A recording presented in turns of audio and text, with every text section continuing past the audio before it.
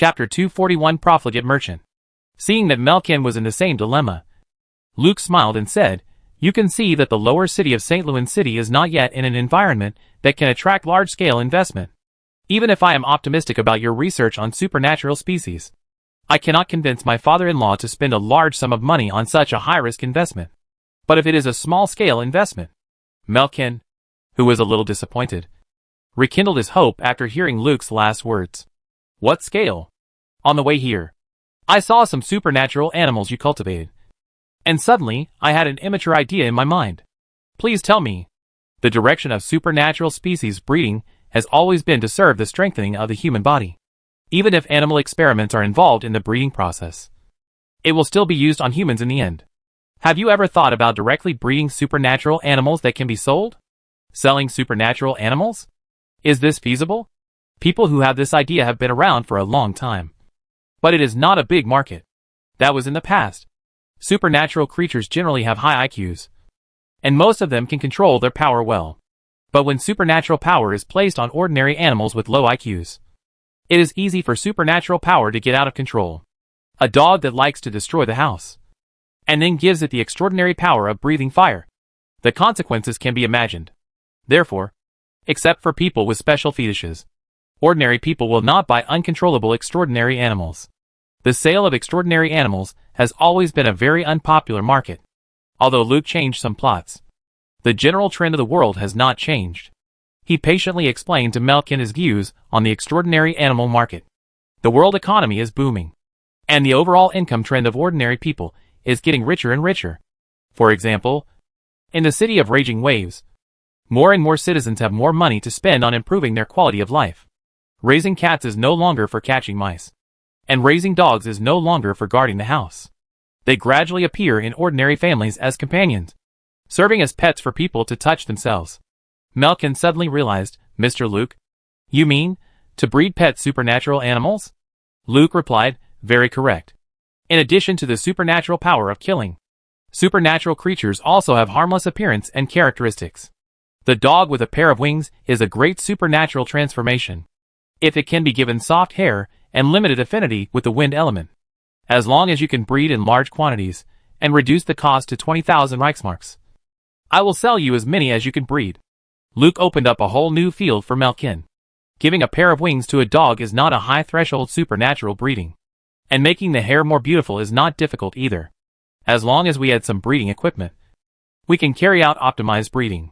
When we find the most suitable ratio and fusion point of extraordinary genes, the rest of the mass production breeding can be produced by training some workers. But it is difficult to control the cost to 20,000 Reichsmarks. I will try my best. But 20,000 Reichsmarks is already a lot of money. If we add our profit, do you think anyone will buy this dog that is no different from an ordinary dog except that it can fly and looks good? Why not? Dale couldn't help but say, "Do you know how much I spent on a Pegasus? 20 million Reichsmarks. I will buy a cute flying dog at any price." After Dale showed off his wealth, Luke said to Melkin, "If you are interested in conducting research on extraordinary pets, Mr. Melkin, I can bring 20 million Reichsmarks of investment to your research institute. In the future, based on your research results and the extraordinary pet market, I can continue to make additional investments. With my investment and the profits from your breeding of extraordinary pets, you can do whatever extraordinary research you want in the future." Melkin's breathing was a little hurried with the investment of 20 million Reichsmarks. Although this money is just the money to buy a Pegasus for Luke's family. For Melkin, many research projects can be pushed forward. As for whether the extraordinary pets can make money, he is not eager to consider it. Anyway, this technology is not difficult for him, and he can quickly produce a decent result. If Luke can sell the extraordinary pets well, he can not only enjoy the profits, but also get additional investment. Even if Luke fails in the extraordinary pet business, at least the 20 million imperial marks are in his pocket. At this time, a dish was sent from the kitchen. Tomato time cod. Melkin immediately asked Black Panther Monas to put this dish in front of Dale. "Madam, this is the tomato time cod made by my chef specially for you. Please try it. Is it the same taste as the tomato time cod in the Golden Hotel?" The waiter put a small piece of fish on Dale's plate. Dale smelled it first, then put it in her mouth to taste it carefully. Dale hummed with enjoyment. "This is the taste. Exactly the same as the chef of the Golden Hotel. I believe you now. The lower city of St. Louis may have a wonderful side that I haven't discovered yet. Dale's admiration made Melkin put down his last worry. If this lady ran back to the city of raging waves, Luke would definitely go back with her. And this investment would have no follow-up no matter how good it was. Melkin gave the Black Panther Monas an appreciative look. And Monas returned the gift breathlessly. In order to serve this tomato time cod on the table as soon as possible. After the dish was prepared, Melkin's people transported it in sections. You can drive and ride horses inside the wall. But the roads in the lower city are not good. Black Panther Monas received this dish from outside the city wall and ran all the way back.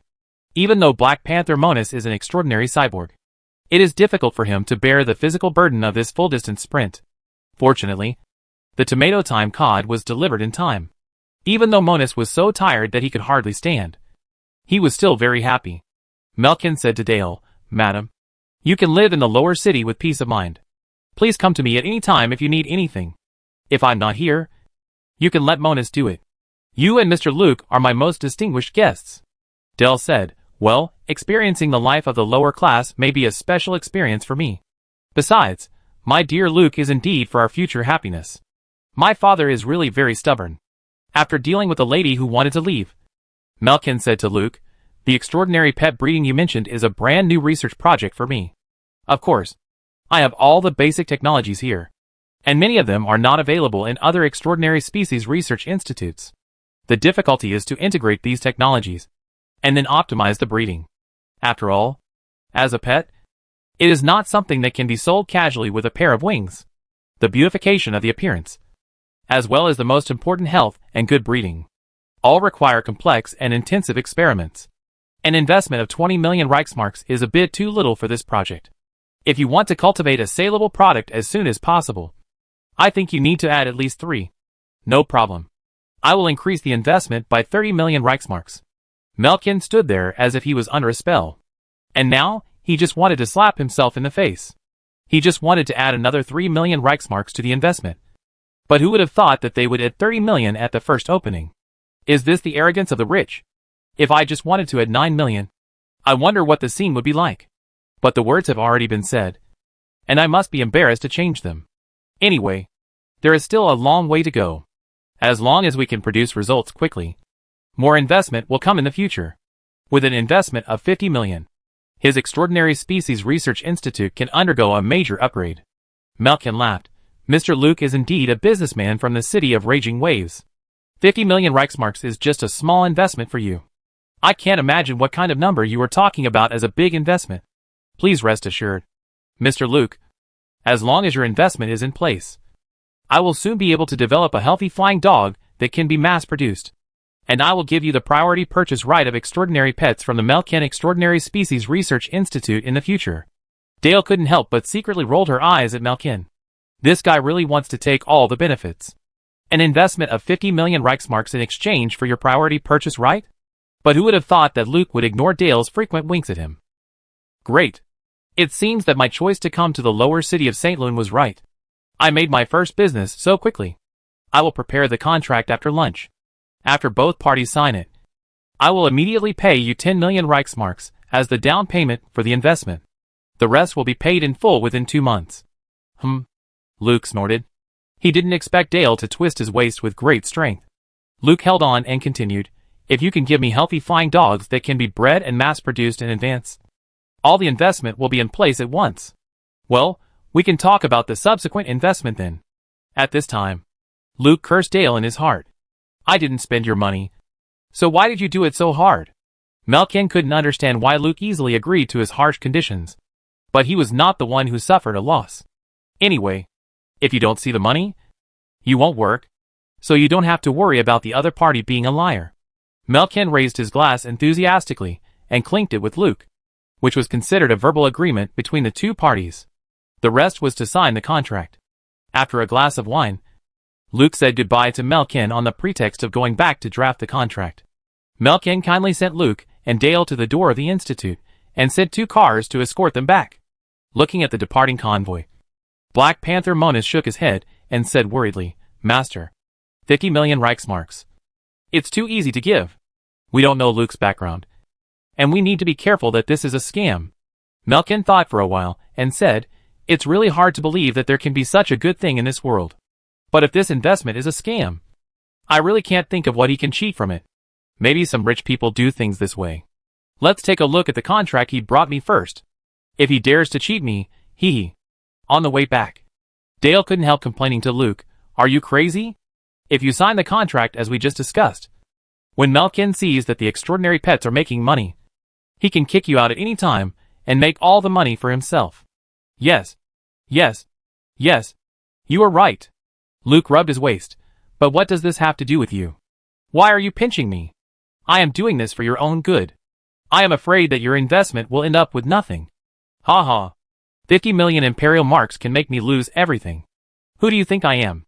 Princess Dale realized that 50 million is really not a lot of money for the chief detective of the meteorite in the city of raging waves. But it can't be cheap for Melkin. The tomato time cod he served me was obviously bought from the Golden Hotel. Did he think I couldn't tell? He dared to lie about such a small matter. Your 50 million investment will definitely be blackmailed by him. It's a pity that you have such a good idea. The extraordinary pets could have made you a lot of money. You have no business sense at all. You won't make a lot of money by buying and selling extraordinary pets. At least that little money is not a lot of money for me. Dyer looked at Luke. "What do you mean? Then you still invest in extraordinary pets?" The emergence and popularity of extraordinary pets is a major trend in the future. Its own cultivation cost determines that it is a light luxury product with a large profit margin. But the threshold for breeding extraordinary pets is not high. Once its value is discovered, it will surely attract other extraordinary species research institutions to compete for breeding. In that case, even if I sign a contract with Melkin that is favorable to me, the market share I can occupy is extremely limited. Dale understood. You are right.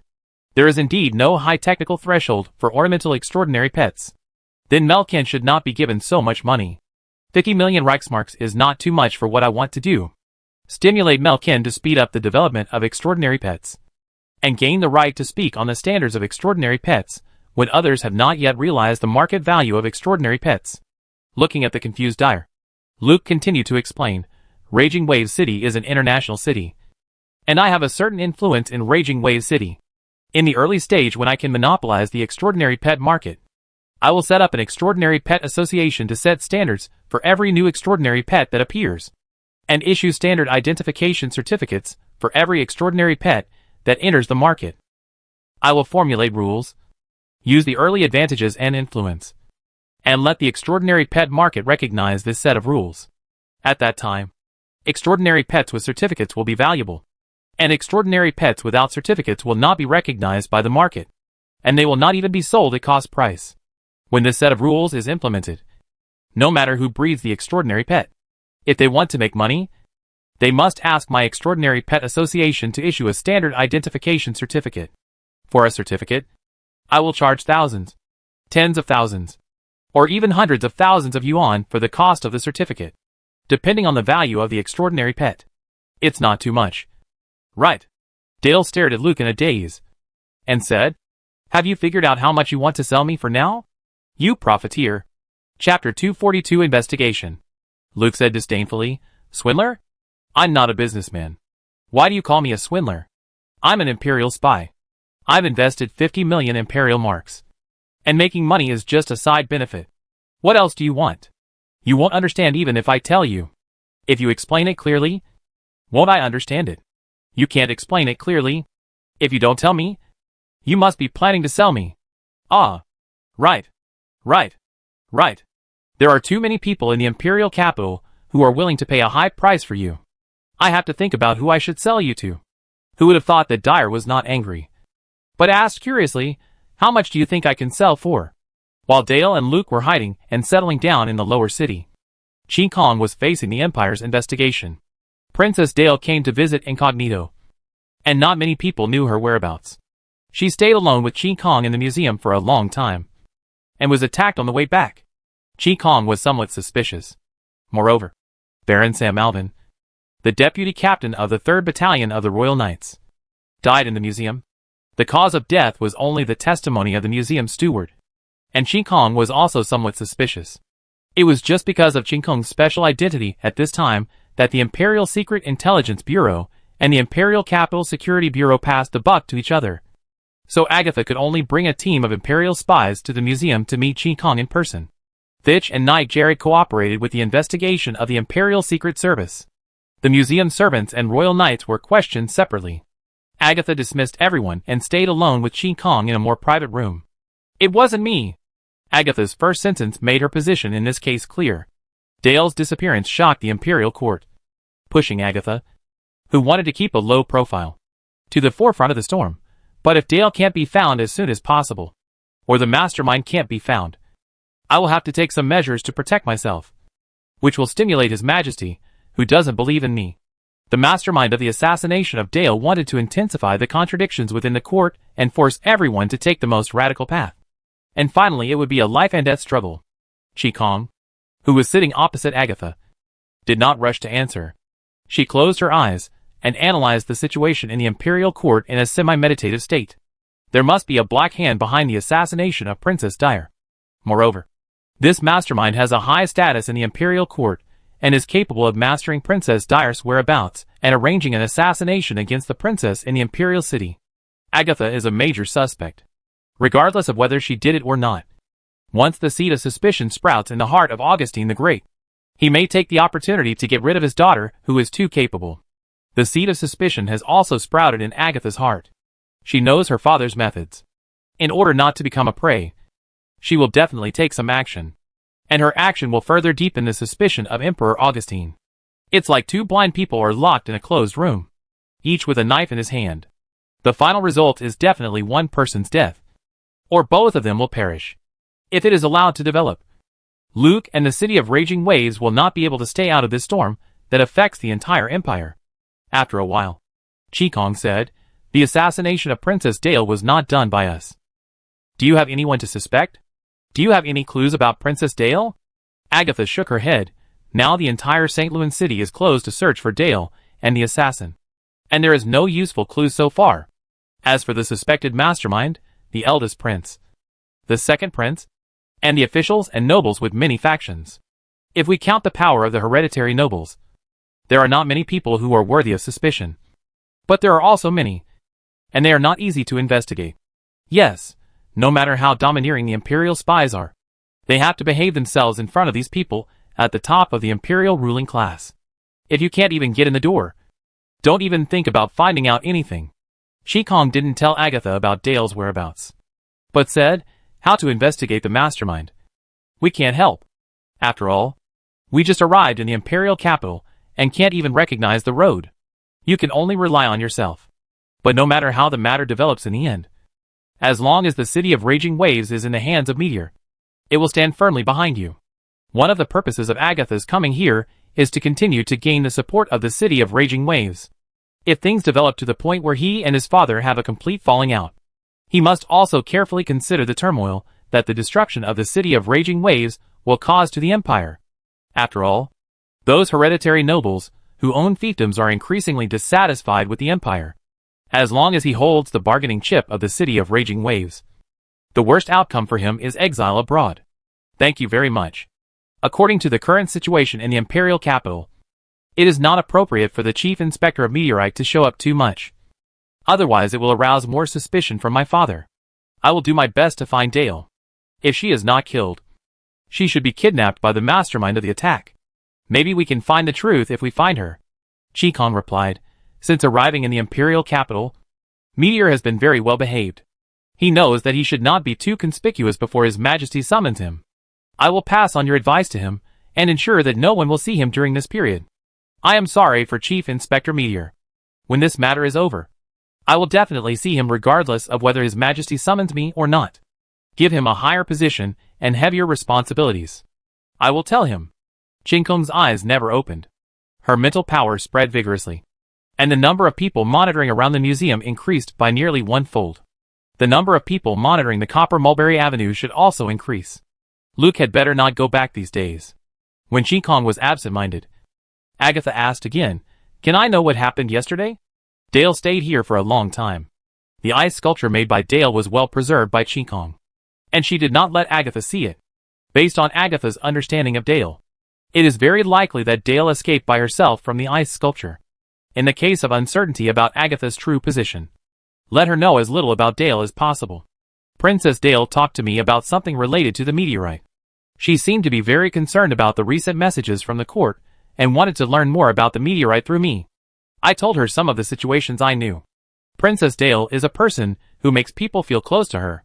I like her very much and hope she can come back safely.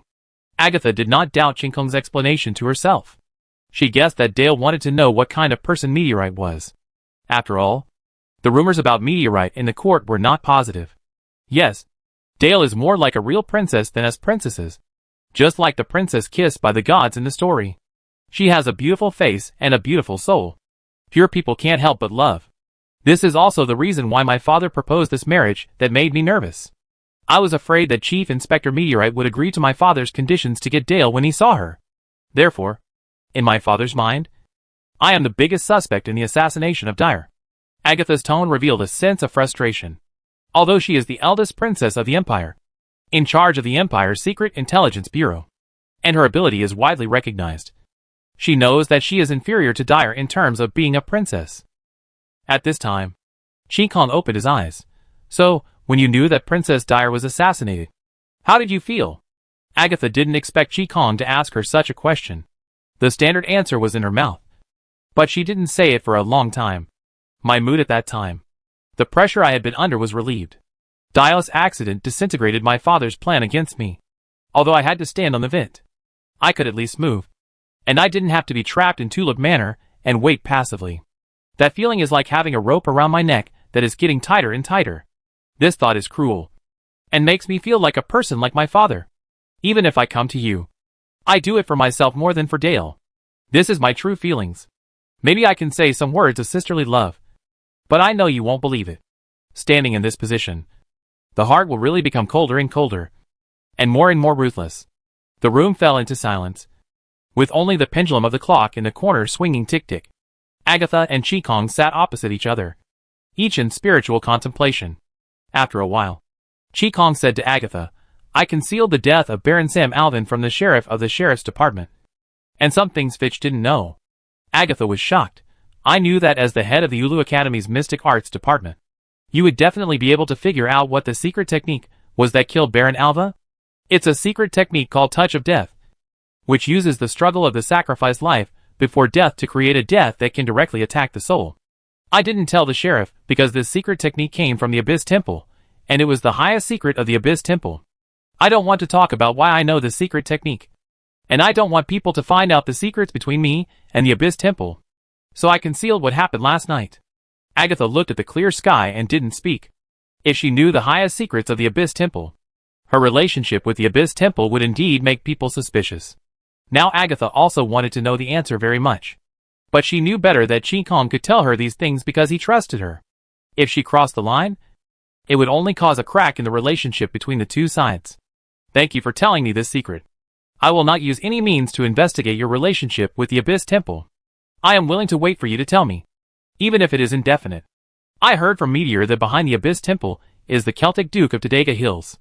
The intelligence of the Secret Intelligence Bureau also shows that the Celtic Duke is strengthening his barbarian legion, and said a lot of things that are not conducive to the unity of the Empire at the Brotherhood of Blades. If there is turmoil in the Imperial Court, he can benefit from it. It is a direction of investigation. Chinkong said, this is all I can help you with. By the way, the Abyss Mage in the Imperial capital is led by an Abyss Apostle named Radley Morris, the fourth Apostle. If you can't deal with him, you can leave it to me. Thank you again. The harvest of this visit far exceeded my expectations. You are also welcome to visit my Tulip Manor frequently, where we can learn about magic, alchemy, mysticism, or some topics between women. Chinkong smiled. Okay. After the affairs of the college branch are dealt with, I will definitely visit the Tulip Manor. Goodbye. Agatha left Chinkong's museum with satisfaction. With the direction of the Abyss Temple, it was much better than having no clues and confusing investigations. On the return carriage, after passing the section where Dale was attacked, she couldn't help thinking, Dale, please don't be in trouble. Dale yawned non-stop after returning home. She was really too sleepy. Yesterday she ran all the way from the Imperial City to the lower city. And after being caught by Luke, she was forced to memorize information all night. In the morning, she finally took a nap. and was woken up by Luke again. Eating, dressing up, memorizing information. I can't open my eyes. Even if you use the spirit-boosting magic on me, I can definitely fall asleep standing up. Dale was so sleepy that she staggered along the stairs to her room. And her words were confused. Don't call me before dinner. No. Don't call me before breakfast tomorrow. After the door upstairs was opened and closed. Quietly asked Luke, Sir, is there anything I can do for you? Yes, you can find a way to get to Copper Oak Avenue and tell Kylena that I won't be back these days. Ask her and Shelley to keep an eye on our people, and don't go out unless it's urgent. Get another check for 10 million Reichsmarks, and try to come back before the evening. Follow me to find Melkin to sign the investment agreement. Quietly listened to the surroundings and said worriedly, I didn't dare to say much in the car because my wife was there. Investing so much money in the downtown area. Will it make too much noise? This doesn't seem to be in your plan. Plans must be made as changes occur. I know what I am doing. You go, and do what I ask you to do first. Go early and come back early. Be safe. Yes, sir. Luke left quickly, and stayed at home to draft the investment contract to be signed with Melkin in the evening. At this time, the news that Melkin's Extraordinary Species Research Institute was about to receive an investment of 50 million Reichsmark spread rapidly in the lower city through different channels. The various forces in the lower city realized that this businessman who came here a few days ago actually had such a terrifying fortune. With an investment of 50 million Reichsmarks. A luncheon was set. How arrogant is this? How rich is this? The bigwigs from all sides regretted that they didn't take this businessman from Nuteo's city seriously when he came to visit. They treated him as an ordinary buyer, accepted the gift and sent him away casually. As a result, Melkin got the first bite. I don't know how much investment funds this arrogant businessman has. If he acts too late, he may not even get a bowl of soup. So when the waves in the imperial court were getting bigger and bigger, the undercurrent in the lower city was stirred up by Luke. Luke's residence became the center of the lower city of St. Louis City. Countless spies gathered around it. At the same time, all parties checked and balanced each other, and no one dared to use the conventional means here. Melkin, who got the news, immediately sent his own people to protect Luke's residence, and then visited various forces in the lower city in succession. Half warning and half request. Let them not do anything out of line. Chapter 243 Princess Dale's Visitor. The tense situation brought about by Princess Dale's disappearance in St. Louis City forced Luke to temporarily change his plan in the lower city. He carefully prepared a set of contracts. And when it was close to dusk, he went to the Extraordinary Species Research Institute of Melkin with the fast-legged man who returned with the check. The sleepy Dale stayed at home. Now there were spies from all sides around the residence, and no one would dare to offend the god of wealth at this time. Moreover, Luke had set up several secret traps in the residence, so there was no problem in protecting Dale's safety. Luke sat in the car driven by the fast-legged man, and was stopped by a beautiful woman standing on the side of the road before he drove too far. It was Alice. When she was happy about getting a gold certificate and several silver certificates, she heard the news that Luke invested 50 million imperial marks in the Melkin Extraordinary Species Research Institute. 50 million imperial marks pierced her heart like a dagger. She could see that Luke was rich, but she didn't expect him to be so rich. Now all parties in the lower city are ready to make a move. Alice is waiting near Luke's residence to knock out her own piece of gold on this gold mountain. In order to achieve her goal, she changed her usual coquettish outfit. Outward coquettishness is used to deal with those rough men. And to deal with these people of status, you have to be coquettish inside. She was wearing a water blue dress, a net hat that half covered her eyes, and her bright red lips looked plump and juicy. She was wearing lace long-sleeved gloves and a small bag on her arm, which made her look a little fresh. Luke enthusiastically asked Alice to get in the car and praised her appearance and dress. If I didn't have the jasmine fragrance, I would have launched the most fierce offensive against Miss Alice. Every part of your body is in the aesthetic point of men, making people want to get you uncontrollably. Facing Luke's praise, Alice laughed. It's a pity that I don't have your wife's family background and wealth, so I can only carefully deal with those men who don't understand romance in the lower city of the imperial capital. Mr. Luke, I heard that you are about to invest 50 million Reichsmarks in the Extraordinary Species Research Institute of Melkin. Don't you think it's too risky to give him such a large sum of money? After getting in the car, Alice kept leaning on Luke, and this time her hand was on his leg again. Very dishonest. Luke reminded Alice, let me introduce you. The driver is called Kwaitui, a loyal servant of Malixiang's father. Alice immediately took her hand back, sat down properly, and greeted Kwaitui with a smile. Hello, Mr. Kwaitui. Please don't misunderstand. Mr. Luke is too charming. I forgot that he is a married man. It's okay if I misunderstand you. But don't let my lady misunderstand you. The fast-legged man responded casually and continued driving. Alice didn't know how to continue. Her methods didn't seem to be suitable for this situation. Luckily, Luke broke the awkward atmosphere. Miss Alice, you just said, I gave all this huge sum of money to Malkin. Is it too risky? Yes. Alice quickly answered the topic again. You only saw Malkin's ability in cultivating and transforming extraordinary species. But you don't know him as a person. I can tell you responsibly that Malkin is a lunatic. A complete lunatic. His mind is full of how to dismantle people for extraordinary transformation. Even with me. You know, the topic is to add a pair of succubus horns on my head. Or something. This kind of person will never honestly use your money for the research you want. Luke looked at Alice and couldn't help but laugh. I don't think that Malkin's suggestion of adding a pair of succubus horns to you has anything to do with lunatics. And I can't just invest 50 million in someone I don't know. I have investigated Malkin. If it weren't for the exclusion of the Empire's extraordinary species breeding center, a supernatural species breeder of his level would not be committed to the lower city. It is no exaggeration to say that he can easily own a supernatural species research institute of his own in any country and get unlimited financial support. 50 million Reichsmarks can cooperate with supernatural breeders of Malkin's level, which is very, very worthwhile for me. Alice was stunned. He knew that Malkin's supernatural species cultivation technology was very powerful, but he didn't expect it to be so powerful. Is this madman so valuable? Luke smiled and said, supernatural species cultivation itself is a gathering place for madmen. And the higher the achievement of the breeder, the crazier he is. There is no moral restraint in their hearts, and no reverence for life. Alice, please tell me what you want from me. I can't be easily deceived by your beauty and words. And your IQ is not high enough to deceive me. Money! Alice was not angry when her trick was seen through. She said frankly, I know I am not smart. Otherwise, I would not have to sell my beauty to make money. I want to leave the downtown area and live a carefree life in a place where no one knows me. This requires a lot of money. For money, I am willing to do anything. What can you do for me? Alice replied, I grew up in the downtown area. I know every inch of land and every person here. Many secrets here are not secrets to me. For example, I know who will come to you after you sign the contract with Malkin this time. If you don't want to cause trouble in the lower town because of your wealth, and don't want to encounter bad things, hiring me can make your life in the lower town smoother. If you let me help you manage all your investments in the lower town, I am also happy to serve.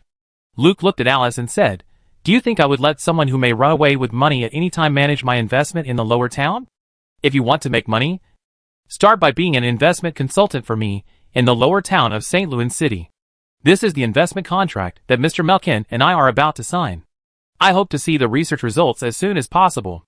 If you have spare funds, you can plan the extraordinary pet business in advance. I promise you can make a lot of money in this business. Really? Alice quickly took the contract and read it. The more she read, the happier she became. From the content of the contract, she could see how optimistic Mr. Luke was about the future market of extraordinary pets. Now that she was hired as Mr. Luke's investment consultant in the downtown area, she could create a purchasing and sales channel for herself based on Mr. Luke's extraordinary pet plan. The money begged for is definitely not as stable as the money earned by herself. Luke replied, of course. You provide me with help in the downtown area, and I can give you some advice on business, which will far exceed the income of your small bar. Investment consultant. Weekly salary of 1,000 Reichsmarks. Bonus for intelligence fee. If you have no other requirements, start working now. Alice was used to leaning on Luke happily, and immediately apologized when she saw the fast legs driving in front. Sorry. I was a little too excited. Mr. Luke, thank you for giving me this job. I will do my best to provide the most accurate intelligence for your investment in the lower city. Then, Alice began to tell Luke about the news she had obtained, especially the actions that various parties in the lower city would have, and the people who needed to be wary of. Dyer, who was alone at home, was still asleep.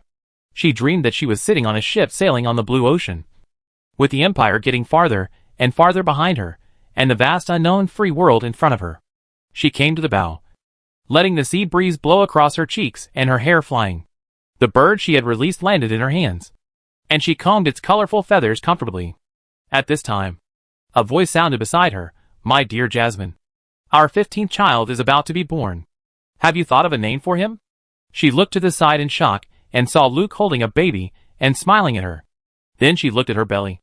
When did it become so big? And Mom. When Dale saw the deck behind her full of children calling her Mom, she was finally awakened by this nightmare. It's terrible. It's terrible. Dale realized that she was dreaming, and calmed her pounding heart with her hands. Fortunately, it's a dream. But why did I have such a dream? Dale looked out the window. It was dark. It was night. The hunger in her stomach made Dale get up and go downstairs to the kitchen to find food. She turned on the light and called the names of Kwaitui and Luke, but got no response. Then she remembered with a slightly clear mind that the two of them should go to the Extraordinary Species Research Institute of Melkin to sign an investment contract. But I can't cook. What should I do? Dale faced the kitchen utensils and ingredients in the kitchen, and didn't know which step to start with to make a dinner. Cooking is an unsolvable problem for a princess who eats all the time. "Master, is there anything I can do for you?" A sudden voice startled Dale, and then she saw a pointy-eared fairy flapping transparent wings and flying beside her. A greedy fairy. A short, flying, extraordinary creature that knows a lot of magic. Dale didn't know how this fairy, who likes precious metals, could appear here. She looked around and saw nothing unusual. So she asked, "Why are you here?" "Master, I was summoned here according to the secret contract. According to the agreement, I will provide you with services, and you have to pay me, under the instructions of the greedy fairy." Dale saw the secret ritual of summoning it. She realized that this was the secret summoning ritual that Luke had specially arranged for her. Although the greedy fairy was greedy for money, it was a good hand at housework. But they also wanted high rewards. "It's a pity that I don't have money. I don't like to carry money with me." Dale spread her hands to the greedy fairy. As a princess, she really didn't have the habit of carrying money. And the greedy fairy didn't accept banknotes. "No. You have money. Please follow me." The greedy fairy took Dale to a cabinet in the living room and showed an extremely greedy expression. Inside, I smelled the smell of gold coins. A lot of gold coins. You must be hungry. As long as you give me a gold coin, I will immediately make a sumptuous dinner for you, my master. Dale opened the cabinet, and there were indeed many shining gold coins piled up inside. He was very thoughtful. Dale took out a gold coin from it and threw it into the air. The greedy fairy immediately pounced on it and hugged the gold coin in his arms, stroking and kissing it. Dale reminded the greedy fairy, "You got the money. According to the contract, you have to prepare a dinner for me. Bring out your best skills. Do you see the gold coins inside? Earn them all from me, and you will become the richest greedy fairy." "Yes, master. I will work hard to become the richest greedy fairy. I will prepare dinner for you now. Please wait in the restaurant." The greedy fairy put the gold coins into his pocket beautifully, and then flew to the kitchen quickly. Dyer waited in the restaurant for a short while, and the dishes were served by the greedy fairy. It also used magic to open a bottle of red wine for Dyer, and poured it into the wine glass in front of her with a sense of ceremony. "Master, please enjoy your dinner." Dyer had only heard that the greedy fairy was good at housekeeping before, but now, judging from the color and smell of the dishes, it was no less than the court chef. Dale tried to cut a small piece of steak, and it tasted good. Dale didn't eat much at Melkin's place at noon, and now she was hungry and ate it with big mouthfuls. Seeing that Dale liked the food she made so much, the greedy fairy stopped by happily. After a while, it suddenly thought of something. "Master, while you were resting, a guest came to visit. It said it came to see you. Do you want to see it? A guest came to visit?" Dale was very puzzled. How could someone come to see her? She didn't hear any sound. But the greedy fairy would not lie to the employer during the execution of the contract. And it seemed that a guest really came. "Bring the guest here. Your dinner is so delicious. The guest will definitely like it." "Yes, master. I will bring the guest now." The greedy fairy flew out and came back dragging a wooden box with magic in his hand. Dell didn't see anyone coming in with the greedy fairy, so she asked, "Where is the guest?" "The guest is here, master. It runs around everywhere. So in order not to disturb your rest, I put it in here." The greedy fairy put the wooden box on the dining table opposite to Dyer, and then opened the wooden box. Dell stared at the wooden box in confusion, wondering what kind of guest would be in it. And then she saw a mouse crawling out of the box. Ah! Dyer screamed in fear, and a magic beam flew out from the tip of the knife in her hand and chopped at the mouse. The mouse nimbly jumped over the magic beam, and when Dyer was about to release the second magic, it actually spoke in human language. Princess Dyer. It's me. It's me. Shadow Parasite Meta-Iteration. We met on that garbage ship. I helped you. And you helped me. Dyer held the knife, and the magic beam gathered on the tip of the knife, and a powerful magic was taking shape. Anyone who is enjoying a delicious meal and suddenly sees a mouse rushing in front of him will have the idea of destroying the world. Now Dyer also has this idea.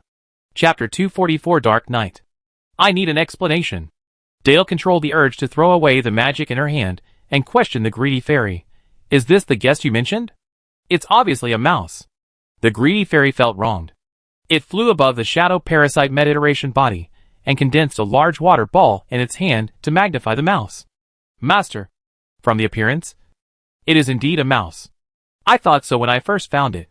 It is my job to eliminate the mice in the room. But when I was about to kill it, it spoke. Mice can't speak, so I judge that it is a creature with wisdom. But it looks a bit like a mouse. After all, there are too many intelligent supernatural species in the world, and I can't know them all. It told me, it's your friend. I can only arrange a place for it to rest and give it some toasted muffins. The explanation of the greedy fairy is reasonable. Dell had to take a deep breath and retract the magic that had been gathered. Looking at the food on the table again, she had no appetite at all. She pointed the table knife at the Shadow Parasitic Meta-Iteration and threatened, "Hey, we are even. I said on the ship. Don't follow me. You are free. Go wherever you want." The Shadow Parasitic Meta-Iteration said, "I am free. But I find that the outside world is more dangerous than the Supernatural Species Research Institute. I have to avoid snakes, cats, weasels, all creatures that like to feed on rodents. And I was almost caught by a mousetrap just now. And this host made me lose most of my strength. And its pitiful mental strength can only maintain my existence.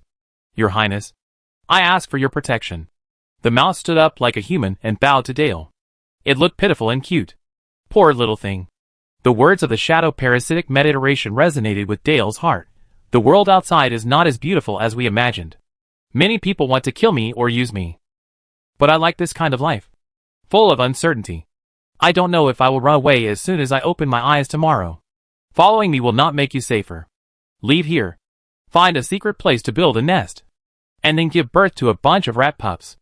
At this point, Dale and the Shadow Parasite Meta-Iteration looked at each other, and then shuddered at the same time. Too terrible. Too terrible. The Shadow Parasite Meta-Iteration continued to beg, "Your Highness, you don't know what I have been through this day. It is night outside now, and I will definitely not live until dawn if I leave here. Your Highness, I felt your pure spiritual world when we first met. I am willing to sign a spiritual servant contract with you and serve you as my master." The Shadow Parasite Meta-Iteration knelt on one knee in front of Dale, as devout as a knight who was paying homage to the monarch he was loyal to. Dale is a kind-hearted person, and the Shadow Parasite Iteration has not done anything bad. But it looks a little unpleasant now. But after watching it for a long time, the big ears and beam-like eyes can still be found to be attractive. And the current Shadow Parasite is indeed too weak, and Melkin must be looking for it everywhere. So letting it go is really letting it die. Okay. Dale made a decision, and she put the dinner knife on the shoulder of the Shadow Parasite Iteration. I, Dale Augustine, as the Royal Princess of the Golden Shield Empire, give you the name Dark Knight. From now on, I will give you the honor of the Guanyu family, a house to live in, and food to fill your stomach. You offer your loyalty to me, and use your sword to defend my will to exist in this world until your spirit ends. The Shadow Parasite Iteration named Dark Knight repeated the oath of allegiance. Above its head, a spiritual black hole unique to the Shadow Parasite opened, and a halo like a jellyfish flew out from it, floating to Dale's forehead and imprinted on it. The spiritual contract was concluded. Dale took back the knife and said to Dark Knight, "Okay. Night, Dark Knight. We have left the place we hate, and we will face the unknown future together in the future. I have a feeling that our future must be colorful. In the future bards, there will be stories about Princess Dale, and her knights adventuring together. Dark Knight stood up blankly. Am I a knight now? Of course. With the name bestowed by the princess of the empire, and the loyalty ceremony personally performed, you are now a knight. Dia turned to the greedy elf beside her and said, make some clothes for our Dark Knight. There must be formal clothes. Casual clothes. Armor, yes. And a sword. Dark Knight immediately said, make a few more swords for me. The greedy elf replied, yes. Master. But making clothes for the Dark Knight requires extra payment. A gold coin bounced into the air, and the greedy elf flew over and hugged it. Don't worry, Master. Tomorrow morning, the Dark Knight can wear it, her new clothes. In the Melkin Extraordinary Species Research Institute, the investment contract was signed very smoothly, and the first investment of 10 million Reichsmarks was handed over to Melkin by Luke. Melkin felt relieved. There were no traps for him in the contract, and the conditions were so generous that it seemed as if he was the investor. He couldn't figure out why Luke would give him such a contract. It was as if he had so much money that he didn't know how to spend it. Anyway, the money was in hand, and it didn't matter whether Luke had other purposes or not. At the dinner after the contract was signed, Melkin toasted Luke frequently, and his words were a little drunk.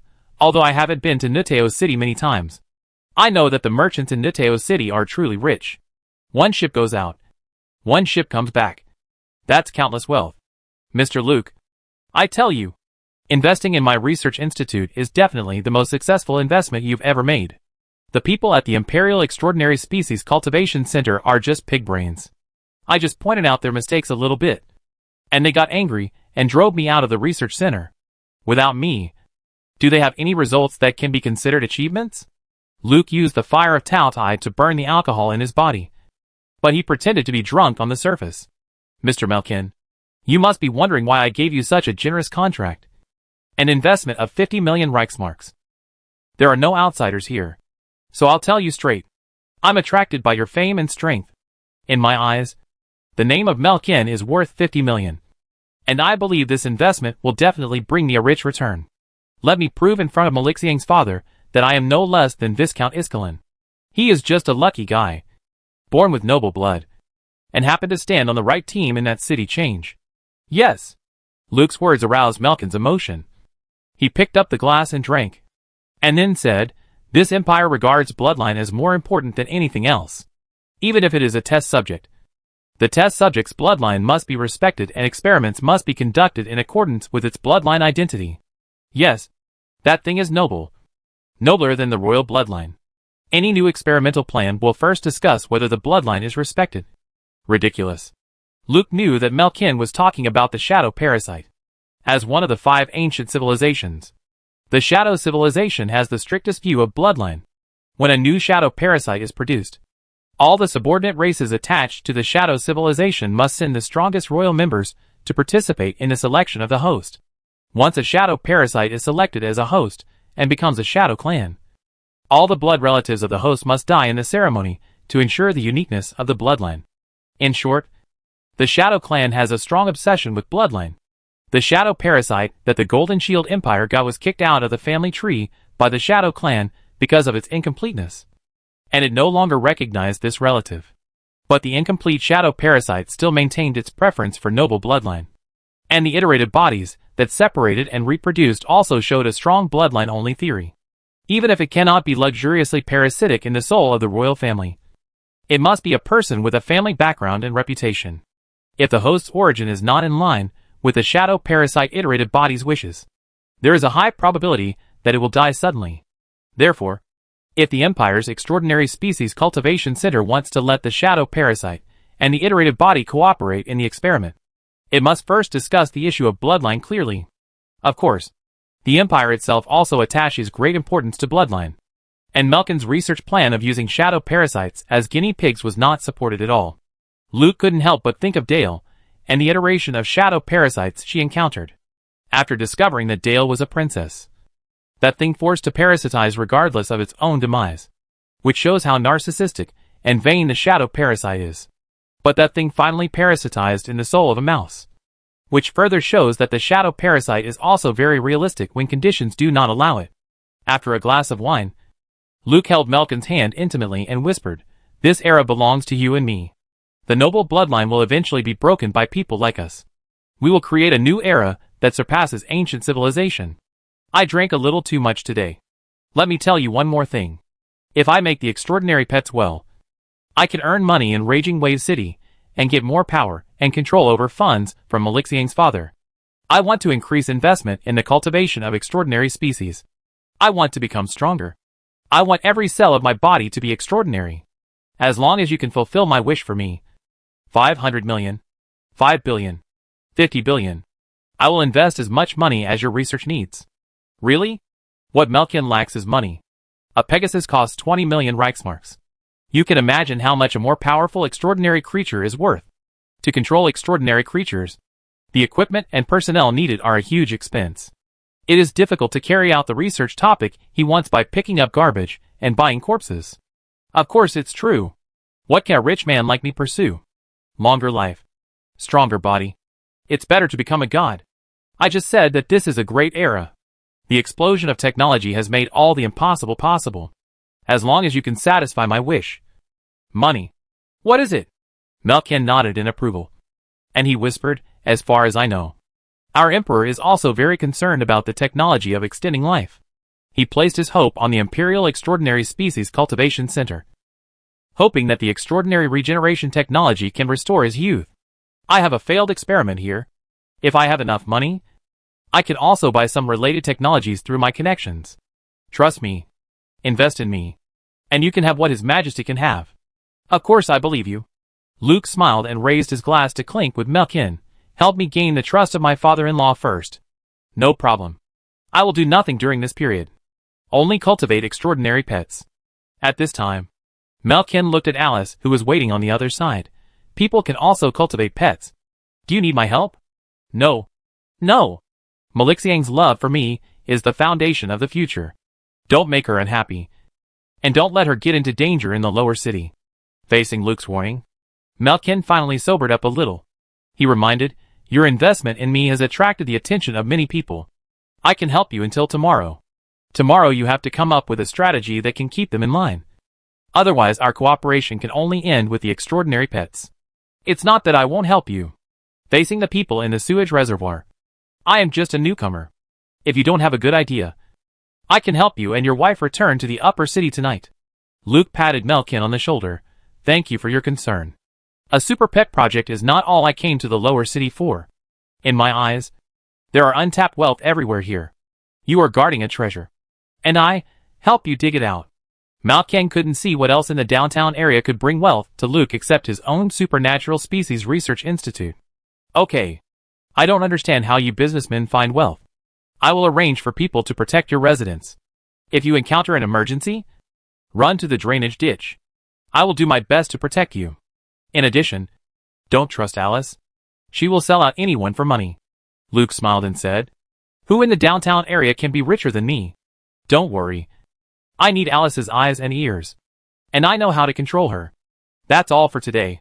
Get the extraordinary pet I want as soon as possible so that we can make the next investment. Goodbye.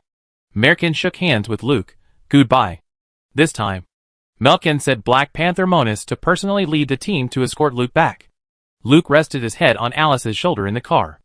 Alice held a handheld fan to blow air for Luke. Mr. Luke, what did you and Mr. Melkin talk about? I see you look very happy. Fast Legs reminded in front. Miss Alice, please respect your duties. It's not what you and I should do to snoop on business secrets. Sorry. Alice apologized immediately. I'm not used to my current identity. At this time, Luke said in his dream, I have an investment of 500 million Reichsmarks in my hand, and I will spend it all in the lower city. They say I can't get anything, but I will prove them all wrong. Chapter 245 Live Every Day Well. After returning home, Luke drank the sobering tea that the greedy fairy made for him, and silently looked at the mouse on the table in front of him.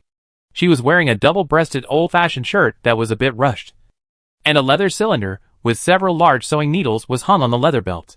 She wore a boat-shaped hat on her head, and a bird feather was wrapped in the folded brim of the hat. At this time, the mouse named Dark Knight was saluting Luke, and it was very standard and knight-like. After a while, Luke couldn't help asking Dale, who was sitting next to him, you just gave the title of knight to a mouse? Dale was holding a plate and eating the after-meal snacks made by the greedy fairy. She answered Luke's question. I gave her a name and signed a loyalty agreement. So she naturally got the title of knight. I'm very curious. Your first question is this. Shouldn't you care more about what's in her soul? Luke curled his lips and said, don't you know? I haven't even obtained the title of knight yet? No way. Dale seemed to have found something very funny. You have added so much wealth to the empire in Fury City. But you are not even a knight. But don't be discouraged. As a princess of the empire, I can now satisfy your wish to become a knight. Dale turned the fork in her hand and was about to put it on Luke's shoulder. Luke dodged the fork covered with cheese. No need to bother you, Your Highness. I am not interested in the titles of knight and nobles. Let's talk about this shadow parasite iteration. Are you sure you want to take her in? Of course. Don't worry. I will hide her, and won't let Melkin find her. I'm not afraid of being found by Melkin. Luke looked at Dark Knight, and Taltai jumped out from the back of his hand, and pressed Dark Knight under his feet with a dive. The cat-sized Taltai sniffed the food under his feet, and fireworks spewed from his nostrils. After seeing Taltai controlling the shadow parasite iteration, Luke said to Dale, you don't understand the habits of the shadow parasite.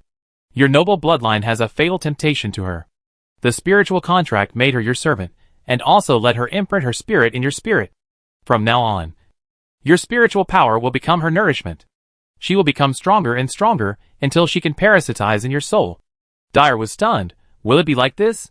And he immediately explained, Your Highness, although I can indeed get nourishment from your spirit, under the constraints of the contract, I will never invade your soul without your consent. And I am a shadow parasitic iteration, and it is impossible for me to replace you. I just fell in love with your noble bloodline, and I would be satisfied if I could get a little bit of it. You deceived me, Dyer said viciously. And he defended, I just concealed a little bit. Mr. Luke, since you know about the shadow parasite, you should know that I can't harm her royal highness. Luke said to Dale, the Shadow Clan are all assassins walking in the dark. Disguise and deception are their instincts. But what Dark Knight said is right. As long as you don't allow her to parasitize in your soul, she can't actively invade, and the incomplete shadow parasite can't replace you. But in order to prevent unexpected situations, necessary measures must be taken. Luke stared at Dark Knight and recited the spell, and the gold edges of the red scales of the Taltai increased in brightness. The golden silk thread was pulled out from the body of the Taltai and combined into a spell in the air. As the spell was chanted, it floated towards Yi, wrapping around her like a rope. And he exclaimed loudly, Shoajin you are a Shoajin person. Although the parasitic element of Yi discovered by the Empire had lost most of its abilities due to its incompleteness, the war still left a very deep mark in its spirit. As an iterative body, Yi instinctively had a deep fear and hostility towards the Shoajin people who invaded her civilization. Yi struggled hard, but the Taltai dragon claws hooked in and held her down tightly. The spell bound her in circles. And finally, after a flash, it all sank into Yi's body. A dragon roar came from the mouth of Taltai. Dark Knight cursed, you are a dragon, but you have become a servant of the shining gold. Taltai ignored Dark Knight, loosened its claws and flew into the air, slamming into the back of Luke's hand. You are not much better. Luke smiled and said, as a descendant of the Shadow Civilization, you have become a servant of humans. In your era, human tribes did not even qualify to become vassals of the Shadow Civilization. At this time, Dale, who finally recovered from the shock, asked Luke, are you a shining gold? Luke denied, no. Dark Knight jumped up and pulled out Needle, posing an attacking posture towards Luke. You are a shining gold. It is impossible for non-shining gold people to use shining gold language so proficiently. You can't fool me. The sealing spell you cast on me must have been released by the shining gold twins at the same time. Luke's right eye emitted sparks, and pushed Yi several times on the table. Whatever you say. I am not a glittering gold man. I have used the glittering gold language to seal you in the soul of this mouse. You can continue to obtain nutrients and energy from Dale's spirit through the spiritual contract, but without me to unseal it. You can't change the host. Serve your master honestly in the future. I will evaluate your loyalty. So don't try to deceive her stupid brain again. And he climbed up and put the sewing needle back into the sheath. Of course, I will serve your highness loyally. From the beginning, I didn't have any ill towards your highness, except when we first met. Dale didn't know what to say at this moment. Luke drank all the tea in the cup, stood up and said, "Just think of me as a bad guy. I'm going to rest. There are still many things to do tomorrow." Luke put down the cup and walked up the stairs. Halfway up, Dale called him. "Thank you. You're welcome. Theoretically, she really can't harm you. I'm just another insurance. Good night." "Good night." The greedy fairy shouted, "Good night, Master." When Luke fell asleep, Alice spent a night selling the information in her hands throughout the lower city. Mr. Luke directly gave Melkin a check for 10 million Reichsmarks. There will be another 500 million investment in the future. Everyone is extremely excited, and they are eager to give more of this investment money. The manpower around Luke's residence has been strengthened again, and all those who are doing illegal things in the lower city district have been repeatedly warned by the bigwigs. Do not endanger the safety of Mr. Luke and his wife, and do not hinder Mr. Luke's inspection of the lower city district. Cooperate. Everyone must cooperate. If you dare not obey, prepare to sink into the sewage reservoir. The lower city district is ready to welcome a bright and glorious tomorrow. At the same time, the Imperial Secret Service conducted a comprehensive raid on all industries related to the Tadega Hills, although doing so would widen the rift between the Empire and the Duke of Kelt. Since the rift already existed, Agatha didn't care much, as long as she could find evidence that the Tadega Hills and the Abyss Temple were close. She would be much more relaxed. If she could stimulate the Duke of Kelt to take some actions, her pressure would be much less. Agatha's big move tonight also made all parties in St. Louis City react passively. While everyone was on guard against Agatha finding someone to take the blame, they were also connecting the proposal to impeach the eldest princess. On the contrary, in the palace, except for strengthening the defense force, no instructions were issued. Augustine the Great wanted to sit on the mountain and watch the tigers fight. In addition, there are more people monitoring the Copper Mulberry Avenue. But since Princess Dale disappeared, Chief Inspector Meteor strictly prohibited people from going out, and all those who came from the City of Raging Waves stayed in the yard honestly. The oppressive feeling of court struggle made everyone breathless. One night, two atmospheres inside and outside the wall. A long night passed, and a new day came. Luke, Dale, and Quietly enjoyed the breakfast made by the greedy fairy. Dark Knight also got a special small dining table on the table, and ate the food on the plate with small tableware. Quietly, who returned to the upper city last night, looked at Dark Knight curiously, but did not ask more questions. Instead, he said to Luke, "Sir, everything is normal on Copper Mulberry Avenue. But the Imperial spies were very active all night. The Brotherhood of Blades and the Secret Service have had many conflicts, and the casualties are not yet known. Her Royal Highness the Princess seems a little anxious. If she is not anxious, she will just sit there and wait for death. It is better to stir up the situation and force everyone to move.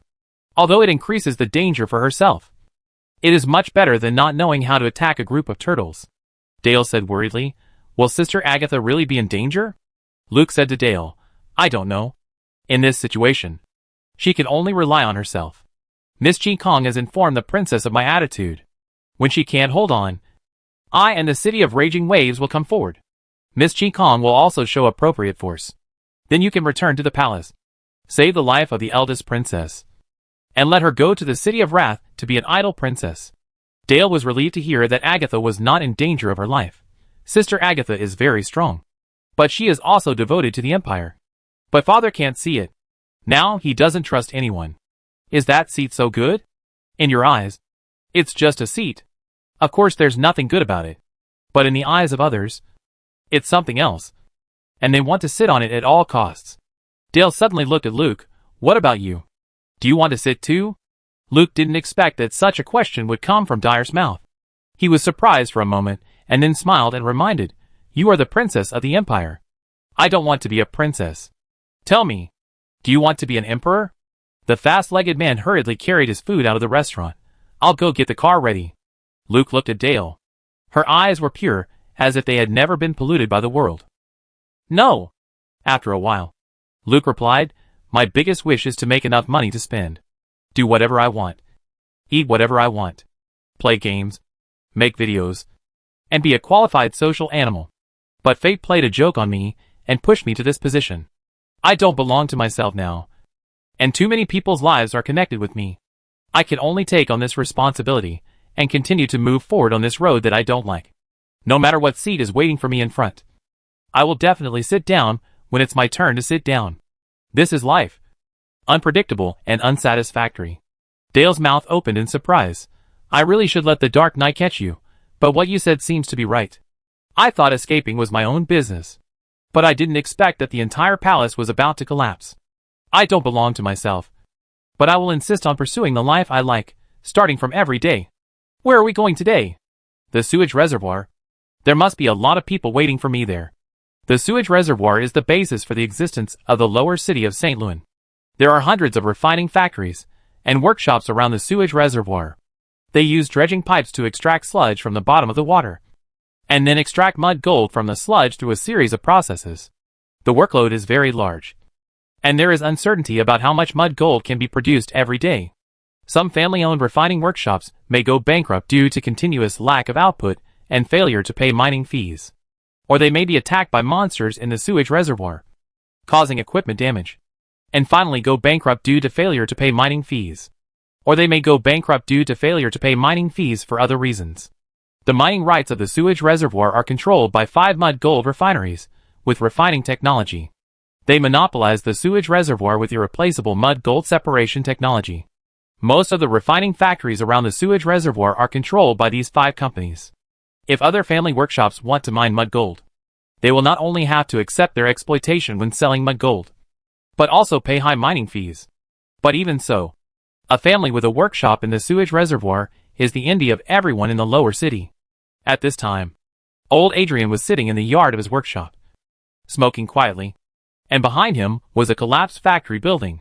His son and employees were struggling to rescue the equipment that could still be repaired and used, and several unrecognizable bodies were lying on the ground beside them.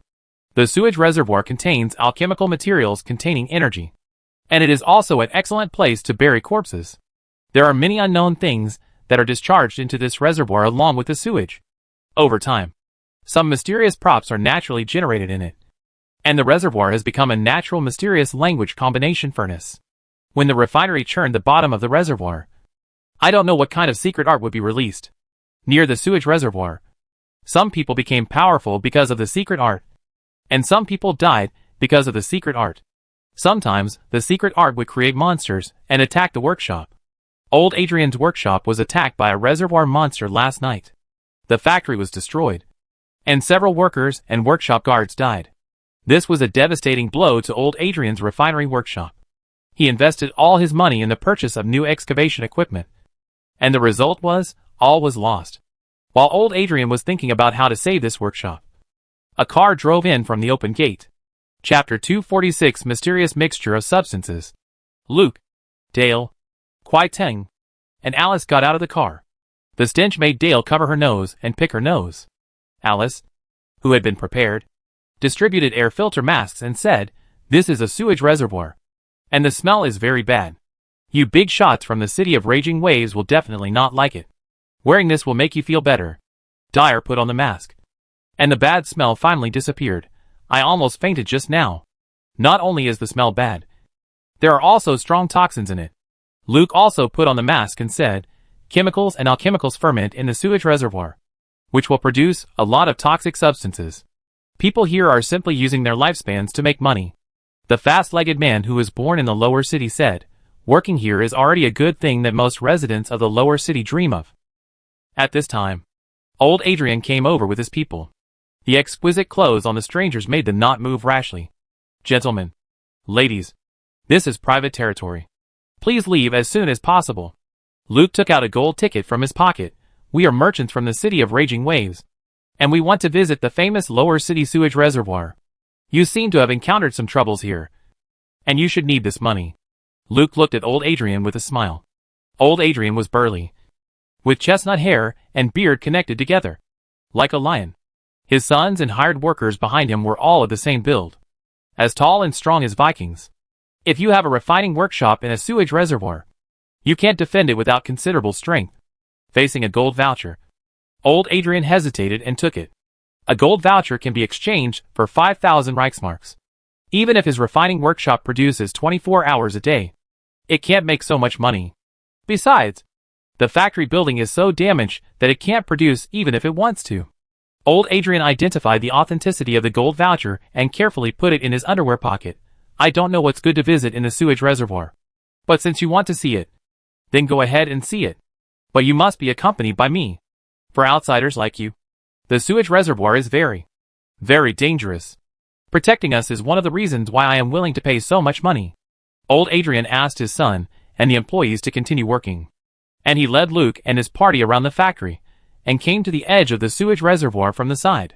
Because the factory building was to be built, this section of the waterfront was reinforced. Several long pipes extended from the back of the factory and sank into the water.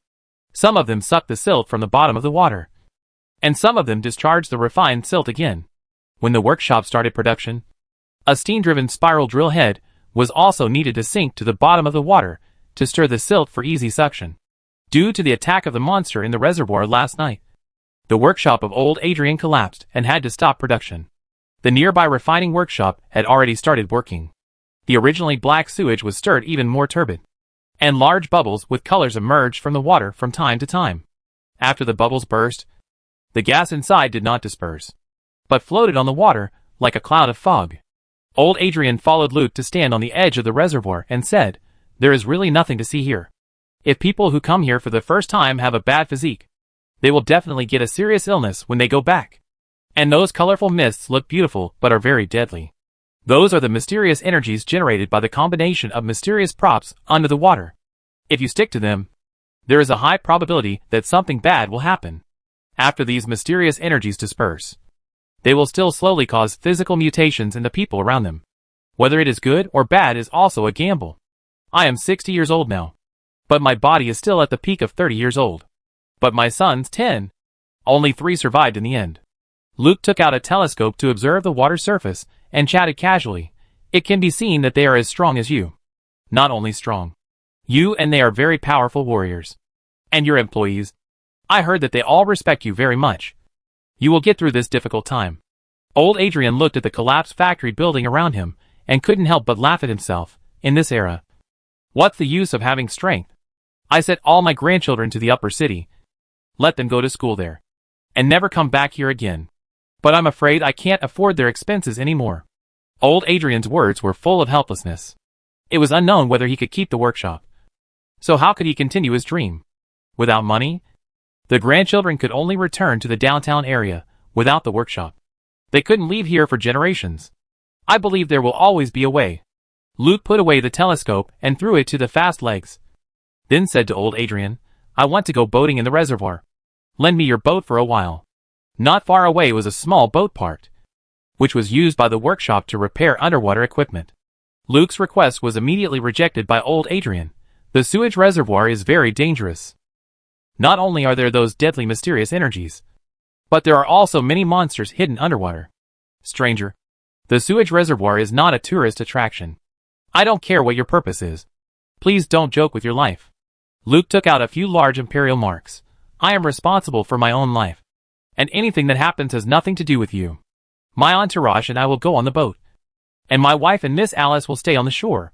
Don't worry. I know how to protect myself." Old Adrian finally bowed to the money. After Luke and Fast Legs rowed to the deep water area, Old Adrian asked Alice, "Miss Alice, who is this gentleman? Didn't you tell him where the sewage reservoir is?" Alice said in surprise, "Old Adrian, you don't even know this gentleman? My God, has your head been stunned by the machine? That is Mr. Luke, a wealthy businessman from the city of Raging Waves. Very, very rich. How rich? Last night, I accompanied Mr. Luke and Mr. Melkin to sign an investment contract. The total investment amount is 50 million Reichsmarks. And the first 10 million Reichsmarks have been paid." Old Adrian was stunned. He couldn't believe that such a rich businessman would appear here and take a boat into the sewage reservoir. At this time, Dale looked at the boat that was getting farther and farther away and murmured, "It's just 50 million Reichsmarks. What's the fuss about?" Old Adrian looked at Dale again. His eyes became extremely sharp. Alice immediately reminded Old Adrian not to try to kidnap them. He would die. In the sewage reservoir, Luke asked Fast Legs to row the boat close to a group of purple mist. Fast Legs rowed the boat and looked around vigilantly, reminding Luke, "Sir, there are very dangerous monsters in this sewage reservoir. Whatever you want to do, let me do it." Luke stared at the purple mist that was getting closer and closer, and took out a balloon from his pocket. Old Adrian's workshop is not open, and the monsters nearby are gathered at the bottom of the water. As long as we don't make too much noise, there will be no danger. Slow down. Don't hit the mysterious energy. Yes, sir. The boat slowed down, and Luke opened the mouth of the balloon and aimed at the purple mist. The balloon had been made into a mysterious prop by Luke. After entering a certain distance, a gust of wind blew and brought the purple mist into the balloon. The balloon expanded and became bigger. After sucking in all the purple mist, Luke quickly sealed the mouth with a rope, successfully collected the mysterious energy. Luke asked the fast legs to turn around and drive towards the yellow mysterious energy. Soon the yellow mysterious energy was collected in the balloon. No one knew what Luke was doing. After a while, Luke collected 5 different mysterious energies before letting the fast legs row the boat to the shore. Luke grabbed 5 balloons and asked old Adrian, "Can I use your alchemy house?" Old Adrian knew that he could not afford to offend such a rich man, so he gave up the idea of kidnapping. Yes, it is far from the waterfront and has not been damaged, but the equipment and materials in the alchemy house are very expensive, and I usually don't want to use them. Luke replied, "Money is not a problem for me. Take me there. I'll see if I can make what I want." Old Adrian took Luke to the alchemy house and reminded him, "Hold the balloons. If they explode, we may all die. Then we have to hurry up." Old Adrian took Luke to the alchemy room in the workshop, which also served as a maintenance room. A skinny boy was repairing a machine inside. The room was dirty and messy, so Luke left the others outside and closed the door. "Ed, this gentleman wants to use the tools here to perform alchemy. You will be his assistant and find what the gentleman wants." Old Adrian turned to Luke and said, "This is Ed, my maintenance technician, who knows a little bit of alchemy." Luke looked at Ed as if he was looking at a treasure. This guy doesn't just know a little bit of alchemy. In the future, he will make you the uncrowned king of the downtown area. "Ed, my name is Luke. I need to use this place to do an alchemy experiment. Prepare 5 flasks for me first, clean ones." "Yes, sir. I'll prepare them for you right away." Cough, cough, cough. Luke's clothes and demeanor made Ed very nervous. He immediately went to find the flasks in a panic, and he started coughing violently again in panic. Old Adrian couldn't help shaking his head. Ed is the only son left of an old friend of mine, but judging from his condition, he probably won't survive this winter. He's a good kid and very smart. Luke replied, "You can see that, but I think he can live longer. Maybe. I've always predicted that he won't survive the winter, but he survives every year." Ed quickly found 5 beakers, and Luke used the secret technique to put the collected mysterious energy into the beakers.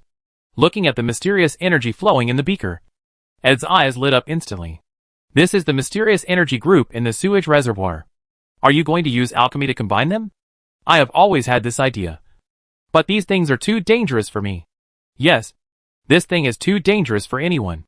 Developing a new secret technique is a gamble with your life. Luke said meaningfully, "Fortunately, someone helped me complete the development of this secret technique, and more people have perfected it. Here are copper powder, hemostatic seeds, embryo serum." Luke read out a long list of alchemical materials.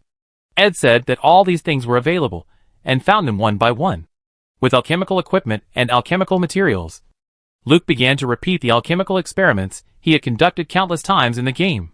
Ed's greatest achievement in his life was to use the mysterious energy group generated in the sewage reservoir to extract the first generation of mysterious substance mixture through alchemical methods. People who are injected with the mysterious substance mixture will be affected by the mysterious energy and stimulate extraordinary superpowers. Due to the uncertainty of the first generation of mysterious species mixture stimulating extraordinary superpowers, it is jokingly called a blind box by players, not knowing what ability they will gain after an injection. Players have also developed many interesting games based on this. However, after Ed developed the first generation of mysterious substance mixture to save his life, he stopped the research and development of subsequent mixtures. He knew that he won once by gambling his life, but he might not win next time. So the subsequent development of the mysterious substance mixture fell into the hands of the players. Just like the development of the secret language, the mysterious substance mixture is also constantly being improved by the player's spirit of succession. What Luke is making now is the first generation of mysterious substance mixture, which was developed by Ed using the simple equipment and materials here. so there is no need to worry about the lack of materials needed to synthesize the mixture here. After the 3-hour alchemy experiment was completed, a tube of black and purple reagent with an evil feeling was extracted. The reagent frightened Ed and made old Adrian very curious. "Mr. Luke, what is this? Is it worth risking your life to make it yourself?" "Want to know what it is? It's very simple." Luke took out a syringe and drew out 1/5 of the reagent, then grabbed Ed and, without waiting for old Adrian to react, stabbed Ed's heart with a needle. "Mr. Luke." Old Adrian wanted to attack Luke, but was afraid of hurting Ed's life, so he could only watch a syringe of black and purple liquid being pushed into Ed's heart. The syringe was drawn out, and Ed fainted on the ground. Luke glanced at old Adrian, who was at a loss, and put the remaining reagent on the table. "I'm going to meet Mr. Edmund Neal now to discuss investing in his refinery. But I know Mr. Neal is very greedy, and I want to see his head tonight."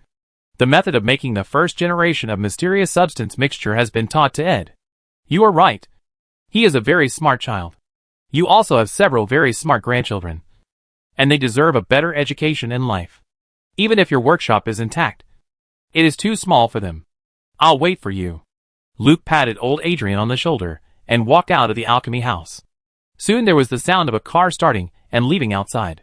Old Adrian stood there blankly, staring at the tube of reagent on the table, and couldn't figure out what Luke said for a while.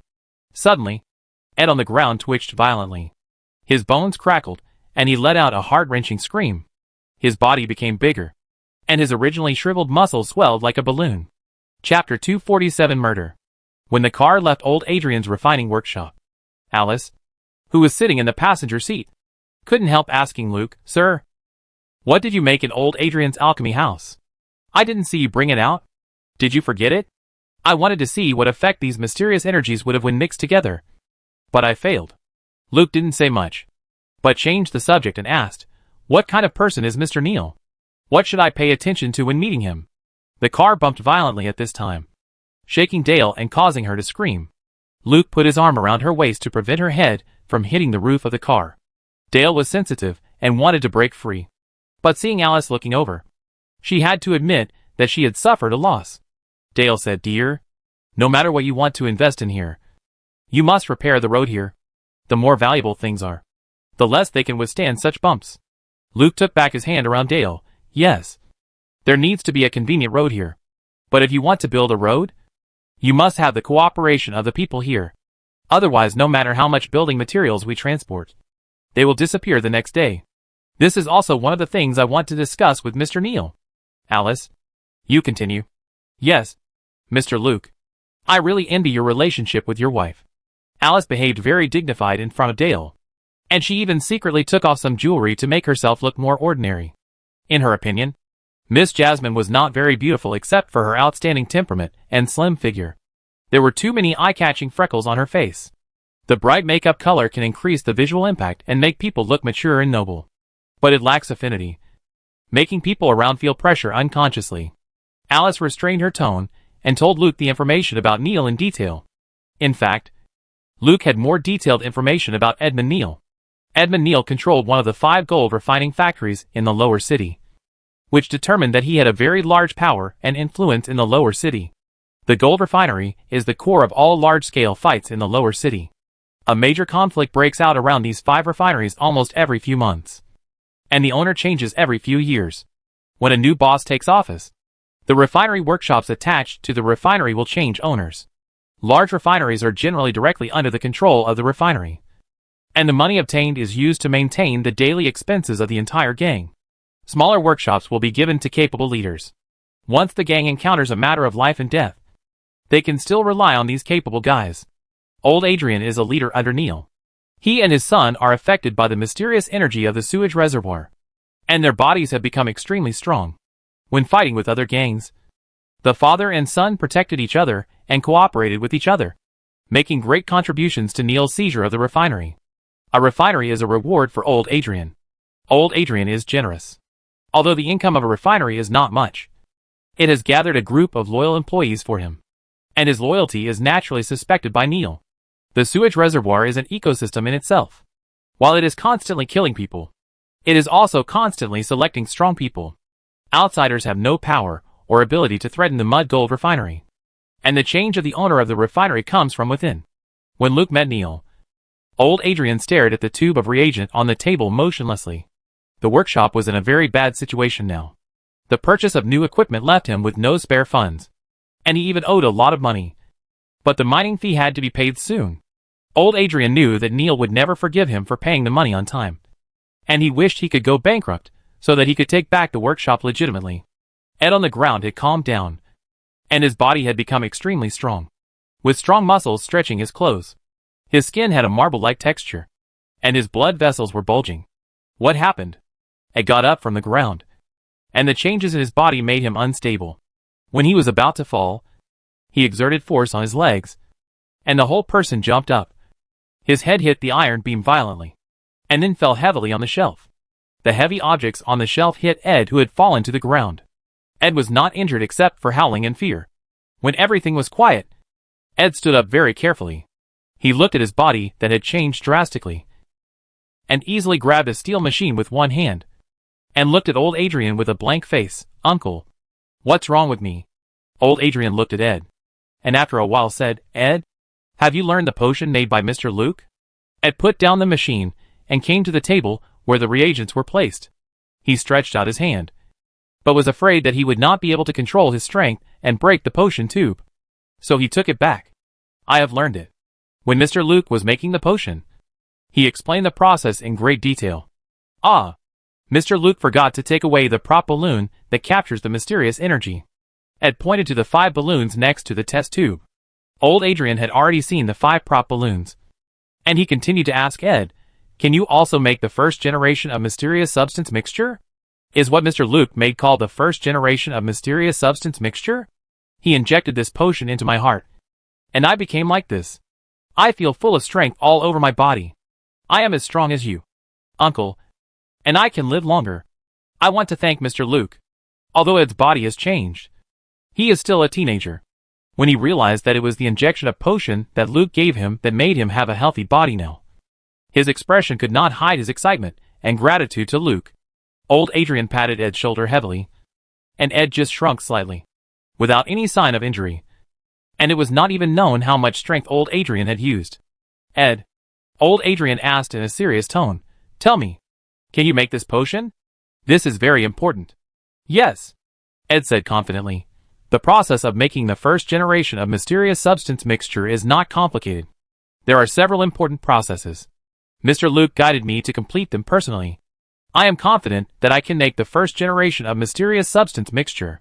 Uncle, with this potion, we can save many people. It will also kill many people." Old Adrian patted Ed's face and told him not to get too excited. "Ed, don't tell anyone about the first generation of mysterious material mixture. And don't let anyone know that you can make this potion, including my son." "Yes, Uncle, I will listen to you." After all, Ed grew up in the sewage tank in the downtown area, and saw many scenes of people being sunk into the sewage tank. He understood what kind of skills he had mastered and knew that this potion could save many people. But it might kill more people. Old Adrian said to the sensible Ed, "You are very smart. Mr. Luke thinks so highly of you. You will definitely be able to accomplish something that neither your father nor I could do. Now you adapt to the changes in your body first. Take your time. I will protect you." According to the instructions of old Adrian, Ed used the equipment in the alchemy room and maintenance room to do strength adaptation training. Old Adrian found a sponge to carefully roll up the potion, then tied it with a seal, and finally put it into a box with several syringes.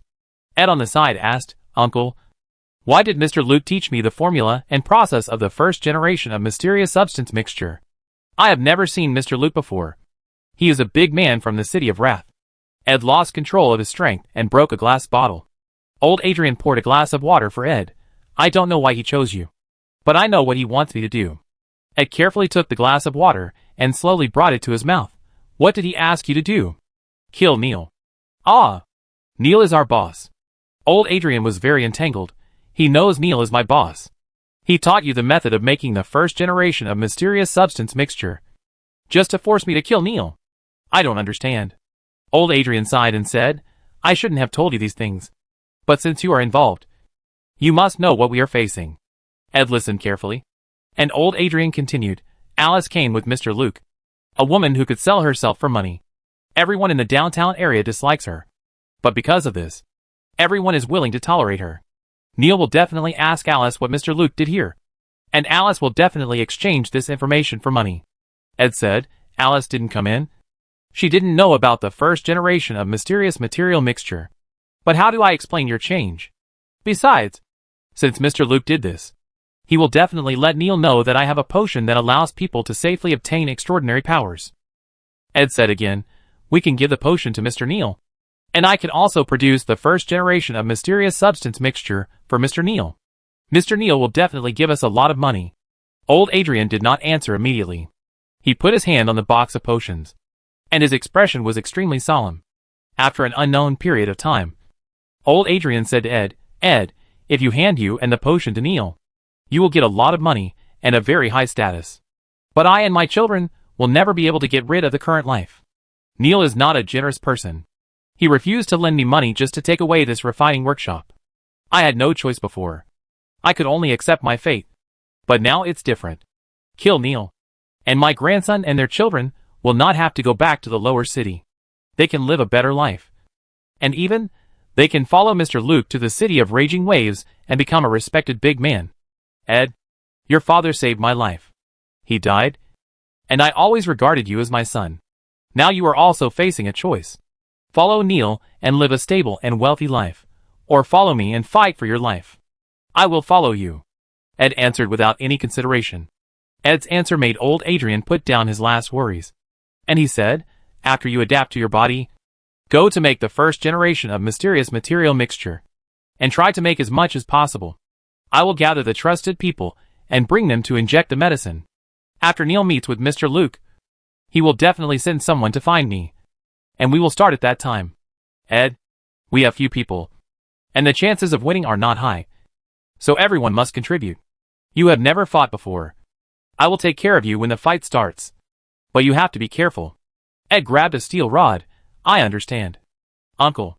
Old Adrian was determined to kill Neil. And Luke's negotiations with Neil were not going well.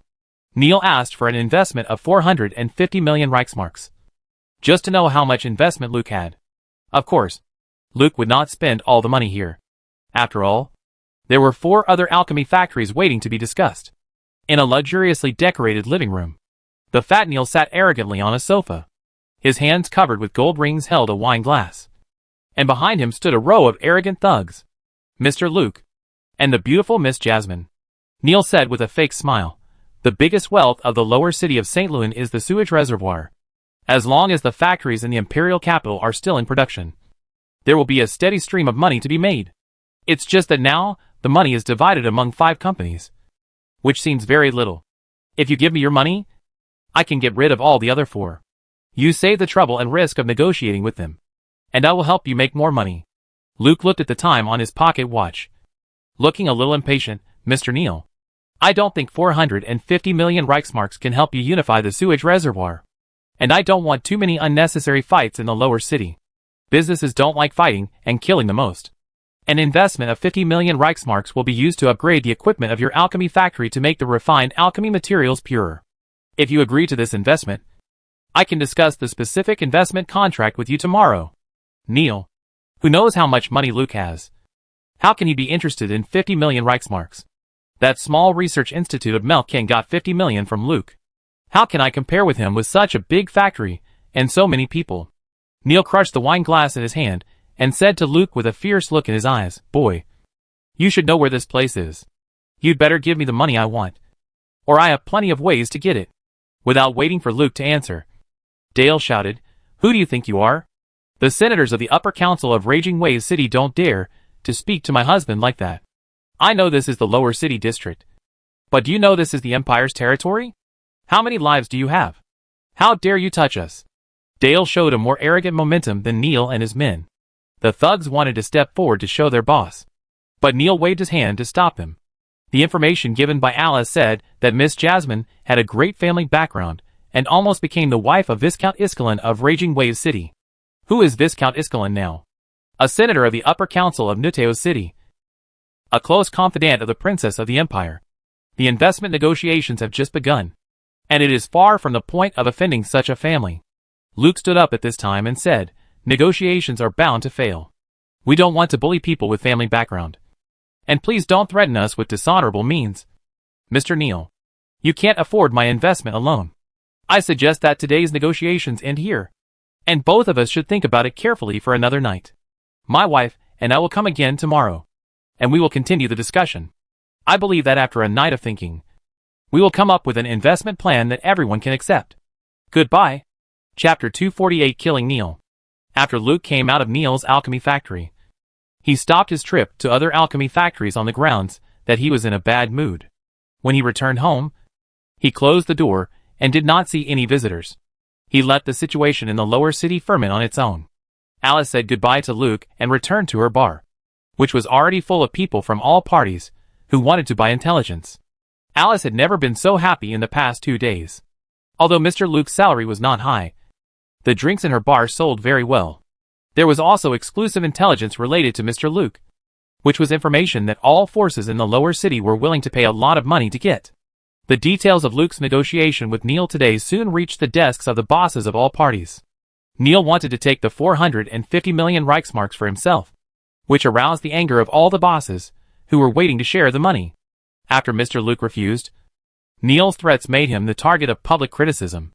At the same time, Luke's investment plan of 50 million Reichsmarks also gave the other 4 alchemy factories their bottom line. The rest was to compete with each other. If you get more, your opponent will get less. But Neal undoubtedly got the best position in this competition, even if he couldn't get all the investment money.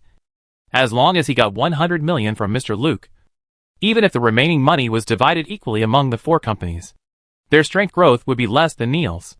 Moreover, Neal is so greedy that he will never be satisfied with 100 million. A meeting between Luke and Neal made the situation in the downtown area suddenly tense, especially in the sewage reservoir area. All parties gathered their forces to prepare for the fight that could break out at any time. Neal could certainly feel the sudden tense situation in the sewage reservoir area. As the first alchemy factory to negotiate with Luke, he also had a lot of pressure. If he couldn't get enough money from Luke, his competitors might ask for more. Once the 50 million investment was decided, it would be equivalent to sentencing himself to death, asking for a high price, paying it back on the ground. Neal set himself a small goal of 100 million and strived to get 200 million. During the negotiation, he must keep his base and ensure that the negotiation can proceed smoothly. Neal gathered his people to concentrate on the alchemy factory, and also learn from Alice what Luke did when he went to Old Adrian, visited the sewage reservoir and Old Adrian's refining workshop. Regardless of the danger, he personally drove the boat into the sewage reservoir and collected 5 different colors of mysterious energy from the water. Used Old Adrian's alchemy house to perform an alchemy on the collected mysterious energy. As for the result, Alice said, Mr. Luke refused to let others enter. At that time, there were only him, Old Adrian, and a maintenance technician in the alchemy house. After coming out, Mr. Luke did not bring out the alchemy results, but said that it failed. Did it really fail? Neal sat on the sofa, holding a wine glass, thinking and analyzing the information he had collected. Mr. Luke has been saying that the downtown area is a treasure, and the purpose of his investment here is to develop this treasure. If this treasure is known, can it still be his turn to develop it? Neal owns an alchemy factory in the sewage reservoir and knows the value of the current output of the sewage reservoir. Extracting alchemy materials from the sewage reservoir is a job that consumes a lot of manpower, energy and equipment. Even if Luke spends all of his 450 million on upgrading the equipment of the alchemy factory, it is impossible to get an expected return in a short time. Besides, he must know that it is impossible for his people to use all the money they get to upgrade the equipment in the alchemy factory. Looking at Luke's abnormal behavior today, the treasure he mentioned is very likely to refer to something else. If the mysterious energy in the sewage reservoir can make money, then this undeveloped treasure should have its own share. As for what Mr. Luke made with the mysterious energy in the sewage reservoir, you can find out by calling Old Adrian to ask. After receiving Neal's summons, Old Adrian brought his son, hired workers, and Ed, more than 30 people, into the heavily guarded alchemy factory. As the elite who helped Neal build this alchemy factory, Old Adrian and his gang are not comparable to ordinary gang members in terms of body and momentum. The weaker ones didn't even have the courage to look them in the eye. In the meeting room of the alchemy factory, the gang leaders sat around the meeting table. Their respective thugs stood behind them, and the black mass was very imposing. These people are the capital for Neil to gain a foothold in the sewage reservoir in the lower city. Neil likes this kind of atmosphere very much, with strong soldiers and horses, and murderous aura. When I see Luke again tomorrow, I will give him such a reception, so that he knows that the raging city is the raging city, and the lower city is the lower city. We are all desperate criminals. When we are forced into a corner, we dare to do anything. At the same time, Neil also let old Adrian recognize his position. What do you want to do if you don't take the initiative to hand over the things that Luke left with you? In the meeting room, the leaders all put on a strong posture, holding cigarettes and looking at others unhappily. They all knew why Neil had gathered these people together, and they also bought intelligence from Alice privately. Mr. Luke from the city of Raging Waves was going to invest 500 million Reichsmarks in the lower city, of which 50 million had been given to Mr. Malkin, and the rest was the target of the 5 alchemy factories. The more money Mr. Neil could get, the more his group would naturally be able to share a considerable income. Whether they could share more or less depended on how much they could contribute to Mr. Neil. 11 people sat on one seat, and most of them had more or less changes in their bodies due to the influence of the mysterious energy of the sewage reservoir. Old Adrian sat in the third seat on Neil's left, his eyes bloodshot, and he clenched his hands tightly to suppress the mania in his body. Neil saw the abnormality of old Adrian and asked, "Adrian, what's wrong with you? You seem to be unwell." "Boss Neil, last night, my workshop was attacked by monsters in the reservoir." Old Adrian took a deep breath. After all, he was too old. The burden brought to his body by the first generation of mysterious material mixture was much heavier than that of others. He said to Neil while enduring the pain of the explosion, "The monster is very strong. 3 people died in the workshop and the factory was destroyed." "Boss Neil, you know that I spent all my savings to buy new equipment. Can you lend me some money so that I can repair the factory? I will pay it back soon." Neil held a cigarette between his fingers and said to old Adrian in a haughty manner, "Adrian, when you borrowed money from me to buy equipment, I advised you not to invest blindly. The current situation is the result of your disobeying my advice. And when I handed over the workshop to you, I made it very clear that I would not provide you with any help, nor would I ask you for any money except the mining fee. You should find a way to solve your situation yourself.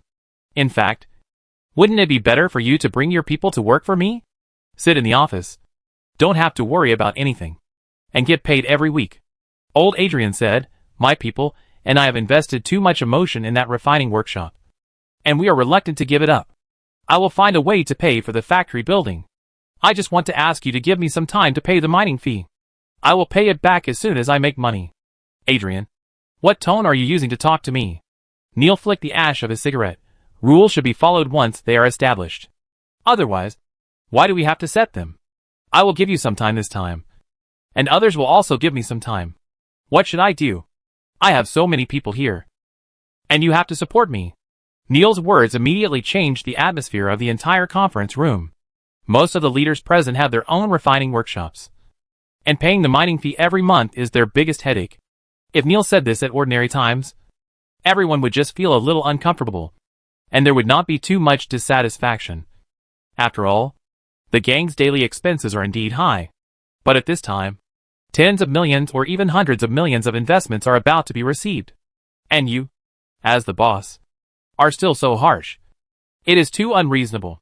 Everyone looks at the current old Adrian as if they are seeing their own future. They also realize that they are very likely to not get any benefits from this investment. Since Neil took this position, he has become more and more distant from everyone. He got the position by killing the previous boss, and now he is more and more wary of these old brothers who may threaten him. But Neil didn't notice the gradually changing atmosphere in the meeting room. He believed that he could still control these leaders. Once Luke's investment was in place, all potential threats could be completely eliminated. Neil saw that old Adrian stopped talking and thought that he had retreated under the pressure of his momentum. Neil changed his tone and said kindly, "Adrian, I believe that you can solve all difficulties with your ability. Now I ask you one thing. What did Mr. Luke do in your refining workshop?" Everyone in the meeting room looked at old Adrian. Luke and his party were being watched by many eyes, and it was no secret that he went to old Adrian's refining workshop. As for what he did inside, everyone was curious. Old Adrian took a box from his men behind him, opened the box, and took out a tube of reagent. The reagent was a dark purple color full of evil, and the luster it exuded attracted everyone's attention. This is what Mr. Luke left with me, called the first generation of mysterious material mixture, Old Adrian said, while looking at everyone's reactions. Obviously, they couldn't tell what this was from the name. Neil laughed. I knew it. I knew that Luke's purpose of investing in the downtown area was not the alchemy factory at all. This is the treasure, he said. The treasure that has not yet been developed. Adrian, can Mr. Luke tell you what this mixture does? This is the function I am about to show you. Boss. Old Adrian stood up, his eyes fully opened, pupils glowing like blood. His hair and beard grew. Fangs extended from the corners of his mouth. Like a real lion. Old Adrian stared at Neil, and the people between him and Neil realized that something was wrong and quickly made way. Boss Neil, did you see that? The first generation of mysterious substance mixture can allow people to gain powerful strength safely in a short period of time. And its value far exceeds the alchemical materials refined by your alchemical factory. This is indeed a treasure. But it doesn't belong to you. Neil felt the hostility of old Adrian. He stood up and shouted, Adrian, sit back in your position. You don't have the strength to challenge me, but your contribution can earn you a generous bonus. You can keep your refining workshop. Neil's men swarmed around, and old Adrian's men also stepped up. Although old Adrian had few people, each of them was like a hungry beast, with bloodthirsty light in their eyes. Old Adrian ignored Neil, but said to other vigilant leaders, everyone should know how Neil has treated us since he took this position. When Mr. Luke left this potion, he left me a message. He wanted to see Neil's head tonight. I don't want to live a life where I have to think about how to keep the workshop every day. I want to make a lot of money with Mr. Luke. The first generation of mysterious substance mixture can definitely make all of us a lot of money, and live a rich life, like the upper city. What do you choose? The leaders looked at each other. Old Adrian and his people were obviously injected with the first generation of mysterious substance mixture. Before knowing how much improvement this potion can bring to them, fighting with them is a gamble of life. Is Neil now worth his life? Besides, just looking at the surface effect, the first generation of mysterious substance mixture is indeed more valuable than the alchemical materials they have worked so hard to refine. Back off. Back off. Back off. The leader shouted and led their men to retreat cautiously. They decided not to take sides, and they would follow whoever won. The middle of the meeting room was soon vacated. Old Adrian saw that the group that posed the greatest threat to him chose not to intervene. So he looked at Neil, boss. Only one of you and I can survive tonight. After saying that, old Adrian waved his hand, and his son and Ed led the team to rush towards Neil and his men. Neil was not to be outdone, and took a machete from his men and led the team to rush towards old Adrian. A life and death fight unfolded in the meeting room, and blood splattered and broken limbs flew everywhere in an instant. The roar of fighting almost lifted the roof of the room. The people around clenched their weapons and fists, watching the battle in the middle nervously. They didn't know who would win, and what would happen to them. After nightfall, Luke sat on the sofa in the living room waiting for news. Fast Legs stood by the door, leaning against the wall, using his perception to detect the situation outside. Princess Dale sat on another sofa, using a small puppet controlled by magic manipulation to fight against the dark knight on the table. In the sword light, the shadow flexibly flipped with a rapier made of sewing needles. The greedy fairy held a gold coin and applauded and cheered hard. The fast leg at the door said, Sir, there are more people outside, and some of them are gradually approaching. The lower city is not only Melkin and the 5 alchemy factories. If some people feel that they have no hope of getting money from you, they will definitely take risks. Luke looked at the fighting between Dark Knight and the puppet on the table with great interest, and answered the fast leg casually, before all my money is paid out, Melkin and the 5 alchemy factories will not watch me get into trouble. Those who want to take risks must have the life to take risks. Don't be so nervous. Come and sit down and have a drink. Someone will help us deal with the brainless people. The fast leg noticed that the approaching people were stopped by others, and couldn't help but breathe a sigh of relief. But he did not leave, and continued to stay at his position to sense the situation outside. Sir, it's so late. You haven't gone to rest yet. Are you waiting for someone?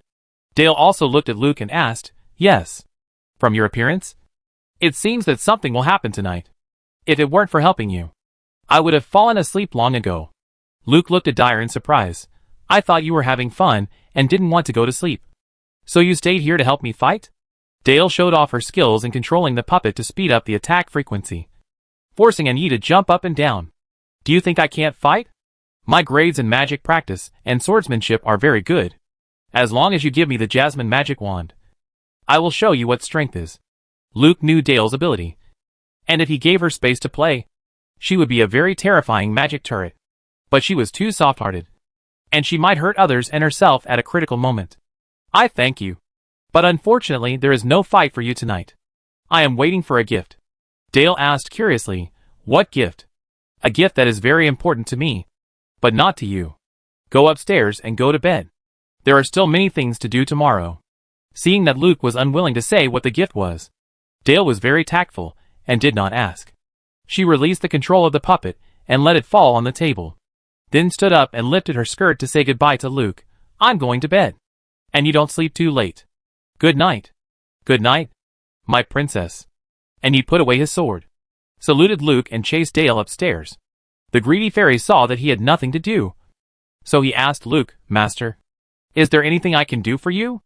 At this time, the fast leg vigilantly whispered, Sir, someone is coming. Luke also heard the sound of the car driving. The convoy stopped outside the door, and many people got off from it. Luke said to the greedy fairy, Go. Prepare coffee for the guests. Yes, Master. The greedy fairy flew to the kitchen, and the doorbell rang at the same time. The fast leg looked at Luke, got his approval, and opened the door. A man covered in blood stood outside the door. His naked upper body was full of shocking wounds, and he was holding a bloody bag in his hand. My name is Ed, and I brought what Mr. Luke wanted. Come in. My husband has been waiting for you for a long time. Thank you. Ed was very polite. It took us a long time, and we kept Mr. Luke waiting for a long time. Ed walked into the house. He staggered, as if he used up all his strength with every step. Fast Legs wanted to help him, but was politely refused. He had just participated in the first battle of his life. He was chopped all over his body, and he also stabbed the knife into someone's heart. In this period of time, which was neither long nor short, he completed the transformation from a protected person to a warrior. Old Adrian gave me the task of meeting Mr. Luke, and I must not let down the sacrifices of my brothers. Mr. Luke.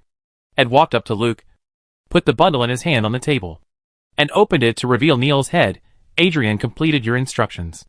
Luke looked at the head on the table, then looked at Ed, who was standing unsteadily, and asked, Why did you come? Ed replied, Uncle Adrian is taking over the alchemy factory. Many of us died, including Sainsbury, who is Uncle Adrian's youngest son. Sent me here? Probably because I can't help much there. Maybe. Luke knew Adrian's intention to let Ed come. He didn't expose it, but said to Eddie, Sit down, have a cup of coffee, and let the greedy goblin bandage your wounds. Ed looked at the clean sofa and said embarrassedly, No. Such a beautiful sofa will not look good if I dirty it. If you have nothing else to do, Mr. Luke, I will go back first. Uncle asked me to tell you that he is looking forward to meeting you tomorrow. I am also looking forward to meeting him tomorrow. But if you go back like this, I am afraid you will not be able to tell Adrian what I said. Sit down. The greedy fairy will clean everything up. And I also want to hear how you killed Neil. Luke bounced a gold coin, and the greedy fairy happily hugged the gold coin. Master, I will clean everything up and bandage the guest's wounds. Ed had no choice but to sit down, and his muscles suddenly felt relaxed. The greedy goblin brought bandages and medicine, and bandaged the wound while releasing healing magic. Ed held a cup of coffee in his hand, and while drinking it, he told Luke about their fight with Neil. If there was no first-generation mysterious substance mixture, the 30 or so people would never have been able to kill Neil. Even though each of them had been strengthened, the battle was still fierce. Neil was able to occupy an alchemy factory, so he had strong strength. He was also surrounded by many powerful confidants, and they were numerous. If the battle had not taken place in the meeting hall, and the other leaders had led people to deliberately block the support from outside, their group would have been killed. Fortunately, they won, although they suffered heavy losses.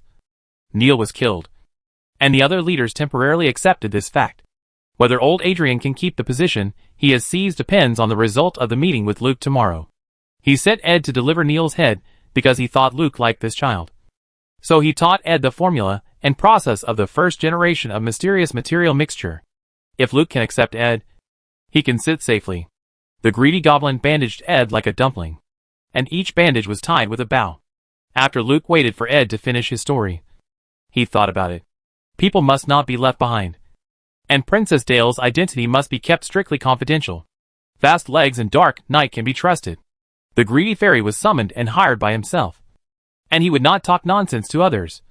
But Ed is not necessarily. After all, he was raised by old Adrian. Ed, I saw Neil's head. You can take it with you when you leave.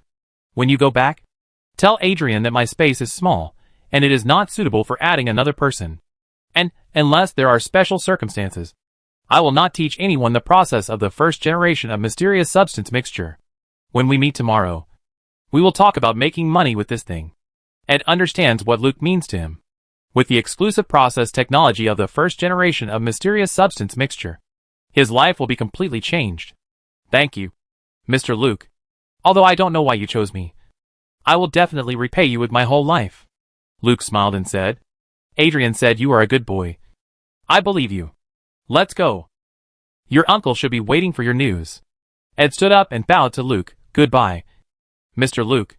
Good night. I saw Ed off quickly and closed the door after the convoy outside left. He asked puzzledly, Sir, you are waiting for Neil's head. But how can you be sure that Adrian will kill Neil?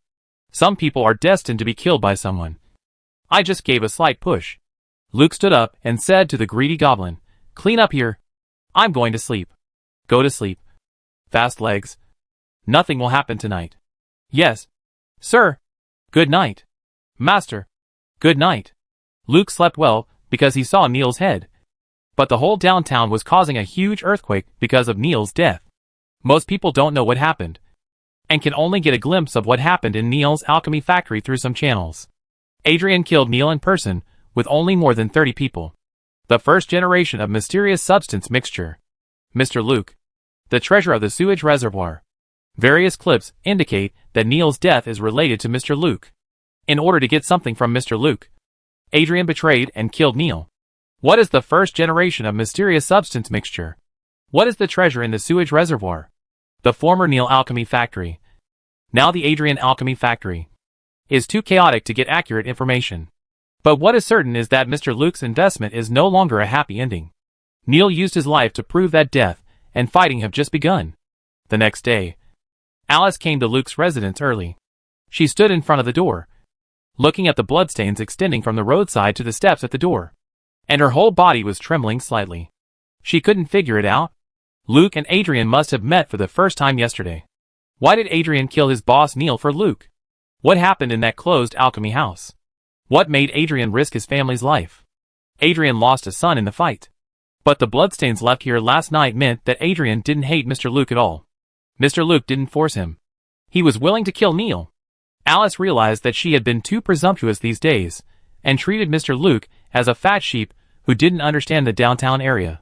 Now it seems that she is just a pawn played by Mr. Luke. If he wanted to kill me, I probably wouldn't even know how I died. The more Alice thought about her experience with Mr. Luke, the more she was afraid that Luke could kill Neil without making a sound right under her nose. She had seen many murders in the downtown area, but this time she was really scared. Mr. Luke. Hearing the doorman's voice, Alice immediately bowed and saluted. I'm sorry. Please forgive me for offending you. I did something that I shouldn't do as your advisor. Greedy goblin. I asked you to clean up, including the door and the yard. Now my shoes are all bloody. Luke stepped on a pool of blood as he walked out of the door. After a night of wind, the blood became very sticky and smelled fishy. The greedy goblin immediately flew out and cast a magic to clean the blood on Luke's leather shoes. I'm sorry, Master. Please don't deduct my money. I will clean your territory before you come back. The leather boots soon became shiny. Luke seemed to notice Alice at this time, and he praised Alice. No, you didn't offend me. You are definitely the best employee I hired. I never thought that you could complete the task I gave you so perfectly. I am considering giving you a generous bonus. Do a good job. Alice thought Luke was speaking in a sarcastic way, and said in panic, I'm sorry, Mr. Luke. I will never sell your secrets as intelligence again. Secrets? What secrets can I have? Luke walked out with his cane in a good mood. I am exploring wealth in the downtown area, and welcome all those who are willing to make a fortune together to participate. You do your consulting work well, and I don't want to control what you do outside of work, nor do I have the right to control it. She walked past Alice quickly. Mr. controls everything, and everything is controlled by Mr. If you can't resist the fear of being dominated, try to accept it. Let's go. The place we are going to today is too bloody. Mr. asked his wife to stay at home. Yes. Yes. Yes. Alice finally breathed a sigh of relief. Yes. When I realized that I had been dominated these days, and that the things I thought I was proud of were actually made by this person. The fear was really chilling. Who is he? Alice got in the car with him, and the car started to drive towards Adrian's alchemy factory. After Adrian killed Neil last night, the battle here was not over.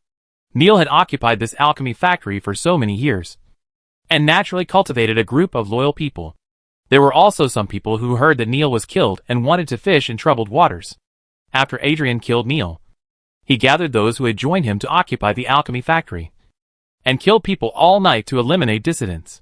Therefore, when Luke took a car to the alchemy factory again, he saw a completely different scene from yesterday.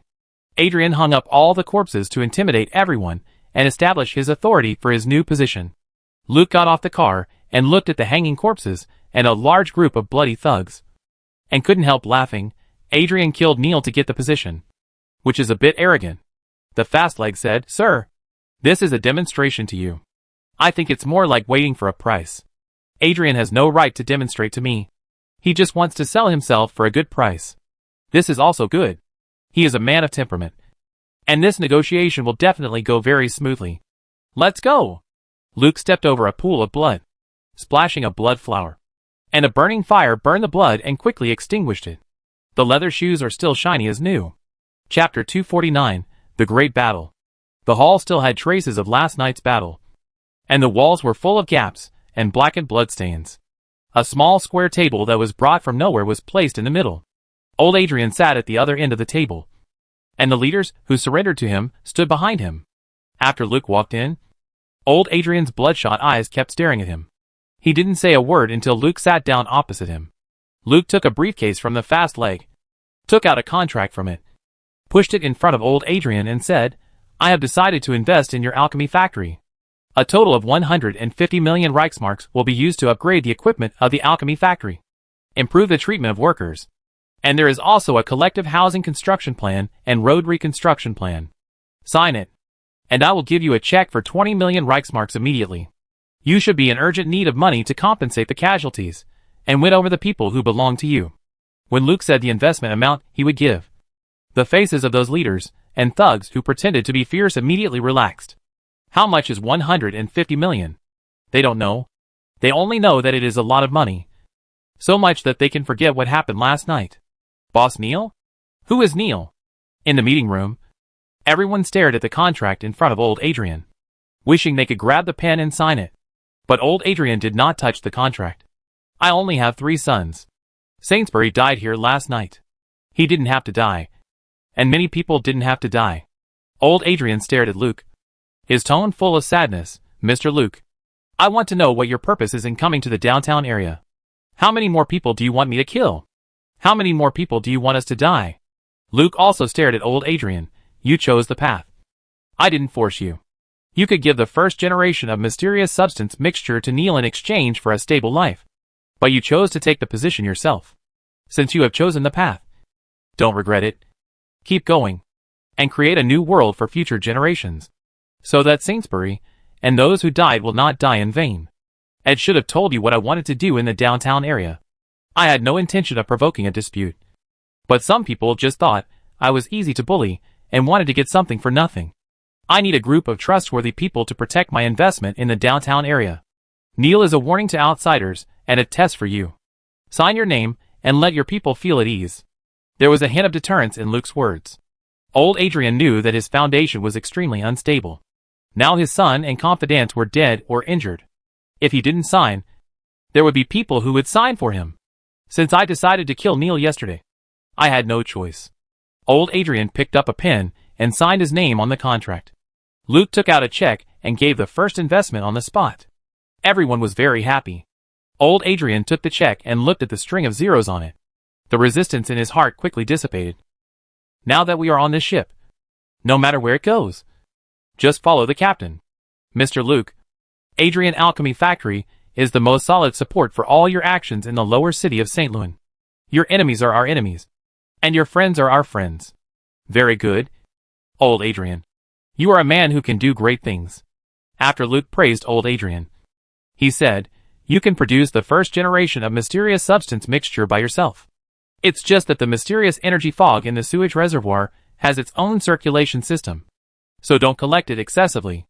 It was found that the production of mysterious energy fog was significantly reduced, and production was stopped immediately. Then, the Civil War broke out in the Republic of Rio, and the Restoration Army of the Watcher organization urgently needed a group of mercenaries, and the remuneration was very high. I plan to rely on the first generation of mysterious substance mixture to establish a mercenary group here to specifically undertake the outsourced military tasks of the Rio Restoration Army. As Baron Jeff of Brilliant Island began to cause trouble for the Rio Navy and merchant ships at sea, Penn ordered the Watcher to launch a restoration war in Rio.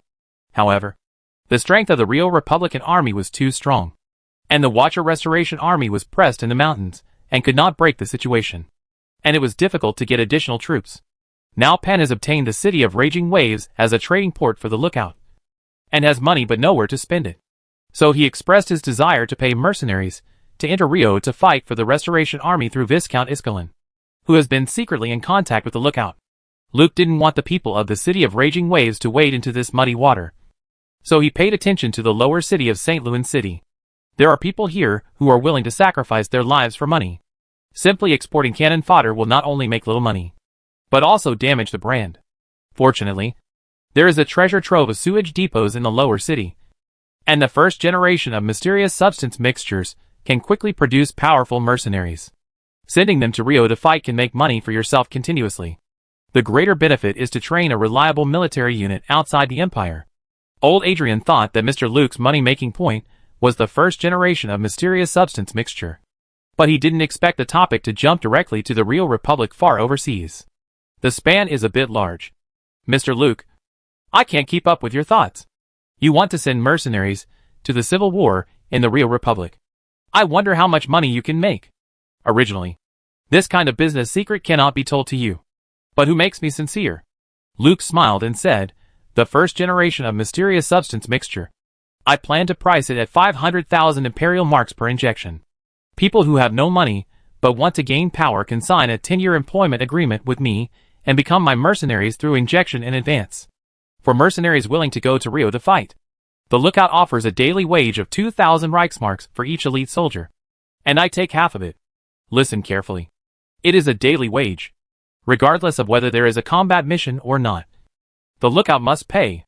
Is there such a good thing?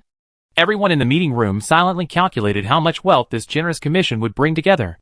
1,000 Reichsmarks a day is more than 300,000 a year. If you are lucky enough to live for 10 years, it will be more than 3 million. Although I don't know if Rio's civil war can last for 10 years. It is no problem to fight for 3 to 5 years, which is also a very considerable income. The people in the room are itching to go to Rio to fight now. Old Adrian asked rationally, Mr. Luke, are the lookouts really willing to pay so much? Including your commission, the lookouts have to pay 700,000 Reichsmarks for an elite soldier a year, not counting the equipment and supply consumption during the war. Luke replied, the lookouts are in urgent need of troops, so the price for elite soldiers is very high, and the territory they control is very small, and the material consumption of raising a group of cannon fodder is not as good as hiring an elite soldier at a high price. In fact, a single mercenary going to Rio, even if he gets a full daily salary of 2,000 Reichsmarks, it is difficult to make a long-term profit. But if they go in an organized unit, plus they have connections, the mortality rate of mercenaries is not high. After all, if my mercenaries die too quickly, I will be doing a losing business. My mercenaries must undergo strict military training before going to Rio. At the same time, I also provide my mercenaries with the most suitable equipment, and equip them with military doctors and medical supplies. The officers leading the team have very rich war experience, and will refuse military missions that are not suitable for difficulty. Everyone in the room felt very tempted. In order to make money, Mr. Luke would not really take his mercenaries to Rio to fight. Fighting hard in the lower city is fighting hard. And going to Rio is also fighting hard. And there is a high reward. More importantly, you can get a shot of the first generation of mysterious substance mixture without spending money. In this world, strength is the capital to survive. This is a win-win situation for all parties.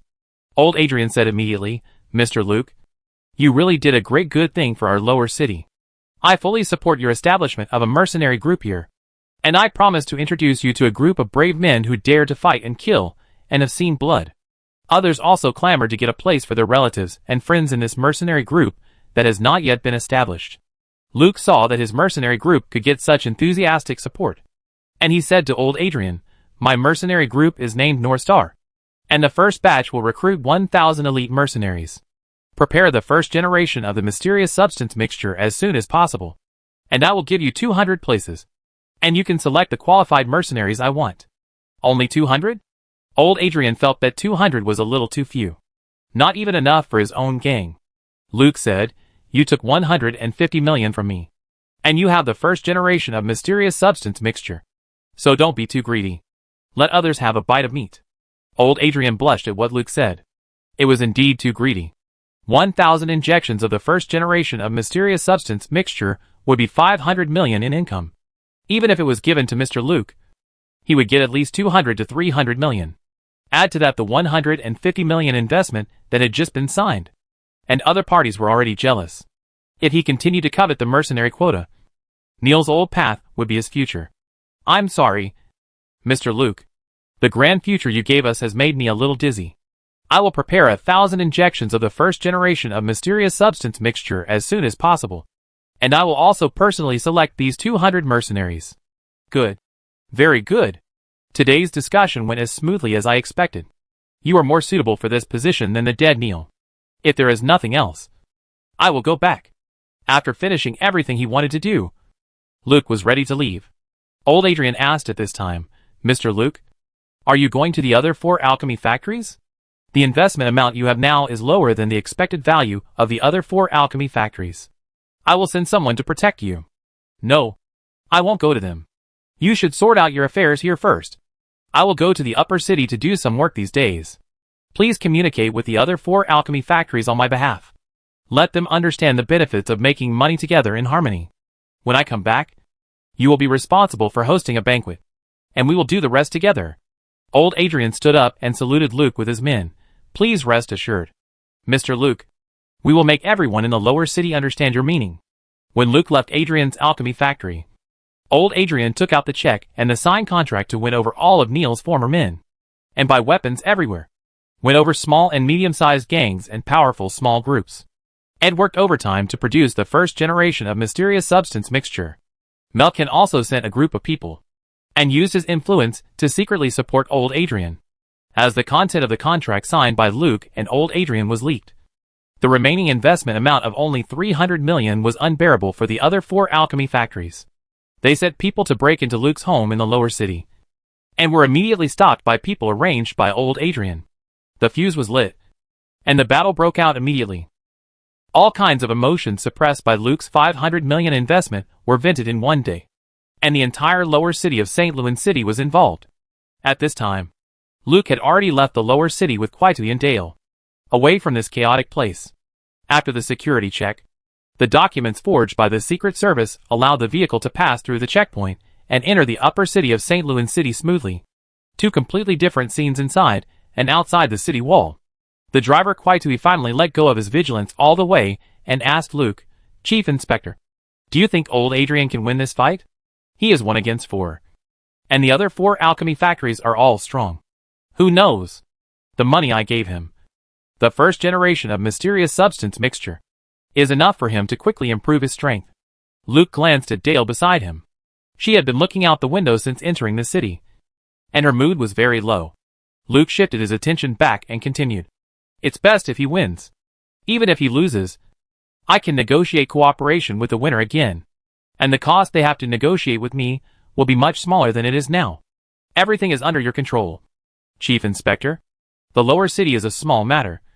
Let them fight it out first. What gives me the most headache is the Imperial Court.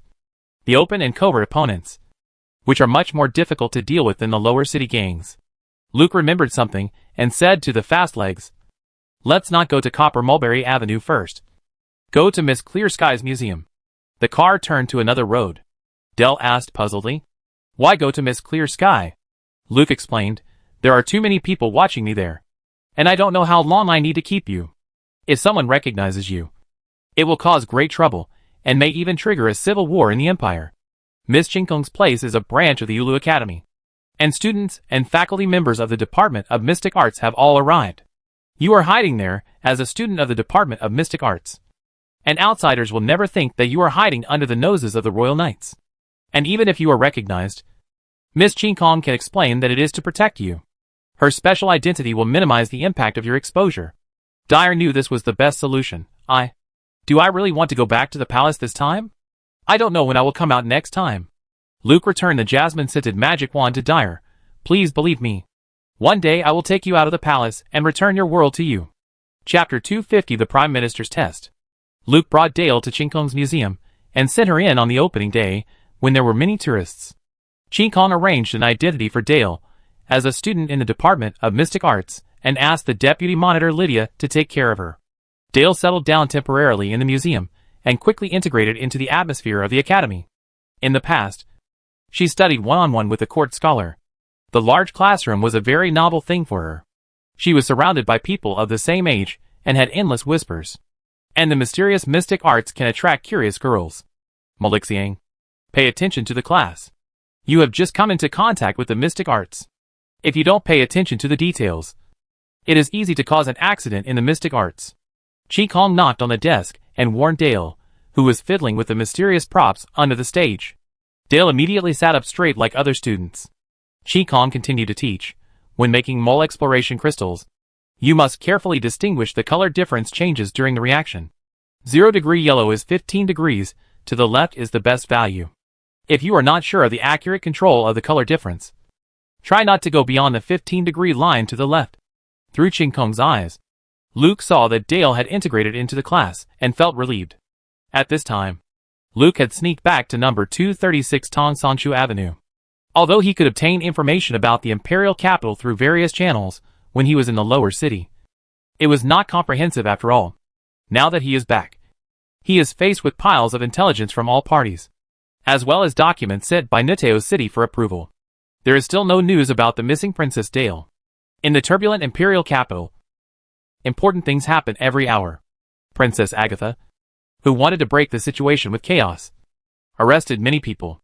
She not only investigated people and industries related to Tadega Hill, but also extended the investigation to the imperial ministers and the royal family.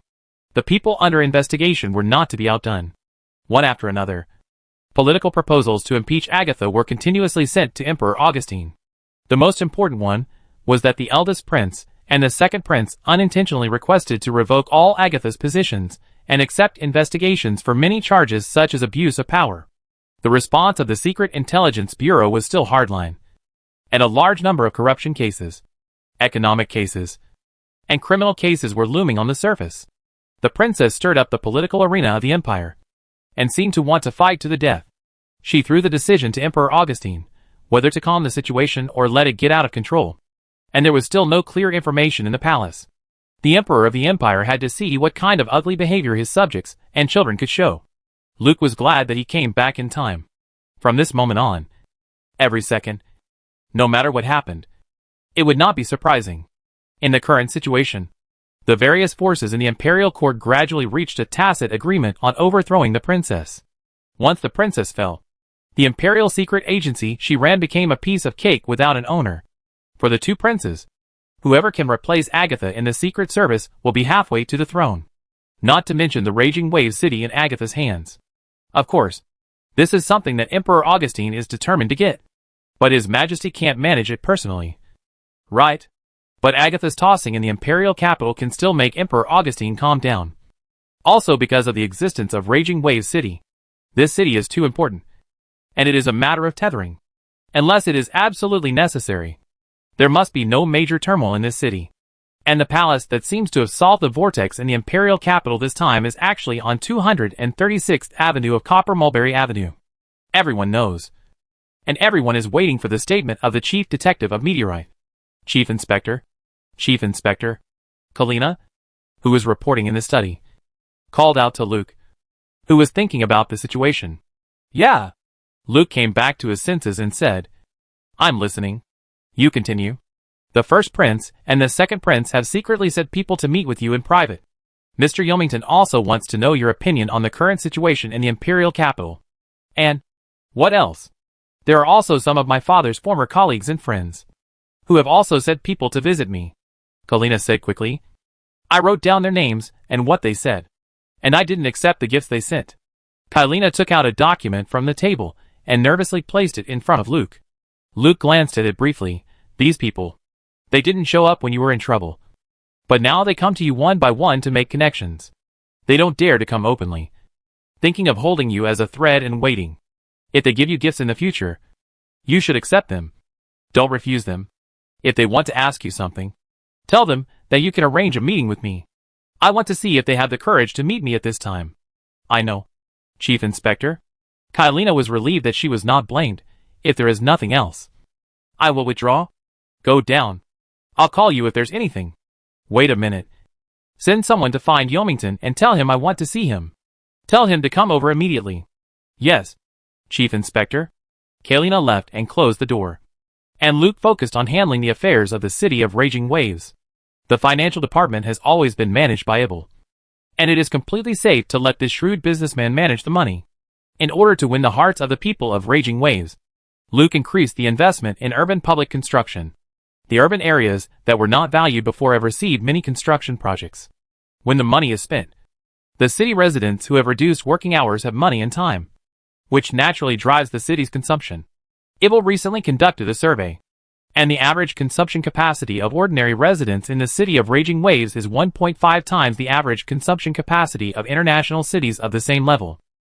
It is 2.3 times the average consumption capacity of St. Louis City, and 5 times the average consumption capacity of ordinary cities. Consumption capacity is an important indicator of prosperity. The prosperous Raging City is like a strong heart, which can effectively and efficiently complete the flow of wealth and materials between the Golden Shield Empire and the international community. It brings not only taxes to the empire, but also nutrients for the normal operation of the entire empire. Luke can sleep peacefully in the imperial capital because of the vigorous economic activities in Raging City. Therefore, Luke has a very stable grasp of the economy of Raging City, and is willing to make the pie bigger and share it with others. For example, he did not take all the Unit 01 class all-metal battleships and the newly developed all-metal civilian ships in his hands. Instead, they transferred some technologies to other shipyards and asked them to be responsible for the production of some unimportant module parts. There is also the Alchemist Association of Nuteo City, which was taken over by Mrs. Michelle. Many technologies have lowered the fees and thresholds for patent use.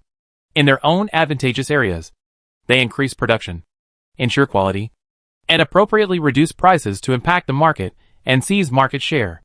In order to support more companies and factories, Luke opened an investment office under the Nuteo City Government Hall through his relationship with the World Bank, which is dedicated to government financial support for companies and individuals who need loans. In addition to the World Bank, Nuteo City also actively attracts other foreign investments. Policies and taxes are given as much as possible. The purpose is to build factories. Build factories. Build factories.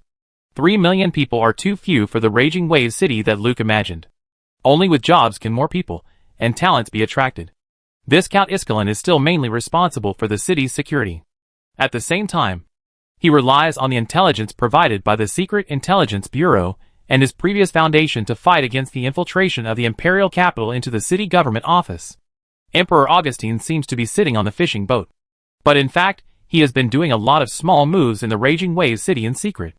It's just that some people died accidentally, and they didn't make a splash in the booming environment of the Raging Waves city. Luke carefully looked at the report sent by the Raging Waves city, and cross-compared it with the intelligence from the Secret Intelligence Bureau and other channels, firmly holding the Raging Waves city in his hands. I don't know how long I worked. Kalina came in to report. Yomington has arrived. Yomington is now the commissioner of the Nuteo City office in St. Louis City. The liaison department of the two most important cities in the empire makes him very glorious now. The daily affairs and social activities make him have no time to rest. The losses of some new nobles in Nuteo City have also been gradually recovered through him, not losing their money because of the change of ownership of Nuteo City. Many new nobles, who have no big hatred with Luke, have gradually accepted the current situation of Nuteo City. After all, there is no need to be hard on money, and the reform society organized by Luke is essentially a branch of the new noble forces, and is considered one of their own.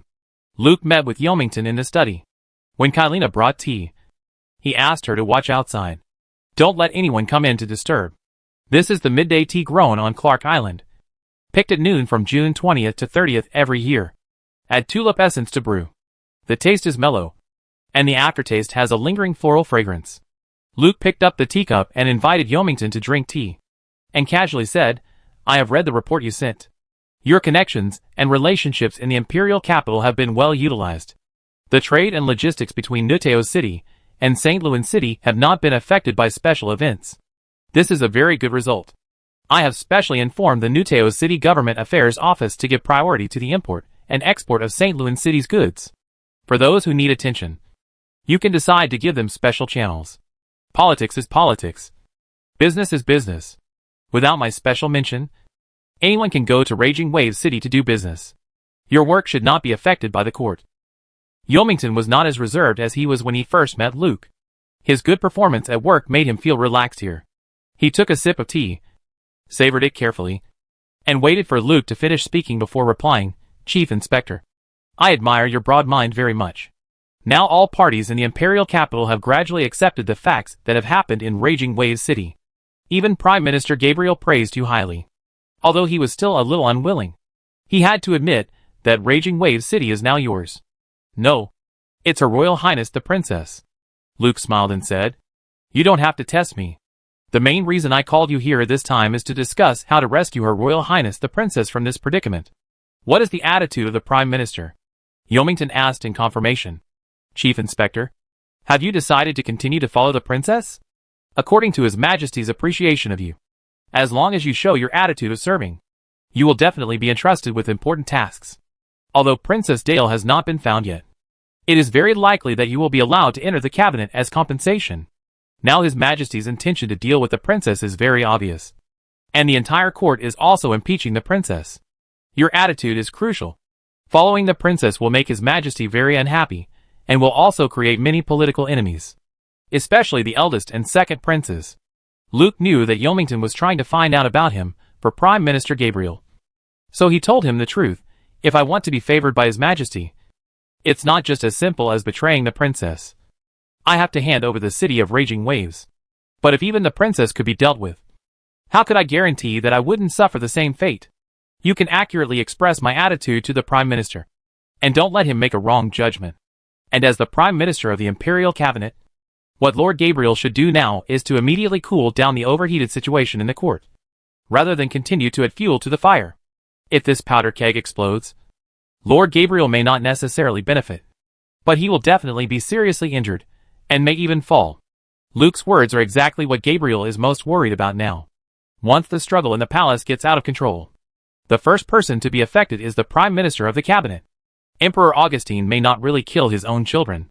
If he finds someone to take the blame afterwards, he must find someone with weight. Now the Chief Inspector of Meteorite is clearly determined to be loyal to the princess. With such a backing, the princess will continue to expand the incident.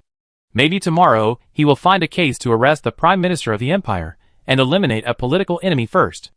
Yomington asked, Chief Inspector, Princess Dale's assassination and disappearance have put Her Royal Highness the Princess in an unfavorable position. She has been arresting people everywhere these 2 days, which has pushed herself into the spotlight. The princess is so popular. What can you do to save her? Find a powerful foreign enemy. All parties in the palace will naturally put aside their internal conflicts and unite against the outside world. Who is the foreign enemy? The Celtic Grand Duke of Tadega Hill. The Celtic Grand Duke is indeed a suitable foreign enemy. But how can we make all parties in the palace regard the Celtic Grand Duke as an enemy that must be dealt with? Force him to rebel. Force. Yomington immediately stopped his exclamation. He looked at the closed door and whispered, You are crazy. If this gets out, we will all die. You should think about it carefully. And the most important thing is to let Prime Minister Gabriel think about it carefully. His Majesty was actually very uncomfortable with the fire. If he wanted to deal with the eldest princess, he had to pull me over first. But Princess Dale's life and death were unknown. He wanted to deal with me. But he was afraid that there would be chaos in the city of raging waves. And there was also the powerful Miss Qing Kong by his side. But if he didn't deal with the eldest princess, he was afraid that he would damage his dignity as an emperor. At this time, the Prime Minister should help His Majesty share his worries, and find a way for His Majesty to get down from the fire. Everyone knows that His Majesty has long intended to take back the fiefdoms of those great hereditary nobles. And the hereditary nobles headed by the Grand Duke of Celtic are also increasingly alienated. This battle will be fought sooner or later. And it is better to fight early than late. And it is better to fight now than to fight early. Yomington lowered his head, and carefully analyzed whether the Chief Inspector of Meteorite had dug a pit for himself in it. He was afraid of being pitted in the city of raging waves. But considering the interests of Prime Minister Gabriel, there are really too many benefits to forcing the Grand Duke of Celtic to rebel. Chapter 251 Raising a Thief. Yomington did not dare to discuss this matter in detail with Luke, but asked, what can the Prime Minister get by helping Her Royal Highness the Princess and the Chief Inspector this time? Luke smiled and said, Prime Minister Gabriel is good at dealing with people. You should learn from him. If the turmoil in the palace can be calmed down, the princess will not be the same princess as before, and she will have to fight for the seat above even if she doesn't want to. I gave you such a good position. Do you still want to be loyal to the Prime Minister? Don't put your future and the future of your family in one basket. Her Royal Highness the Princess and I both need talents like you very much. I'll give you a chance to show your abilities. Sandpaper, Falcon and 3 sisters are in the hands of the Cross Society. Bring them out to me. Luke's words made Yomington's heart tremble. He knew that the Chief Inspector asked him to be the commissioner of the Nuteo City office in St. Louis City in order to win him over. But he was promoted by Prime Minister Gabriel himself. And being appointed as the Prime Minister's staff officer was a sign of trust. Before taking office as the commissioner, Prime Minister Gabriel talked to him for a long time. This position is very important, and he must occupy this position. But he must not follow the meteorite. However, the Prime Minister, who seemed to be so versatile, showed so powerless in this court struggle, which shows that the royal family members who are qualified to compete for the throne are the future. And how many prime ministers of the empire in history can have a good start and a good end? Yomington was a little shaken, but finally said, thank you for the favor of the Chief Inspector. But the Prime Minister has great trust in me. As a think tank, I can't be as smooth as a politician. I will pass your words to Lord Gabriel, and the Prime Minister will make all the decisions. As for the 3 girls, it is related to the Crusader project of the Cross Society and the Eternal Life Secret project. And even Lord Gabriel cannot make the decision. I will pay more attention to them and try to take care of them. Luke knew that Yomington should not be rushed to join him. Anyway, the person has already come to his bowl, so he can slowly influence and eat slowly. As for the secret project of eternal life revealed by Yomington, the time for restarting this secret research is a bit early. It seems that changing the plot has put too much pressure on Emperor Augustine, making him expose his desire to prolong his life in advance. The Emperor of the Empire, who has been strong all his life, finally bowed his head. I'll leave the matter of those girls to you. You go back to see Prime Minister Gabriel now, and tell me his attitude and thoughts as soon as possible. I will inform Her Royal Highness the Princess, and reduce some pressure on the cabinet. Yomington knew the seriousness of the matter. He stood up and said goodbye to Luke, and then left in a hurry.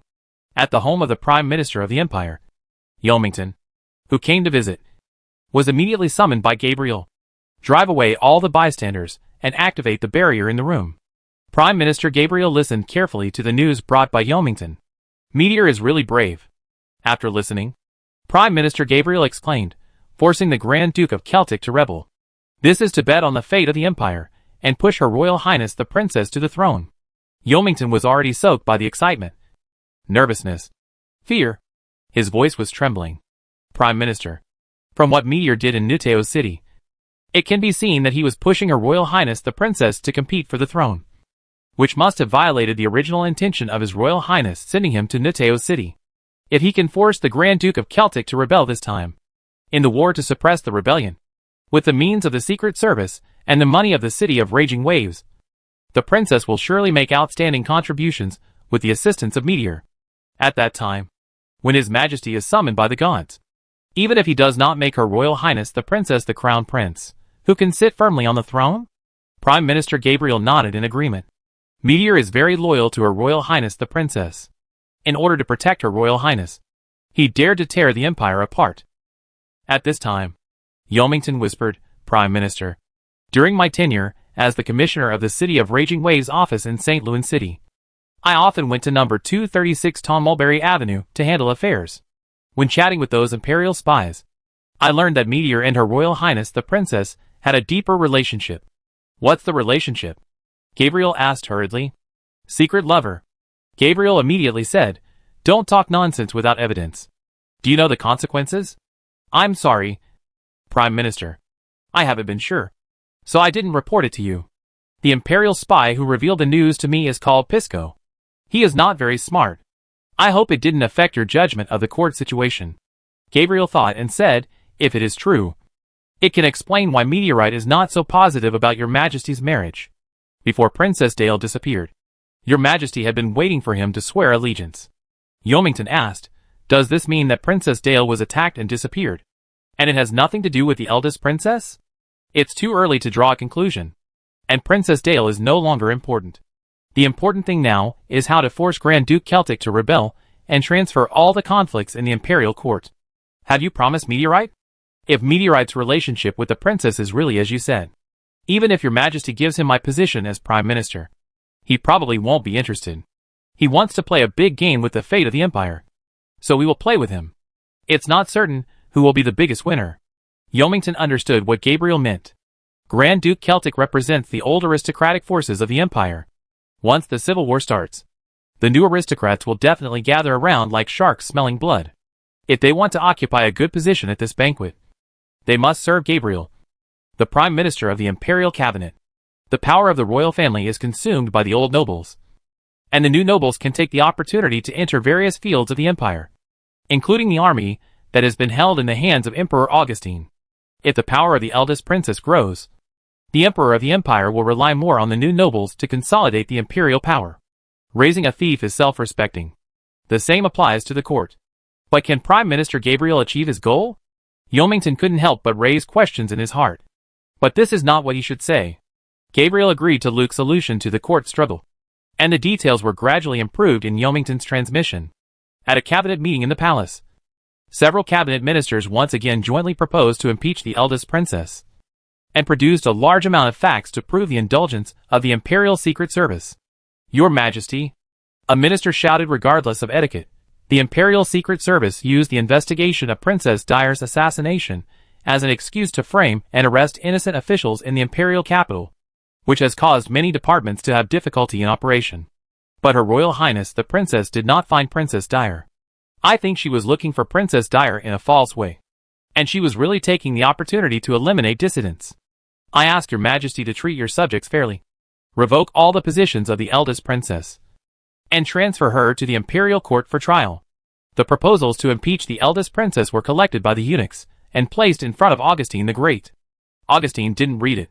These days, every time there is a cabinet meeting, someone submits this kind of thing, and he has memorized the contents of it.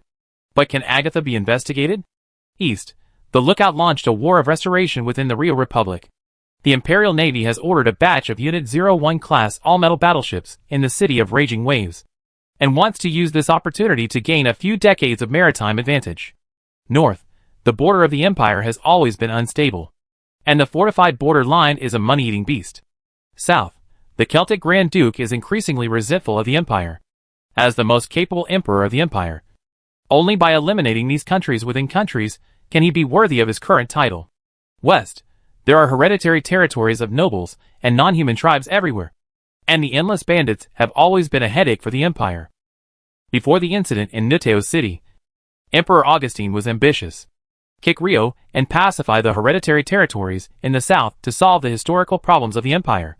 Once the banditry in the west is pacified, the power of the entire Empire can be concentrated to teach the century-old enemy in the north a lesson. The Empire is now stronger than ever. At this time, Nuteo City must not be in chaos. If it is in chaos, the economic chain of the Empire will have problems, and it will be difficult to maintain a huge army. Emperor Augustine looked at Agatha, who was sitting on his right, and thought to himself, why did you choose to take Nuteo's city at this time? Agatha. Augustine finally responded to these impeachments. I have always defended you because you are my daughter. I hope you can recognize your mistakes yourself, and don't embarrass me in front of the ministers of the empire. I don't want to send you to the imperial court. You should explain these things here yourself. Emperor Augustine tapped the impeachment proposal with his fingers, staring at Agatha. He had sent someone to hint to his daughter that if she offered to resign, she could keep the title of the eldest princess. Without Agatha's power, the city of Raging Waves would lose the support of the court, and those who had pledged their allegiance to the eldest princess would naturally disintegrate. Agatha looked back at Augustine, without a trace of concession in her eyes. If she quit today, all her efforts for the empire would soon dissipate. No one knew the current situation of the empire better than her, and no one knew the situation of the city of Raging Waves better than her. No one can control the meteorite.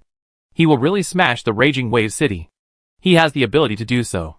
At that time, the empire will be finished. Your Majesty, the duty of the Imperial Secret Service is to protect the safety of the empire. Everyone I arrested deserved it. They may have nothing to do with the attack on Dale. It's just that the Imperial Secret Service found their evidence while investigating the case. If someone thinks I am guilty, please show the evidence. If there is no evidence, don't waste time at the Imperial Cabinet meeting.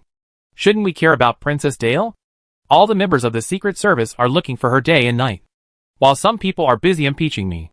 What are their intentions? What are their intentions? Agatha's response aroused Augustine's anger. He slammed the table heavily. Agatha. At this time, Prime Minister Gabriel, who was sitting on the left, hurriedly said, Your Majesty, please calm down. The eldest princess and Princess Dale have a very good relationship. She did some extraordinary things in order to find Princess Dale as soon as possible. Emperor Augustine turned his head and looked at Gabriel, as if to identify whether he was fake. Others also looked at Gabriel, wondering if the Prime Minister took the wrong medicine when he went out today. Emperor Augustine said, It's very strange today. It seems that there is no proposal to impeach Agatha among yours? That's because I have something more important. Gabriel took out a crumpled piece of paper from his pocket. General Filibazer on the southern front sent urgent military intelligence this morning. There was a large-scale unknown military movement in the Tadega Hills. Is there such a thing? Emperor Augustine was extremely surprised. He immediately took the paper and read it carefully, and then handed it to Agatha. Does the Secret Service have any news? Agatha was also puzzled why Prime Minister Gabriel suddenly took out such a military intelligence at this time. Looking at the information above, it said that military mobilization is possible. It said that the migration of barbarian tribes is possible. It said that a group of barbarians are hunting. At this time, she remembered the news said by Qi Kong a few days ago, so that she should not push Gabriel too hard. Did Meteorite reach some agreement with Gabriel? Smart Agatha immediately figured out Meteorite's intention. Bold. Bold. He really dared to do this. If Meteorite told her his purpose, she would never agree to him gambling with the fate of the Empire. But when things got to this point, Gabriel took the first step, which means they had arranged everything. Perhaps a conflict has been created in the south. Meteorite, the trouble you cause is getting bigger and bigger. What do you want to do? Your Majesty, Tadega Hill is the territory of the barbarians, and the power of the Blade Brotherhood is very strong. It is difficult for the Imperial Secret Service to effectively infiltrate there. But the Grand Duke of Celtic has been strengthening the military strength of the Barbarian Legion, at a time when the Empire has rarely used barbarians to fight foreign wars. This is a very abnormal military expansion. And Agatha paused and said, the intelligence of the Secret Intelligence Bureau confirmed that the Grand Duke of Celtic has a very close cooperation with the Abyss Temple. The Abyss Temple has a strong influence in the Imperial capital and is led by an Abyss Apostle. The Secret Intelligence Bureau investigated the industry of Tadega Hill in the Imperial capital because it suspected that the Abyss Temple was related to Dale's attack. But no direct evidence has been found. Why didn't you say it earlier? Although Emperor Augustine complained about Agatha, there was no blame in his tone. Because this involves the Grand Duke of Celt. If this matter has nothing to do with the Grand Duke, my nonsense may cause a rift between the Empire and the hereditary nobles. The rift has already existed, said Emperor Augustine. Now think about it, the biggest beneficiary of the attack on Dale is actually Celt. Fortunately, Gabriel discovered the clues in time. Gabriel immediately said, after Princess Dale was attacked, I considered that the mastermind of the incident might not be in the court but in the south. So I specifically asked General Felibes to pay more attention to the actions of the barbarians. Very good. Very good. Very good. Augustine praised Gabriel. And said to Agatha, the Secret Service immediately seized all industries related to the Tadega Hills in the imperial capital and made every effort to find and rescue Dale. Yes, Your Majesty. Gabriel. The cabinet will immediately formulate a military plan against the rebellion in the south. Issue. Summon Kelt to the imperial capital. Yes, Your Majesty. Chapter 252 First Meeting. The cabinet meeting in front of the Emperor, which was just full of heated arguments, suddenly became a family affair between the Emperor and his subjects. The eunuchs removed all unnecessary items from the conference table and spread a map on it. This is a strategic map of the Tadega Hills, which details the deployment of the fortresses of both sides on the border between the Empire and the Tadega Hills. From the detailed numbers on it, it can be seen that this map is definitely not made temporarily. The Empire is fully prepared for this war, but no one dares to let it start easily. Once the war starts, victory or defeat is not something that the initiator of the war can control. Emperor Augustine didn't know what role Gabriel played in this, whether he was truly foresight and stared at the Celtic Grand Duke, or was afraid that the knife would hit his neck and move the disaster southward. Anyway, since they had to fight, there was no need to think too much. It was better to leave the conflict in the imperial capital out than to explode around him. Emperor Augustine listened to Gabriel's analysis of the war, and his eyes glanced at Agatha from time to time. She listened very carefully, and there was no fear of this war in her eyes. It was as if she was young, with endless fighting spirit in the face of any difficulties. The wings of this Augustine eagle were hardened. If she was a son, how great it would be. Augustine sighed in his heart. He didn't deal with Agatha this time. When he died, the imperial court would probably be bloody again. A drizzle fell over the sky of St. Louis City. Luke sat on the balcony on the second floor and admired the city in the rain. The imperial capital was deep in the inland of the empire. There were many heavy industries around. The exhaust gas emitted by the factories made the sky above the city always gray. Even the rain could not wash away the smog. Instead, it added a kind of misty and poetic feeling. Luke drank tea and let the raindrops brought by the wind hit his clothes. He knew that his leisurely days were numbered. The civil war of the Golden Shield Empire started ahead of time in his hands, and the plot was changed more seriously. Will this empire, which is already in internal and external troubles, be torn apart as in the plot? Fortunately, Emperor Augustine is still alive. Fortunately, I snatched the city of raging waves from the new nobles. The future is just like this hazy city, getting more and more exciting. Chief Inspector? Kalina hurried to the balcony and said in an excited tone, Her Royal Highness the Princess invites you to Tulip Manor. You have waited for so long in the imperial capital, and finally you can see Her Royal Highness the Princess.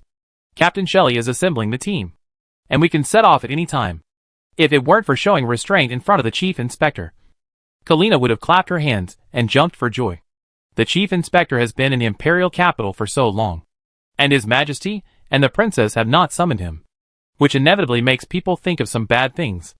Now the Princess not only summoned the Chief Inspector, but also sent a female official who asked please. Although I don't know why the Princess was so solemn. It must be a good thing. Luke took a deep breath after hearing the news, then stood up and said in a heavy voice, Let's go. It's our turn. Yes, Chief Inspector. Shelley has already prepared the motorcade with people. Since arriving in the imperial capital, they have been strictly ordered not to go out at will, and these days have made them feel suffocated. This time the Princess summoned the Chief Inspector, which was a relief. The imperial spies from the city of raging waves stood proudly beside their respective vehicles, and when Luke came out, everyone drew their swords and stood in front of him. Chief Inspector, please give me a lecture. In the rain, all the imperial spies stood in standard military posture, motionless. Sister Shelley just gave instructions. Let the people around watching see the power of our Chief Inspector and the power of the Secret Affairs Bureau of Raging Waves City. Sure enough, these imperial spies who had killed the Abyss Mage, the Sheriff of Raging Waves City, and the rebellious new nobles were full of murderous aura, and their momentum spread along the street against the rain. Luke stopped, and Kylina held a black umbrella for him. He swept his eyes over his subordinates. At the end of the team, there was a truck carrying boiling Sandpaper was also conscious enough to stand in the rain. What they had experienced in the past few days made them realize that this trip to the imperial capital was not as beautiful as they imagined. Although they didn't know what happened, they knew that they could only rely on the chief inspector and this group here. Luke's head hurt a little. Those who knew the inside story knew that they were going to pay a visit to the princess. And those who didn't thought they were going to attack the palace. Shelley, you have been with me for so long. Don't you have any brains? Luke looked at Shelley. The woman stood with her gun, very satisfied and proud of her subordinate's performance. Ahem. The morale of the subordinates was so good. I always had to say something, very impressive. Worthy of being an imperial spy who has repeatedly solved major cases in the city of raging waves. This time we came to the imperial capital to serve the empire. I hope you can still show the spirit in the city of raging waves and eliminate all enemies that endanger the security of the empire. Pisco shouted, serve the empire. Serve the princess. Serve the chief inspector. Serve the empire. Serve the princess. Serve the chief inspector. Luke looked at Kalina. She was shouting so vigorously, it must be her who taught him. What kind of team am I leading? Make way. At the command of the chief inspector, all the imperial spies got on the car together. The Pianda motorcycle led the way, and the convoy roared forward on the street in the rain. On the front of the car, the imperial flag and the secret service's one-leaf blindfold flag were flying, and the whistle was whistling all the way. The convoy of the chief inspector of the secret service of Nuteo City rushed towards the Tulip Manor in the imperial city district with great momentum. At this time, Agatha was also standing on the terrace of the dormitory, admiring the city in the rain. Her heart was extremely complicated. She was worried about her missing sister. She was thinking about the war that the empire was about to face. She was confused about her future position in the palace. She had expectations and guesses about the man she had been exchanging letters with but met for the first time. What kind of person is he? What does he look like? What kind of future will he bring to the empire? Your Highness. The personal maid called Agatha softly. The spy on the Copper Mulberry Avenue sent a message. The chief inspector of Meteorite is on his way here. Very imposing. Agatha looked back at the maid and found that she seemed to be holding back a smile.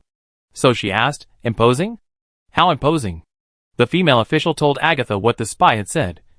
And finally said, based on the performance of Chief Inspector Meteorite in Raging Wave City, he should not make such a mistake. I guess he must have other intentions for coming here in such a high profile. Agatha couldn't figure out why Meteorite was so high profile. He must know that such arrogance would cause a lot of unnecessary troubles. Making His Majesty, who was already suspicious, even more suspicious. Meteorite must have his own intentions for doing this. Unexpected. It has always been his style of doing things. What kind of clothes do you think I should wear to meet him? Agatha walked to the dressing table and sat down. The female official took off the hair ornaments on her head, untied her bun, and carefully combed Agatha's smooth and beautiful blonde hair with a horn comb. Your Highness, you wouldn't ask me this kind of question before. Your heart is a little panicked. Agatha looked at herself in the mirror. She raised her chin to show her majesty, but her eyes showed an unconfident astigmatism. If you knew what he really did, you would be like me. I can't treat him as a subordinate, nor can he let him feel that I have to rely on him. This guy. He can make the empire look like this without leaving home. You didn't see how Gabriel looked at the imperial cabinet meeting. He is just a puppet, playing with the fate of the empire under the control of the meteorite. Agatha became more and more angry as she spoke. The lady-in-waiting smiled and said, Your Highness, I don't understand the affairs of the court, but I know that Inspector Meteor is loyal to you, which made him refuse your Majesty's recruitment. Your Majesty has taken out Princess Dale. Sorry. We will definitely find Princess Dale. Loyalty? He is very loyal. Agatha knew what Meteor's loyalty was, but she couldn't say anything. So she had to go back to the question just now. What do you think I should wear? The Secret Service uniform is too formal, and the court dress is easy to distance. So it's better to wear casual clothes. More casual and elegant. Less cold and sharp. Inspector Meteor is not even afraid of your Majesty. Since you can't suppress him, let this meeting be more ordinary. Even if Chief Inspector Meteorite said something offensive, it would be easy to deal with. Agatha considered the advice of the lady-in-waiting. When she met with Meteorite, it was possible that they would talk about something that neither of them could control. The more casual the atmosphere of the conversation was, the easier it would be to turn around. Okay, I'll listen to you. Meteorite will be here soon. So hurry up. Yes, Your Highness. The lady-in-waiting asked the maid to prepare clothes, and continued to comb Agatha's hair. When Luke's convoy arrived at the Tulip Manor, the rain just stopped. After the announcement, he took Kylena, Shelley, and Pisco to follow the guards inside. The manor, surrounded by high walls, was full of tulips. After the rain, water drops remained on the petals and branches, making the flowers more beautiful. When the humid water vapor, with the fragrance of flowers, was inhaled into the nose, the whole person became more energetic. Shelley and Pisco whispered in the back, and laughed at each other from time to time. It was so embarrassing. Luke regretted bringing them in. But Pisco had to beg all the way to see the eldest princess. Enter the main building through the hall. Go up to the second floor, and walk through the winding corridor. After eating tea and waiting for a while in a reception room, Agatha finally came in. Luke and his people saluted Agatha. Pisco almost cried out when he saw Agatha's clothes. But fortunately Shelley poked him secretly from behind. He kept hinting to Shelley with his mouth open. When he first met the chief inspector, the princess wore this outfit in the magic image he played. We finally met this time. And you still wore this outfit. You really don't treat us as outsiders. Shelley smiled and gave Pisco a small look, indicating that she had seen it a long time ago. And the two of them are still saying some polite words, pretending to be quite similar. In your heart, you can't wait to get us out of the way and hug each other. Hee hee hee. Shelley and Pisco held back their laughter. And then, Chief Inspector Meteor and I have some important national affairs to discuss. You all go out. The entourage that came with Agatha immediately left. Shelley and Pisco winked at Luke and went out with Kylena. The door closed. The atmosphere was a little awkward. After a while, Agatha casually found a topic, just now. Shelley and the spy who should be called Pisco. Their expressions were very strange. And when they left, they made strange expressions. Isn't that the code word of the Secret Service? Is it the code word of your internal affairs?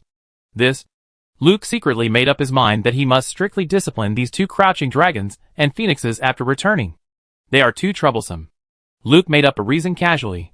The two of them are a little complicated. Shelley is a superhuman species, with some defects. Especially the way his brain thinks is very different.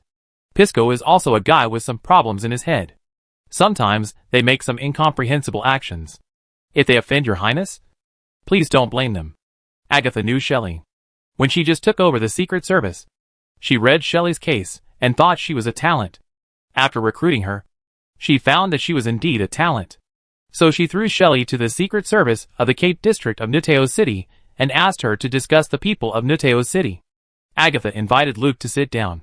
Thinking of what Shelley had done, she couldn't help but smile and said, "It's hard to imagine that Shelley would be so important to you. You may not know what she did to me in the first case I asked her to handle. I can imagine it. And I have experienced it myself." Luke was very relaxed in front of Agatha. He picked up the teapot on the table and poured tea, talking about his own experience. "I was caught by Shelley when I first arrived in the city of raging waves. At that time, I was tied to a chair. And the people around me, who were also caught, had their heads blown up. In order to survive, I had to lie." Agatha didn't expect that the topic she casually brought up to ease the atmosphere would actually lead to such critical information. She didn't make any sound, for fear of startling Meteorite and stopping her from talking. "I said, I am their new chief inspector. So I became a falling star." Luke filled the tea and stopped talking. Agatha couldn't help asking, "Where is the real falling star?" Shelley shot him on the first day of his appointment. "Ah? No one doubts you."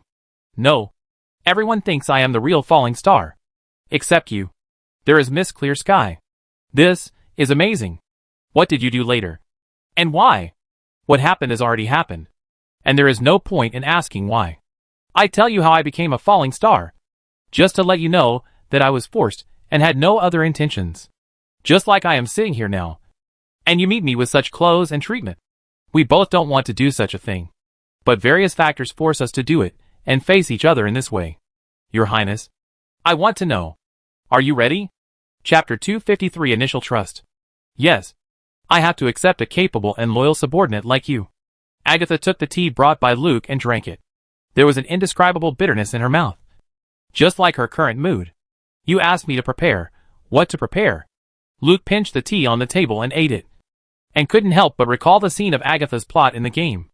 According to the task, he cracked her hard shell bit by bit, and caught her warm and soft heart. But the real Agatha in front of him is definitely not an NPC who can brush the favorability in the game. If this world must choose a person who wants to kill me the most, it must be this princess. She took over the Imperial Secret Service at the age of 16. As long as there is a chance to eliminate this threat to herself, she will never show mercy. Luke said while eating, "Be prepared to face this turbulent era and fulfill your historical responsibility. The fate of the Empire is already on the gambling table. But His Majesty still rejects you. If His Majesty asked you to preside over the war against the Tadega Hills, you would not have summoned me so low-key. Is it the eldest prince who went to the south? Or the second prince?" Agatha stared at Luke, her eyes sharp as if she wanted to dig the man in front of her and see through him. "How do you know? My father hasn't issued an order yet. And Gabriel should not dare to tell you such a confidential matter." Luke picked up the teacup and took a sip of tea to get rid of the snack in his mouth. He rudely wiped the residue stuck to the corner of his mouth with his hand, and then answered, "The hereditary nobles are mainly concentrated in the south and west of the Empire, among which the Celtic Duke of Tadega Hill is the strongest. I think His Majesty should leave you in the Imperial capital to watch over you personally, and prevent your power from expanding due to war. The two princes have made contributions in suppressing rebellions in the south and the west respectively, and their prestige after returning is not something you can shake. At that time, it would be easy for His Majesty to clean up the city of raging waves. Your Highness, don't think that I am betting on the fate of the Empire. And I am also betting my city of raging waves on the gambling table." Agatha sneered. "Raging Waves City belongs to the Empire. When did it become yours?" Luke replied, "Okay. You said that Raging Waves City belongs to the Empire. I will give it to you now. Are you willing to give it up?" "Why?" "I think with my fame, I will be valued in any country in the world. Is it real fighting?" "Your Highness, if I join the lookout, how much land will Rio's royal family give me after the restoration of the country?" Agatha finally realized that Meteor was not kidding her. The Golden Shield Empire regarded Raging Waves City as a treasure. And in Meteor's eyes, it might not be something that could not be given up. The ability he showed in Raging Waves City has long been famous in the world. If he now joins the Watcher and helps the Leo royal family to restore the country, he will definitely be the enemy of the Empire in the future. After all, he is the person that his father is willing to win over with a royal princess. Isn't it a bit too much to show too much hostility when meeting him for the first time? Agatha knew that her attitude made Meteor unhappy. "I'm sorry." Although reluctant, Agatha still apologized to Luke. "Some of the things you did in the city of raging waves made me very passive in the court, and I couldn't vent my accumulated anger on others. And the pressure of the past few days is a predicament I have never experienced in my life. I should have thanked you. Without your support, I would have been in prison long ago." "Thank you." Luke accepted Agatha's apology without any humility. "You're welcome. I accept your apology. Now let's talk business. How does Your Majesty plan this war?" Agatha, whose hard knot was untied, replied, "It's almost what you expected. Father intends to let the eldest prince and the second prince preside over the war on the southern and western fronts respectively. As for who will go to the southern front and who will go to the western front, it has not been decided yet. After all, the southern front has great merits and great risks. The Celtic Grand Duke's barbarian army is very strong, and there is the assistance of the Abyss Temple. But according to my understanding of my two brothers, they will only be listed in the Imperial capital and will never leave. Father's health." Agatha did not continue. Augustine the Great's physical condition is the biggest hidden danger of the Golden Shield Empire. Luke could not help but sigh. It seems that the court of the Imperial capital will continue to fight. Agatha said, "I am not interested in court struggles. I want to go to the south." But my father refused. "He does not believe that I do not covet the throne. Especially since you have done so many things in my name. You have hurt me so much." Hearing Agatha's complaints, Luke reminded, "Why are we talking about this again? If you have to say who is responsible, it is you. Shelley is serving her sentence in prison, and you get her out and put her in the Cape district of Raging Wave City. I am the one who was hurt by you." Agatha looked at Luke and sorted out the cause and effect of the matter. It turned out that she was the source. Well, let the past be the past, and we only look to the future. Although I can't leave the Imperial capital, I will definitely have a lot of work in the future. The biggest potential opponent of the Empire in the East is the Republic of Rio. You have been preparing for a military strike against Rio some time ago. It's just that the main opponent of the Empire now is the rebellious nobles. And there can be no large-scale conflict with the Republic of Rio. Talk about the current situation of Rio, and whether the Eastern Front can be stabilized during the Empire's suppression of the rebellion. Luke thought about it for a while, and then told Agatha about his strategy for Rio. The civil war in the Empire did exceed Luke's expectations, but his previous preparations accidentally stabilized the eastern seas for the Empire. Now the lookout has launched a war of restoration in the territory of the Rio Republic, facing the old Rio royal family that will tear its tendons and skin it. The Rio Parliament must use all its energy to suppress its own rebellion. Baron Jeff of Brilliant Island is harassing Rio's shipping routes. Lady Tasia of Fishbone Island is training sailors. The Cape District shipyard is blasting all-metal warships. One is gaining while the other is losing. Naval warfare is not a large-scale military operation. Once the Cape District anti-smuggling fleet forms a generational advantage over the Rio Republic fleet, it can directly beat the Rio Navy so that it dares not leave the port. Therefore, there is no need to deal with heavy troops in the direction of Leo. The City of Raging Waves can use money to suppress the opponents in the Eastern Ocean of the Empire. Luke finally said, I sent people to investigate the shipyards of the Leo Republic. Even if the Unit 01 class full metal battleship solves the design problems of this new type of battleship, Leo cannot build a battleship of the same level as the Unit 01 within a year, if the Empire's spies mess with them, and the Empire restricts their purchase of related technical equipment internationally. This time can be extended to 2 years. And 2 years later, even if Leo builds a full metal battleship, it will be outdated in front of our new battleship. Agatha asked with great interest, your shipyard can complete the replacement of all metal battleships within 2 years. Luke said, Your Highness, the technology of this era is developing very fast. And the technology for building all metal battleships has been ready for a long time. Unit 01 just broke that window paper and provided all shipyards with a correct design and construction idea. For a long time in the future, the replacement of all-metal battleships will be very fast.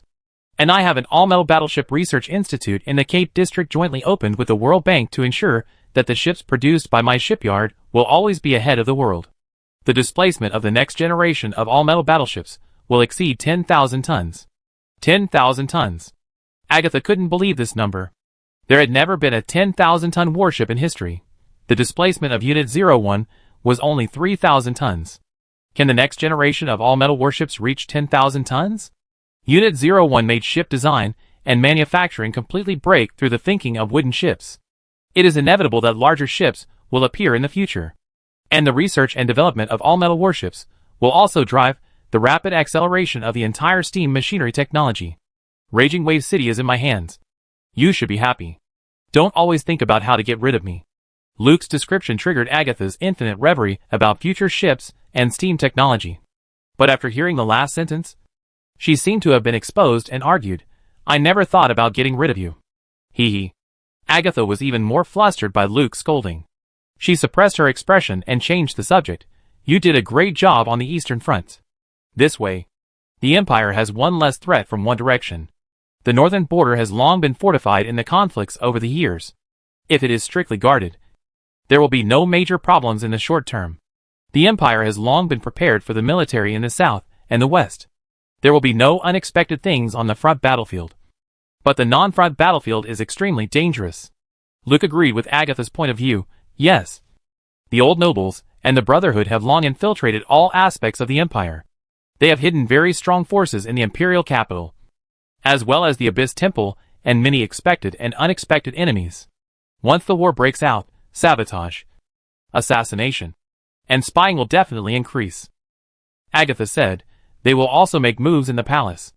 The conflicts that are settled today will definitely be used again. These struggles are not like wars, where the merits are obvious. What we have to do may not be praised for our contributions to the Empire, but may be a knife stab from the back. Agatha's words were full of helplessness.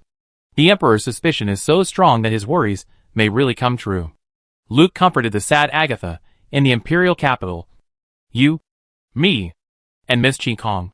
Whoever wants to touch one of them must first consider the revenge of the other two.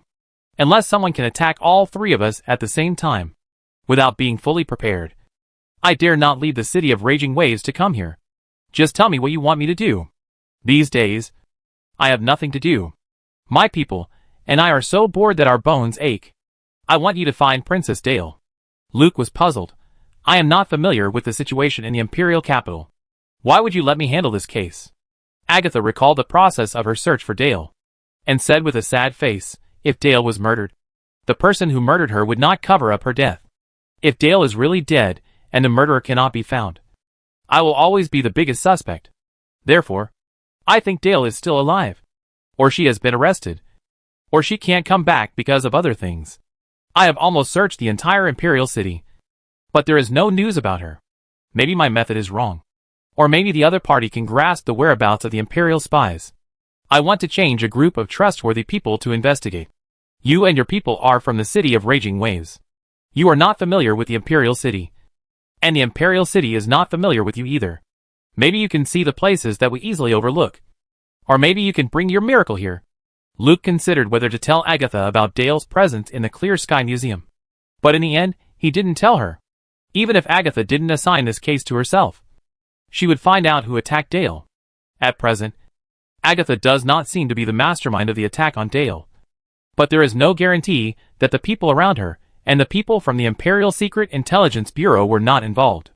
Before the truth comes out, the fewer people who know where Dale is, the better. Okay. Princess Dale was attacked more or less because of me. As long as she is still alive, I will definitely find her. But what identity should I use to handle this case?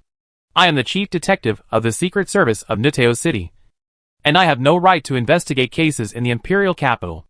Agatha said, "I have prepared for you. You are now the chief detective of the Secret Service of Nuteo City, and also the director of the 6th Special Service Department of the Imperial Secret Service. The 6th Special Service Department is a department I set up specifically for you, and its office is located at number 236 Tom Mulberry Avenue. You will get the appointment letter and certificate when you leave, and all departments in the Imperial capital will soon receive a notice from the Imperial Secret Service. From now on, the Secret Service's 6th Division will only be responsible to me. As long as you can find Dale, I will cover you for everything you do." The Imperial Secret Service has branches in various cities. Its main function is to collect intelligence and have a certain amount of force for general national security incidents. The Secret Service branches in various places are capable of handling them on their own when encountering vicious and highly dangerous incidents. The Secret Service of the Imperial Secret Service headquarters needs to be mobilized. The Secret Service is home to the most elite Imperial spies of the Imperial Secret Service. It was once the backbone of the fight against the Assassin's Lodge of the Blade Brotherhood. Agents like Shelley and Pisco could never get in. Agatha opened a new office in the Secret Service and gave it to Luke to take full charge, and promised to cover her, which shows how eager she is to find Dale. Luke also needs this identity if he wants to move freely in the Imperial capital. "Thank you, Your Highness. I think we have established initial trust in each other during this meeting. I hope we can cooperate more tacitly in the future." Agatha smiled and said, "The impression you gave me far exceeded my expectations." "Maybe our future is not as bad as I thought at the beginning," Luke said. "I hope everything is as Your Highness thinks now. If there is nothing else, I will go back first. My people, and I will immediately investigate the attack on Princess Dale. I hope you can find Dale as soon as possible, and don't let her suffer anymore. She has never left the palace. I can't imagine how she has been living these days. Goodbye. Your father's appointment and reward should arrive at your residence soon." Luke couldn't help laughing. From arriving in the Imperial capital without anyone to welcome me, to now His Majesty and the Princess Royal are competing to reward me. The situation has changed so fast. Goodbye. I'll go back and see what surprise His Majesty will give me. Luke saluted Agatha, went out to meet Shelley and the other two, and left Tulip Manor. The motorcade honked all the way back to number 236 Copper Mulberry Avenue. Chapter 254: The Reward of the Imperial Emperor. When Luke and Agatha met at Tulip Manor, a series of important decrees were announced from the Imperial Palace. All industries related to the Tadega Hills were subject to investigation by the Imperial Secret Service. Call the Duke of Celtic to the Imperial capital to discuss how to avoid border conflicts. Set envoys to visit various countries. All military and public officials in the Empire cancelled their vacations. The eldest Prince Fania Augustine toured the south on behalf of the Imperial Emperor to inspect the water conservancy and farming conditions in the southern provinces. The second Prince Alec Augustine toured the west on behalf of the Imperial Emperor to supervise the military affairs of suppressing bandits in the west. Factories around the imperial capital received large military orders. The third-level corps from all over the empire were sent to the northern border to replenish, and the elite corps in the north were transferred to the south.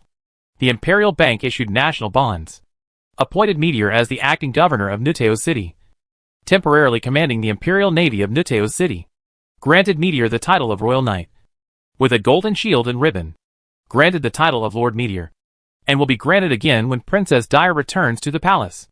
Reward: 5 million Imperial marks, 10 royal horses, 1 4-horse carriage, 1 set of glorious Royal Knight armor, 1 royal manor.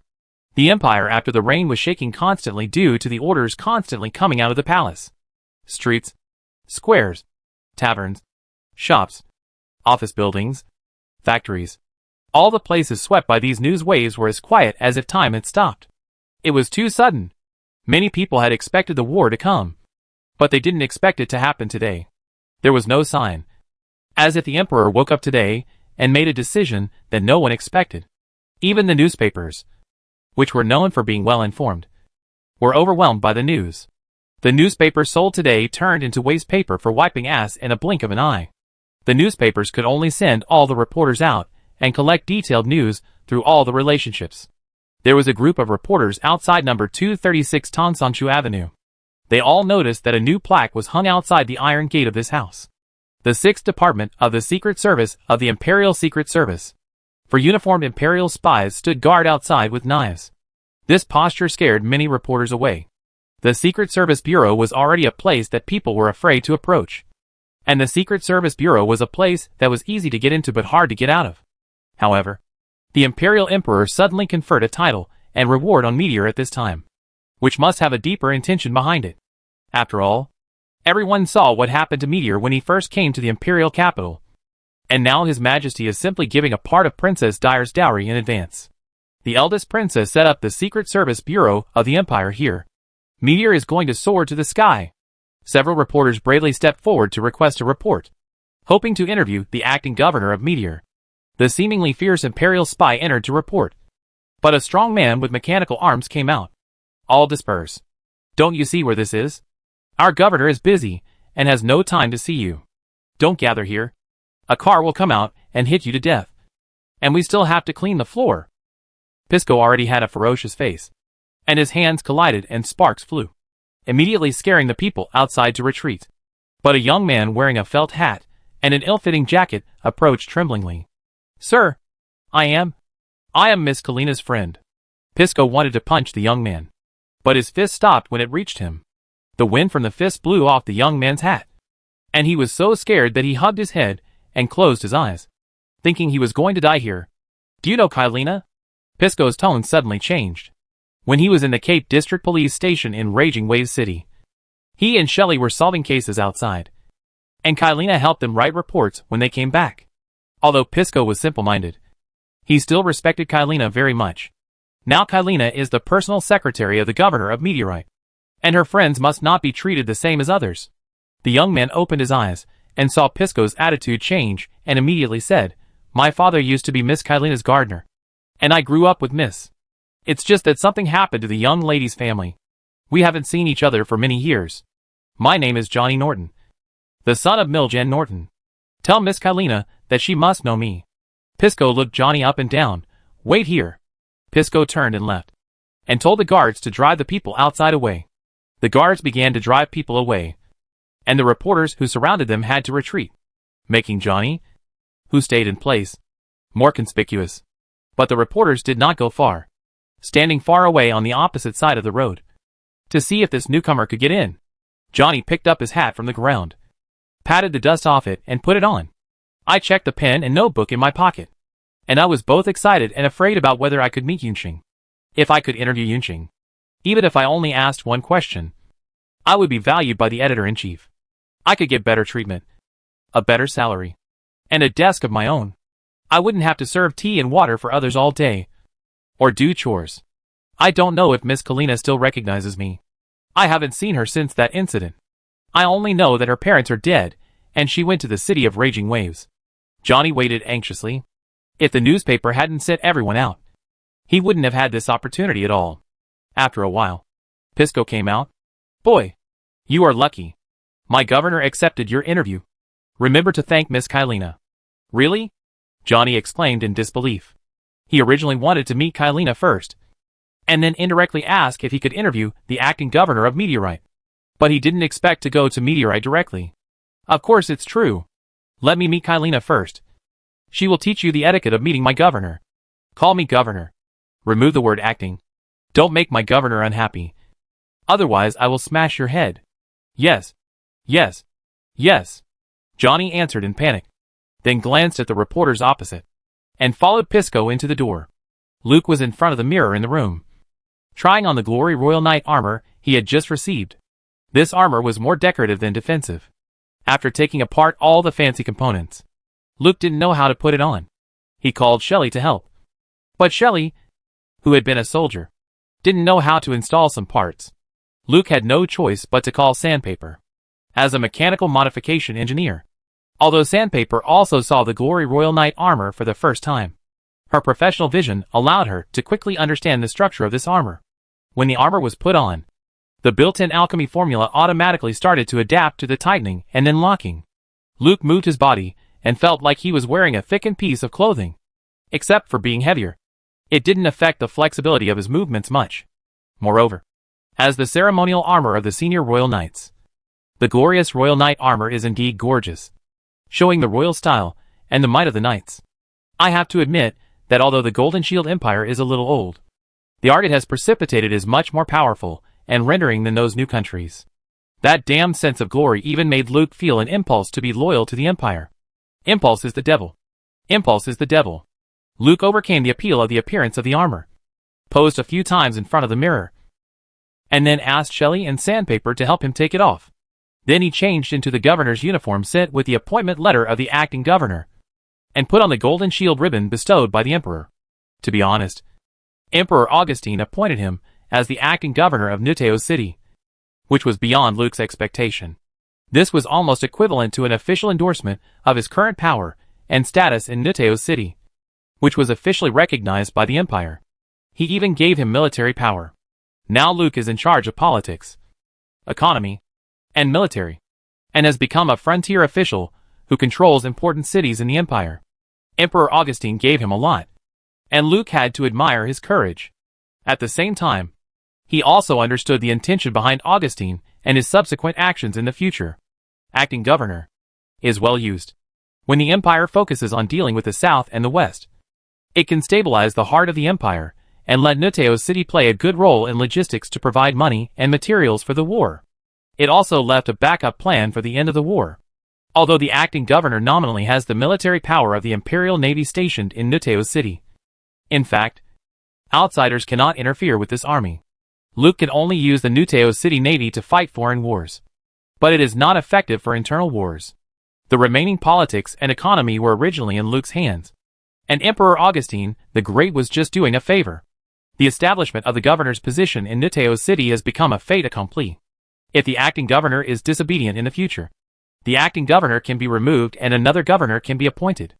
After the Empire has dealt with the hereditary nobles, it will go back to deal with Nuteo City, and it will have the legal support to take back the city for direct jurisdiction.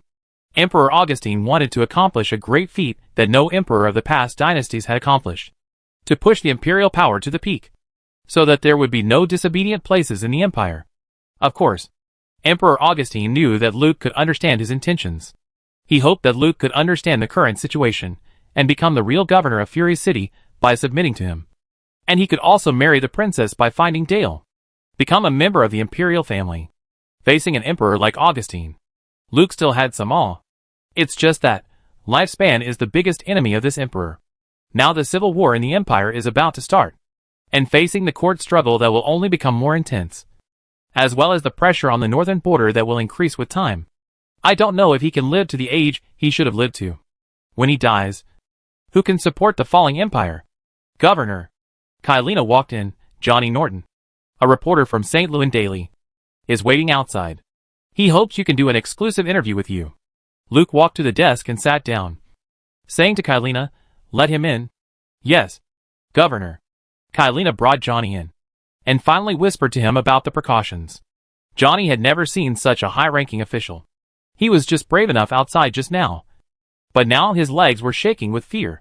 Standing at the door, Johnny saluted Luke, respected governor of Raging Wave City, Glory Royal Knight, senator of the Upper Council of Raging Wave City, chief inspector of the Secret Service Bureau of Raging Wave City, and director of the Secret Service Department of the Secret Service Bureau. Sir Meteorite, I am Johnny Norton, a reporter from St. Louis Daily. Thank you for your invitation. Johnny was so nervous that he stuttered and even forgot the words. Luke said, okay. I don't know what Kylina taught you. Just forget it. I accepted your interview because Kylina fought for you. I also want to express my respect to His Majesty, and my greetings to the residents of the Imperial Capital through your newspaper. You can ask any questions you want, and I will answer them. Sit down. Kylina, pour Johnny a cup of coffee. He is too nervous. Luke accepted Johnny's interview and explained in detail what happened in the City of Rage to people from all sides of the Imperial Capital through his mouth as the leader. In the past, the new noble forces in the City of Raging Waves were the ones who transmitted information to the Imperial Capital. What they said must have obvious biases. Through Dale's previous impression of Luke, we know what kind of person those new nobles described Luke as. In addition, since he came from the Secret Service, many people regarded Luke as a devil disguised as a human. When he was in the City of Raging Waves, Luke didn't care what the Imperial Capital thought of him. But now, he has to do some image public relations for himself. Even if he can't change the inherent impression of most people, it's good to eliminate the rejection of some people. Luke is not a serious person. During the conversation, Johnny quickly forgot about the nervousness and devoted himself to this rare interview.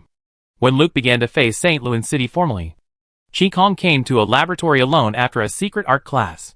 She first used magic to close the door, and then opened the barrier to complete the closure of the entire space.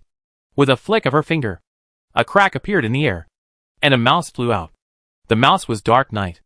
After she landed, she was about to run to the corner, but a glass cup accurately covered her. The outer layer of the glass cup was flashing with magical floating patterns.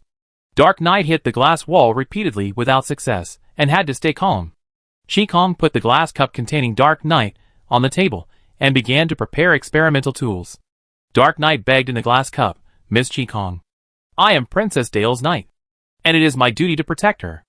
Chi-Kong put a bunch of tools on the table, and said to Anya, playing with pets in class is a violation of class discipline. Don't think I can't see you passing notes between students. That's not protecting a princess. She is not a princess here either. She is an ordinary student named Jasmine. Confiscating you is a punishment for Jasmine. And accompanying me to do experiments is a punishment for you. Anya curled up, facing Chi-Kong, who was staring at her. She had a helpless expression. It was obvious that she had been caught by Chi-Kong for experiments under various pretexts more than once. And the process of the experiment was very unpleasant. Miss Chi-Kong, please let me go. Let you go? That won't work. I prepared an experimental partner for you this time. Let's get to know each other. Chi-Kong put a cage on the table with a black cat in it. The black cat smiled when he saw Anya. My name is Sheriff. What's your name? Chapter 255, The Riot of the Book of Disaster. Hello, Sheriff.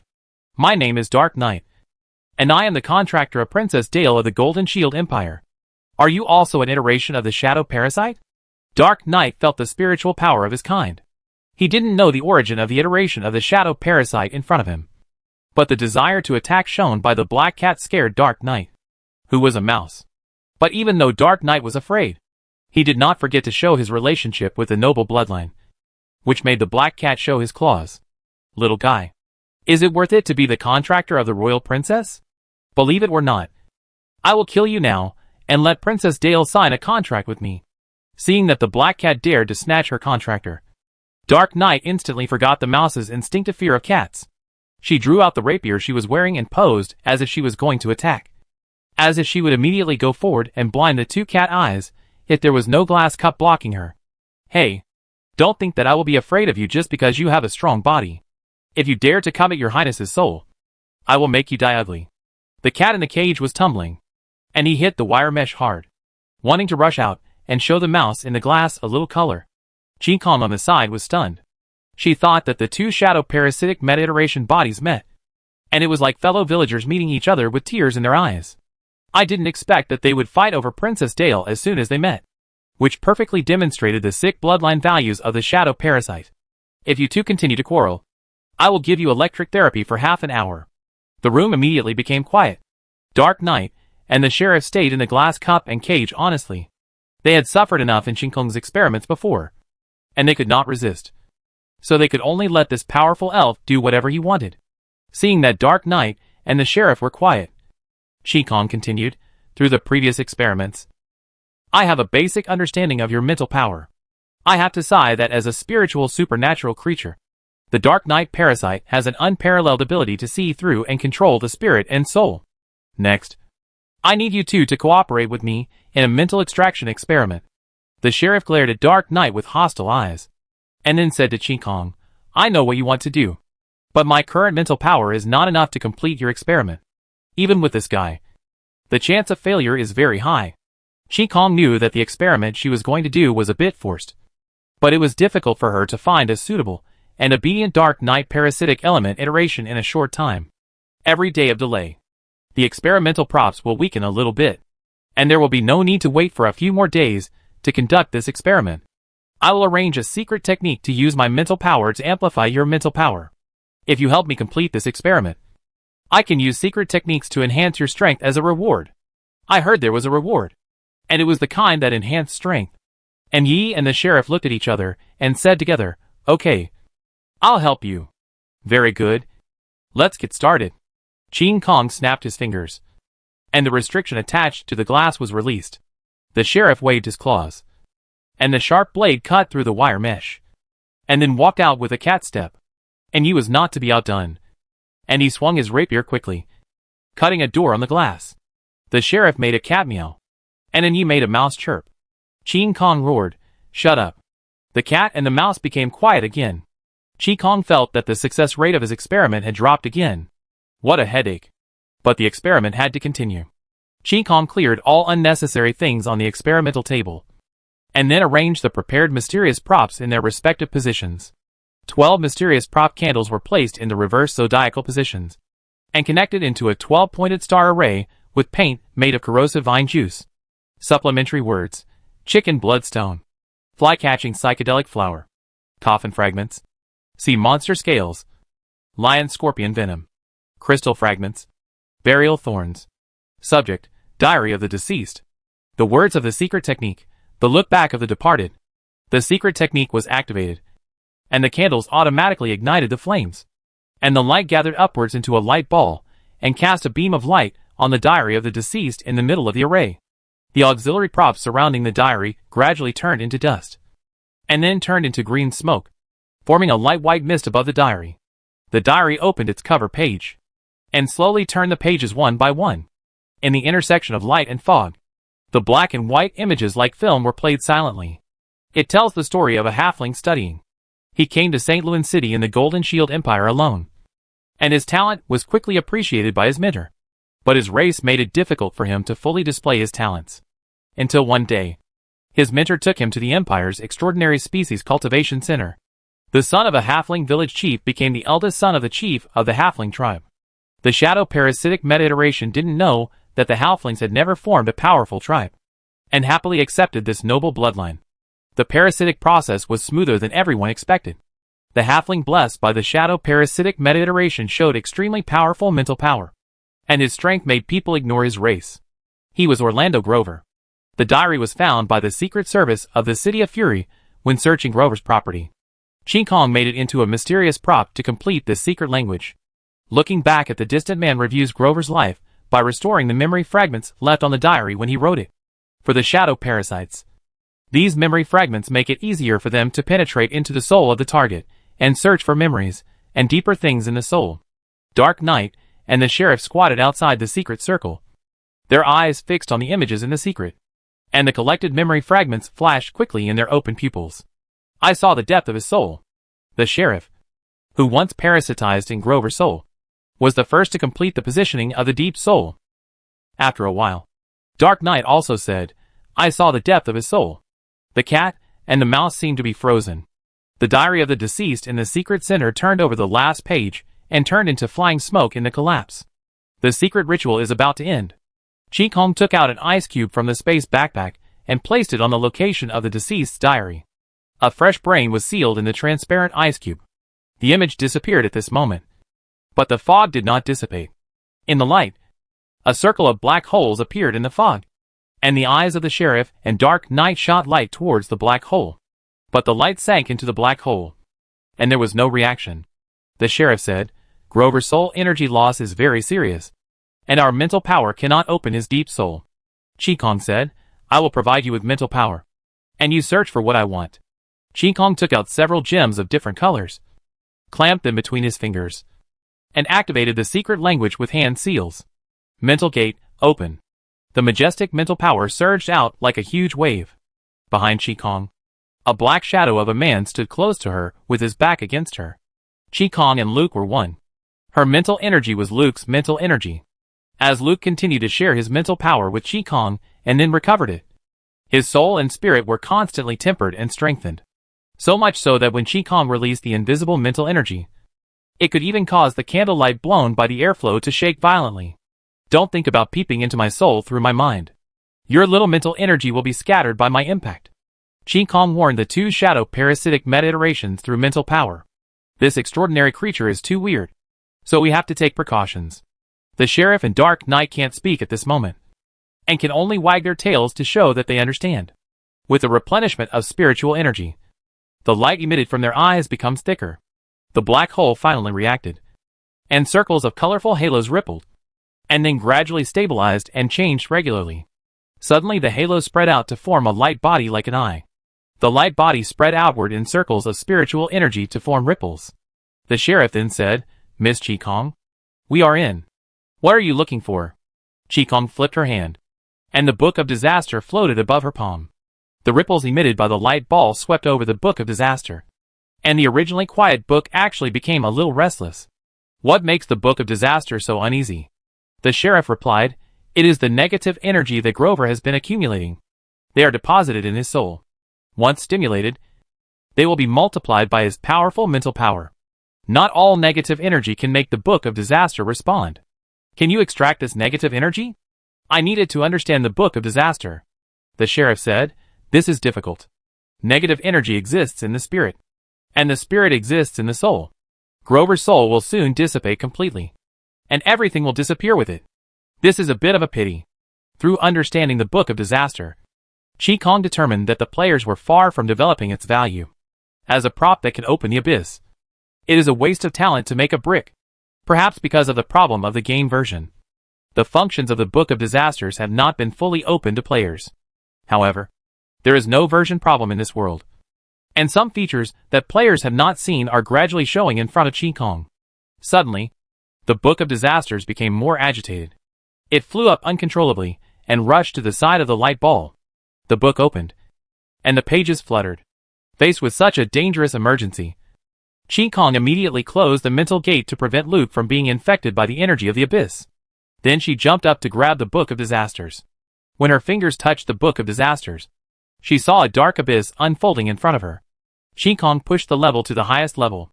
When she opened her ice crystal eyes, she found that what she saw was an illusion affected by the Book of Disaster.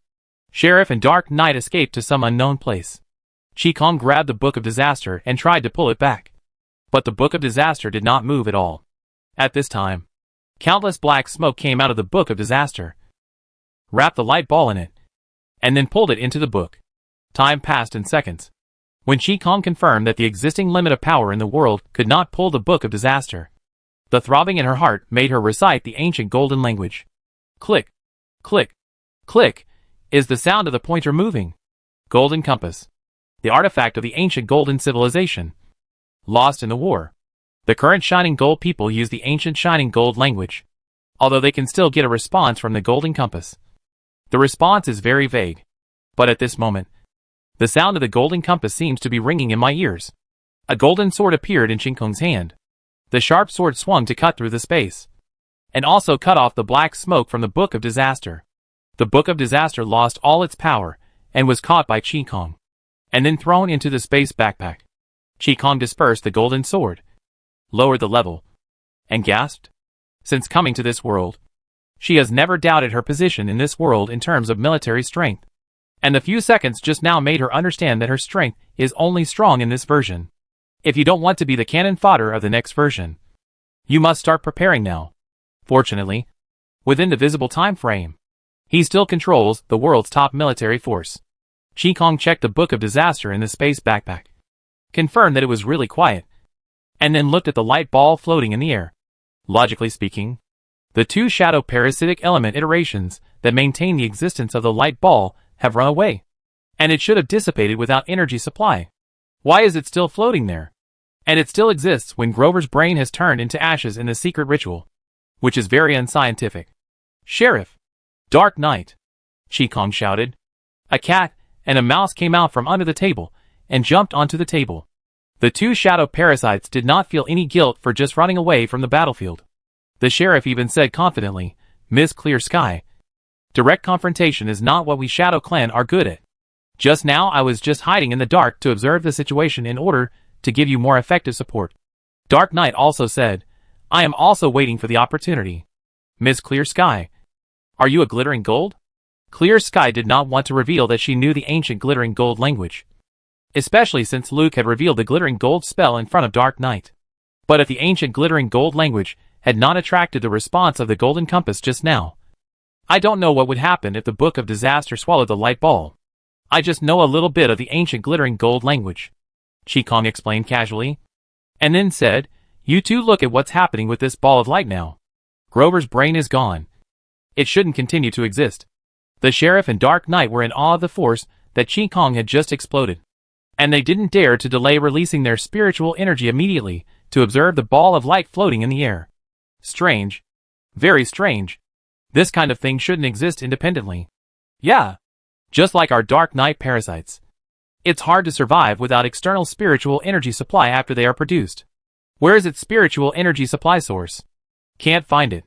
When Chi Kong was about to lose his temper, the sheriff said, "Miss Chi Kong, according to our judgment, this is a brand new spiritual supernatural species." Dark Knight added, "To be precise, it is a spiritualized brain. It does not have Grover's memory, but only Grover's knowledge. It can respond to external stimuli, but does not have self-awareness. It will do whatever you tell it to do. It is a very low-level spiritual supernatural species." Very low-level. Chapter 256 Spiritual Sphere. After realizing that the light ball was harmless, the sheriff and Dark Knight became bolder. They used their mental power to control the light ball to fall from the sky onto the table, and then began to wrestle for control of the light ball. The light ball was the size of a teacup, and because it had no entity, it looked like an eye from any angle. The middle was pitch black. The outer circle was grayish-white mist, and in the middle were rays radiating from the inside to the outside. It rolled between the cat and the mouse, just like a harmless toy. Chi Kong watched from the side. She believed in the judgment made by the top spiritual supernatural creature, Shadow Parasite. But anything related to the abyss should be treated with caution. The two little creatures fought fiercely, and neither of them could get the light ball. "Hey kid." The sheriff saw that he could not gain control of the light ball, so he said to Dark Knight, "This thing comes from Grover's soul. As Grover's former parasite, I have the right to inherit all his legacy." Dark Knight was not to be outdone. "Everything in the Empire belongs to the royal family.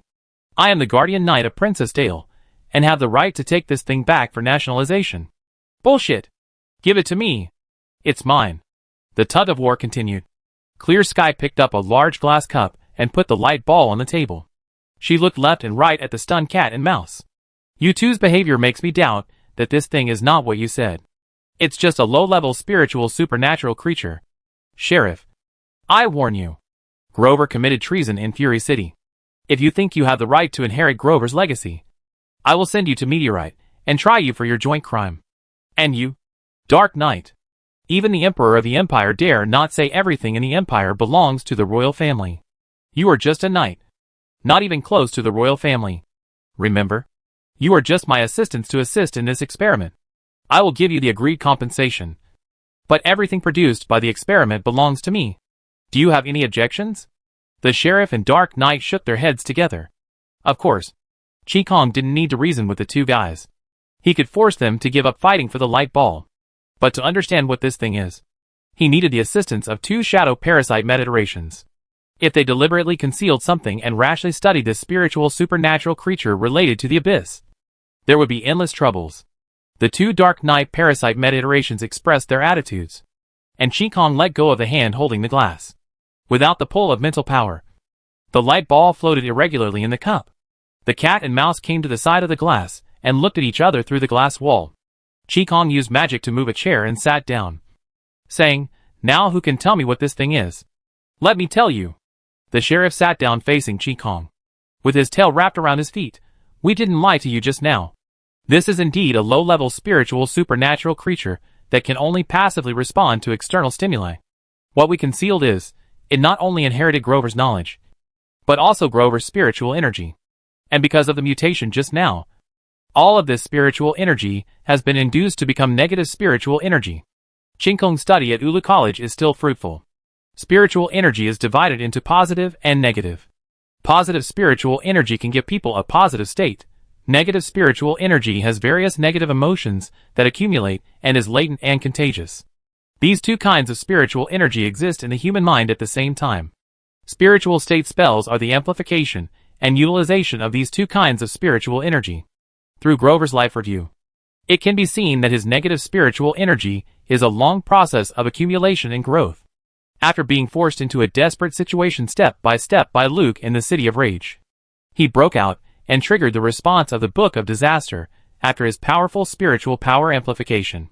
In the early research on the Book of Disaster, the Apostle of the Abyss was also constantly induced by negative spiritual energy, and he walked step by step into the abyss. And from the phenomenon just now, it can be seen that the Book of Disaster, as the door to the abyss, is not opened in one direction. As long as there is strong enough negative energy, the abyss will open its arms. Qigong asked Dark Knight again, "Do you have anything to add?" Dark Knight replied, "The reason we are fighting for it is because it is easy to control and has extremely powerful spiritual energy, which may become a very powerful weapon." "Very good." Qigong praised the two Dark Knight parasitic iterated bodies that cooperated, and then said, "I know a secret technique that can enhance the spiritual power of your current host and greatly improve your strength. The extent of the improvement depends on what new things you can tell me." Two ice cubes appeared in front of the sheriff and Dark Knight. This time Dark Knight did not let the sheriff get ahead. She quickly said, "Miss Qigong, as long as you master the method of controlling this thing, it can launch mental attacks on the target as you wish. Confusion, anger, hallucination, sadness. For targets with insufficient mental power, you can directly seal its mind and lock it in a dark room." The ice cube in front of Dark Knight continued to grow as she spoke. "If it is only used for mental attacks, it will underestimate its ability." The sheriff curled his lips and said disdainfully, "You don't know how profound Grover's knowledge is. It is a spiritual library. Miss Clear Sky, you are a scholar. As long as your spirit connects to this thing, you will obtain Grover's treasure trove of knowledge." The ice in front of Dark Knight stopped growing, and the ice in front of the sheriff grew larger. It grew very fast, and it was obvious that his answer satisfied Clear Sky more. Dark Knight said anxiously, "Of course I know that this thing contains a lot of knowledge, but Miss Clear Sky cannot directly possess them. You must give it an order to let it find them. I suggest giving it a target instruction and letting it collect the required knowledge by itself to conduct a simulation experiment at the spiritual level. Miss Clear Sky, for example, if you let it develop a fireball spell, it can construct a spell model for releasing the fireball spell by itself. And its powerful mental power can also launch fireballs according to your instructions. This thing can do more than just mental attacks." Dark Knight shouted at the sheriff in the last sentence, and the ice in front of her had grown twice as big as the sheriff. The sheriff bared his teeth in disdain. "As Grover's parasite, I can help Miss Qigong obtain the ownership of this thing. Can you?" The ice in front of the sheriff swelled. Dark Knight jumped onto his own ice and waved his little paws at Qigong.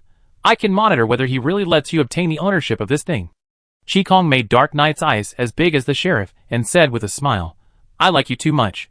You two are wasting your talents if you don't go to Dayun Club. The spirit ball is Qigong's name for the light ball in the cup." Then, with the help of two shadow parasitic meta-iteration bodies, Qigong used his spirit to connect with the spirit ball. The spirit line stretched out from Qigong's eyebrows, the eyes of the sheriff, and an shot out light, using their mental control ability to adjust the frequency band of Qigong's mental power. The spirit line vibrated and approached the spirit ball in the cup. Ignoring the obstruction of the glass wall and reaching in, Qin Kong's spirit line pierced into the black hole in the center of the spirit ball's eyes. And the vibration frequency of the line accelerated, and the amplitude became larger. At this time, the originally quiet spirit ball became irritable. The round sphere kept deforming, and the rays in the sphere grew inward, as if stimulated to close the black hole. At this time, the sheriff and Dark Knight continued to control the mental connection calmly, like the most brilliant surgeons. The mental ball was very powerful for them, but it was still a low-level mental creature. It only took skills to deal with it alone. The irritable mental ball gradually calmed down, and Qin Kong, who was making a mental connection, received its response. In the void, all kinds of suffocating negative emotions came to the face. They did not attack Qin Kong, but formed a storm that rushed disorderly in this space. Miss Qin Kong, the voice of the sheriff sounded in the void, don't be affected by negative energy. They won't attack you. Qin Kong did not move, and said, what should we do next? This is the consciousness space left after Grover's soul disappeared. An unknown force erased Grover's traces and turned everything here into pure spiritual energy. It also turned it into a spiritual creature. A very strange and powerful force. Answer my question first. The sheriff said in a relaxed tone, Miss Qin Kong, you don't have to do anything. As long as the spiritual connection is completed, it will become very obedient. The voice of the Dark Knight came out, Miss Qin Kong, please rest assured. I will always monitor him. The sheriff said angrily, you don't need to seek a sense of existence here. It is of no benefit to me to harm Miss Qin Kong.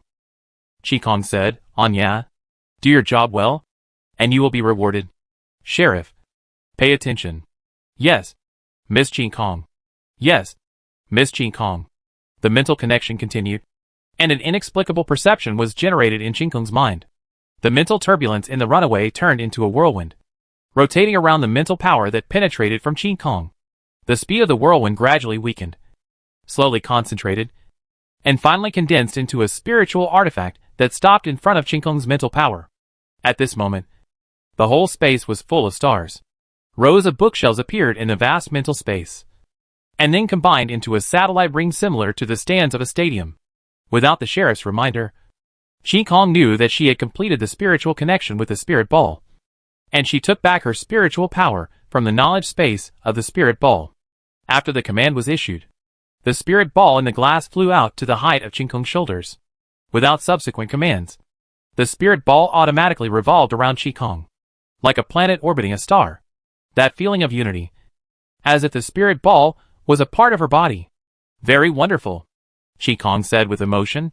The sheriff shook his stiff head and said, Miss Qin Kong, this low-level spirit creature is yours. Nothing can take it away from you without your consent. And my kind can prove what I said. Dark Knight said truthfully, yes. Your spiritual connection with it is very strong, and it can be said that it is now an extension of your spirit. As for how to use it, all we give are our inferences, and the specific functions still need to be discovered by yourself. But I promise that it is a very useful spell output turret. Clear Sky stretched out her hand, and the spiritual ball came to her palm, and then moved nimbly between her fingers as her palm turned. I like it very much. Even if it has no function, it is a lovable pet. Qin Kong played with the spirit ball. I think the reward for you should be increased. You should have no objection. Right? No objection. Only fools would have objections to increasing the reward. Qin Kong waved his hand, and a piece of paper flew up from the prop rack next to him, and then fell in front of the sheriff and Dark Knight. The increased reward requires a mysterious prop called the teardrops in the deep of the silent ocean, which is a very beautiful and large pearl. Now this pearl is in the imperial capital, worn on a lady's necklace. The address and the other party's information are all on this piece of paper. Bring it to me, and I can open the secret technique that I will reward you. A cat and a mouse came to the paper to look at it. Stealth, stealing, are what the Shadow Clan is good at. So hearing this mission immediately aroused the nature of the Dark Knight parasite. Not to mention stealing for yourself. However, the sheriff and Dark Knight looked at each other. I won't cooperate with her. He will hold me back. But Qin Kong insisted that they complete this mission together. You two hosts now have very good complementarity, which can increase your success rate in completing the mission. The place you are going to this time is not an ordinary person's home. Magic traps, guards, hounds, And finding the location of things in unfamiliar places, and bringing them out, are not something you can deal with alone. Just now when you helped me to establish a spiritual connection, you cooperated very well. I absolutely believe that you will be a very suitable partner. The professional quality made the sheriff and Dark Knight know that Qi Kong was right. They were not able to deal with emergencies alone. In an unfamiliar environment, what you need most is another pair of eyes, another pair of ears, and another pair of hands. Okay, just this once. I want to ask Princess Dale for leave and tell her I want to go out with a cat to do something. I just like obedient children. Qi Kong smiled with success. Now I will perform the secret technique for you and give you the rewards you deserve. The additional rewards will be paid immediately when you get the pearls. There are also some equipment I prepared for you. I hope you like it. Qi Kong brought a box and took out a cat suit and many small tools from it. Looking at the level of sophistication, it is definitely not something that can be made in a day or two. Nor is it a disposable tool. The Shadow Clan is the strongest assassin race in the world. But they hide in the underground world and are rarely seen. Now the Sheriff and Dark Knight can be said to be seriously shrunk shadow assassins. Although they can't do assassination work, they are definitely useful for stealing small things.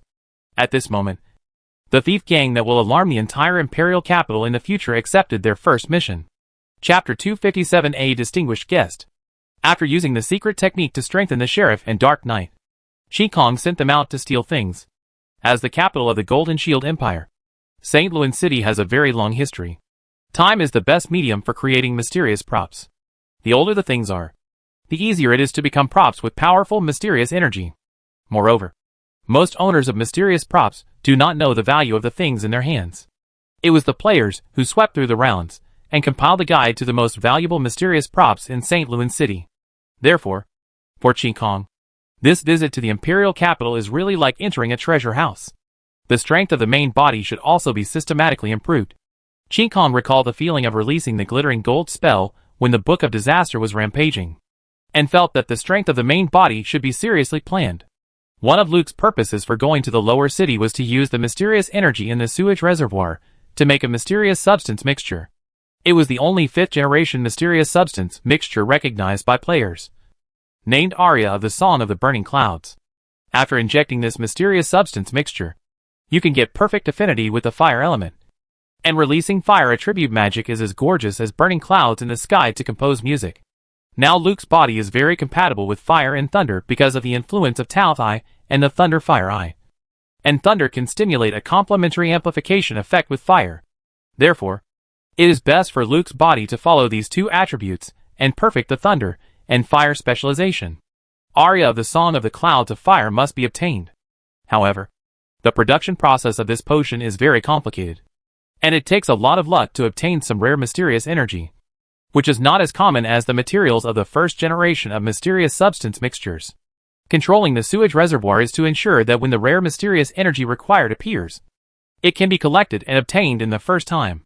Moreover, Aria of the Song of the Fire Cloud Tide cannot be injected directly, and 4 doses of different mysterious substance mixtures are required to gradually enhance the body's affinity for the fire element.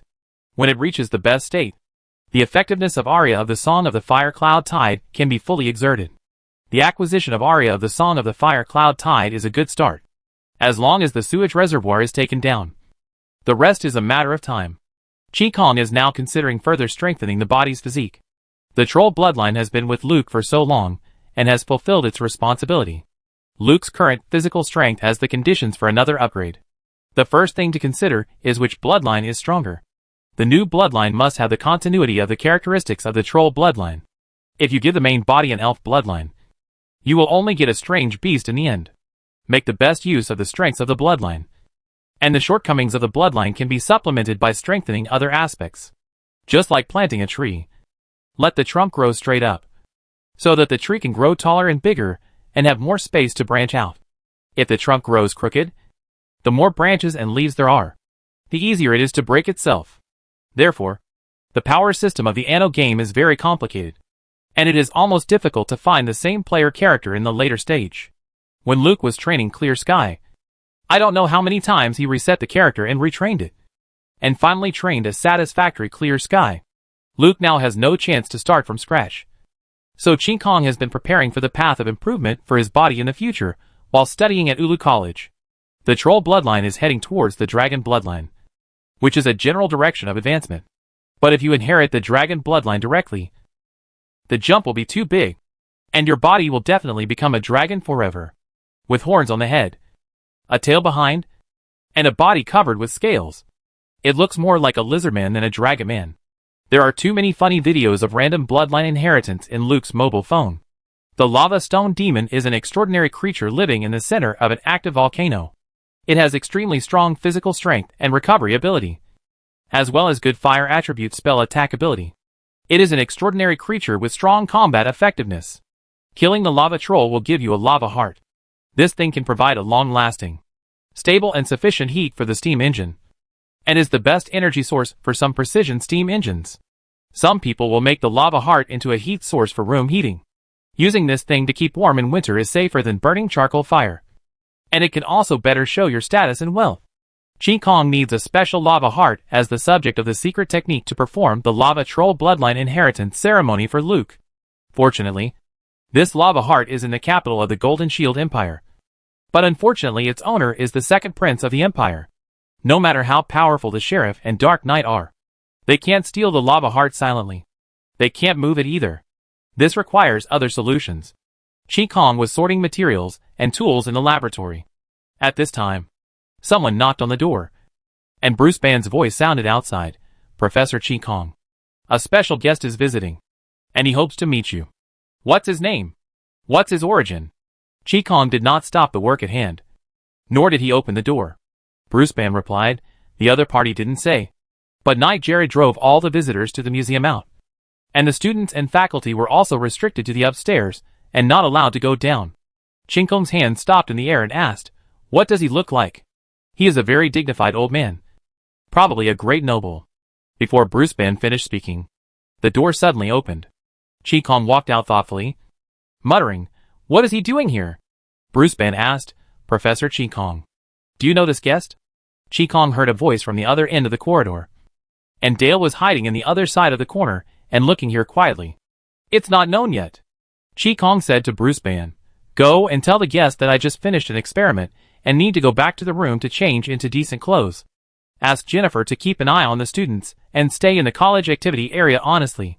Don't go downstairs. Don't do anything dangerous." "Yes, Professor Chi Kong." Bruce Ban left, and Chi Kong returned to his room. Dyer came in before the door was closed. "I was so scared. I almost bumped into Uncle Milscombe. Luckily I ran fast." Dyer lay by the door and looked out carefully, and when she saw that there was no one outside, she slammed the door shut.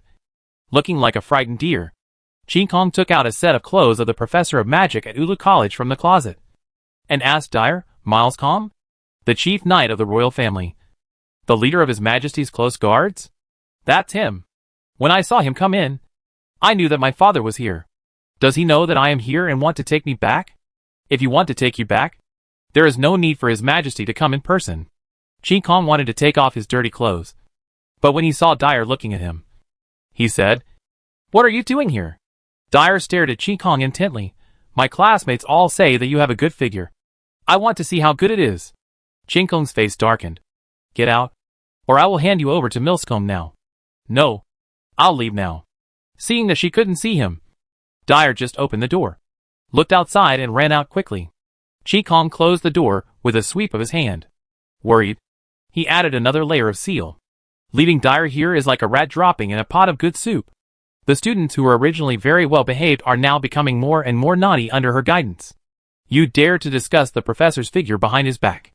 Is the professor's figure for you to see? But what does Augustine want to do by coming here incognito at this time? The first floor of the museum is empty, and the visitors who came to visit have been driven out." Jared stood around solemnly with the royal knights, his eyes never leaving the old man walking in the middle. Augustine walked between the exhibition stands in casual clothes, stopping from time to time to carefully look at the cultural relics in the glass cover. Behind him followed a middle-aged man with a pine-like upright figure. "Milcom, the collections here are more and more precious than I thought. I haven't been here for a few years, and it has become such a rich museum." Milcom's chief knight whispered respectfully, "Your Majesty, the last time you came to this museum, Princess Agatha was just born." "Oh, has it been so many years?" Augustine couldn't help but exclaimed, "Time flies. It seems that more than 20 years have passed since I saw it. Good memories are easier to remember." Yes. Those were all good memories. I seem to have endless energy while dealing with state affairs.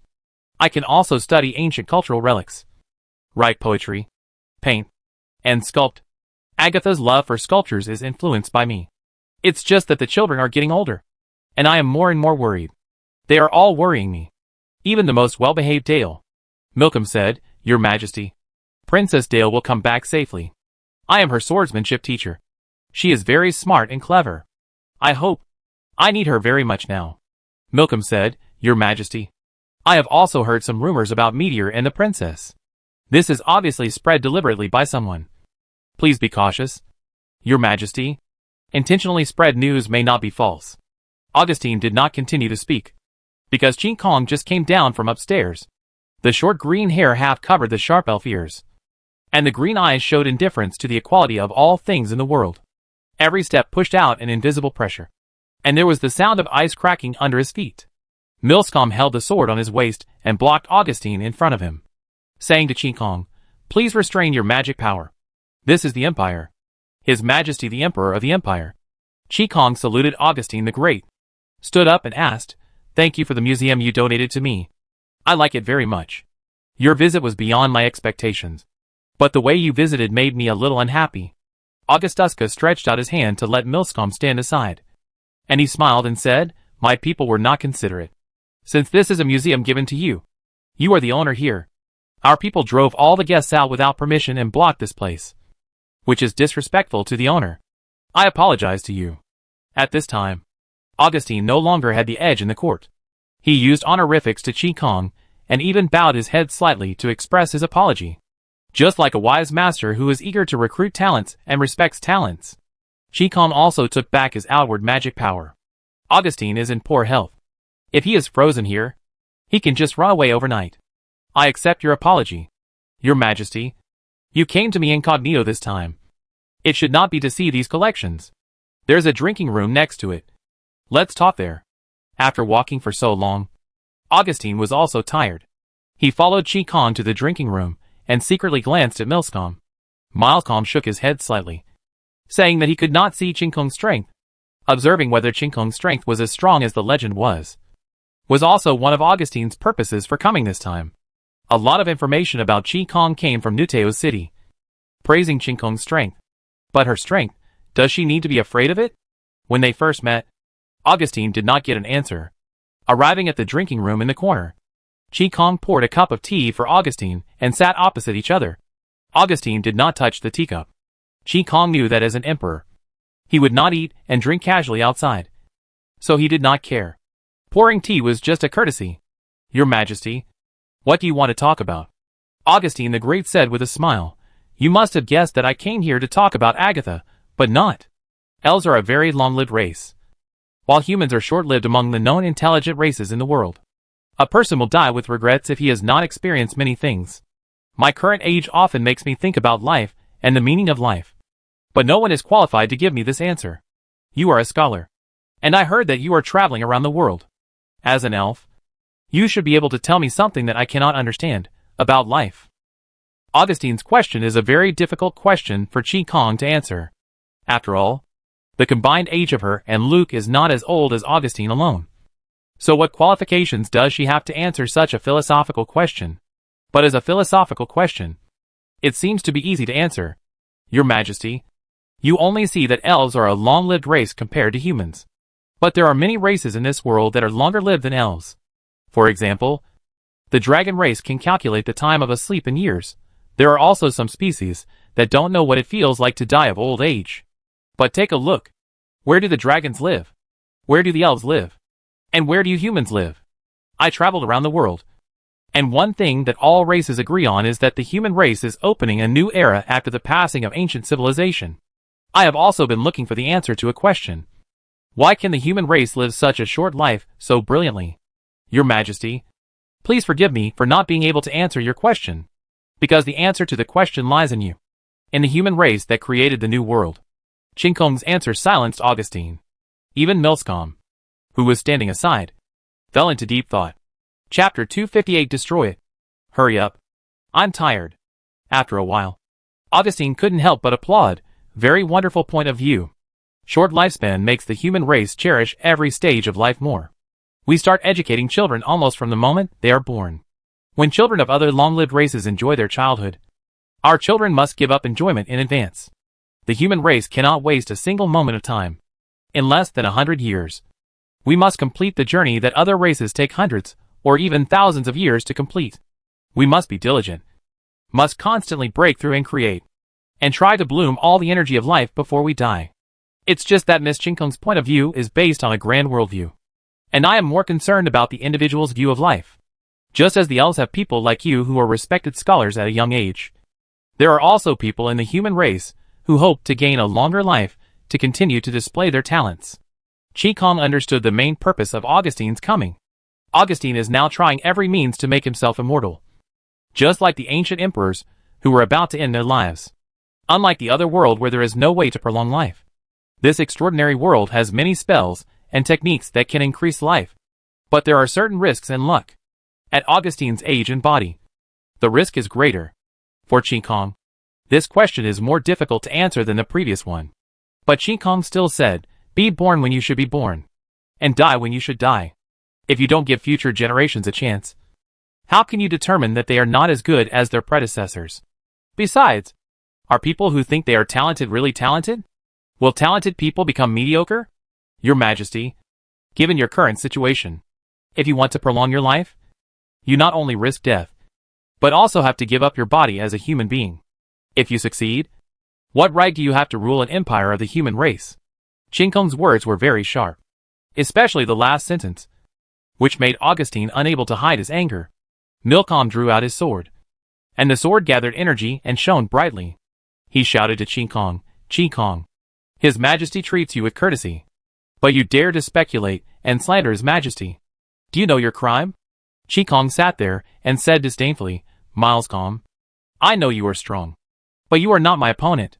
For the safety of His Majesty, you should put away your sword. If His Majesty wants to punish me, I can wait until His Majesty leaves and then fight you. Milcom is the chief knight of the royal family. His strength rating in the epic game is 5.5 stars. He is a very powerful character. Qigong just consumed some of his mobile phone power when dealing with the Book of Disaster. Although he can't do anything to Milcom now, it is no problem to kill Augustine, who is close at hand. Milcom certainly didn't dare to risk Augustine's life. In addition to maintaining the majesty of the emperor, he also did this to test Qigong's strength.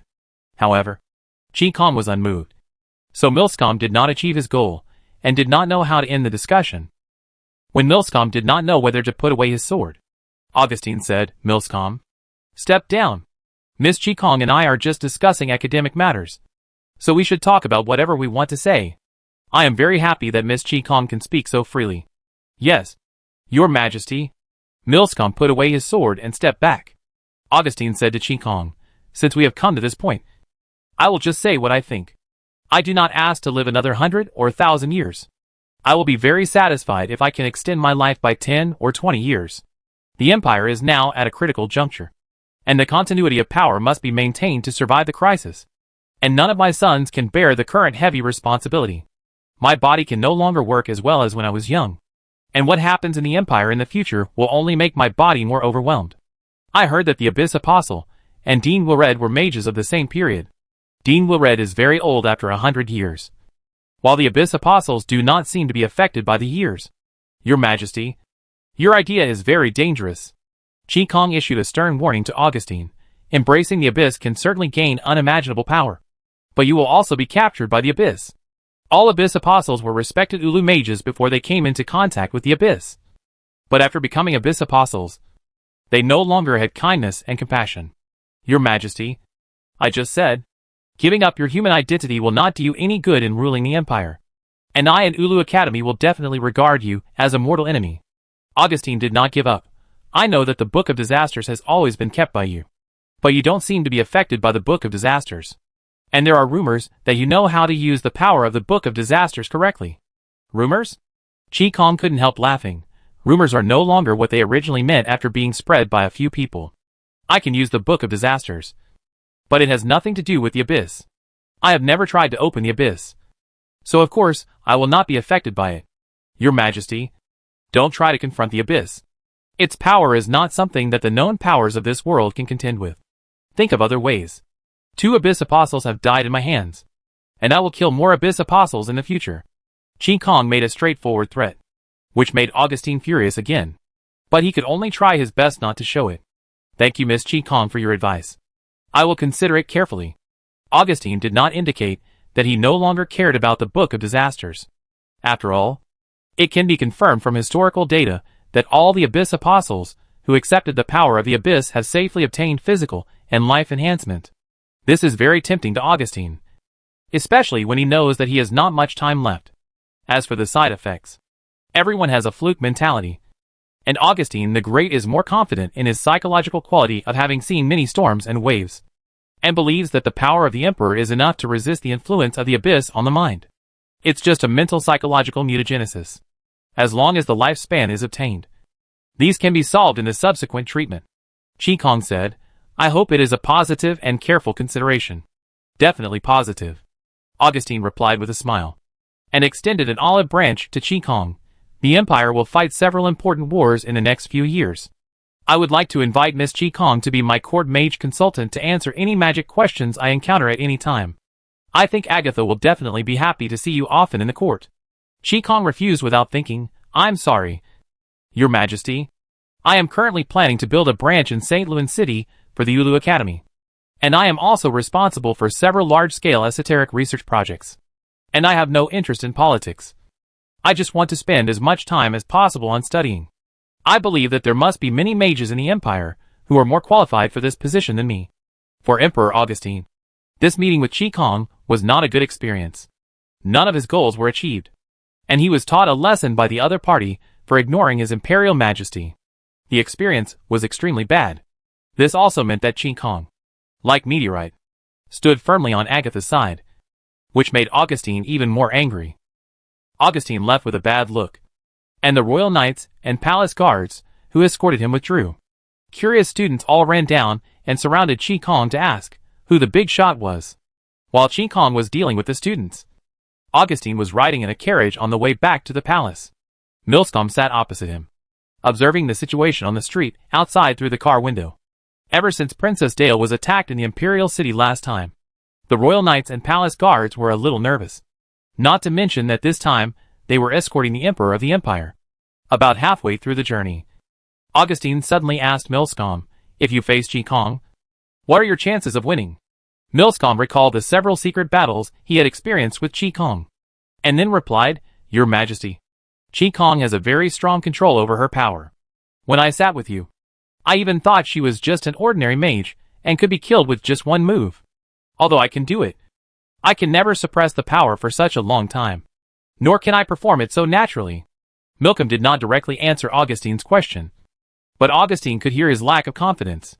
Qi Kong made many moves in the City of Raging Waves, destroyed the Tower of Raging Thunder, killed the Abyss Mage, killed the Abyss Apostle, killed Grover, and once forced the City of Raging Waves to offer her a bounty of 1 billion Imperial marks.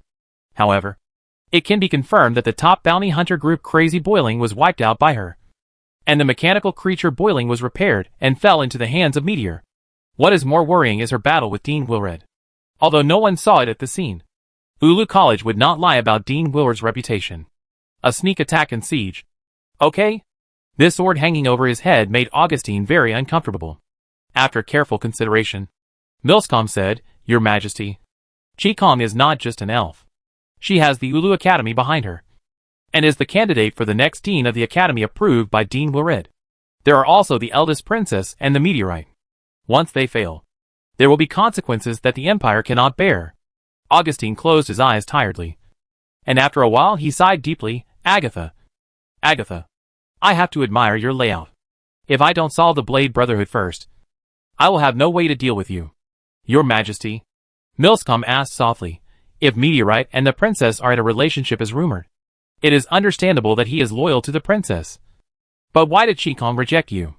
It is a great honor to be the Imperial Court Magic Consultant, and it will be of great help to her to successfully serve as the Dean of Ulu College in the future. Even Dean Wilred has the title of Imperial Court Magic Consultant. Augustine suddenly opened his eyes angry and fierce, because Agatha is young. Because Agatha wants to be the queen. Now everyone is eager for me to die quickly. If I die, I can clear this stage. And these clowns can perform farces. Cough, cough, cough. The accumulated anger caused Augustine to cough violently. Milscombe immediately comforted Augustine's back. Your Majesty, I made a slip of the tongue. Please don't be angry. We all hope that you are healthy. You really hope that I am healthy. Augustine's breath was slightly calmer, and he adjusted his mood, but others may not be. My current body may not be able to survive the cells, and the eternal life secrets of the extraordinary species cultivation center and the cross are not reassuring to me. The safe and feasible way to increase lifespan now is to go through the abyss. Milscombe said worriedly, but the abyss is too dangerous. 100 years ago, the powerful Ulu Academy was almost destroyed. It's different now than it was 10 years ago, not to mention 100 years ago. And this is the last resort when all other methods fail. At least accepting the abyss energy can keep the appearance of a human being. The Civil War, foreign enemies, and the court put too much pressure on Augustine. After thinking for a while, he asked Milscombe. Agatha said that the Abyss Temple has a group of Abyss mages in the Imperial capital, led by an Abyss Apostle. Can we find him? Milscombe was even more panicked. Your Majesty, the Empire is about to start a full-scale war with the Celtic Grand Duke. The Abyss Temple stands on the side of the Tadega Hills. Please consider it carefully.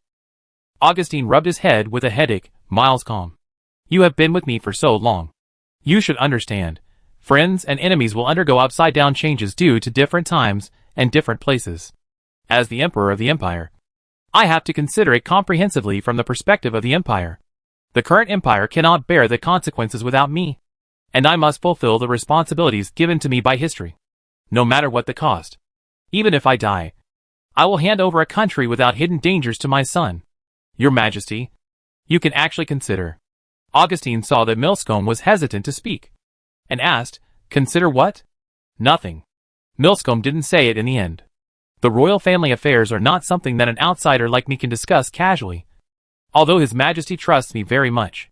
Augustine glanced at Milscombe and didn't ask any more questions. The carriage fell into silence. The team passed through a city gate and then through the barrier to enter the palace. At number 236, Tom Mulberry Avenue, Luke received feedback from Chi Kong and was surprised that Augustine was desperate and actually set his sights on the Book of Disaster. It seems that the pressure he brought to him is really great, and Augustine left angrily, knowing that he would never give up. Originally, I thought that transferring the conflict in the court could relieve Agatha's pressure, but I didn't expect that Agatha's pressure was relieved. But the subsequent chain reaction pushed the pressure to Chi Kong. Isn't Chi Kong's pressure equal to my own pressure? It's a headache. Control the sewage reservoir in the lower city. Find the murderer who attacked Princess Dale. Pay attention to the situation in Rio. Pay attention to the civil war in the Empire. Pay attention to the changes in the court. Deal with the things in the City of Wrath. All kinds of things have made Luke busy every day. Now Augustine wants to get involved again. Destroy it. Hurry up. I'm tired. Governor. At this time, Kalina walked into the governor's office converted from the study. The Imperial Secret Service headquarters has transferred all the files and related personnel related to the disappearance of Princess Dale. Captain Shelley transformed the basement into a dungeon and was preparing to take Pisco to interrogate the suspect. Sir, you see, Kalina's eyes made it clear that if you don't take care of it, Shelley and Pisco will solve the case. The collapsed Luke quickly jumped up from the chair. Come on. Take me to the dungeon. Chapter 259 Suspects. When Luke and Kalina came to the dungeon, Shelley and Pisco had already set up the interrogation room. 7 suspects were tied to chairs with their heads covered, and Pisco was whipping them with a whip. Shelley was holding a gun and was about to interrogate the first person. When he saw Luke coming in, he immediately stood up and saluted. Governor. Pisco turned around and saw Luke also standing straight in a standard military posture. Governor. Kalina brought a chair, and Luke sat down and asked Shelley, What are you doing? Interrogating suspects. Shelley replied, Governor, you are now of noble status. Let Pisco and I do this kind of interrogation work. I promise to make them confess within an hour. Luke sighed in his heart. If it weren't for Kalina's timely report, several suspects would have died. This case concerns the safety of Princess Dale. No one can interrogate without my permission in the future. You and Pisco stand aside. Kylina, give me the information said by the headquarters. Shelley and Pisco stood aside obediently. And Kylina took out several documents from the briefcase she carried with her. When she handed them to Luke, she said, "The headquarters of the Imperial Secret Service has done a lot of preliminary work on this case. These 7 people are very likely related to the attack on Princess Dale.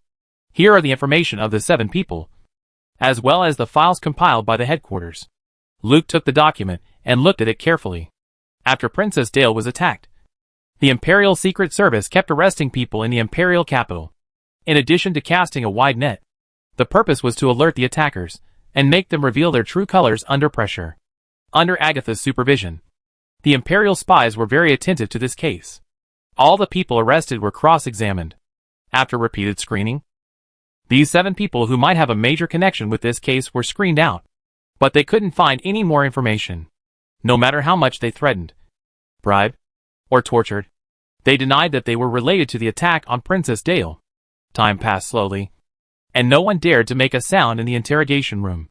The files described these people in great detail, including what kind of torture was used, when it was used, and when it ended, how many times they were whipped, how many minutes they were waterboarded, how many times they fainted, what injuries they suffered, how many mental attacks they suffered.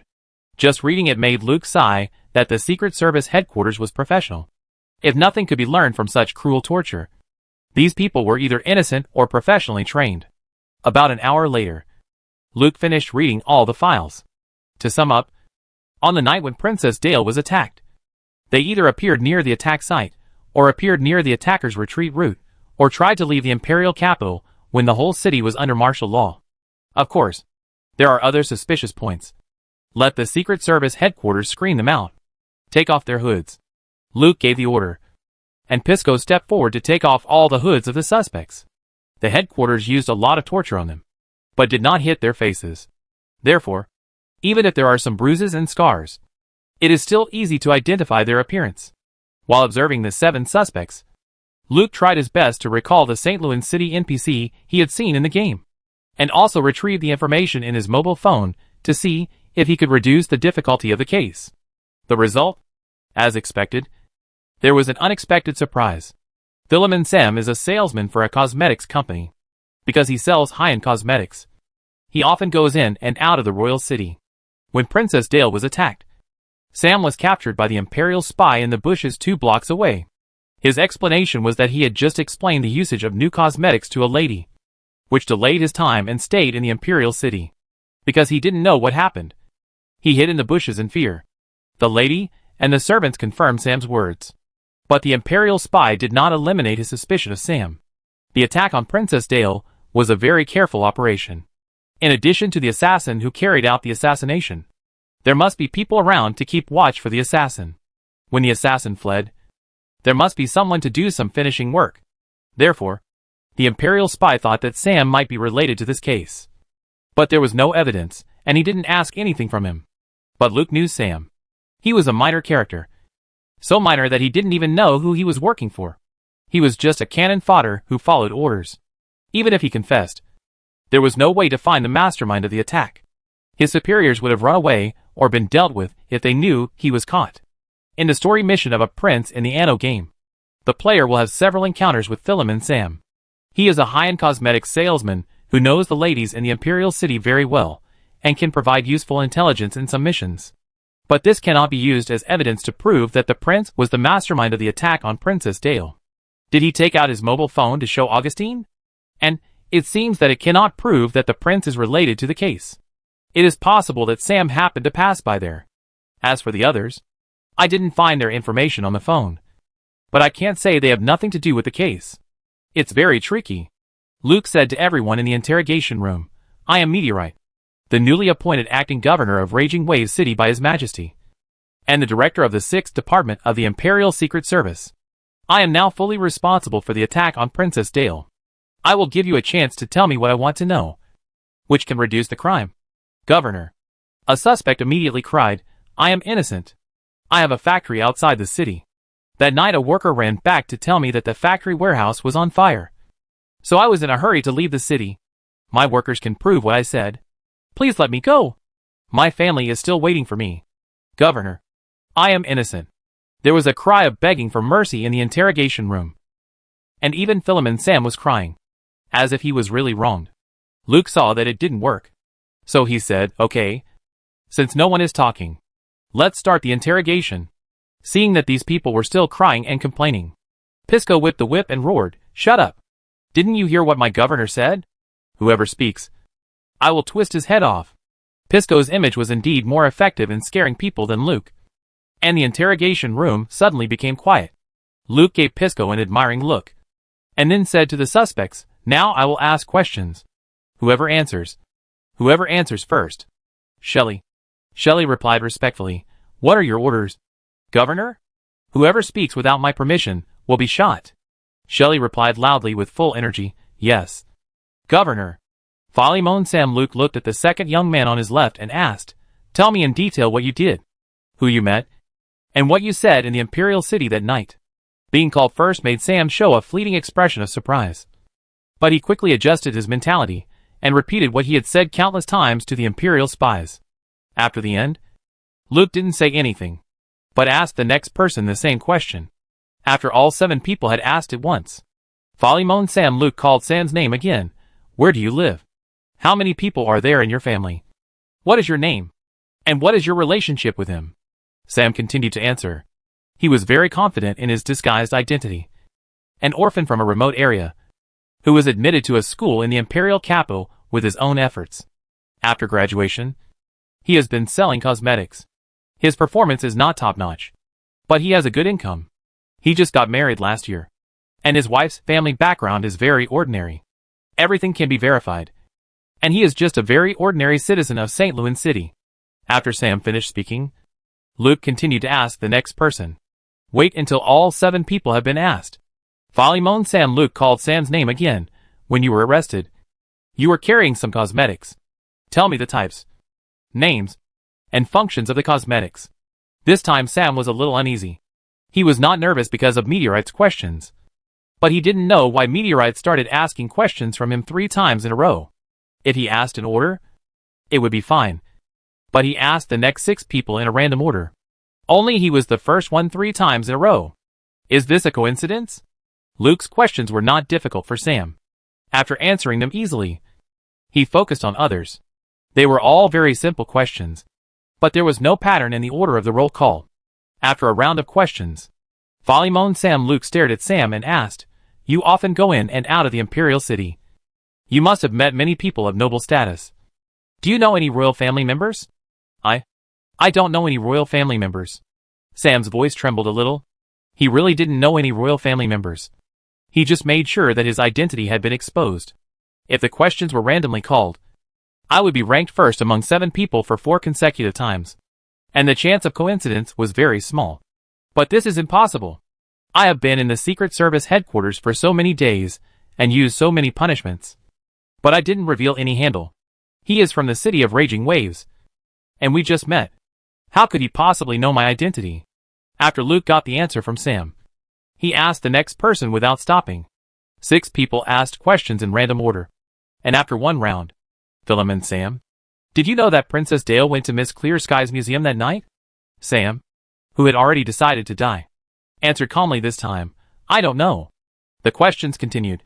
Luke asked a total of 10 rounds of questions, and he named Philemon Sam first in each round. In the end, even the other 6 suspects who were asked noticed something strange and looked at Sam with different eyes.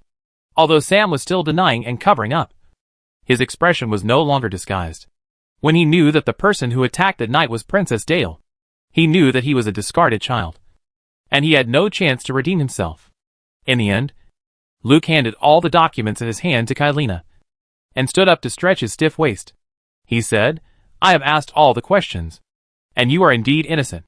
On behalf of the Imperial Secret Service, I would like to express my deep apologies for what you have experienced these days, and I am ready to pay you a compensation with my own money, hoping to make up for some of your losses and the harm caused to you. Let's go. Your families are waiting for you to return safely. Pisco, untie them. Yes, Governor. Although Pisco didn't understand why his own governor let everyone go so casually, he still followed the order to untie the suspects. The 7 suspects were dumbfounded. Just answering a few simple questions would be fine? No beatings. No mental torture.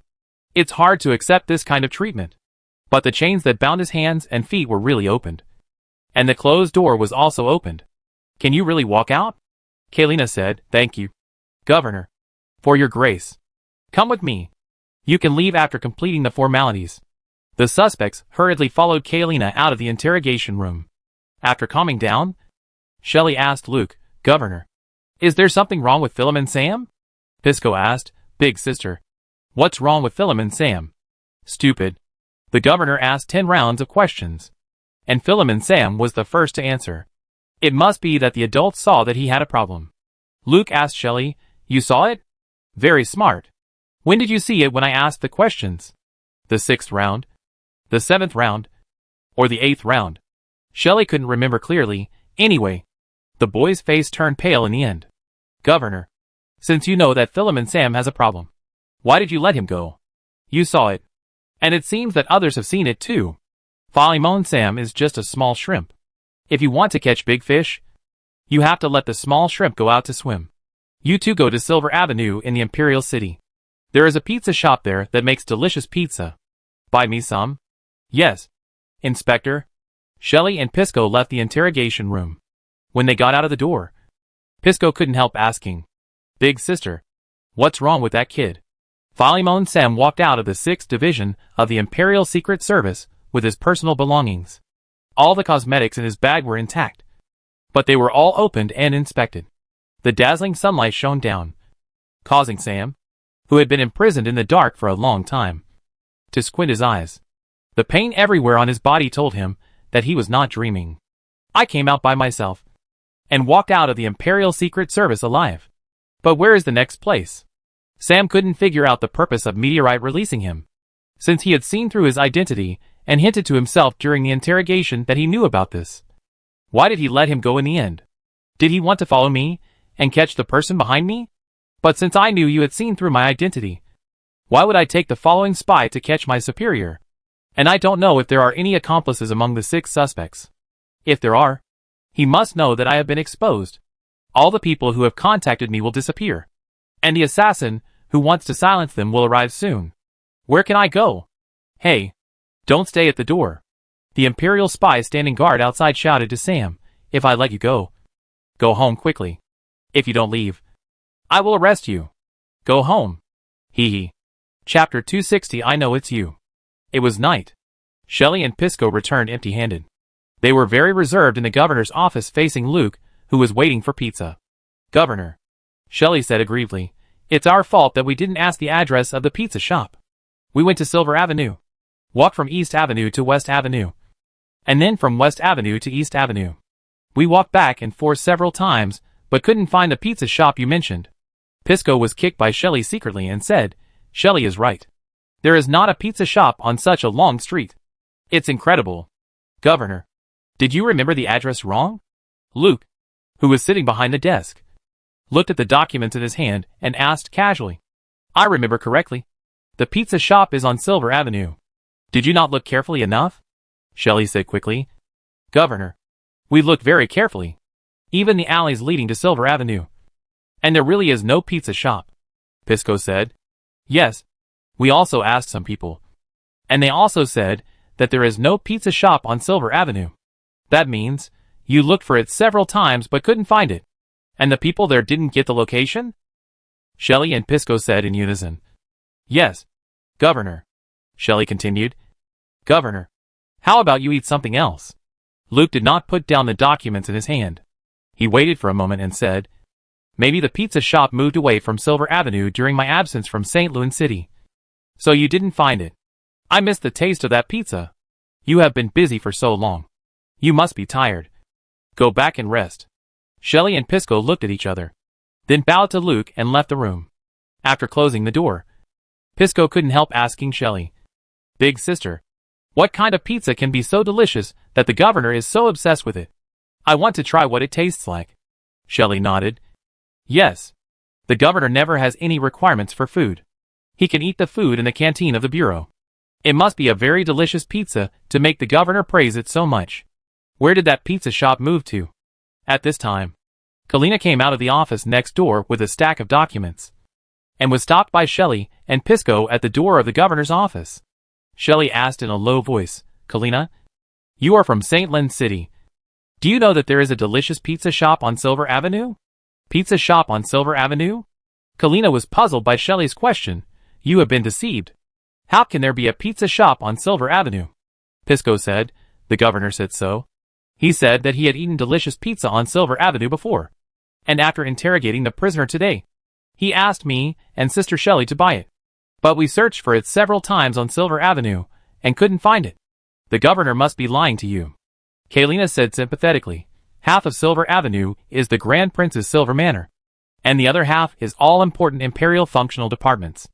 There are no restaurants, no hotels, no pizza shops." Shelley and Pisco were stunned, thinking back to when they stopped someone on Silver Avenue to ask about the pizza shop. The other party looked at them strangely. "Why did the governor lie to us?" "I don't know. The governor's actions are never something we can guess. Please open the door. I have something to report to the Lord." Shelley and Pisco immediately stepped aside and watched Kalina push the door in. They racked their brains to figure out why the governor lied to us to go to Silver Avenue to buy pizza that didn't exist. Silver Manor on Silver Avenue is the residence of the Grand Prince Fania. At night, only a few rooms in the Silver Manor are lit, and the number of guards and servants is also very scarce. Grand Prince Fania is 42 years old today.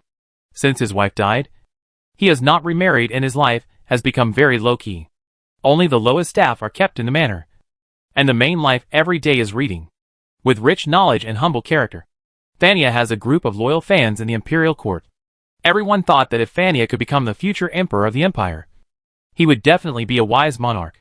Moreover, Fania sent his only son to the Northern Legion, and there were often news in the court about what military exploits the emperor's grandson had made. Fania read in the study at night. He wore comfortable casual clothes and sat on a gold spiral chair with a velvet back cushion. The light emitted by the gorgeous magic lamp on the ceiling was softer than that of an incandescent lamp, and the room was filled with precious aromas that could improve concentration and mental strength. On the crystal round table next to him was a silver wine pot and a crystal glass. When Fania read, he would take a sip of wine from the wine glass from time to time. Whenever the wine in the wine glass was finished, the wine pot would automatically fly up and tilt the pot body to pour the red wine into the glass.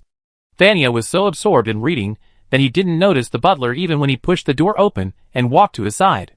"Master." The butler bowed respectfully. Fania's eyes did not move away from the page, and he asked casually, "How did it go?"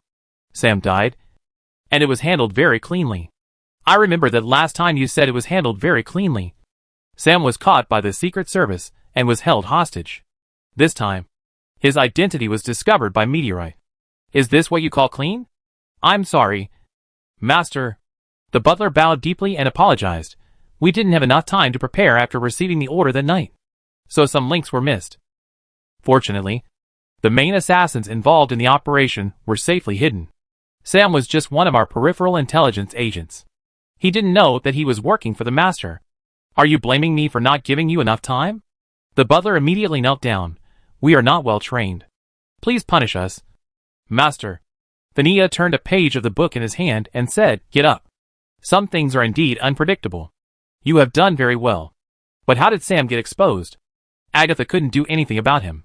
Meteor had just taken over the case and discovered his identity. It was incredible." The butler stood up and talked about how Sam was exposed. He was also confused at this time. "Master, this is indeed very strange. Meteor saw through Sam's identity, but did not send anyone to follow the other 6 suspects, allowing us to easily know the interrogation process. And in the operation of silencing, the Imperial spy who followed Sam did not take any action, and returned to Copper Mulberry Avenue after confirming Sam's death. Such a strange action finally made Fania unable to focus on the book in his hand. He turned his head and looked at the butler. "You mean Meteor deliberately let us silence?"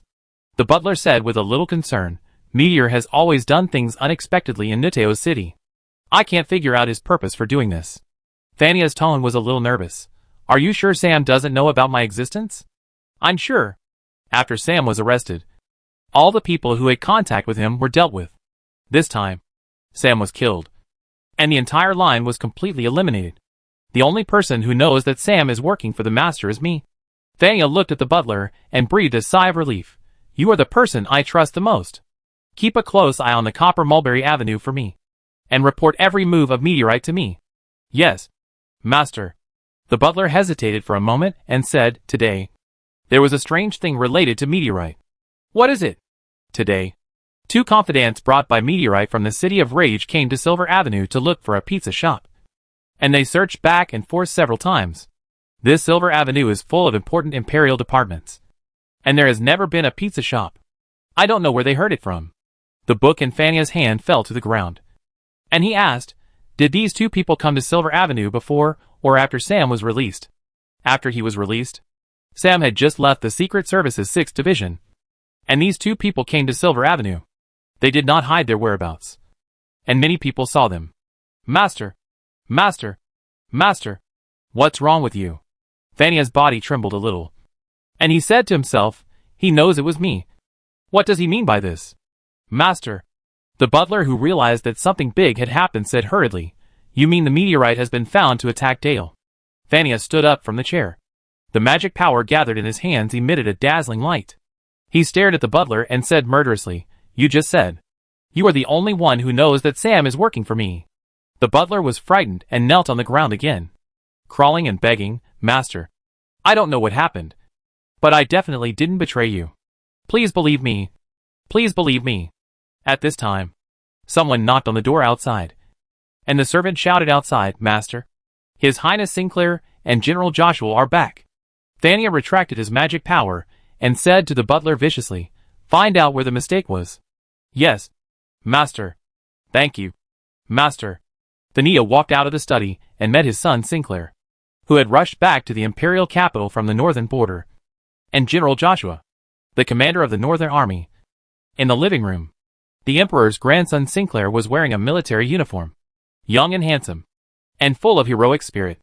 He saluted Thania and said happily, Father, I heard on the way that Grandpa asked you to take charge of the southern front, with the Northern Army commanded by Uncle Joshua. You and I will definitely fight a great war that will be recorded in the annals of history. Thania patted his son on the shoulder, Very courageous. But ask your uncle and your grandfather if they will let you go to the south. Father? Sinclair didn't understand what Thania meant.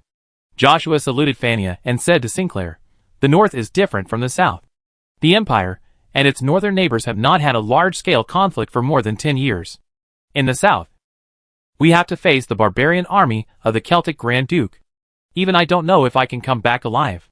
You are the only son of the eldest prince and sister. Your grandfather, and I will never let you take such a big risk. You must stay in the Imperial capital.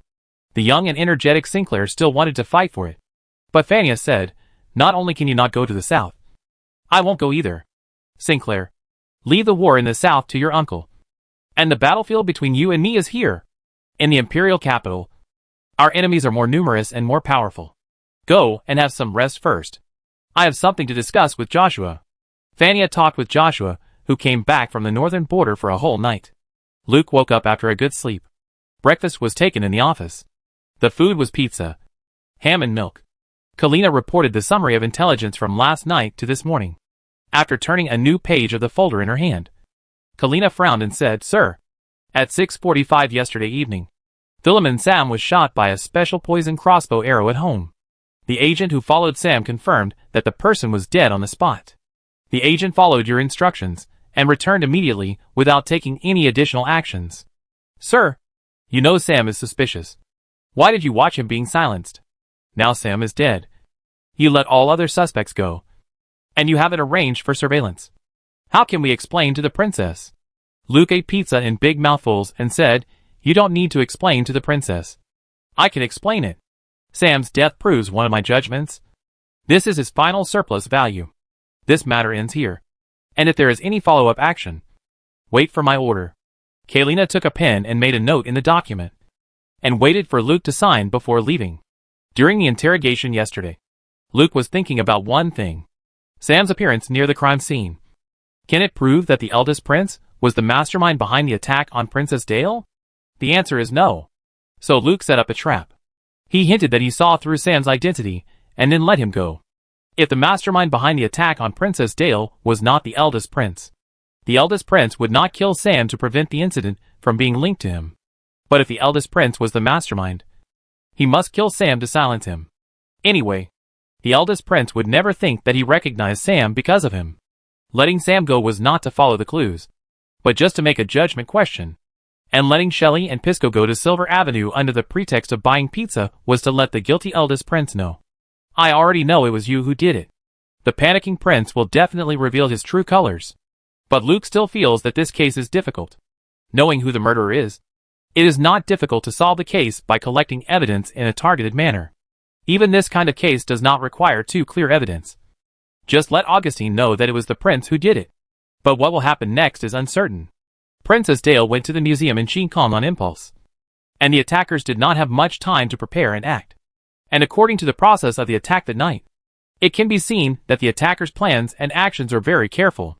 Agatha has been investigating for so long, but has not found any useful clues. According to the prince's usual performance and that night's performance, forbearance, decisiveness, and unscrupulous means to achieve the result, even if the person to be killed is his own blood sister. For an emperor like Augustine, is it a plus or minus? Until the moment the facts are revealed, absolutely no one knows the answer. Chapter 261. The case is made public. The right and wrong of the imperial family cannot be considered with ordinary morality. And Augustine is in his current state. It is not surprising that he can do anything crazy. Therefore, the attack on Princess Dale must be investigated. But it cannot be solved in a hurry. If this state is maintained, the eldest Prince Fania will be unable to sleep and eat, and will have wild thoughts. Luke finished his breakfast and pressed the bell on the table. Soon Kalina pushed the door in. Governor, what do you want? Clean up here? Luke pointed to the empty tableware on the table and said, let Shelley and Pisco prepare the car. I want to go to Sam's house to see the scene of his death. Yes. I will notify Captain Shelley immediately. When Kalina was about to go out, Luke asked again, I haven't seen Sandpaper these days. What is she doing? Kalina thought for a while. Sandpaper locks herself in the maintenance room during the day. And at night, the guard on duty said that Sandpaper often sneaks out at night these days. I don't know what she does. Luke knew what Sandpaper was doing. And he must be looking for the three sisters controlled by the Cross Society. The imperial capital is different from the Raging Wave City. Luke does not have the strength to snatch the three killer beauties from the Cross Society. In addition, the Eternal Life secret art was restarted under the instruction of Emperor Augustine. It is even more impossible for the Cross Society to release these three direct participants and survivors of the Eternal Life secret art. Even Sandpaper is in great danger. In Raging Wave City, Yomington wanted to snatch Sandpaper away. Kalina, who was holding the cutlery, saw Luke was lost in thought. So she whispered, Governor, is there anything you need to tell Sandpaper? Dissuade Sandpaper? She listened on the surface, but investigated secretly, which is more likely to cause trouble. And since she promised Sandpaper to save her sisters, it would be too unrighteous to ignore them if she encountered obstacles. Tell Sandpaper that I have always supported her. She is investigating the matter, so feel free to investigate it boldly. Although I can't give her much help now, as long as it is her business, I will never stand idly by. Choose a few smart agents to work with Sandpaper, and I will ask Miss Chi Kong to transfer the Red Falcon from Ulu College. Inform Madame Tasia to pick 200 elite soldiers to the imperial capital. We have too few people here. Yes, Governor. What was the name of the reporter who interviewed me last time? His name is Johnny Norton, a reporter for St. Louis Daily. Send someone to inform him and tell him that I allow him to do a comprehensive follow-up report on the investigation of Princess Dale's attack. And let him go directly to Sam's house to meet us. Kalina asked puzzledly, Governor, the most important thing during the investigation of any case is confidentiality. If the newspaper is allowed to follow up the report, it will be very detrimental to the investigation of the case. And the criminals will know the information and clues we have. This case is different from other cases. Do as I say. Take all the files related to Sam and give them to Norton. I guarantee that he will become the most sought-after reporter in the entire imperial capital. Kalina answered helplessly, Okay. Okay, Governor. The attack on Princess Dale has always attracted close attention from many parties within the imperial court, especially when Agatha handed over the case to the newly established Secret Service 6, making the light of the meteorite even more dazzling. Any news related to him will be put on the desks of various leading figures at the first time. The process of his first interrogation of the suspect yesterday was naturally spread comprehensively through different channels. What everyone didn't expect was that the headquarters of the Imperial Secret Service had investigated for so many days, but didn't find any problem with Philip and Sam's identity. Meteorite only looked at the information of all the suspects once, and saw through Philip and Sam's disguise. According to the normal investigation process, since Meteorite saw that Sam had problems, he should have tried to get more clues. But Meteorite didn't. He let everyone, including Sam, go, and let the information that Sam's identity was problematic spread. Sure enough, Sam was soon silenced. What did Meteorite want to do? All the onlookers were very puzzled. According to his performance in the City of Raging Waves, he shouldn't have made such a low-level mistake. Just when everyone was waiting to see how Meteorite would deal with the aftermath of Sam's silencing, Meteorite did something that shocked everyone. Have you ever seen reporters being brought in to investigate a case? Have you ever seen reporters being allowed to record the entire process of raiding a suspect's home? Have you ever seen suspect information and investigation files that should have been top secret being taken away by reporters and reported at will? St. Louis Daily is on fire. Reporter Johnny is on fire. This is not an ordinary criminal case. It's the case of Princess Dale being attacked. Princess Dale has been missing for many days now, and it can be said that she is in great danger. This case is enough to satisfy the gossip desires of all ages. St. Louis Daily printed the information obtained from the Secret Service's Special Agent 6 and the interview records of Philip and Sam into a serialized magazine, which constantly stimulated readers' desire to read like a live broadcast of the case. And its sales dominated the newspaper market in the entire imperial capital. As the 6th Division of the Imperial Secret Service continued to expose information, the citizens of the imperial capital became detectives, and the greatest pleasure every day was to gather together to discuss their own reasoning. The number of public security cases received by the Imperial Capital Public Security Bureau increased suddenly, most of which were fights caused by reasoning about this case. Some people even went to the crime scene directly based on the information, and walked the entire route from the assassin's attack to the evacuation, hoping to find any clues missed by the Imperial spies. If this case could be solved before the Imperial Secret Service, it would really be a feat of fame. The enthusiasm of the citizens of the imperial capital for this case can be compared with the Empire's announcement that the Celtic Grand Duke of Tadega Hill had betrayed the Empire. This war was expected by everyone. After all, the Empire and Tadega Hills have been making military preparations for a confrontation. It just came a little suddenly. First, a conflict of unknown cause occurred on the border between the Empire and Tadega Hills. In order to calm the situation, the Emperor of the Empire summoned the Grand Duke of Kelt to the imperial capital to discuss the resolution of the border conflict. The Grand Duke of Kelt denied that there was a border conflict and refused to come to the imperial capital to meet with Emperor Augustine the Great on the grounds of illness. Emperor Augustine summoned the Grand Duke of Kelt to the imperial capital again, asking the Barbarian Legion to withdraw 30 miles from the border as a military buffer zone between the two sides. The Grand Duke of Kelt refused again, stating that there was no conflict on the border and that the barbarians would not give up an inch of their ancestors' land. The Emperor of the Empire was furious and accused the Grand Duke of Celtic of violating the covenant of their ancestors. He issued an ultimatum to Celtic, asking him to come to the imperial capital. The Grand Duke of Celtic still refused, and in the name of the Brotherhood of Blades, he accused the royal family of violating the covenant of their ancestors. Both sides accused each other of violating the righteousness of the war, increasing their own justice in the war, and at the same time allocating materials and soldiers to the front line as much as possible. The main force of the Barbarian Legion reached the border, and the Northern Legion, a powerful force of the Empire that had been tested by long battles, also joined the sequence of the Imperial Army on the southern front. Augustine the Great announced that he had done his best for peace, and with the authority of the Emperor of the Empire as support, he deprived Celtic of his dukedom and took back the Tadega Hills.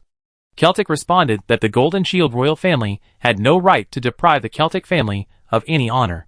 He would lead the Barbarian Legion and all members of the Blade Brotherhood to overthrow the treacherous Golden Shield family.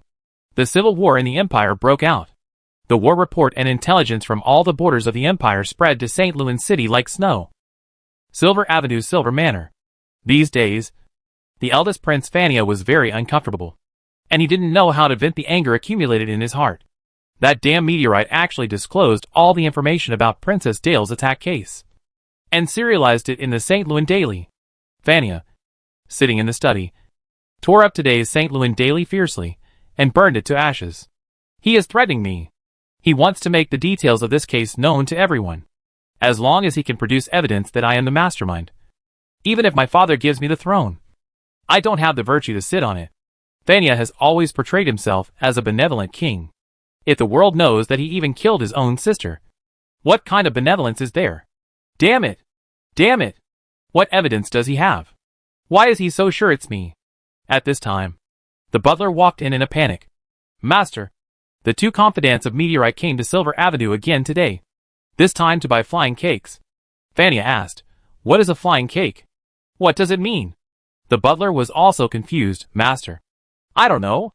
Meteorite's cronies also came to look for steamed buns and fried dough sticks.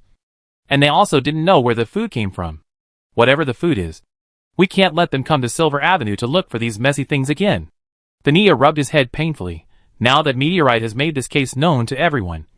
Sooner or later someone will notice his people's abnormal behavior on Silver Avenue.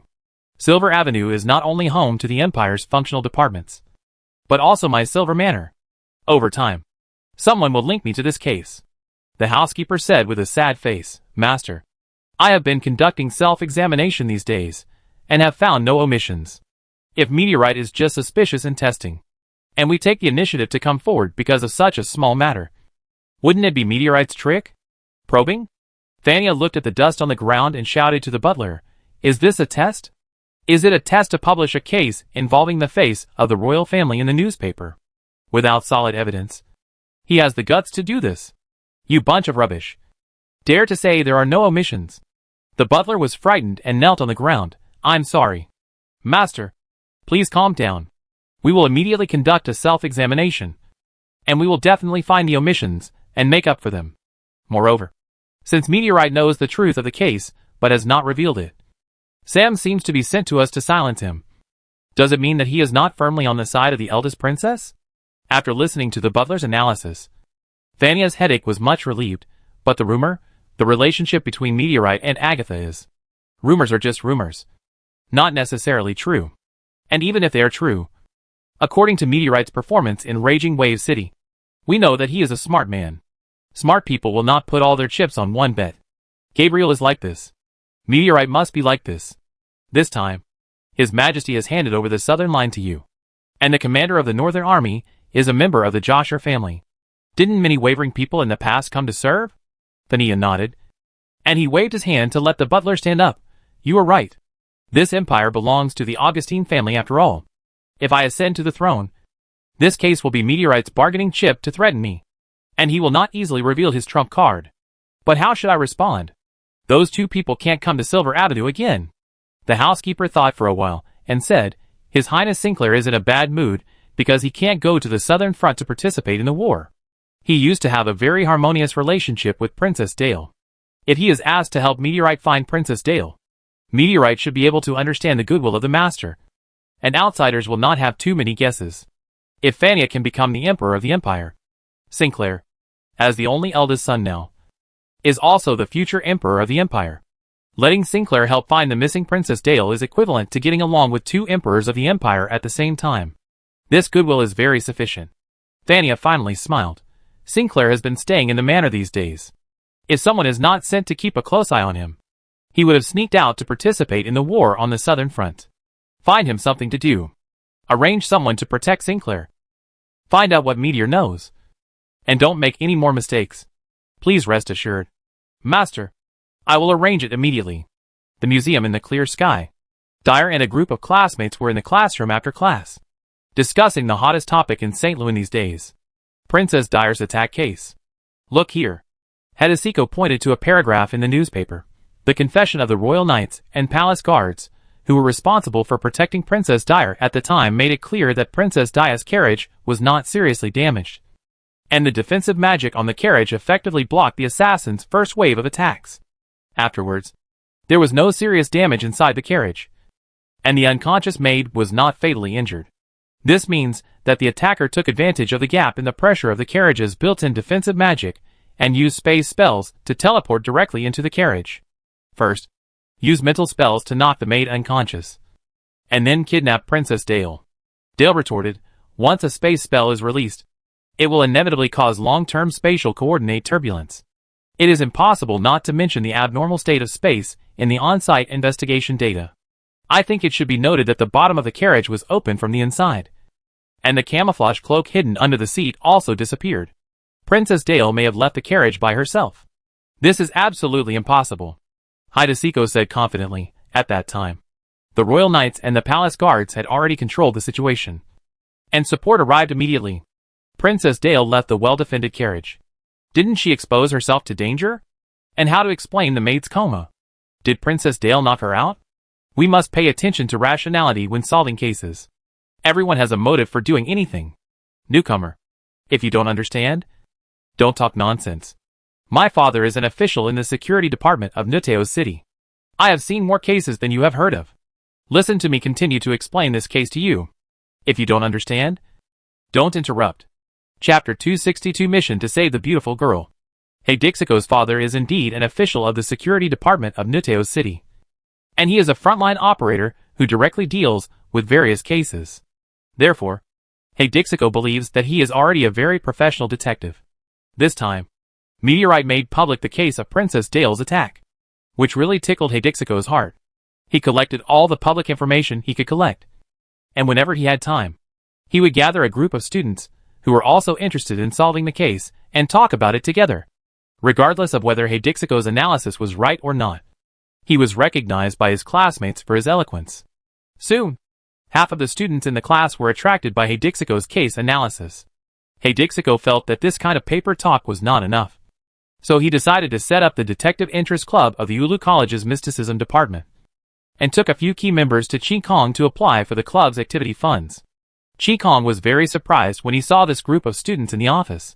Was it because there were too few homework assignments these days? Do you have so much free time? Detective Interest Club? Qikong looked at Dale, who came to join in the fun, and then asked Hidesiko, "You are so interested in solving cases, which is beyond my expectation. But does this have anything to do with the major you are studying?" Hidesiko said confidently, "Princess Dale was attacked on the way back to the palace from the museum, and we have the obligation to help find Princess Dale. Moreover, we can not only find clues from the case, but also use secret arts and magic to assist, which is a very good real-life experimental topic." Qikong did not answer Hidesiko immediately, but asked Dale, "Malixiang, they are all from the city of Raging Waves and don't know the situation in the imperial capital. You are from St. Louis City, and you should know that the attack on Princess Dale is likely to involve some big shots, and there are unpredictable dangers. Do you think you can get involved in this case?" Princess Dale answered with great interest, "If it is just to find the whereabouts of Princess Dale, the danger should not be great, because I think Princess Dale is very likely to leave the carriage by herself and use a camouflage cloak to escape from the attack scene." Hidesiko immediately said, "Newcomer, your judgment is completely wrong. I just said that everyone in the case has a motive for everything they do, and your inference has too many unexplained loopholes." Dyer spread her hands to Qikong. "Professor Qikong, don't you think this is a very interesting club activity?" "Yes, very interesting." Qikong smiled meaningfully, and then said, "Okay, I agree that you temporarily set up a detective interest club. Hidesiko is the president, Malixiang is the vice president, and I am your supervisor. The Princess Dale attack case is the first club activity of the Detective Interest Club, and the goal is to find the missing Princess Dale. Remember to only look for the princess, and do not conduct any in-depth investigation of the case. If I say to terminate, it must be terminated." "Yes, Professor Qikong." Hidesiko was happier than the successful establishment of the club when he heard that Qikong would personally serve as the club's instructor. "Okay, go back and use your spare time to make an activity plan. I will allocate activity funds to you after I have read it." A group of students rushed out of the office happily. Dale walked to the end, made a face at Qikong, and ran out. These children. Qikong was looking forward to what kind of result they could find out. After a while, the door of the office was knocked, and the one who came in was Han Shun, who came from Nuteo City. "Miss Qikong." Han Shun, with a big red ponytail, has a very cold temperament, just like a sharp blade that can't hide its aggressive edge. However, Han Shun respects Qikong very much, and bows to salute when he comes in. Qikong looks at Han Shun and feels very sad. Han Shun is much shorter than the student who just ran out, and should be more immature, but her experiences have shaped her into this. In the hands of the cross, She was trained from a secret experiment to a cold-blooded killer. Save the cold and emotionless beautiful girl killer. The mission begins. Hong Shun. Sit down and talk. Chi Kong asked Hong Shun to sit opposite the desk, and then took out a stack of documents from the drawer and put them in front of Hong Shun. Governor Meteorite told me that Sandpaper is secretly investigating the whereabouts of your other 3 sisters. Meteorite is not convenient to come forward for some reasons, so he entrusted this matter to me. Sandpaper doesn't know the situation of St. Louis City and the Cross Society. If you investigate rashly like this, you will definitely fall into the trap of the Cross Society. I transferred you here to let you sisters work together to complement each other. Thank you, Miss Chi Kong. Hong Shun didn't say much. She took the information and looked at it seriously. Chi Kong didn't say anything and waited patiently. Sandpaper has strength, but lacks combat experience. When facing a non-dead enemy, he often won't kill. In some situations, this may become a fatal weakness. Hong Chuan's strength is slightly inferior to Sandpaper, but she is a professionally trained killer with a very high insight into danger, which can make up for Sandpaper's shortcomings. The combination of Sandpaper and Falcon can provide the team with a very wide range of spiritual perception. The combination of Sandpaper and Boiling can provide the team with terrifying frontal attack firepower. If Clear Sky is a strategic nuclear weapon that provides deterrence, the Beautiful Girls combination is Luke's tactical nuclear weapon that can be released at any time when needed. Once the other members are gathered, this combination will be treated with caution by all parties, wherever it is placed. After reading the information, Falcon said to Clear Sky, "It seems that after I got into trouble, the Crusaders moved the development side of the Crusader project, and no longer let them go out to perform missions." Chi Kong said, "You are the prototypes for the reference of the Crusaders, which is very important for the Crusader project. And the Crusader Society has restarted the experiment of the Eternal Life Secret Technique, and they are under very strict supervision. You and Sandpaper are also the targets that the Crusader Society wants to obtain, especially Sandpaper." Hong Shun clenched his fists. "We will rescue all the sisters. Although I still can't remember the past, I believe in the feeling of being with Sandpaper, and I believe everything she said to me.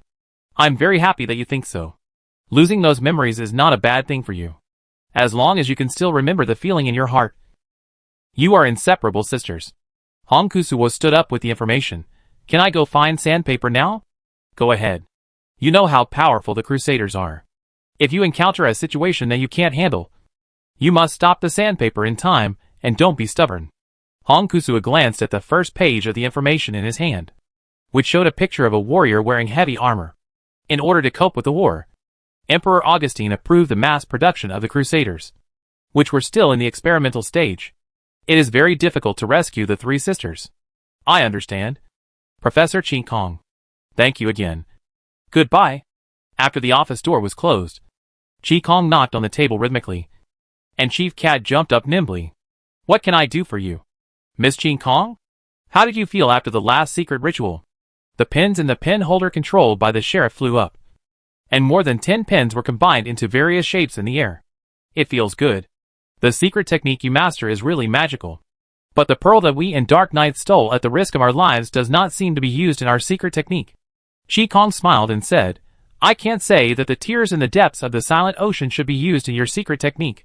Your secret technique needs this pearl as my reward." The sheriff stretched out his sharp claws, but finally retracted them. "Okay.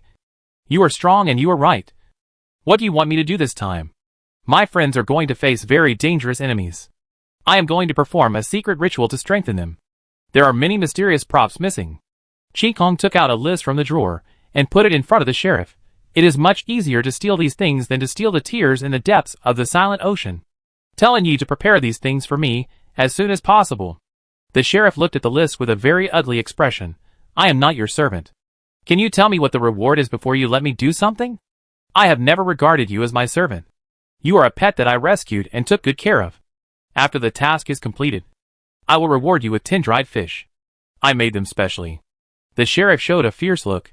"Miss Chi Kong, the value of these things is much higher than 10 dried fish. And I am not your pet. I am a great shadow clan. Only the most noble bloodline is qualified to establish a spiritual bond with me." When the spirit ball was summoned by Chi Kong, the sheriff's voice became lower and lower in front of the eyes staring at him. Chi Kong let the spirit ball circle around the sheriff and said, "The enhancement brought to you by the secret technique last time will take some time to absorb. So you should not have too many extravagant demands on your body now. 15 dried fish. And he doesn't have so many requirements as you. Just 1 dried fish for her to do. And the remaining 14 are all yours. Deal. Under coercion and inducement. The sheriff was very straightforward. He jumped off the table to find An Yi. After opening the door, he turned his head and asked Qin Kong, actually, you can establish a spiritual contract with me. Like An Yi and Jasmine. You are not qualified. Go and do something. Yes, Miss Qin Kong. Qin Kong prepared the materials for the secret technique to enhance sandpaper and Red Falcon based on the practical guide of the beautiful girl killer made by players. Red Falcon arrived at the 6th Special Agent Department of the Secret Service on Tongsanchu Avenue and saw sandpaper working on the machine in the maintenance room. Seeing Hong Falcon, the happy sandpaper gave her a big hug despite the oil all over his body. Miss Kalina said you would come to the imperial capital. So I have been waiting for you. I didn't expect you to come so soon. Come and see. I made some equipment. And there is also a share for you. Sandpaper pulled Han Feng to the workbench and proudly showed her the equipment he made. In the past fights, Sandpaper was mostly pulled into the battle by Luke. Put on work clothes.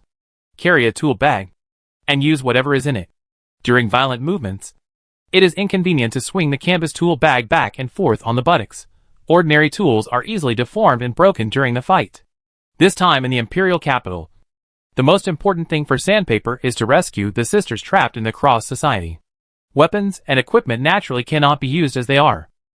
Sandpaper made a steam backpack for himself, which can provide more acceleration when flying. The tool bag is placed on the left and right hips, close to the body without affecting the movement. As for the contents, they are all repair tools made of special metals.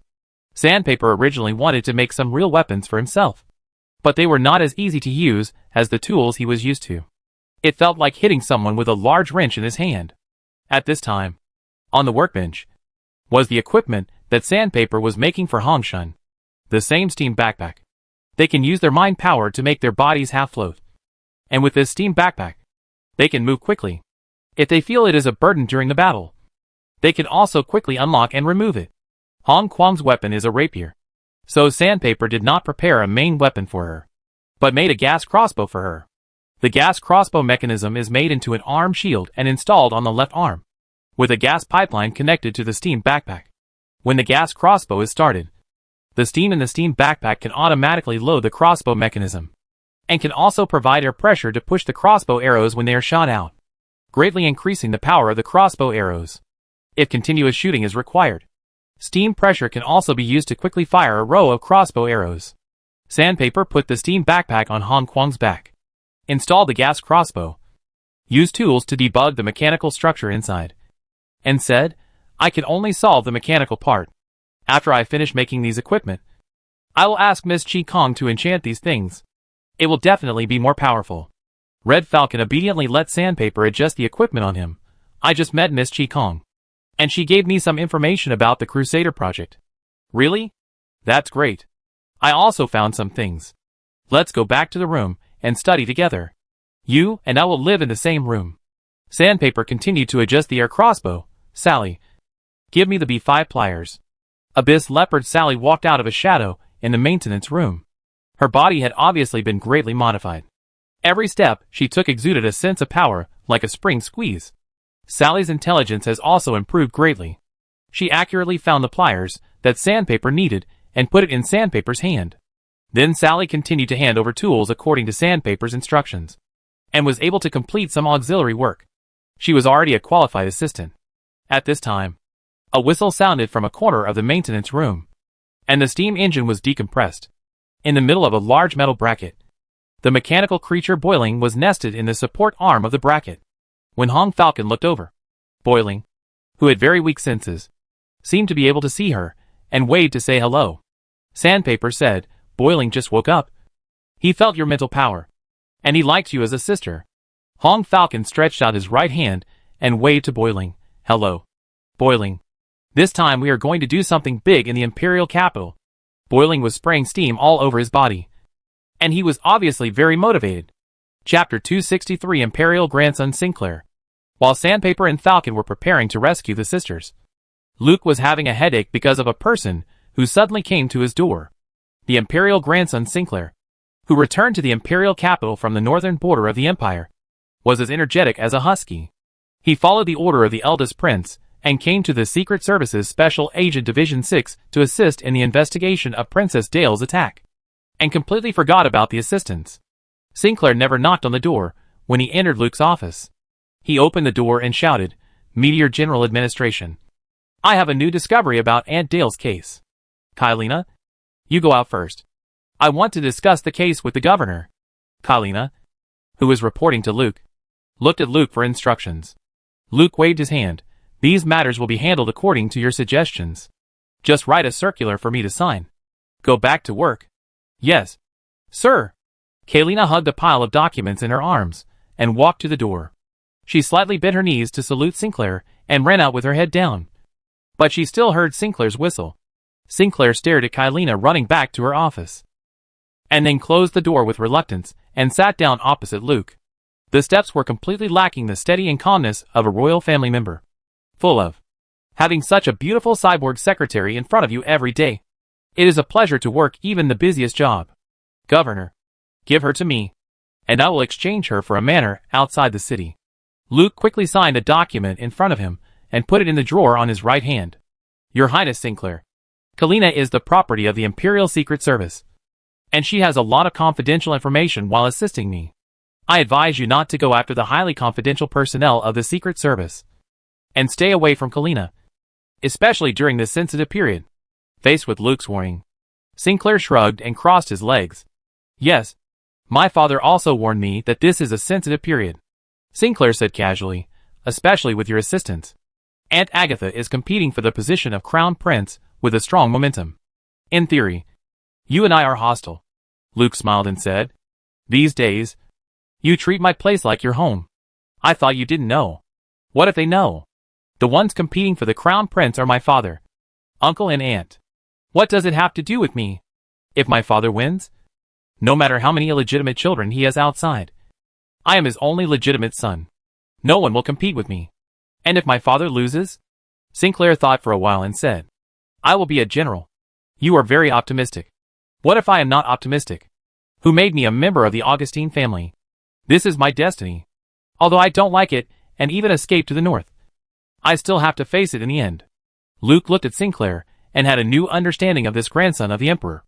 According to the normal historical process, in the plot of the collapse of the Golden Shield Empire, Emperor Augustine died of illness, and the two princes launched a bloody night in the imperial capital to fight for the throne.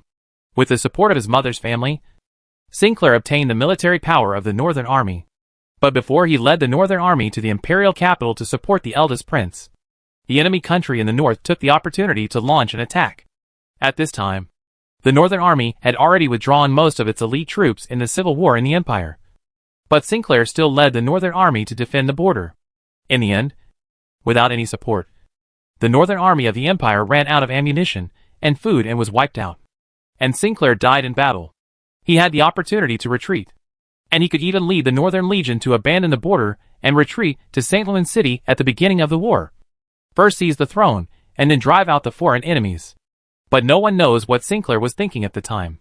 Some people think that he was a brave but reckless man who defeated the last elite legion of the empire that was still in the hands of the royal family, and became the last straw that broke the camel's back. Some people think that he could not predict the future. As a general guarding the border, his duty was to defend the country's land. He chose to give up the fight for the throne and die for his country. He is a real hero. Now in Luke's eyes, this is a rebellious guy, a veteran soldier. Okay, let's not talk about this. Luke had no good way to deal with Sinclair for the time being, so he had to get back to the point. You just mentioned the case of Princess Dale. Do you have any new discoveries? Sinclair became excited when he talked about Princess Dale. He leaned over the table and whispered mysteriously, it's not a new discovery, but just confirmed a guess of mine. What guess? Luke didn't think that Sinclair, who had just returned from the north, could spit out ivory from a dog's mouth. It's boring to talk about the result directly. Let me talk about my reasoning process first. Sinclair said proudly, I noticed a detail in the information you disclosed.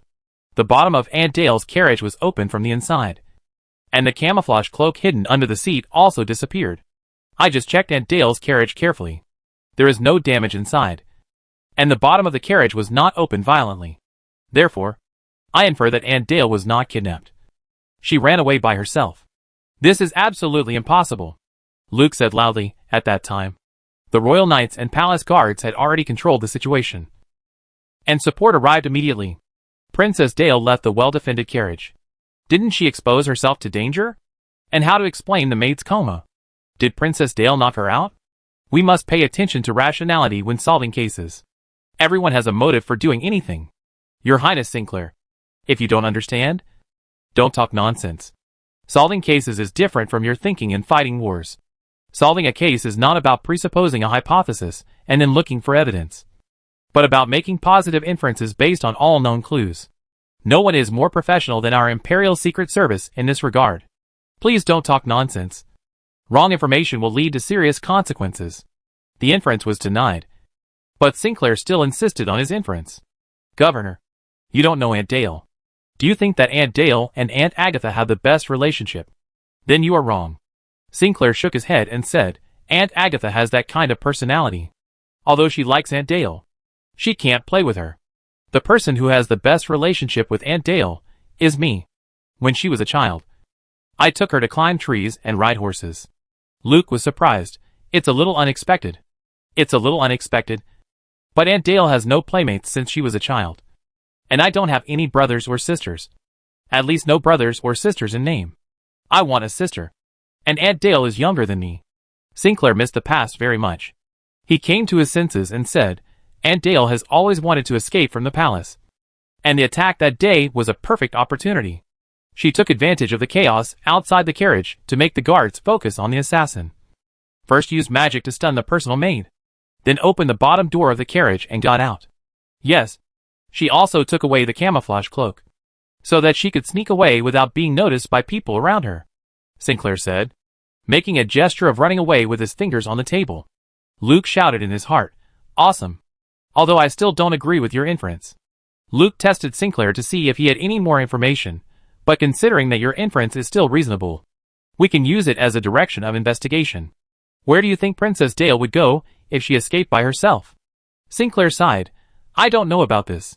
After all, I went to the Northern Legion, and the number of times I met Aunt Dale became less. And I don't know much about her strength. But since you can't find her for so many days, she must have run away from the Imperial capital, and maybe even went abroad. Luke sighed. If I hadn't stopped her, she would have really run away. Luke pretended to think for a while, and said to Sinclair, I hope your inference is correct. No matter where Princess Dale went, at least she is safe. But this is just an inference. I can't even make it public, because there is no evidence to convince everyone. What are you going to do next? I don't think you need to stay here. But Sinclair didn't mean to leave. No. I will never go back. If I don't help you with the case, I will be locked up at home.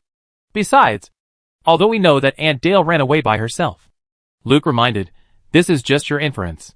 Yes, it's just my inference. But the person who attacked Aunt Dale does exist.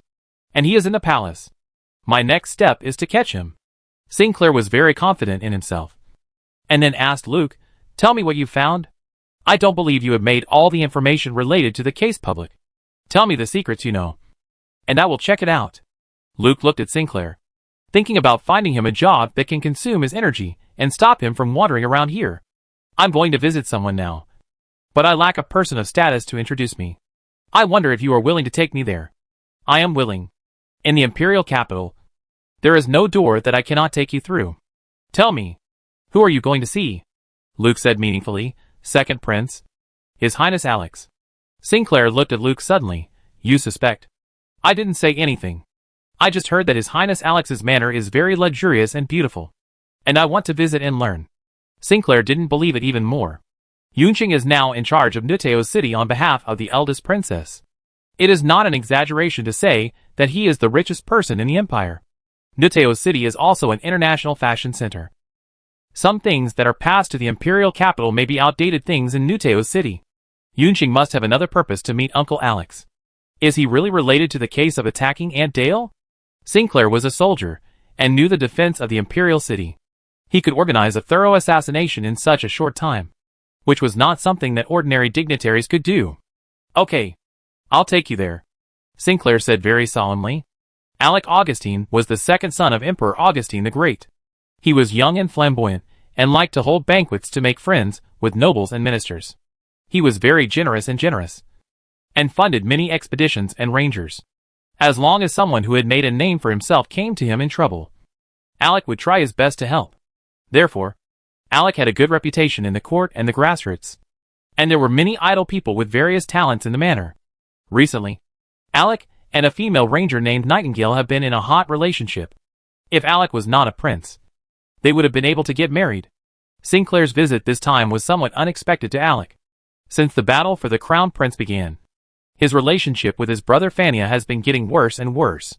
When the civil war broke out in the empire, Fania was assigned to the southern front, which put him at a disadvantage. When the butler said that the governor of Meteorite was coming with Sinclair, Alec felt as uncomfortable as if he had eaten a fly. Let them in, Alec said unhappily. After the butler left, Nightingale in a silk robe came to Alec. Your Highness, do you need me to do anything for you? Alec hugged Nightingale's waist and smiled again. Go, put on the new equipment I prepared for you, and show your strength to my nephew in Meteorite. Yes, my Highness. Nightingale kissed Alec's cheek and broke away from his arms. Alec was reluctant to leave Nightingale's body, but still called the maid to change his clothes. Luke visited the manor hall accompanied by Sinclair.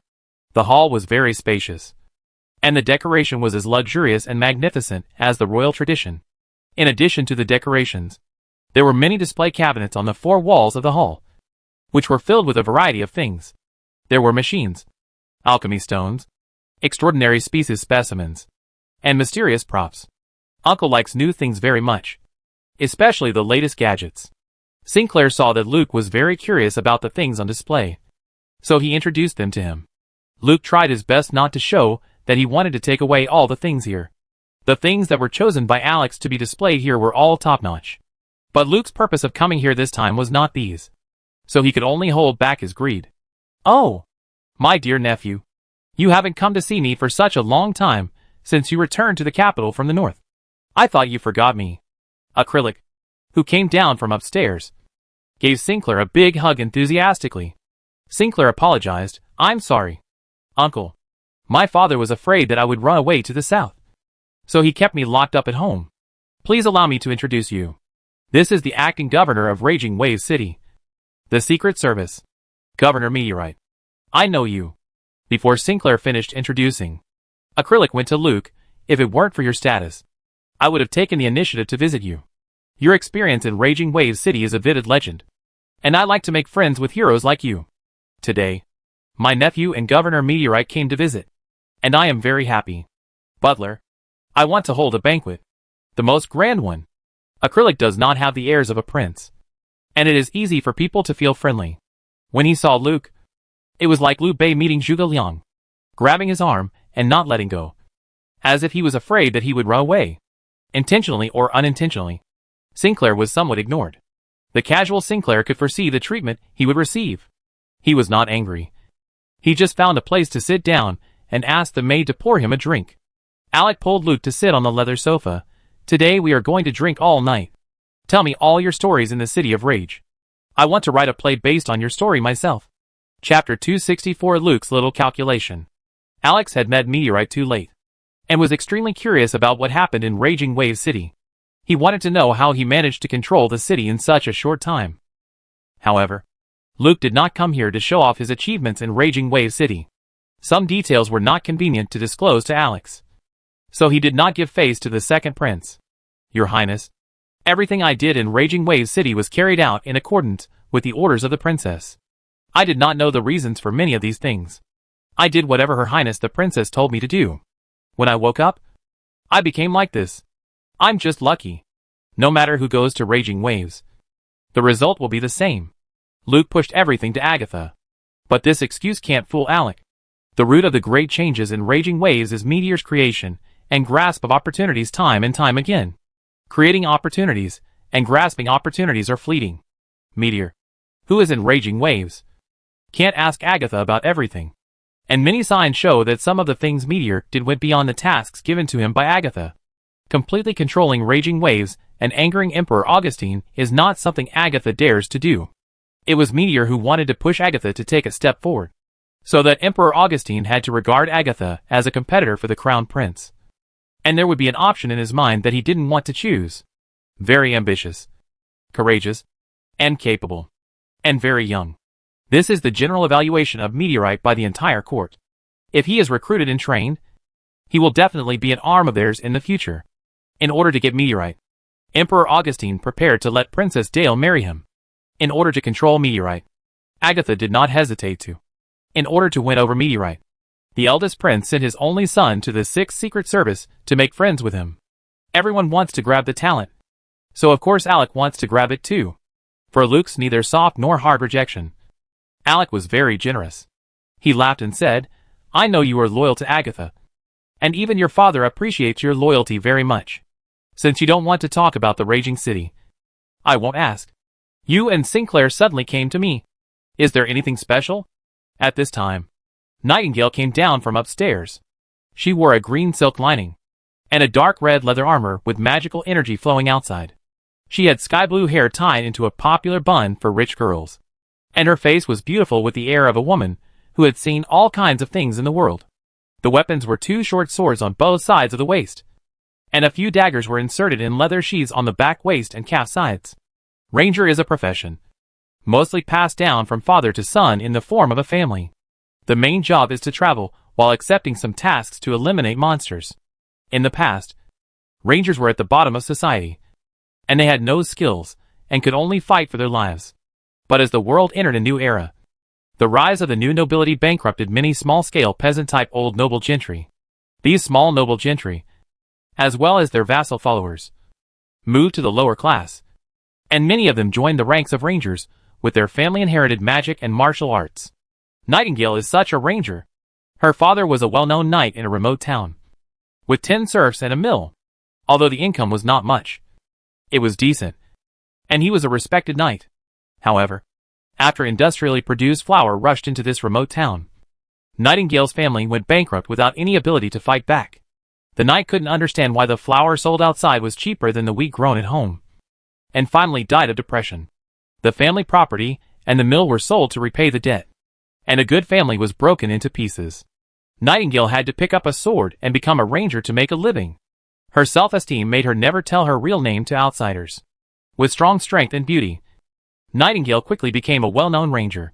She came to the imperial capital to find an opportunity to make money, and then she met Prince Alex. Nightingale walked behind Alex, and the eyes that had been staring at her since she came downstairs made her feel very uncomfortable.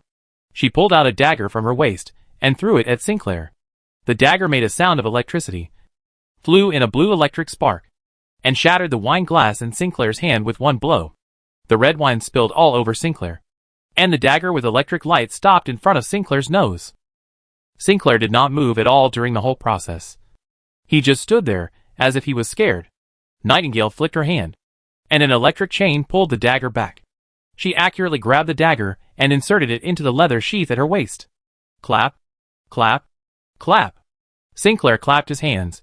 Beautiful, beautiful, beautiful, beautiful. And the dagger is also beautiful. I really envy my uncle and the governor of Meteor.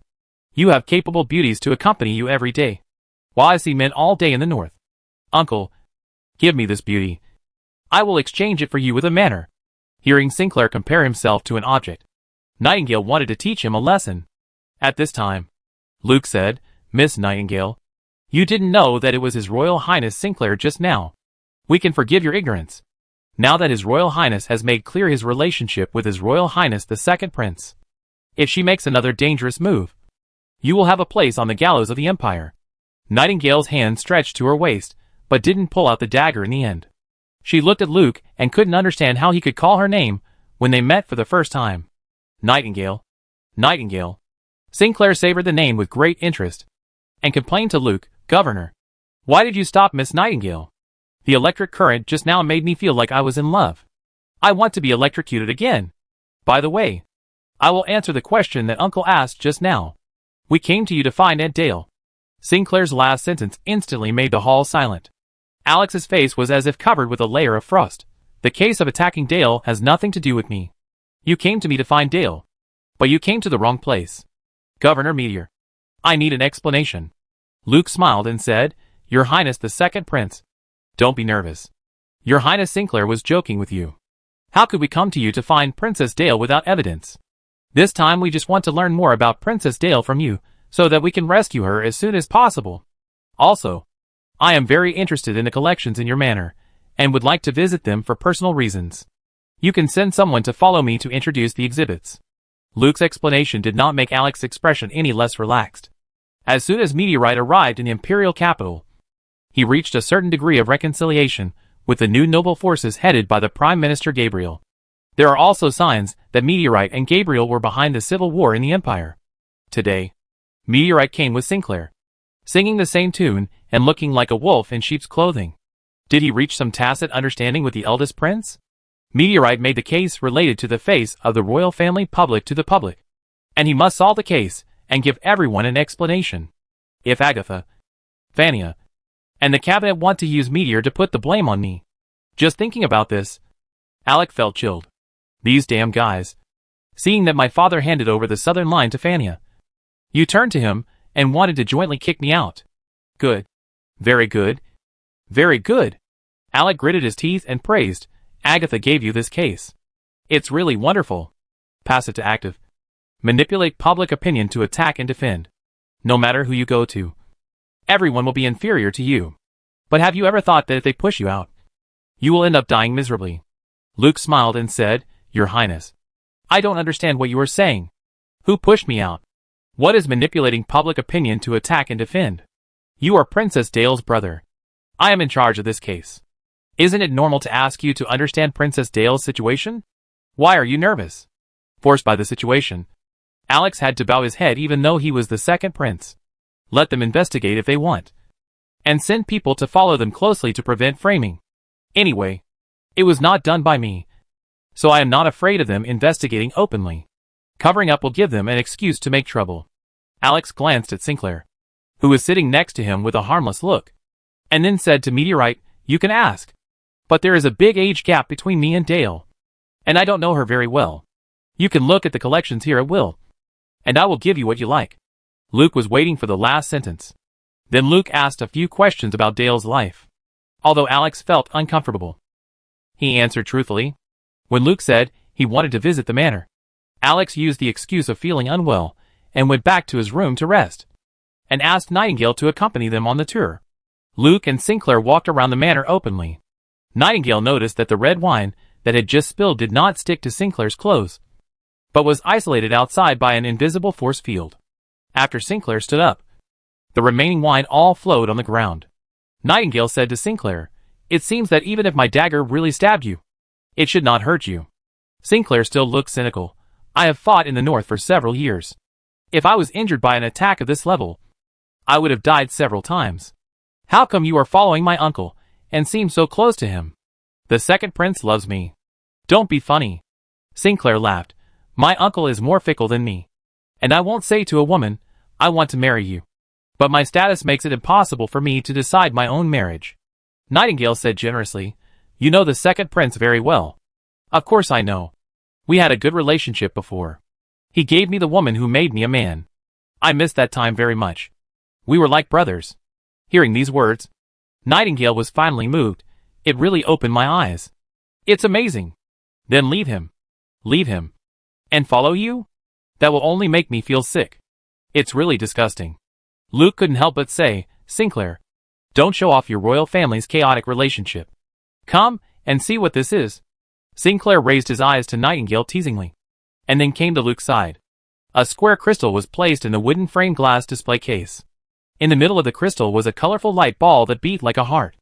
Every time the light ball beat, the crystal split into small cubes, like a Rubik's Cube, to complete a rotation. Sinclair looked at the changing crystal Rubik's Cube and said, The magic energy differential machine can be used for mathematics, magic energy architecture, and alchemical reaction program calculations. It is a very good academic research auxiliary alchemy tool. Some advanced research institutes and large colleges have their own magic differential machines. Is this special? Nothing special. Of course, Luke knows about the magic differential machine. He wanted to attract Nightingale's attention, The magic differential machine is very difficult to make. Even Ulu College doesn't have many magic differential machines. The last time I met Miss Chi Kong, she complained to me that her branch didn't have a magic differential machine. Many simulations and verifications of experiments require data to be transmitted back to the institute. Not only is it very troublesome to go back and forth, but it is also easy to make errors. However, according to the current scale of the branch, Dean Wilred has never thought of allocating a set of magic differential machines, which gives Miss Chi Kong a headache. Seeing this magic differential machine reminded me of Miss Chi Kong. She helped me and the princess a lot in Raging Wave City. So I want to buy her a magic differential machine as a thank you gift. But you know, this thing can't be bought with money. How could Sinclair not hear Luke's subtext? He said in a very cooperative way, Uncle put such a good magic differential machine here for display, which is a bit too wasteful. If I can give it to Miss Chi Kong, I will definitely get Miss Chi Kong's favor. I think so. Luke did not stay beside the magic differential machine and walked to the next exhibit. Nightingale immediately summoned a follower, and after whispering, the servant immediately hurried away. Chapter 265 Blackmail. Luke, who was clearly here to blackmail, was curious about two other things. One of which was the main purpose of his visit this time, the lava demon heart. The second prince, Alex, did not know that this lava demon heart had been transformed into a mysterious prop. This was a collection he had obtained in his early years. He carefully collected it because it was larger than other lava demon hearts. This lava demon heart, named Du Jun by the player, was suspended in a square glass cover. It was as big as a basketball and was covered with irregular grooves. Inside the grooves was an incandescent flame, burning the entire demon heart to emit an orange-red light. The high temperature did not spread but concentrated on the surface of the magic heart, forming a halo with a thickness of 5 centimeters. Luke said in surprise, such a large lava magic heart is rare. It should come from a lava stone demon of the Dumo level. To kill a lava stone demon of the Dumo level in a volcanic environment, it is not enough to rely on strength alone, but also requires more luck. Sinclair understood and said, the governor of Meteorite is really knowledgeable. This lava magic heart is indeed from a lava stone demon of the Dumo level. It was an unlucky guy. A volcanic eruption sprayed it out, flew several kilometers, and then fell, and was seriously injured. But it still killed many adventurers who came after hearing the news. Later, the lava stone demon broke through the encirclement and fled towards the volcano, but unfortunately fell into a hot spring halfway. It's really unlucky. Although Luke had heard about the experience of this lava stone demon, he couldn't help but sigh when he heard it again. What's even more unlucky is, when it climbed out of the hot spring, a huge rock rolled down from the rocks and smashed it back into the water and pressed it to the bottom of the water. The lava stone demon was drowned. And because of the long-term cooling of the water, the heat energy generated by this demon-level lava demon heart was not as much as that generated by an ordinary lava demon heart. After my uncle got it, he kept it here. If it meets Miss Clear Sky, it should be able to die with more dignity. Yes, Miss Clear Sky will definitely let it die with dignity. Speaking of Clear Sky, Luke seemed to think of an important thing. The last time I met Miss Clear Sky, she said that her museum was still heated by coal. In winter, insufficient heating is a problem, and gas leaks are the most troublesome. Sinclair said very tactfully, then use the lava magic heart to provide heat for the heating boiler. It's a waste to leave this lava magic heart here. Uncle should be tired of it after seeing it for so many years. Why not give it to Miss Clear Sky? Solving the heating problem for the Ulu College branch will not only make Miss Clear Sky happy, but Dean Wilred will also be very happy. Of course they will be happy. Miss Chi Kong and Dean Wilred regard students as the most precious treasures, much more precious than these useless things that can only be looked at. Sinclair praised, only such a dean and professor can educate excellent talents for the empire. Luke said, Miss Chi Kong said, the greatness of the present will eventually pass away, and the world will always belong to the next generation. Hearing Luke's words, Sinclair did not respond, but could not help but stand there in a daze. Nightingale, who had been accompanying him, did not think too much. She summoned the attendant to whisper, and asked him to convey to Prince Alex that Meteorite had taken a fancy to Lava Demon Heart. After Luke achieved his goal, he did not pull the wool of the second prince. If they ask for too much, the second prince will not be willing to give them all, and it will be troublesome to filter out the superintendent Lava Demon Heart when choosing. The 3 gifts have been selected. and they can wait for the second prince to personally deliver the things to Qi Kong. Luke and Sinclair said goodbye and left. Prince Alex was left alone, feeling angry and resentful, and the intention revealed by Meteorite this time forced him to force himself to calm down.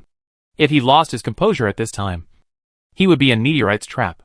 The sense of crisis made Alex call Nightingale to his side, and asked in detail what Meteorite and Sinclair saw and said. Nightingale poured a glass of red wine for Alex, and then sat on his lap and slowly explained. The present greatness will eventually pass away, and the world will always belong to the next generation. Alex murmured and repeated what Meteor said. Fortunately, Agatha is not a man. Otherwise, Fania and I have no right to compete with her. Nightingale noticed the changes in Alex's body, and his attention was moving away from himself. Your Highness, is the eldest princess worthy of your attention? What do you know? Alex embraced Nightingale. Agatha uses Meteor to plan for the present, and uses Qi Kong to plan for the future. Once Qi Kong really becomes the dean of Ulu College, batches of Ulu College graduates will be the strongest cornerstone for Agatha to rule the empire. This is the scary part about Agatha. When my brother and I were still having fun, she took over the Secret Service and made plans for the present. But Your Highness, you just said that the eldest princess is not a man, and His Majesty will not give her the throne. But my father has never appointed a crown prince. No matter how well Fania and I do, we are far from meeting the standards he wants. I heard that he is now. Have you found out what I asked you to investigate? Nightingale leaned over to Alex's ear and whispered, the Extraordinary Species Cultivation Center is indeed conducting experiments to extend human lifespan, and the subjects are all elderly people with various diseases. The Crusader Project of the Cross, under the suggestion of His Majesty, also began the experiment of the Eternal Life Secret Technique. The tingling sensation in his ears made Alex feel a little hot in his heart. He took a sip of red wine to moisten his dry throat, and then said, you must always pay attention to the experiments on both sides, and send people to disrupt their experimental progress when necessary. Nightingale said in surprise, destruction. If His Majesty knew. Alex kissed Nightingale on the face, in the entire court. No one except His Majesty wants these experiments to succeed. The Extraordinary Species Breeding Center and the Cross know how to cooperate. Nightingale put her arms around Alex's neck and looked at him seductively. Your Highness, I have done so much for you. When will you fulfill your promise to me? Alex smiled and said, I have sent people to redeem your family's property. As for the title, now the Empire has to deal with the hereditary nobles of the Blade Brotherhood, and will not confer hereditary nobility at this time. Even though Meteorite did such a big thing in the City of Raging Waves, he was only conferred a lordship. He can only be promoted to a lord after he finds Dale and marries her. Wait a little longer. Wait until I become the Emperor of the Empire, and you want to restore the glory of your family. It's just a matter of a word from me. You will even become the Queen of the Empire. Nightingale fell on Alec. Thank you, Your Highness. Luke and Sinclair sat in the Imperial carriage and returned to the Copper Mulberry Avenue. They were both worried, and no one spoke. It was not until they were about to reach their destination that Sinclair said, Governor Meteorite, I have not known you for long, but I have heard a lot about you. The contact over the past few days has made me admire you very much. There is a question that I should not ask, but I still hope you can give me an answer, even if it is a lie. Luke just took back the consciousness that was given to Qi Kong and merged and integrated it, and accepted Qi Kong's new knowledge. After hearing Sinclair's inquiry, Luke came back to his senses and said, as long as I answer, it will definitely not be a lie. You asked? Sinclair hesitated for a while, but still asked, my father, Uncle Alec, and Aunt Agatha. Who do you think is the best candidate for the future ruler of the Empire? Luke replied, this is indeed not a question you should ask, nor is it appropriate to ask me. Sinclair smiled and said, yes, I should unconditionally support my father. You are not willing to answer, which is a wise choice. Luke looked at the somewhat disappointed Sinclair and smiled. If I say, I never care who will be the future ruler of the Empire, do you believe it? Sinclair was very surprised by Luke's answer. You just said that as long as you answer, it must not be a lie. Whether that sentence is a lie or not, it is up to you to judge. This? Sinclair couldn't tell which sentence Meteor said was a lie. If you didn't lie, can I know why? Shouldn't you support Aunt Agatha? Your Highness Sinclair, there are some things that cannot be assumed, and we can only make judgments. No matter whether the choice is right or wrong, no matter what the result is, we must walk firmly after making the choice. I don't have the long-term vision you imagine. But I just keep an eye on every step I take on the path I have chosen. What will happen in the future is not something I can control. And I can't decide who will be the future ruler of the empire. Sinclair fell into deep thought in response to Luke's answer, and soon smiled generously. In fact, I don't care who will be the future ruler of the empire. Who knows? One day the empire will be like our neighboring country without an emperor. Your values are very much to my taste. You are a friend worth making. I recognize you as my brother. Luke was also surprised by Sinclair's avant-garde thinking. It should be because he was fighting in the north, and was exposed to many new ideas from neighboring countries. I am honored to be recognized as a brother by His Highness Sinclair. But if I marry Princess Dale, you should call me uncle. Who would have thought that? Sinclair smiled and said, Aunt Dale has gone abroad a long time ago. You can't find her. But I heard some rumors about you and Aunt Agatha. Luke asked in confusion, what rumors? Sinclair smiled and told Luke the rumors he heard. You thought it was hidden very deeply. But you didn't expect that this secret has spread throughout the court. Luke really didn't know that the rumors about him and Agatha had spread inside the palace. And he knew it from Sinclair. Not the spies around him. Shelley and Pisco. These two big mouths are so arrogant after coming to the imperial capital. Do you think that when you arrive at your home, Agatha will immediately ascend the throne? And your boss will be the prince next? This, Luke did not deny or admit. Such exaggerated rumors must be exaggerated by someone, in order to increase the suspicion of the eldest princess in the attack on Princess Dale. The topic returned to the case of Princess Dale, and Sinclair asked, Did you find anything in Uncle Alex's manor? Do you want to send the things you asked for to Miss Chi Kong, and use secret techniques to find clues? Sinclair's idea was good, and Luke used it and said, You are very smart, and have a talent for solving cases. The 3 things will be sent to Miss Chi Kong, and a secret language ceremony will be performed using the strange techniques of the Department of Mysticism. I hope to find useful clues. Sinclair didn't know much about the mysterious mysticism, and the education of royal family members did not allow them to touch such uncertain things casually. But the rumors about the mysticism made Sinclair very curious. Can I watch from the side? No. Luke refused very bluntly. I am upgrading my bloodline. What's your chance to watch? Since you treat me as a brother. Give me a face, and don't mess with me here today. I am not as idle as you. And there is a lot of work waiting for me to deal with. The carriage arrived at 236 Copper Mulberry Avenue. Luke stopped Sinclair, who was about to get off the carriage, and asked the driver to send him back to Silver Manor. Then, under the salute of the guards, he walked into the 6th Secret Service with a cane. The news that Luke, who was under surveillance by many parties, went to visit the second Prince Alec with Sinclair soon spread throughout the imperial court. The details were still under further investigation, but Prince Alec's subsequent reaction made everyone confused. Prince Alec publicly sent a batch of valuable gifts to the Chi Kong Museum, and rarely visited Agatha's Tulip Manor. He left in the middle of the night, with the eldest princess personally seeing him off. Luke didn't know how his blackmail behavior would be interpreted by all parties in the court. It doesn't matter how it is interpreted. He only cares about how the secret ritual tonight can improve himself. If Nightingale's dagger was aimed at him, could he deal with it as calmly as Sinclair?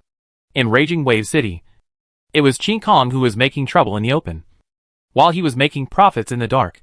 After coming to the imperial capital, Chi Kong's position retreated to suppress the whole audience with strength, while he moved forward to the front line. And he had to fight some battles himself in the future. In a carefully selected secret room, Luke and Chi Kong met here. This place is larger than the secret room in Raging Wave City, and its secrecy has been confirmed by players to be reassuring. The secret language to be performed this time is named Rekindled Heart of Fire, which is a bloodline inheritance secret of the Lava Stone Demon. The auxiliary words for performing this secret language have been collected, and the missing Sinking Stone plate can be replaced by the Book of Disaster. The subject Governor Lava Demon Heart, along with the gift, was sent to the museum by Alex, and was now floating in the center of the secret array. Chi Kong walked to the side of the Lava Demon Heart and took out a reagent bottle from the space backpack. The reagent bottle contained red liquid. After pouring it out, the liquid turned into a stream of fire and poured on the Lava Demon Heart. The concave lines on the awakened Lava Demon Heart suddenly expanded, and the volume expanded and contracted. A heartbeat like a heavy drum echoed in the closed space. Chapter 266: The Rekindled Heart of Fire. At first, the beating of the Lava Demon Heart was still very slow, And gradually the heartbeat that filled the entire secret room accelerated with the beating of the demon heart, and became louder and louder. The temperature in the room rose rapidly, and the halo of the outer layer of the demon heart opened and spread, burning the walls red like a blast furnace. Qi Kong released the ice armor to form an ice layer on the outer layer of the body, to resist the invasion of high temperature. Luke fully activated the thunder fire pupil, and the entire right eye was full of shaking flames. The whole body erupted like a scion, and the flame aura used fire to attack fire to prevent the external high temperature from harming himself. The extreme cold emitted by the ice armor and the fire erupted by the flame aura formed a confrontation between the two, and the harsh friction sound made them stand some distance away from each other. Qi Kong did not stop her movements while arranging the secret ritual. She took out a bottle of powder and poured it on the lava magic heart, which was beating faster and faster. After the powder touched the magic heart, it turned into a sparkling starlight, which rotated around the magic heart to form several colorful star rings. The lava magic heart seemed to be calmed down, and the beating gradually became stable and more powerful. The heartbeat filled the entire space, making Luke's ears ring. The high temperature caused his fiery aura to shrink to only half of its initial size. The preparation ceremony for the secret technique was already so powerful. I wonder what kind of impact it will have on me when the secret technique officially begins. Thinking of the process of obtaining the troll bloodline and the thunder and fire pupil, Luke couldn't help but tense up. This is not a game where you only need to watch the gorgeous cut scenes of the secret language. Now you have to bear all the pain caused by the secret language. Improving bloodline is equivalent to pulling out muscles and bones, reshaping the body inside and out. That kind of pain cannot be felt by imagination. Luke took deep breaths continuously, adjusted his mentality, and kept his mind focused. In the middle of the formation, the activated lava magic heart reached the most stable state under Qi Kong's adjustment. The heartbeat was strong and powerful, like the engine of a racing car, loud and deafening but giving people a very comfortable feeling. Qi Kong placed the prepared secret auxiliary words in different positions of the formation, and placed the Book of Disaster, which replaced the sinking stone plate, 1 meter above the lava magic heart. The mysterious energy contained in all the mysterious props was released under the traction of the array, and the secret room turned into a furnace of lava in an instant. Then water overflowed from the roof of the upper part of the secret room. The overflowing water did not fall, but formed an inverted hot spring in the upper part of the secret room. And the water surface of the hot spring just submerged the Book of Disaster. The illusion of lava and hot spring filled the entire space, and there was a faint roar of the lava stone demon before being crushed to death. Qi Kong left the range of the array. Luke walked in, and came to the side of the lava demon heart. Secret language. The rekindled heart of fire is turned on. The auxiliary words around the array gradually melted and disappeared, and the Book of Disaster turned into a sinking stone plate. The lava demon heart spewed flames upward and burned towards the sinking stone plate. The high-temperature flames made the spring water boil, and the submerged sinking stone plate was exposed, and it quickly turned red under the burning. The surrounding water formed a vortex and rushed towards the stone plate, trying to protect the stone plate under the water, while the lava demon heart erupted with more violent flames rushing upwards. Water and fire started a fierce battle around the sinking stone plate. The lava demon heart in the lava environment vowed to avenge the shame of being buried under the water. A stronger fire broke out, and the water retreated rapidly under the impact of the flame. The sinking stone plate was completely wrapped in fire, and it was still melted but could not relieve the resentment of the lava demon heart. The fire continued to erupt. It broke the stone plate that turned into lava, burned it into volcanic ash, and then spread it all over the space. At the moment when the volcanic ash fell, the lava demon heart seemed to have vented all its obsessions, and the fire was quickly withdrawn into the demon heart. The room dyed red by the fire returned to darkness, and all the light was concentrated around the lava demon heart. Bang! Bang! Bang! The pain from the chest almost made Luke fall to the ground. It was his heart beating, unlike the usual beating. In the secret ritual, his heart and the lava demon heart completed synchronization. The lava demon heart expanded and contracted vigorously, and Luke's heart beat at the same amplitude, as if a hand was grabbing his heart and stretching and squeezing it. The heart pumped the blood in the body to flow in the blood vessels at an unprecedented speed. The extremely high blood pressure broke the blood vessels, and blood spurted out of Luke's mouth, head, dizzy and spinning. Except for the vision of the thunder fire eye. The other eye can no longer see anything. In Qi Kong's eyes, He was bleeding from all 7 orifices, and the blood flowed like a stream, soaking his whole body and forming a pool of blood under his feet. At this time, Luke could only use the Thunder Fire Eye to keep his consciousness clear. The advanced secret technique was more dangerous than he imagined. If he had not transformed and adapted his body in advance, he would not have lived to the moment when the secret technique ritual was completed. This is just the beginning. Luke used all his strength and raised his hand to slap the floating lava magic heart. The lava magic heart shattered into countless pieces in an instant, and he staggered and fell forward. At this time, a force lifted him up. Luke floated up. At this moment, he had no strength, and his limbs were spread out as if floating in a weightless universe. Only the blood oozing from his body continued to flow down, and the light dripping sound mixed with the heavy sound of the heartbeat. The fragments of the lava magic heart surrounded him. Luke's consciousness space opened up, and the powerful mental power rushed out, and the airflow swept up these magic heart fragments and spun rapidly around Luke. The flame steamed and wrapped Luke completely in it. The large pool of blood on the ground was like gasoline being ignited, and the blue flames that rushed up with sparks as dense as stars were attracted to rush into the rotating fireball. At this time, Luke had completely lost his consciousness. He was completely unconscious, and the burst of mental power pushed the secret ritual to inherit his bloodline and reshape his spirit. Luke could only watch the secret technique from the perspective of the clear sky. He was in the center of the formation. Although this was a very serious matter and his body was in an extremely dangerous situation, Luke still felt that his body was like a suckling pig on the grill. There was burning charcoal fire, blood fire below, and he was covered with a layer of honey sauce, magic heart flame spirit storm, and turned and roasted there. Fortunately, the body surrounded by the broken star fire did not rotate with it. Otherwise it would probably leave a psychological shadow on himself. The blood that flowed out changed its form and flowed back, and the rotating star-shattering fireball became more gorgeous. But Luke noticed that the star-shattering fireball rotating outside his body was spinning a little fast. Luke, who noticed something strange, immediately called up the relevant information on his mobile phone.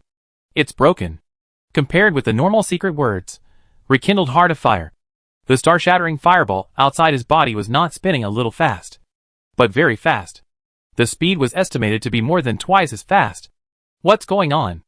Luke, who controlled the clear sky, stretched out his hand to summon the spirit ball and gave it an order to simulate the situation encountered at this time in the spirit library. The spirit ball soon got the answer. Luke charged his phone and continuously absorbed and merged mental power from Qi Kong, giving him a very powerful mental energy. When the main body fell into a coma, all his mental energy was involved in the process of the secret technique. It was like a washing machine that could only run at 600 revolutions per minute, but was pushed to 1,200 revolutions per minute. What would happen in the end? The mental ball that didn't know the principle of this secret technique said it didn't know. At this time, the sound of electric current sizzled in the secret room, and the light that was turned off turned on automatically, and then exploded in a burst of electric current. The electricity was like a snake running on the walls, ceiling and ground. At first there were 4 or 5, and soon it increased to more than 10, dozens, and the jumping arcs became more and more. Outside the secret room, the entire block was without power, and the scope of the power outage was constantly expanding. In a blink of an eye, a large area of the city was dark. Luke didn't know what was happening outside due to the influence of this place. He was only worried about the impact that this somewhat out-of-control secret technique would have on him. The walls of the secret room were filled with jumping blue arcs, which jumped towards the rotating star fire ball in the center.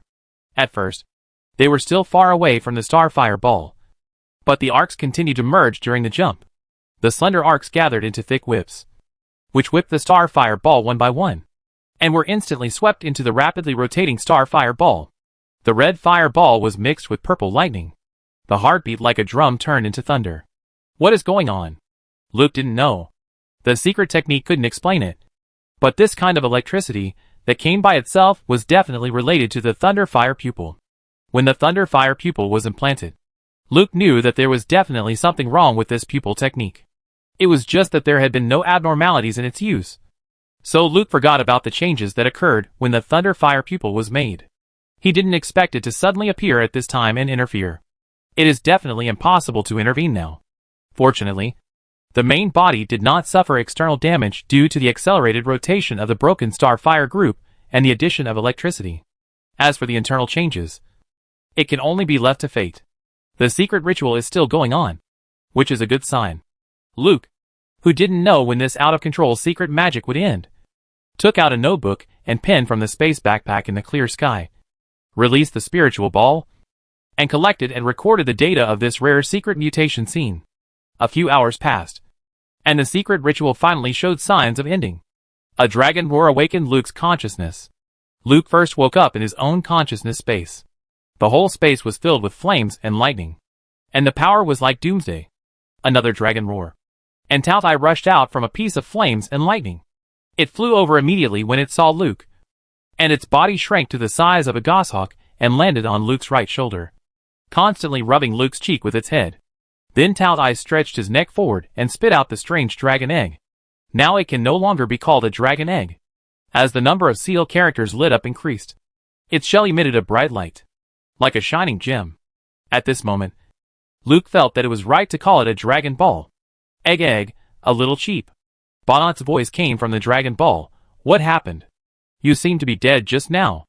And here, fire, thunder, the most destructive power in the world filled your consciousness space. But it didn't detonate here. And you were reborn in the center of this energy. Who are you? Luke retorted. You don't tell me what you are. Why should I tell you who I am? And did I just die? I didn't feel it. Without getting an answer, Bonnot didn't ask any more questions. After all, he had been hiding his identity. If you weren't dead, your mind couldn't have gone out of control and then been invaded by these flames and thunder energies. But since you were reborn in the center of this energy, it should be a reshaping of the body. This is a very dangerous thing. Aren't you afraid of death? Luke replied, It is precisely because I am afraid of death that I do such a dangerous thing. You seem to be very nervous about my death. If I die, you will be free. Shouldn't it be a happy thing? Take Tautai away, and you can go anywhere you want. It doesn't matter where I go in my current state. I might as well wait for you to open my seal. As for taking Tautai away, you don't know it. Although it is already an extraordinary creature that can survive independently without you. Leaving you will affect its growth. The inheritance continues. Luke asked, What exactly is the inheritance? Sorry. This is the secret of the Dragon Clan. Maybe when the inheritance is over, you will know what the Dragon Clan's inheritance is. Since you have been reborn, I don't have to worry about Tautai. I hope we can be honest with each other and tell each other our secrets one day. The light of the dragon ball dimmed a little, and the Tautai squatting on Luke's shoulder flew up and swallowed the dragon ball with his mouth open. At this time, the entire consciousness space changed dramatically. The already violent fire and thunder became more powerful and rolled towards Luke in the middle. Luke reached out and put the flying Tautai back into the back of his hand. The concentrated fire and thunder came in an instant and drilled into Luke's body from all sides. The same situation happened outside the consciousness space. The lava magic heart was shattered into glowing dust while rotating, and the mixed fire and electricity poured into Luke's body. 1/3 of the fire and electricity intertwined into a vortex, aiming at the thunder pupil of the right eye and drilling into it. Qigong wrote the last stroke on the notebook, and then put the notebook, pen and other measuring tools into the space backpack. She walked towards Luke, took off the floating book of disaster, and waved her hand to push the floating Luke's body onto a surgical chair placed on the wall. The ceremony ended, and Luke, who fell down, lay steadily on the surgical chair. Qigong came over and checked Luke's body. Although the consciousness had not yet taken over the body, the health of the whole body was normal. The added links of the secret technique did not cause any external changes to the body, but it was easy to draw an arc that shot sparks when touching Luke's skin. The specific situation needs to wait until the main body's consciousness controls the body before it can be tested again. Qigong cast several recovery spells for the main body, then used homemade medicine to put on N4, and sat next to it and took out the notes he had just recorded and looked at them carefully. Chapter 267 Brotherhood Crisis. Outside, after emergency repairs, the power failure was restored, and the dark streets were brightened up one by one. In another secret room, the light from the lights was overwhelmed by the temporarily added magical light source. A group of people were having a meeting in the room. Most of them covered their faces with scars, but all of them wore a silver dagger in a conspicuous place on their bodies. Looking at the style of the silver dagger, It means that they are all full-time assassins of the Brotherhood of Blades. The secret room was arranged as a small classroom, and most of the Blades sat in the audience. Some listened seriously, some took notes, some were lazy and wandered to some unknown place. On the podium, a man with scars on his face was writing and explaining. Finally, he could not stand those deserting assassins anymore and said angrily, "Look at you guys. Do you still look like the Blade Brotherhood? The Barbarian Legion of Grand Duke Celtic has been fighting with the Imperial Army in the Tadega Hills, and many hereditary nobles of the Brotherhood have expressed their willingness to respond to Grand Duke Celtic. The Brotherhood of Blades must fulfill the promise made by our ancestors with the Golden Shield family and protect the Empire with the weapons we have never put down. As the Blades cultivated by the Brotherhood of Blades with huge investment of funds and materials. Our battlefield is in St. Louis City, and our opponent is the Imperial Secret Service. But I don't see your fighting spirit and killing intention, which will only lead to your death in the cruel assassination and espionage missions." The leader wanted to say something encouraging, but a thorn blade in the audience raised his hand and said, "Leader Samuel, can the Celtic Grand Duke represent the Blade Brotherhood now? As far as I know, some members of the Brotherhood have gone to the city of Raging Waves. The Brotherhood of Raging Waves branch, led by Viscount Iskalin, has completely turned to the princess.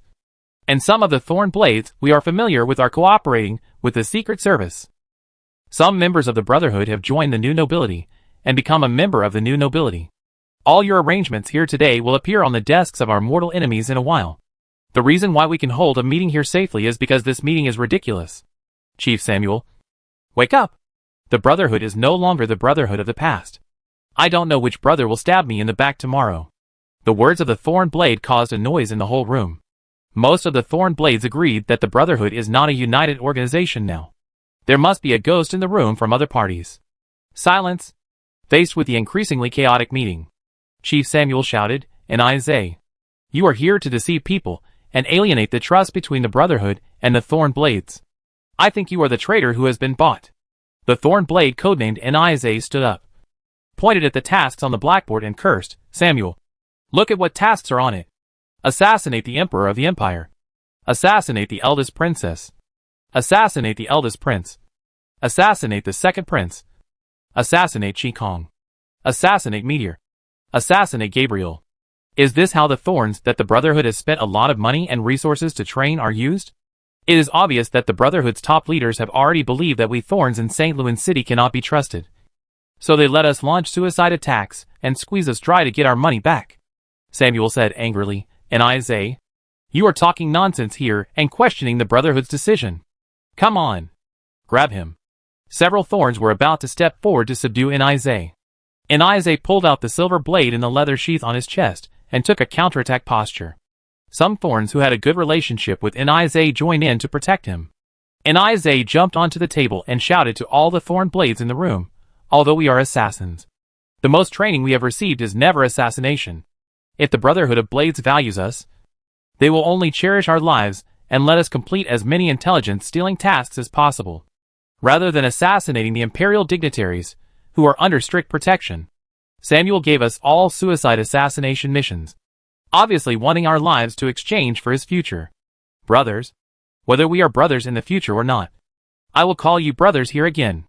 There should be no fools among the Thorn Blades, who can survive to this day. They can see that the Brotherhood of Blades no longer trusts us, and wants those of us, who are still foolishly loyal to the Brotherhood, to die. The room fell silent, and the thorns who followed Samuel's order to besiege Nice also became hesitant. Samuel looked at the situation in front of him, and knew that the morale of the people was scattered, and the team could not go on.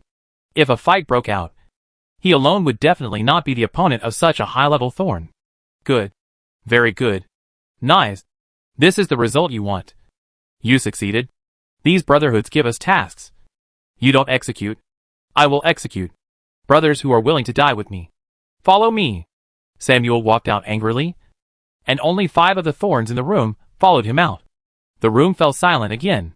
The leader Samuel left, and those thorns who refused to execute the Brotherhood's tasks were equivalent to betraying the organization. Everyone looked at Isaiah for the future. Isaiah jumped onto the podium. After forcing Samuel away, he would be the new leader of these high-level Thorn Blades, with the network of informants controlled by these high-level Thorn Blades. the intelligence network of the Brotherhood of Blades in St. Louis City would fall into their own hands. Brothers, I don't care who you are serving now. I welcome you to be double agents. Tell the people behind you that the St. Louis City Brotherhood is willing to trade intelligence with anyone. However, before Anize could finish his words, the light bulbs on the ceiling of the room exploded one after another, and darkness enveloped the room. Then a large number of strange monsters rushed out of the wall and bit all the thorn blades in the middle. The high-level thorn blades faced the sudden attack and calmly cooperated with each other to defend. They killed the monsters that rushed in with their superb martial arts and spells. But the monsters seemed to pour out from the wall endlessly. And each of them was fearless, and would bite the thorn blades even when faced with a fatal attack. Soon the thorn blades suffered casualties. Facing these monsters that they didn't know if they could kill them all, they could only rely on each other to break through. However, when they killed to the wall and prepared to blast out, they found that the wall did not exist at all. It was just a projection of the wall. Space transfer. This is a trap. Outside the secret room is an abandoned warehouse. The door of the warehouse faces a quiet street, and the street lights seem to be disturbed by something and flicker. On the tall building across the road, Samuel, the leader of the Thorns, lit a cigarette for himself. Next to him stood a man who was curled up in a cloak. The Thorns who followed Samuel stood behind him, and there were some people wearing cloaks around him. Samuel took a long puff of his cigarette with melancholy, and said to the people around him, "Lord Morris, you are right. Most of the Thorns of the Brotherhood in St. Louis City have been corrupted. And questioning the mission is not the thought of a qualified Thorn." Standing next to Samuel was Morris, the fourth apostle of the Abyss Temple. He stood on the edge of the building, looking at the quiet warehouse opposite. Isn't the Brotherhood in the same situation now? Lord Celtic originally thought that he could get a response from other nobles as soon as the war started. But now most of them are just verbal. They all feared Augustine, even though the old guy had already buried half of his body in the ground. This war was still a little early, and the Celtic Grand Duke had been waiting for the news of His Majesty's death. Samuel exhaled a puff of smoke. The intelligence I collected showed that Augustine's sudden decision to fight this war had a lot to do with the meteorite from the city of Raging Waves. Meteorite. Morris repeated the name of the meteorite. This is a person that the Archbishop ordered to be eliminated as soon as possible.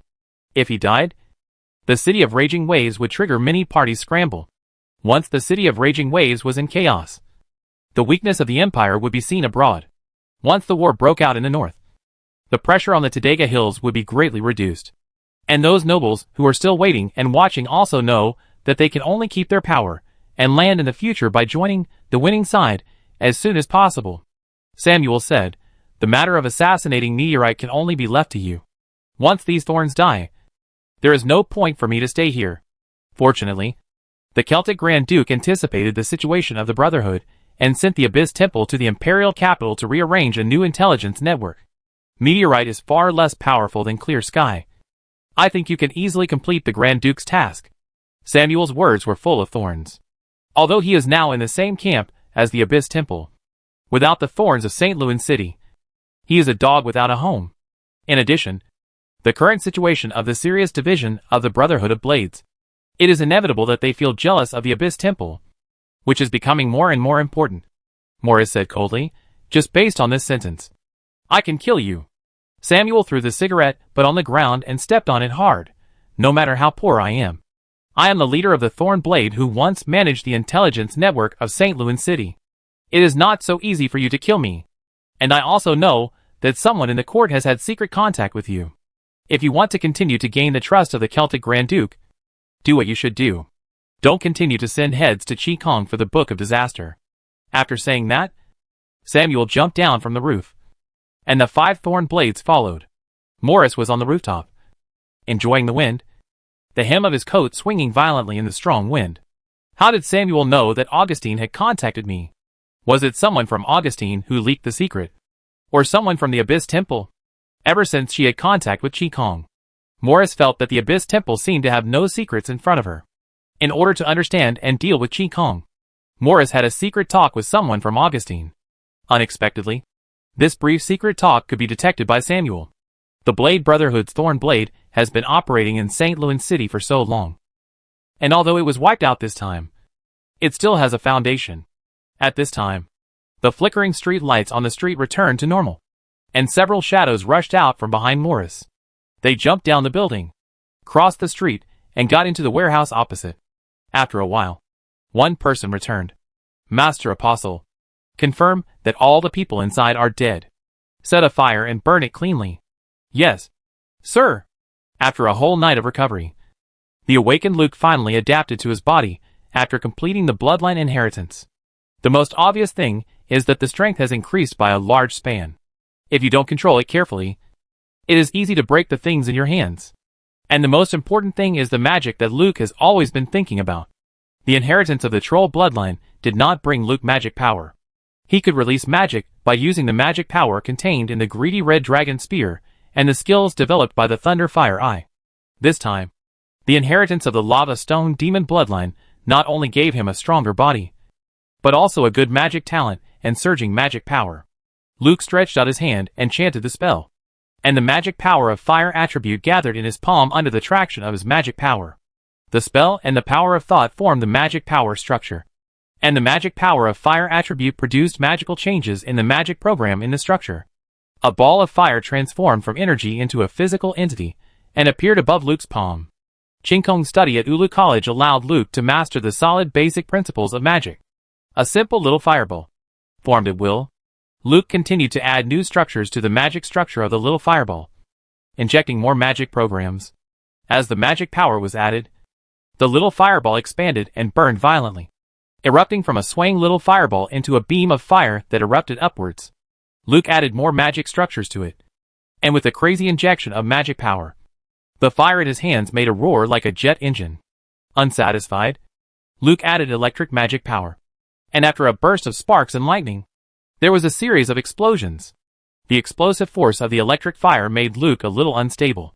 The overflowing and violent energy flow cut Luke's already tattered clothes into shreds.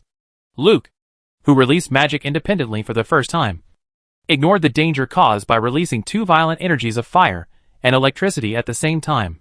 He activated the Thunder Fire Eye, and the two energies in his hand that were not obedient to each other immediately became tamed.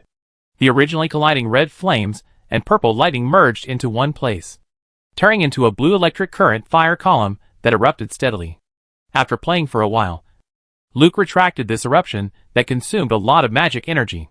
Then, under the protection of the clear sky, he carried out physical strength adaptation training and magic energy microcontrol training. It is easy to release powerful magic with powerful magic, but it is not easy to use magic at will without hurting people.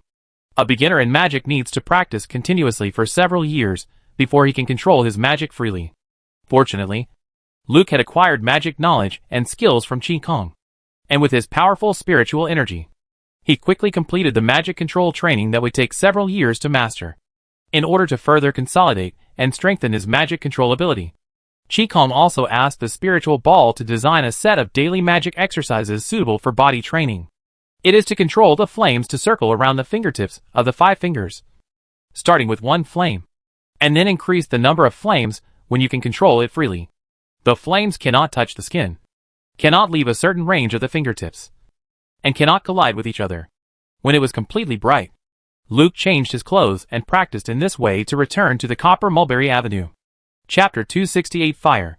When Luke returned to the 6th Secret Service, he found that the grandson of the Emperor Sinclair had come to work on time. He secretly arranged an office for himself and ordered people to move all the things related to Princess Dale's case into his office, as if he would not stop until the case was thoroughly investigated. In addition, the eldest prince sent some gifts, so Luke stopped sending Shelley and Pisco to Silver Avenue. Back in the office, Kalina came in to report on the work from last night to this morning, including a major power outage in the city and a fire suspected to be caused by power outage.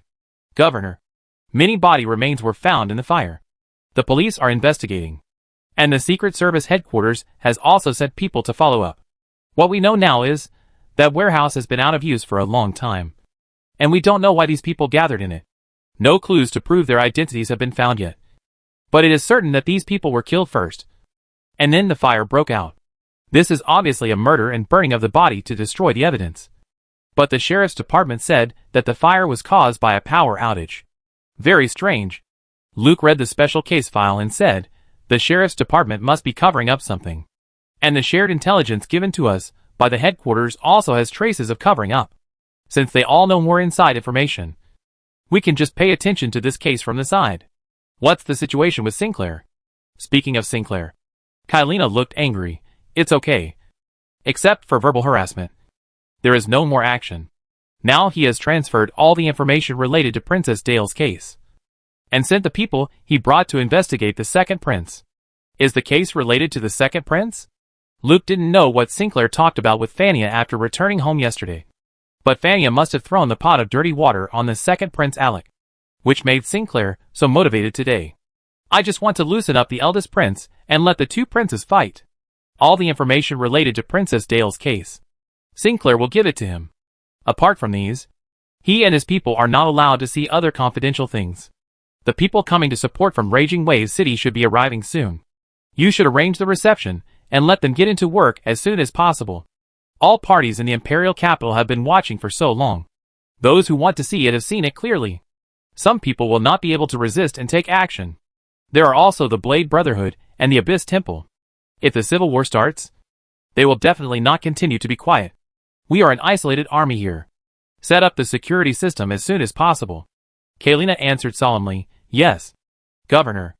At this time, there was a knock on the door outside. After getting permission, the fast legs pushed the door open and walked in. Seeing the fast legs, Luke was very puzzled. I asked him to keep an eye on the lower city. Why did he come back? Luke asked Kylina to go out and close the door to prevent anyone from coming in. Then he asked Kwaitui, is there any new situation in the lower city? No. They are still fighting. But they are all exhausted. The winner should be decided soon. Kwaitui came to the desk and whispered, I came to see you for another matter. The Blade Brotherhood was wiped out in the Imperial capital. Luke was very surprised. The Blade Brotherhood was a professional assassin specially trained by the Blade Brotherhood to fight against the Imperial power. One of their specialties was escaping. How could they be wiped out in one fell swoop? Luke asked Kwaitui, what other details do you know? Fast Legs told all the news he had just learned. Fast Legs was a thorn blade of the Brotherhood of Blades. But he joined the Iskalan family. This time in the Imperial capital, he used his previous relationship to develop an insider among the Thorn Blades in the Imperial capital. Yesterday, my friend told me that the Brotherhood of Blades was going to issue a task and summon all the Thorn Blades in the Imperial capital to a meeting. As a result, they were ambushed and all killed. Luke remembered the fire that Kylina had just told him. So he repeated the address. It's here. The death of his friend made Fast Legs feel very bad. Just now I wanted to go in, but it was blocked by the Public Security Bureau. Sir, please help me find out the truth. Luke saw that the eyes of the Fast Legs were a little red, and thought that the dead person had a deep relationship with him. The friendship that can be cultivated between assassins is definitely a friendship of life and death. Even if they have different positions, or even serve different masters, the relationship cannot be easily severed. And if so many assassins died together, there must be a big conspiracy behind it, and it can no longer be treated as an ordinary case. Kylina! Luke shouted. Kylina, who was guarding outside the door, pushed open the door. Governor, what do you want me to do? Let Shelley prepare the car and bring people with me to investigate the case. Wait a minute. Luke stopped Kylina, who was about to call people. See if Sandpaper and Red Falcon are there. And take Boiling with you. Yes, sir. Kylina realized the seriousness of the matter, and hurried to find someone. Fast Legs knew the power here, and knew that Governor Meteor had pulled out all his power in the Imperial capital. Thank you. Thank you, Governor. Thank me after the case is clear. But given the current relationship between the Brotherhood of Blades and the Empire, even if it is clear, I am afraid I can't help you punish the murderer. I hope you understand. Fast Legs said, I understand. I won't make it difficult for the Governor. It's good that you understand. Let's go! Shelley moved very quickly. When Luke walked out with Fast Legs, the convoy and the Imperial spies were already outside ready to go. Sandpaper and Falcon drove a truck at the end, with Boiling and Abyss Leopard Sally sitting in the car. Luke had just gotten into the car when Sinclair chased him out. He opened the door and got in directly, asking, Are we going to catch the guy who attacked Princess Dale? Luke couldn't help but sigh. His Highness Sinclair always helps people develop new ideas for framing people. Yes. I just received a tip-off that all the assassins suspected of attacking Princess Dale have been killed. And now I am taking people to the crime scene. Your Highness, do you want to go with us? Hearing that the case had made such a big progress, Sinclair became excited. Go. Go. Drive. Drive quickly. Yesterday we went to find Uncle Alex together. And these assassins were killed. Which means we are about to find the truth. Such a fun thing. I must not be left out. It's a bit unfair for Alec to bear this blame. But Luke doesn't care who is wronged or not. He said with a smile, let's take a look together. I hope these assassins who were silenced can leave us something. Luke took so many people to investigate the case. Just ready to force his way into the crime scene to investigate if he encounters obstacles. Now that Sinclair's grandson is following, things will be much easier. But since everyone has been pulled out, let's pull them all out to strengthen the momentum. The arrogant Imperial spies in Nuteo City honked all the way and rushed to the fire murder scene. At the murder scene, the fire had been extinguished long ago, with only some sporadic black smoke rising up. The abandoned warehouse was burned down to half a wall. Some sheriffs carefully cleaned up the ruins and moved out the things they found from time to time. At this time, the whole street was blocked, and the charred bodies and evidence were placed on the road. A forensic doctor was doing an on-site autopsy. Luke's convoy was blocked outside the blockade. A security captain, with his men forming a human wall, shouted to the secret agent who came forward to negotiate, "This is just an ordinary fire, and it belongs to our security department. If you want to know the case, we will give your Secret Service a copy of the case after we finish the investigation." The negotiating secret agent brought up the meteorite governor. Who would have thought that the sheriff captain would not give face at all? And said in a loud voice, "The acting governor of Meteorite is only the governor of Raging Waves City, and has no power to manage the fire in the Imperial capital. Even the Secret Service's Special Agent Department needs to get the investigation order from the Secret Service headquarters first. Go back. This is the Imperial capital, not the Raging Waves City." Seeing that the sheriff's captain was so blind, Shelley, who was sitting in the co-pilot, said to Luke, "Governor, let me teach these rubbish a lesson." Luke said, "No need. That man is right. This is the Imperial capital, not the Raging Waves City. Let's follow the rules here. Your Highness Sinclair, my name doesn't work here. Please." Sinclair smiled and said, "Yes. In the Imperial capital, we should follow the rules of the Imperial capital. Get off." Luke and Sinclair got off. All the spies got off. And the heavy war machinery they brought got off. The sheriffs were all terrified when they saw that the spies not only did not leave, but instead rushed up aggressively, as if they were going to start a war. Some sheriffs blew the spoons on their chests to call for support. Although the captain of the sheriff was afraid, he still shouted firmly, What do you want to do? This is the Imperial capital, not a place for you to mess around. Do you want to rebel?" The spies continued to approach. At this time, a large group of sheriffs, who heard the sound of the spoons, came to support. And the captain of the sheriff became bolder. "I warn you. Leave immediately. Attacking the Imperial capital sheriff is equivalent to treason. When the city garrison arrives, you will be wiped out." Amid the spies, Luke and Sinclair walked to the front. Sinclair straightened his clothes, took out the Golden Shield family badge, and put it on his chest. He said to the sheriffs across the blockade, "I am Sinclair Augustine. The Golden Shield Empire's divinely ordained Emperor Augustine the Great is my grandfather. The eldest Prince Fania Augustine is my father. If I attack you, when the city guards come, who do you think they will think is the rebel?" When Sinclair took out the Golden Shield royal badge, the sheriff captain's face changed. When Sinclair revealed his identity, the captain and all the sheriffs immediately saluted Sinclair.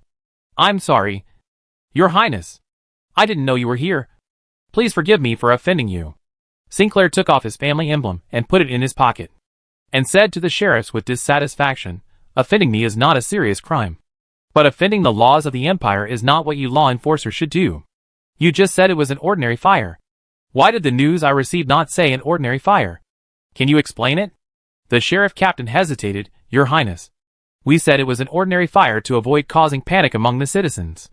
The details of the fire still need to be investigated, and our duty is to prevent irrelevant personnel from entering and destroying the scene." Sinclair was very dissatisfied with the sheriff captain's explanation. "You are still investigating the details of the fire. But the Imperial spies from Fury City already know the identity of the deceased. As the sheriff of the Imperial capital, don't you feel ashamed? Get out of the way. The Secret Service's 6th Division is taking over here. Although the sheriff captain was afraid of Sinclair, he still insisted, I'm sorry. Sorry, Your Highness. Without the order of the sheriff's department, we can't hand this place over to the Secret Service. The sheriff's department concealed the truth about the fire and dared to disobey him, which made Sinclair feel that there was something fishy. Then he had to take over here as soon as possible to prevent anyone from further destroying the clues. Sinclair glanced at Luke beside him, and then shouted to the sheriffs. Governor Meteor was ordered to investigate the disappearance of Princess Dale. And now there are clues that prove that this fire is related to this case. You repeatedly prevented the 6th Division from entering the investigation. Are you trying to cover something up? The orders these sheriffs received were to prevent anyone from interfering in this case. Unexpectedly, this case was related to the attack on Princess Dale. Princess Dale has no trace so far and may have been killed. The responsibility is not something they can bear. When the sheriffs hesitated and didn't know how to deal with it, Luke waved his hand, and the wolf-like Imperial spies broke the blockade and rushed in. Luke said to the stunned sheriffs, You should know that the case that can involve His Highness Sinclair and me is not something you can take on. Assisting us in completing the handover of the crime scene and cooperating in handing over all evidence and preliminary investigation materials to us is what you should do. Don't lose your life and not know why you died. The sheriffs couldn't stop the Imperial spies, nor did they dare to stop them. The captain of the sheriff had to salute Luke. Governor, please forgive my offense to you. I will take Your Highness and you to see our chief now. The sheriff's officer who directed the search at the scene of the crime was a deputy director. After seeing Sinclair, he simply transferred the case and then led the sheriffs to evacuate quickly. He had long realized that there were too many hidden secrets in this case, and now it was related to the attack on Princess Dale. Of course, he tried to stay as far away as possible. The agents of the 6th Secret Service quickly took control of the crime scene, and Luke took several agents and carefully walked into the ruins left by the fire. Abyss. Qigong, who had dealt with the Abyss many times, was very sensitive to this kind of breath. Luke could naturally sense the remnants of the Abyss energy here. Was the Thorn Blade here killed by the Abyss Mage? But the Thorn Blade served the Brotherhood of Blades, and the Abyss Mage served the Celtic Grand Duke. Shouldn't they belong to the same camp? Luke walked on the burnt black bricks, radiating the magic power he had just obtained, and looking for clues along the faint Abyss energy. At this time, Shelley came up and presented a stack of documents in her hand. Governor, a total of 38 dead bodies were found. Here are the preliminary autopsy records made by the forensic doctor. All of them died before the fire, due to the serious damage. The identities of the dead cannot be confirmed for the time being. Luke pointed to the fast legs following him. Give it to the fast legs. He should be able to find things that we can't see. Chapter 269 Case Within a Case. Kuai took the information, saluted Luke silently, and then went to check the dead and the items found in the fire ruins. Sinclair picked up a burnt black brick from the ground. First observed the appearance of the outside, and then broke it open to see the inside. Then he said to Luke, Governor Meteor, there are at least 5 ignition points in this fire, and the temperature is much higher than ordinary fire. The other party intends to burn the bodies and destroy the traces. I am afraid it will be difficult to find useful things here. The Public Security Bureau intends to conceal the situation here. I don't know if someone is forcing them. Luke continued to search slowly in the ruins with a silky feeling.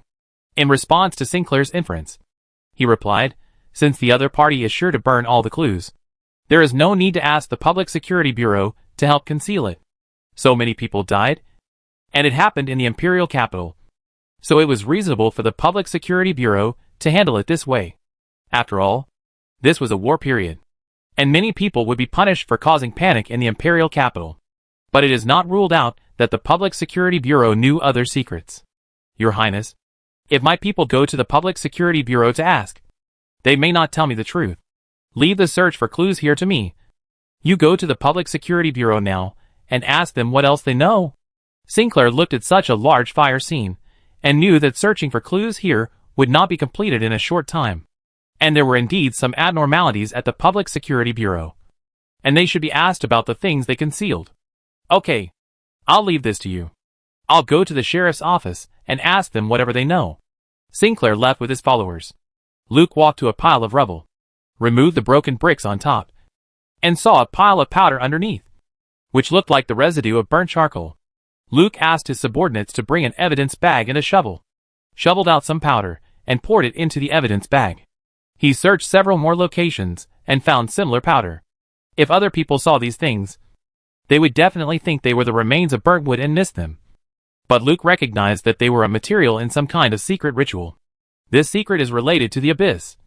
And naturally it is also related to the Abyss Temple. After checking the remains of the corpse, Kwaitui came over with a happy face. "My lord, my friend is not in there. He is still alive." "Are you sure?" Luke was also very happy to hear this information. If Kwaitui's friend was still alive, he would know why these thorns were killed here by the Abyss Temple. Kwaitui said, although those corpses were destroyed before burning, and the murderer also took away their identity features, these corpses do not match the characteristics of my friend. I am sure he is not in there. He should have escaped. But it is not convenient to contact me. And what else did you find? Kwaitui replied, Chief Samuel should not be in there either. He had a head injury. I was there when he was treated. According to the skull scar examination, there was no dead person who matched the characteristics of Leader Samuel. Luke found Samuel's information in the mobile phone data. His real name is Meredith Spender, the original head of the St. Louis City Assassin Lodge of the Blade Brotherhood. Later, the Blade Brotherhood abolished the Assassin Lodge, and some assassins directly under the Brotherhood were renamed as Thorns. Samuel was the leader of the St. Louis City Thorns. Samuel's overall strength was rated as a regular 5-star level, but he was very biased. He was extremely good at hiding and sneaking, and could even move in the subspace. He was a guy who was as slippery as a loach and was difficult to deal with. In addition, there is some exclusive information that only players know in the data. Samuel's power comes from the devil. During a mission, he accidentally released a sealed ancient devil and signed a soul contract with the devil. The contract stipulates that Samuel's soul after death belongs to the devil, and the devil shares part of his power with Samuel. Samuel, who obtained the power of the devil, jumped from an ordinary assassin of the Blade Brotherhood to the top assassin. But Samuel always wanted to cancel the contract, so that he could rest in peace after his death. However, the devil is the main race of the Purgatory civilization, and the soul trading contract is signed in the ancient Purgatory language under the witness of the artifact Red Flame Torch, unless the demon takes the initiative to cancel the contract. Samuel has no other way to cancel it. But if the artifact is lost, is the supervision of the contract by the Red Flame Torch still so unbreakable? Luke's contemplation made Kwaitui whisper, My lord, what should we do next? Whether the soul contract of the demon can be cancelled by external force. We need to ask Bonan in the Dragon Ball. If it really doesn't work, lure the demon out and let Qikong, who is at full level and full status, stab him from behind. Luke said to Kwaitui, this fire should be related to the Abyss Temple. Is there a conflict between the Abyss Temple and the Thorn Blade? Or is there another hidden secret? You must find your friend to understand what happened here. If possible, find Samuel and tell him. I can bring peace to his soul. It's up to him to decide whether to meet me or not. Quailegs didn't know what the governor asked him to tell Samuel, but out of trust in Meteor, he didn't ask any more questions. Yes, Governor. If my friend is really okay, he will definitely find a way to contact me. I will also find a way to find Samuel and tell him your words. Go ahead. Give another 10 million Imperial marks to old Adrian and tell him that I am very dissatisfied with their efficiency. These days of waiting have cost me a lot of money. Yes, sir. The fast-legged man received the order to do the work, and Luke continued to lead people to search for clues in the ruins. His intuition told him that there must be a big event hidden behind this case, and the Abyss Temple must not cause a big mess in the Imperial capital. Luke supervised the spies to clean up the ruins, but Agatha's people came not long after. The eldest princess asked the governor of Meteorite to go to Tulip Manor, thinking about what she had done in the past few days. Agatha couldn't sit still. Then go and see her and hear what she knows. Luke left some spies to continue to control the scene cleaning. Let Sandpaper and Red Falcon Girls group hold the fort, and took Shelley and Pisco to Tulip Manor by car. With a subordinate like Meteor, Shangwan must always pay attention to his blood pressure. Agatha couldn't figure out Meteor's behavior in Raging Wave City. When he came to St. Louis City, she found that she still couldn't figure out Meteor under her nose. The eldest prince sent Sinclair to the 6th Secret Service to assist in the investigation of Princess Dale's attack. Meteor not only accepted the offer, but also had a hot relationship with Sinclair. Yesterday, he even brought Sinclair to visit the second prince suddenly. I don't know what he said to the second prince. But the second prince was so scared that he came to Tulip Manor overnight to talk about brother-sister affection. He also gave Miss Qingkong a large number of precious gifts. With the cabinet, the trade volume between the two sides continued to rise. And contradictions and interests coexisted. Even Prime Minister Gabriel could not stop more and more new nobles from regarding the Reformed Society of Raging Waves as a new faction of their own. The money was really good. My father had never given up the idea of getting him into his pocket. When Meteorite was in Raging Waves, these people regarded him as a thorn in their flesh. How long had Meteorite been in St. Louis City? How could he please everyone so quickly? Agatha couldn't figure it out. She really couldn't figure it out. This time when she met Meteorite, Agatha still chose to wear casual clothes, but added female officials and attendants. She heard some rumors about herself and Meteorite in the palace. She knew that they were all false. But the rumors spread by humans could not be explained. Therefore, we can only be careful when seeing the Meteorite. And the location is also chosen in the open garden. Luke, who arrived, saluted Agatha, and the guards around him deployed the barrier at Agatha's signal to create a private conversation space for the two. Luke and Agatha sat down on both sides of a crystal tea table, and the floating teapot filled their teacups with black tea. Last night, a part of the city of St. Louis suffered a large-scale power outage, and a serious fire broke out in this area, and many people died in it. Originally, this case should have been handled by the sheriff's department. But I just got the news that you and Sinclair drove away all the sheriffs there. Why? Luke was not used to this kind of conversation environment. The light film that formed the barrier was shaking. There were servants and guards outside, making him and Agatha look like two monkeys on display. But this was arranged by Agatha, so Luke couldn't say anything. Anyway, he was not the only one being watched. Luke answered Agatha's question. I got accurate information that all the bodies in the fire were the blades of the Blade Brotherhood in the Imperial capital. I was afraid that the Public Security Bureau didn't know the inside story and destroyed important clues. So I took over the scene. Agatha asked again, but why did Sinclair say that this incident was related to the attack on Princess Dale? Luke saw that Agatha was not surprised that all the dead were thorn blades. So he said, I lied to him that this case was related to Princess Dale's case, and asked him to help me drive away the people from the Public Security Bureau. After all, this is the Imperial capital, not the City of Wrath. Your Highness, you seem to have known that the dead were all thorn blades of the Brotherhood? Poor Sinclair. Agatha sighed for her nephew, and then answered Luke's question. The Brotherhood of Blades has become riddled with holes as it declined, and all parties have infiltrated it to a greater or lesser extent. Of course, the Secret Service has also developed some insiders in it. Yesterday, the leader of the Thorn Blades in St. Louis City summoned Senior Thorn Blades to arrange the tasks assigned by the Brotherhood. All parties were waiting for the news inside, but the fire suddenly broke out. When the fire was put out, they found that all the Thorn Blades inside were dead. The people monitoring from a distance did not notice any fighting in this area. All the Thorn Blades died in the warehouse. Even if the Secret Service sent out the Raven, it would not be so clean and neat. Raven is the most advanced and confidential unit of the Imperial Secret Service, except for Agatha and the player. No one knows how many people there are in Raven, and what their true identity is. It is incredible that so many high-level Thorn Blades died in a warehouse. Luke knew that he needed Agatha's support for this case. So after weighing the pros and cons, he said some information that only he knew. The people who killed these thorns may be the Abyss Temple. Abyss Temple? What's your basis?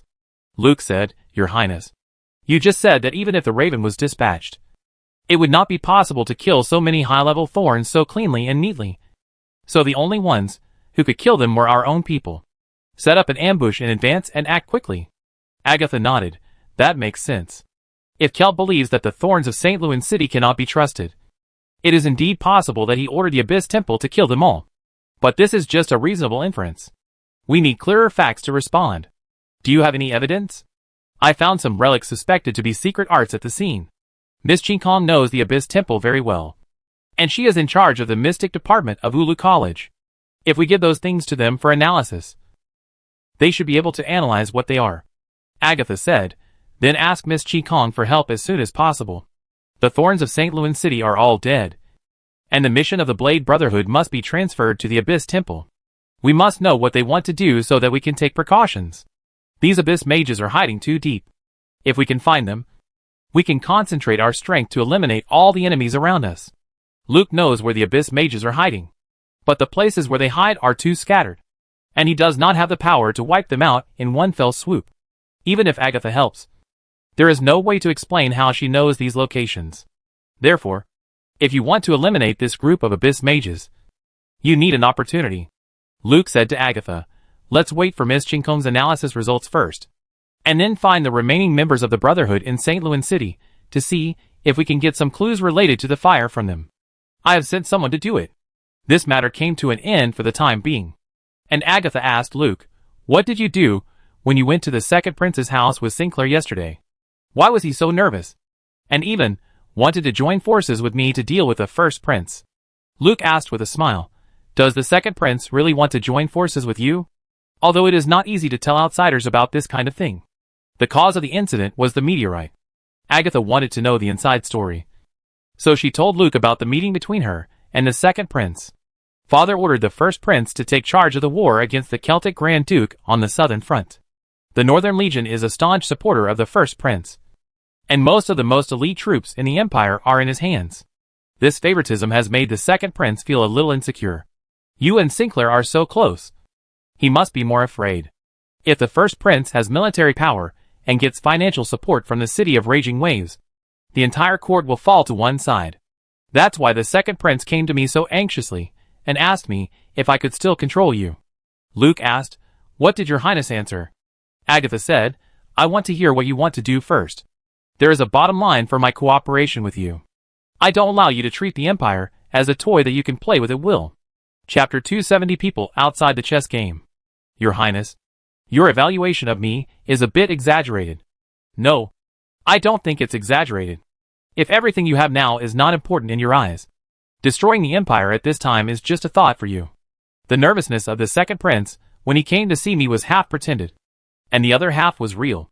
You give me the feeling, standing outside the chess game of this world, you can see things that we chess pieces on the chessboard cannot see.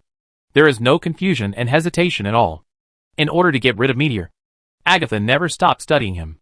As more and more information was transmitted from the city of Raging Waves, the trajectory of Meteor's rise in the city of Raging Waves became clearer and clearer. The more she knew about Meteorite, the more Agatha was in awe of him. If he was not a prophet, then he was an unprecedented strategist. Everyone's actions were under his control, and they followed the path he set to the set position.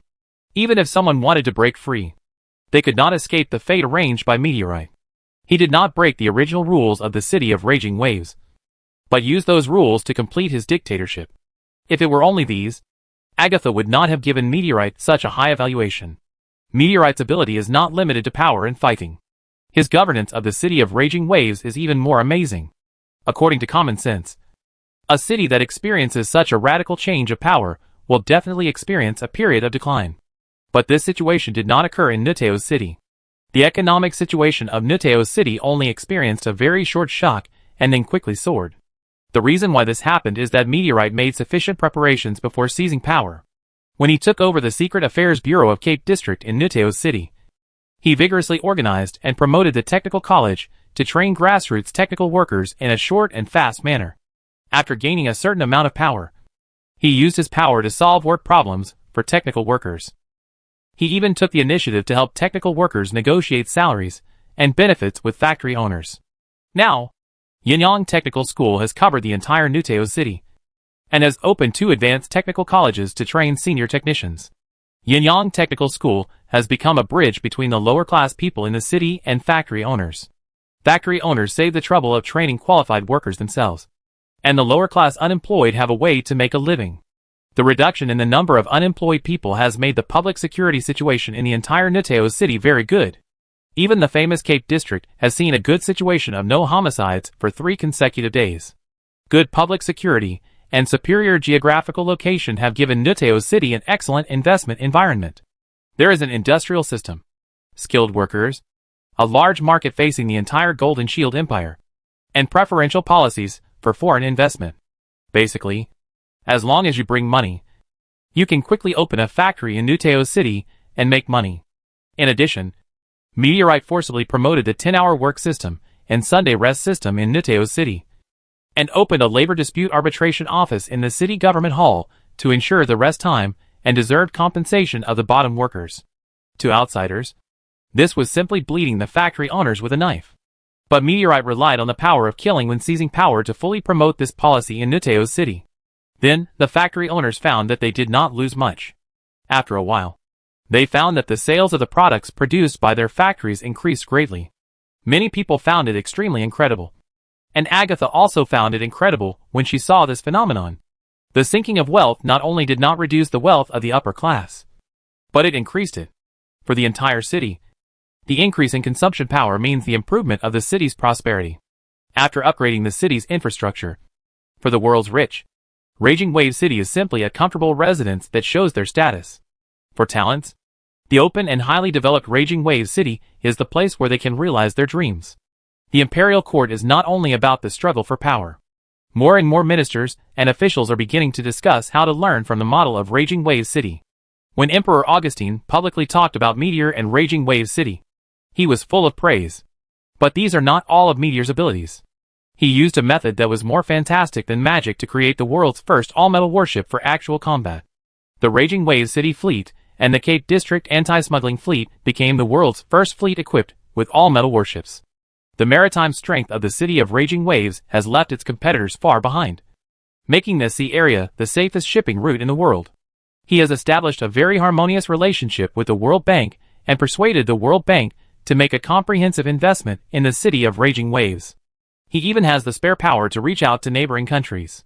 The Republic of Rio is losing its maritime competitiveness with the Golden Shield Empire, and it is unknown whether it will survive in the future. And the unbreakable bond between him and the elf Qin Kong. If such a person is loyal to the Empire will be invincible.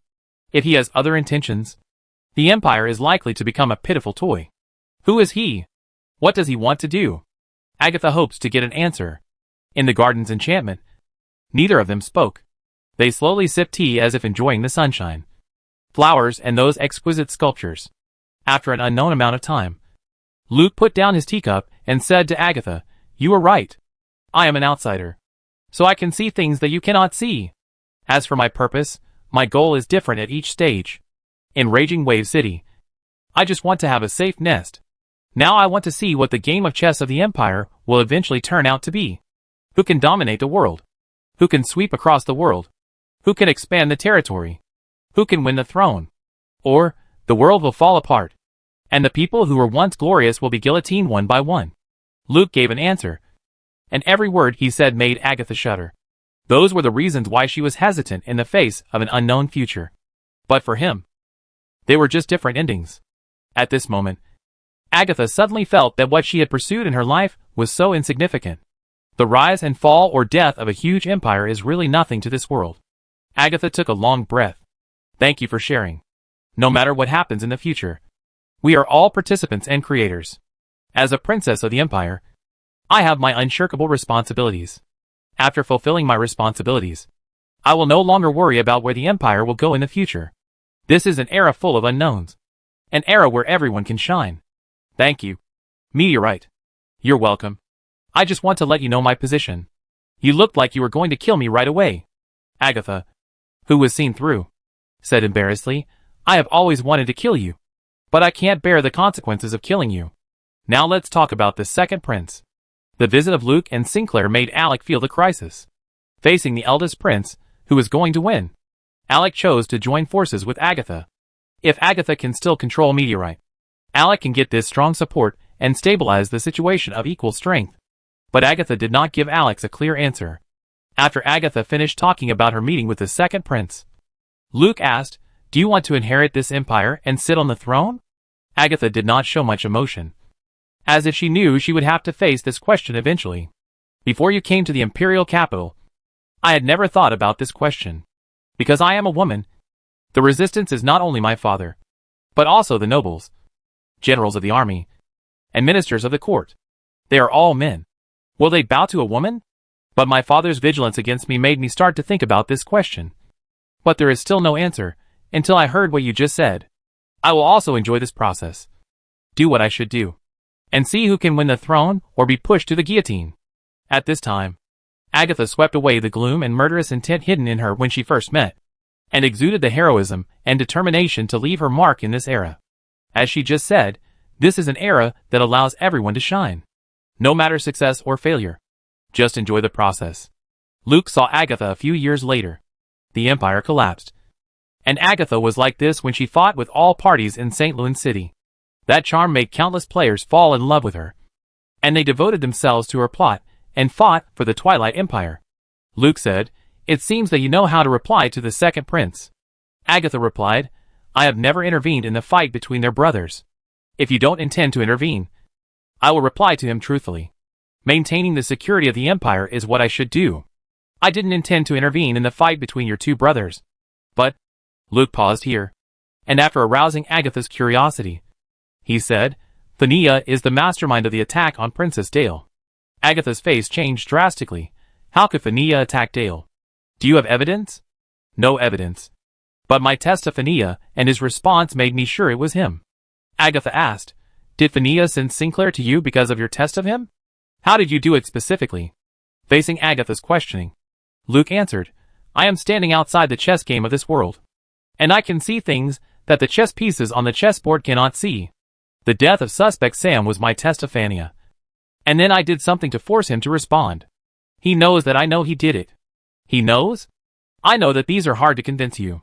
I plan to blame the attack on Princess Dale on the Abyss Temple, and then invite Fania to send people to help eliminate the Abyss Mage in the Imperial capital. This is a good opportunity for him to get out of trouble. It can not only close the case of Princess Dale's attack, but also use the Abyss Mage to silence the assassins." Agatha asked, "Are you sure Fania will use that group of assassins? Maybe those assassins have been killed long ago."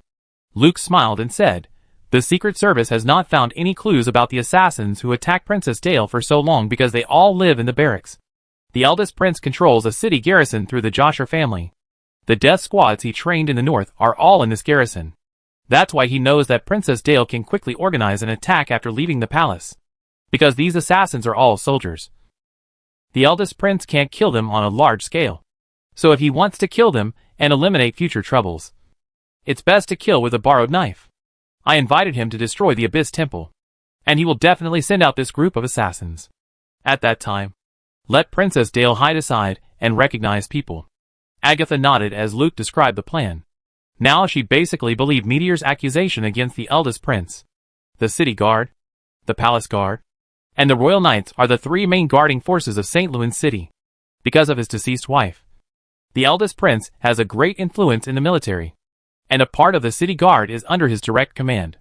The military does not like the Secret Service, so the city guard is a blank area for investigation. If the assassins are hiding in the army, it is indeed difficult for the spies to find them. Now Meteor has made this case a national participation, and keeping these assassins in his hands is a bomb that can explode at any time. The eldest prince cannot let a large number of soldiers disappear for no reason, and using the hand of the Abyss Temple to kill them is a way to eliminate future troubles. At that time, we only need to find someone who has met these assassins and secretly identify them. The face can be covered, and some physical and magical features can be used as evidence. It was only at this time that Agatha noticed a name. "Did you just mention Princess Dale?" Luke said. Princess Dale had been in the retreating assassins for a long time, and should remember some of the assassins' characteristics. If she identifies them, you will definitely believe what I say. That's not the point. Agatha stared at Luke. Princess Dale has been missing for a long time. How can you be sure that she can appear there at that time to identify them? Luke looked at Agatha and smiled. Princess Dale is now a student at the St. Louis City branch of Ulu College. You can call her over at any time when you need her to identify someone. Agatha's expression was very complicated at this time, and she wanted to pounce on Luke and strangle him to death. "You mean, when I was looking for Dale all over the city, and even worried about her, and couldn't eat or sleep, you not only found Dale, but also hid her with Miss Chi Kong?" "Yes. Don't you think you're being too much?" Luke said casually. "Your Highness, you were the biggest suspect in the attack on Princess Dale at that time, and I didn't know the role played by the eldest prince. No one can be trusted, so I can only hand Dyer over to Miss Chi Kong. Don't worry. On the night when Princess Dyer escaped, Miss Chi Kong locked her location, and then I caught her. I personally protected her and handed her over to Miss Chi Kong safely. Princess Dyer was not hurt at all. And she had a lot of fun. You said Dyer ran away? Agatha now had the urge to strangle Dyer again. You should ask her about the specific situation. But during this period of time, let her stay with Miss Chi Kong. When all the damn people are dead, the prince will not do anything to her again. Agatha listened to Luke's words thoughtfully. In the current situation, the prince cannot move because of Princess Dyer. But whether to avenge Dyer depends on your attitude. Chapter 271 Cornerstone. Agatha thought for a while, and said to herself, it seems that my reply to the second prince needs to be changed. Luke heard Agatha's intention and expressed his attitude. I am still on your side, and will cooperate with you with all my strength. If there is no other urgent matter, I will go back. There are too many troubles here. I really want to go back to the city of raging waves.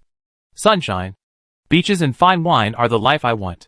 Agatha smiled and said, it's just that many people don't want you to go back. This is the stage for you to perform. Thank you again. Dale's disappearance has always been a burden in my heart. Her kindness is the most precious thing of the Augustine family. I will protect her no matter what. Luke stood up and saluted Agatha.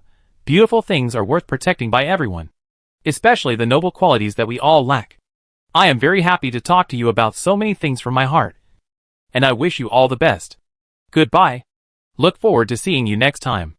Agatha waved her hand, asking the guards around to remove the barrier, and then watched Luke leave along the path in the garden. The personal maid came to Agatha's side and asked in a low voice, Your Highness, do you have any instructions? I want to see the second prince. Please arrange it. Is it a secret meeting? No. It's a sister visiting her brother. The maid nodded and said, I understand. Your Highness. Withdraw all the people who are monitoring Meteorite. The lady-in-waiting asked in confusion, Your Highness. Meteorite is a key figure that all parties are fighting for. If he betrays you, your situation will be very dangerous. Agatha said easily, There is no loyalty or betrayal between Meteorite and me. Trust is the cornerstone of a stable relationship. What information have you found about those rumors? The lady-in-waiting replied, According to our investigation, the source of these rumors should be the cabinet. The loyalty shown by Meteorite to you makes these rumors very contagious. Some people say that Princess Dale's disappearance is because Agatha knew the whereabouts of Princess Dale, so she was no longer worried about these fabricated accusations. But consider the changes in the court after Princess Dale's return. After the Abyss Temple took the blame, the court struggle caused by the attack on Princess Dale was calmed down. Meteor was pushed into the vortex of the fight between the two princes by Meteor, and became a strong supporter of the second prince, who was at a disadvantage. Meteor will also establish a preliminary trust relationship with the eldest prince because of this incident, and become a person who can stand on all boats in the imperial capital, and will not fall into the water easily. But Agatha could feel that Meteor did this to prepare to stab the eldest prince in the back at the critical moment. That blow would definitely make it impossible for the eldest prince to turn over. Agatha believed that Meteor could do it. He had the ability and courage. But why did Meteor do this? For me? Push me to the position he preset for me. Or for Dale. Because beautiful things are worth protecting by everyone. Especially the noble character that we all lack. Or both. What happened between him and Dale? It must be their first meeting. Why did Dale get such a high evaluation from him? While Agatha was thinking, the personal maid thought she was worried about the rumors. Your Highness, we have made several plans to deal with rumors, which should have a certain effect. Agatha came back to her senses, and said to the maid, Don't worry about the rumors anymore. Spread it if you want. If they really believe it, they should be afraid. The maid didn't understand why the princess was so careless about such a matter that concerned her reputation. So she had to answer, Yes, Your Highness. When Luke returned to the 6th Special Agent from the Tulip Manor, Sinclair, who went to the Public Security Bureau to get information, also happened to come back. The Public Security Bureau also developed an insider in the Thorns. The sudden death of so many Thorns this time means that something big will happen in the Imperial capital. And the Public Security Bureau is of course very nervous. Could it be that our previous speculation was wrong? And it was not the second prince who attacked Aunt Dale, but the Brotherhood of Blades? Luke said with a smile, When did I speculate that it was the second prince who attacked Princess Dale? You have always been guessing. But my father also said. Sinclair knew that he had let the cat out of the bag and stopped immediately. But why did you go to see the second prince? I said it very clearly. I went to visit. And I did. No. You must have hidden something from me. Sinclair is not so easy to fool. Okay. I'll tell you. It was the princess who wanted to see the second prince, but didn't want to take the initiative to see him. So I went to scare him. Then, he went to Tulip Manor that night. Sinclair realized that he had touched on something he had always been unwilling to face. Oh. So that's how it is. It seems that my father will have a headache. Anyway, what did you find at the scene? Some residues suspected of secret arts were found. Luke put a bag of powder found at the fire scene on the table. Secret technique?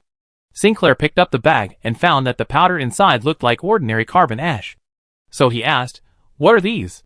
Luke replied, "Some of it was taken to the Ulu College branch and Miss Chin Kong was asked to test it. The result was blood red powder made from human blood. This small bag of blood red powder must at least empty all the blood of an adult. The blood contains the despair, helplessness, and fear of the deceased when his blood runs out." Hearing that the powder at his hand was made in this way, Sinclair threw the bag on the table. "This is simply inhumane. Although I have killed many people, I would never do such a thing."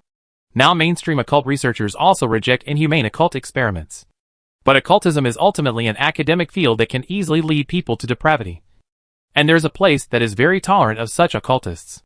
Sinclair said, "It is the Abyss Temple." Does this blood red powder come from the Abyss Temple? Negative energy is the medium that attracts the Abyss. And blood red powder is a main material for creating an Abyss environment. We found many traces of beasts biting on the dead. It should be that the Abyss Temple arranged the occult in advance at the meeting site of the Thorn Blade. After the occult was activated, the interior of the warehouse was pulled into a space full of Abyss energy. And the Abyss monster transformed by the Abyss energy attacked the Thorn Blade. Finally, the Abyss mage cleaned up the scene and set fire to the bodies. After the blood red powder released its mysterious energy, it turned from red to gray, and was left behind by the Abyss mage in the dark night. After listening to Luke's analysis of the case, Sinclair asked, "But why did the Abyss Temple ambush the Blade of the Blade Brotherhood? What is the relationship between the Blade and the attack on Aunt Dale? Do you still remember the suspect Sam who was let go by me?" "Remember?" Now everyone in the Imperial capital knows that Sam is directly related to the attack on Aunt Dale. But isn't he dead? Luke began to play freely. Sometimes the dead are more useful than the living. When Sam was silenced, I sent someone else to follow the assassin, and then found that it was the Abyss Temple that controlled Sam. The attack on Princess Dale was done by a group of Abyss mages and a group of thorns. Sinclair did not doubt Luke's words. The attack on Princess Dale provoked the struggle in the Imperial court, which was of great benefit to Grand Duke Celtic. In fact, if it were not for Meteor and Prime Minister Gabriel secretly transferring the conflict to Grand Duke Celtic, the Imperial capital would still be in a state of danger. Naturally, there would be no energy to take care of the affairs in the south. Sinclair said angrily, "This group of Abyss mages lurking in the Imperial capital must be eradicated as soon as possible." Luke said, "I already have some clues. But the thorns of the Abyss Temple that ambushed the Brotherhood of Blades this time are very likely to have taken over the Brotherhood's intelligence network in the Imperial capital. The people I brought from Fury City can be trusted.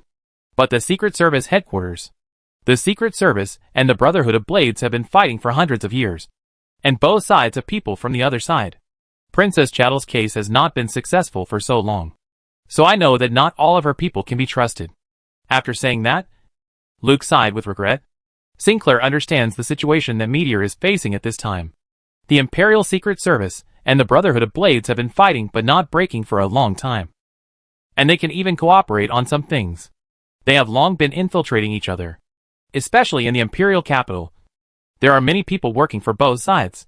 The Abyss Temple cleaned up the Thorn Blade, probably because they felt that the Thorn Blade could not be trusted. Then, we naturally cannot trust the Secret Service to deal with the Abyss Temple. Sinclair quickly thought of a solution. Since we can't use the spies from the Secret Service headquarters, we can use military personnel. My father controls a city guard, many of whom are veterans who have retired from the north. It is also the responsibility of the city guard to eliminate the Abyss mages lurking in the Imperial capital. I can convince my father to transfer an army to cooperate with you." Seeing Sinclair's advice, Luke was overjoyed. "Really? That's great. With the help of the city guard, as long as we can find the hiding place of the Abyss mages, we can catch them all in one fell swoop. Not only can we solve the case of Princess Dale's attack, but we have also made an immeasurable contribution to the Empire." Sinclair was happy that he could fight and make merit in the Imperial capital. "It's settled. You find these abyss mages as soon as possible. I will go back and tell my father about our plan. There is no problem on my side. You must keep it strictly confidential. Luke said confidently, don't worry. I am very strict with my mouth. Sinclair, who decided to do something big in the Imperial capital, left the 6th Secret Service happily. Luke was waiting for the news of Kwai Kwai. Whether he can successfully meet the leader of the Thorn Blade, Samuel, will determine how his plan will be carried out. In the evening, Kalina sent a letter. Governor, the eldest princess has reactivated her exclusive communication channel with you. This is a letter just sent from Tulip Manor. Luke took the letter and was very puzzled. The dedicated communication channel with Agatha was deactivated after he came to the Imperial capital. Why did she suddenly send a letter through this channel? Luke checked the envelope and opened the letter after confirming that there was no problem. This communication channel is enabled because its confidentiality is higher than other channels. And such communication can make us more honest with each other. After all, some things are not easy to say face to face. After sending the letter, I will go to see Alex and tell him. I will accept his invitation. At the same time, I will also tell him that I cannot completely control you. Your close relationship with the eldest prince makes me feel a sense of crisis. Agatha wrote a lot of things she wanted to talk to Alex in the letter. The details and confidentiality were not known by the close ministers. Although there was no other extra things written in the letter, Luke always felt that the taste contained in it was a little different from before.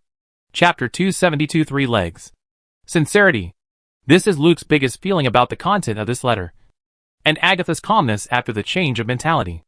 No longer trapped by the fear of gain and loss. She devoted herself to the historical responsibility she had to bear for the continuation of the empire. She took out the awareness of walking up to the guillotine with her head held high. She chose to believe in this meteorite whose real name she didn't even know. Or she wanted to influence this person who was overlooking the overall situation by herself. Agatha made a choice that there was no turning back.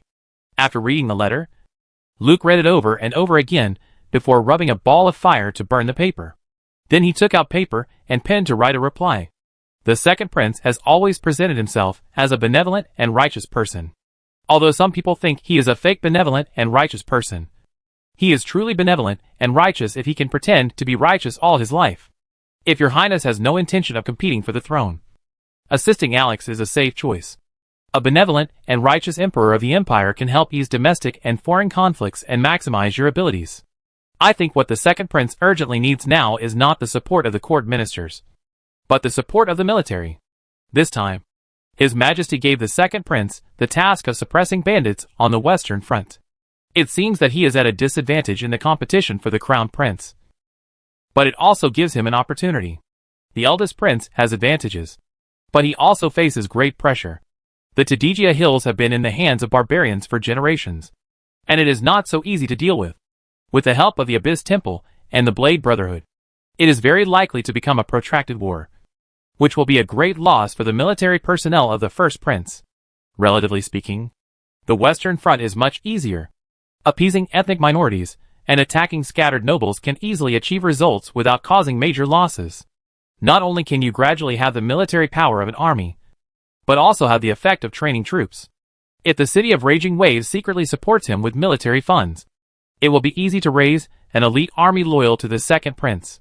The only difficulty is how to convince him to personally supervise the battle on the Western Front, instead of staying in the imperial capital and waiting for major changes in the palace. Luke carefully analyzed the situation that the two princes were facing for Agatha. Pushing Agatha to the top was just a guess from the outside world about Meteor's many actions, and Luke had no similar plan. After all, if Agatha had no intention of competing for the throne, it would be useless for him to do anything behind the scenes. The eldest prince sent people to attack Dale, which made Luke have a very bad impression of him, and also exposed his short-sightedness and gambler mentality. In order not to be backstabbed by the eldest prince, Luke decided to backstab him first. After writing the letter, Luke asked Kylina to arrange to send the letter out. How to persuade the second prince, Alex, to go to the Western Front was left to Agatha. What Luke had to do now was to help the eldest prince to silence him and find Princess Dale to close the case. Luke waited in the office until late at night, and finally the fast leg came. He contacted the informant friend. His friend was one of the Thorn Blades who followed Samuel out of the warehouse, so he was lucky enough to save his life. The fast leg told Luke what happened in the warehouse last night. My friend's situation is a bit complicated. He and I can trust each other with life and death. And he is also loyal to Samuel. Therefore, I only listened to what he was willing to tell me. He didn't say what specific mission caused the resistance of the thorn blades. A man of affection and righteousness. Luke's evaluation was very pertinent. There are too many things in this world that make people feel dilemma. And there is no need to think in black and white. Luke then asked, if I ask you to convey it, will he be willing to tell Samuel? He will convey it. Fast Legs hesitated for a moment. Then said to Luke, although I don't know what the mission that caused the thorn blade to resist is, I can guess roughly. The main function of the thorn blade is to collect intelligence for the Brotherhood of the Blade, and to assassinate some people who must die. The thorn blade's resistance is most likely that they have received a mission that must be killed. It should be the assassination of the royal family and court officials. According to your status in the Empire, and the role of the City of Rage in this war, you should also be included in this assassination mission. If you want to meet Samuel, you need to consider the potential great danger. Luke had expected that he was on some assassination lists. Therefore, he not only prepared infinite vitality in death for himself, but also upgraded his bloodline to Lava Stone Demon. Now his basic physical strength has reached the level of 4 stars.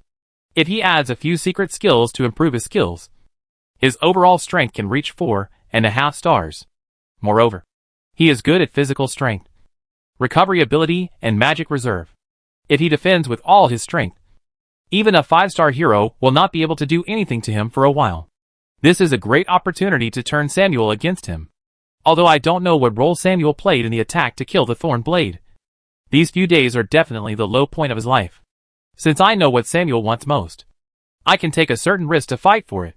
Of course, necessary precautions are still taken. Keep in touch with your friend, and let me know immediately if Samuel replies. You've been busy all day. Take a rest first. Yes, sir. He quickly retreated. The office returned to silence. Luke released magic to seal the door, and then a space crack opened on his right shoulder, and the spirit ball flew out from it. Luke and Qin Kong share a soul. Qin Kong's spiritual connection with the spirit ball is equivalent to Luke's spiritual connection with the spirit ball. He first controlled the spirit ball to fly in the air, and then ordered it to release several spells. This low-level spirit-type supernatural creature was very obedient, just like operating a computer. A very magical thing. After playing for a while, Luke sank into his own consciousness space with the spirit ball. Without the previous violent fire and thunder energy, Luke's consciousness space was empty and vast. Tao Tai floated in the air. Its body coiled into a ball, with its head covered under its wings. The snoring sound of sleeping was like thunder, and smoke and fire sprayed out from the edge of the wings. When it noticed Luke's arrival, Taudia's head was lifted from under the wings, and then it made a cheerful cry and flew over with its wings flapping. A gluttonous eagle-sized Tao-Tai flew closer, and when it saw the spirit ball, it opened its mouth to swallow it. Fortunately, Luke stopped it in time, but Tao-Tai still took Luke's shoulder and squeezed the spirit ball out. Then, under Luke's command, it vomited the dragon ball in its stomach. Bonot! The brightness of the dragon ball increased, and Bonot's voice came out. It seems that it is not the time for teaching now. The inheritance of Tao-Tai needs enough sleep. Luke secretly ordered the spirit ball to detect and analyze the spell runes and energy changes on the surface of the dragon ball. I encountered a difficult problem today. I hope you can help me solve it. Is it a problem with the ancient golden language? Your learning speed of the ancient golden language is far beyond my expectation. It's just like a real golden man. Thank you for your compliment. I have always been studious and good at learning. Luke boasted a little, and then said, but the problem I encountered has nothing to do with the ancient golden language. You should know a lot about demons. In that war, the dragon civilization and the purgatory civilization were allies. Demons are the main race of the purgatory civilization. They have a strong preference for souls, and even compiled the Soul Edible Encyclopedia. Have you met a demon? As long as you don't sign any contract with them related to soul transactions, they shouldn't bother you at will. Unlike the secularization of the Golden Civilization and the seclusion of the Shadow Civilization, the Purgatory Civilization operates in the world in another way. They look for their prey in secret, tricking those in trouble into selling their souls. Then they add seasoning and cook carefully, controlling the fate of the contracted person, and making a soul food for themselves. Most of those who try to exchange things from the devil will end up with only a body like a walking corpse. But Samuel is different from most of them. Luke told Bonnet about Samuel's contract with the devil. Bonnet replied, "Your friend is very smart. And let the devil, who wants to come out of the seal, say his real name. Then this soul contract should be very fair. And the devil will not use his real name to blaspheme the red flame torch. I don't think there's anything wrong with exchanging souls for power." Luke said, "Your feelings are not important. I want a way to get the devil to cancel this contract. Take away the food on the devil's plate, and the devil will fight you to the death. The red flame torch is lost.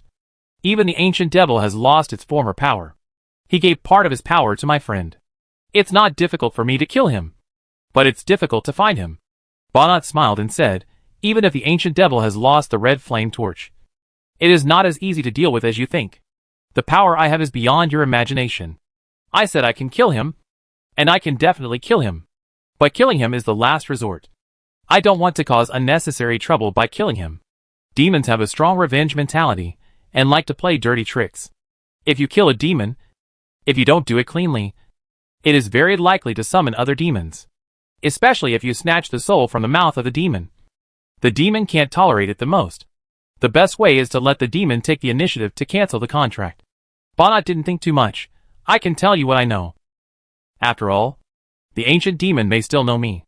There are not many acquaintances. And one less is really one less. But you have to tell me what your spiritual creature is first. It has been detecting me since I came out. I hate the eyes staring at me. The spirit ball is in the form of an eye." After receiving Luke's order, it continuously scans Bonnet and records the data obtained in the spirit library for simulation analysis. Luke put away the spirit ball and said casually, "This is a little thing I just got. I am probably curious about you as a ball. It is just a low-level spirit super creature. Very stupid. If it offends you, I apologize to you on its behalf." This is the first time Bonnet has seen the spirit super creature, and he can also feel that it has no high-level intelligence. Compared with the shadow parasites of the Shadow Clan, it is simply a world of difference. Without the discomfort of being detected, Bonnet told Luke the solution he had in mind. The artifact was lost, and the soul contract signed with the devil was not solid. This method might work. If it doesn't work, you can persuade him kindly. After that, Bonnet took the initiative to fly in front of Taotai and let it swallow the dragon ball into its stomach. Next, it was time to prepare the props, and this job was given to Qin Kong. The next day, Sinclair brought good news to Luke. His father, the eldest Prince Fania, agreed to transfer the city garrison to assist the Secret Service's 6 agents to eliminate the Abyss mages lurking in the Imperial capital, in order to eliminate these tumors in one fell swoop. Fania also decided to lead the team to participate in the battle personally, and never let a single Abyss mage go. My father also hopes that you can go to Silver Manor to meet with him to discuss specific plans and deployments. The second Prince Alex and the eldest Princess Agatha have been visiting each other these 2 days, and their exchanges are very close. There is also information that they are going to work together to check and balance the eldest prince. This made the eldest prince, who thought he had the upper hand, not only nervous, but also smelled something subtle. Sinclair came back and said, Meteorite visited the second prince at the behest of the eldest princess.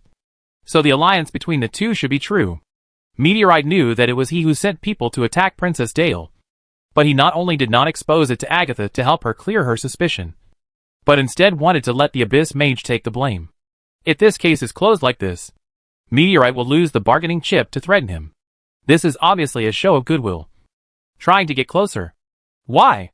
The eldest prince wants to know the answer from Meteorite.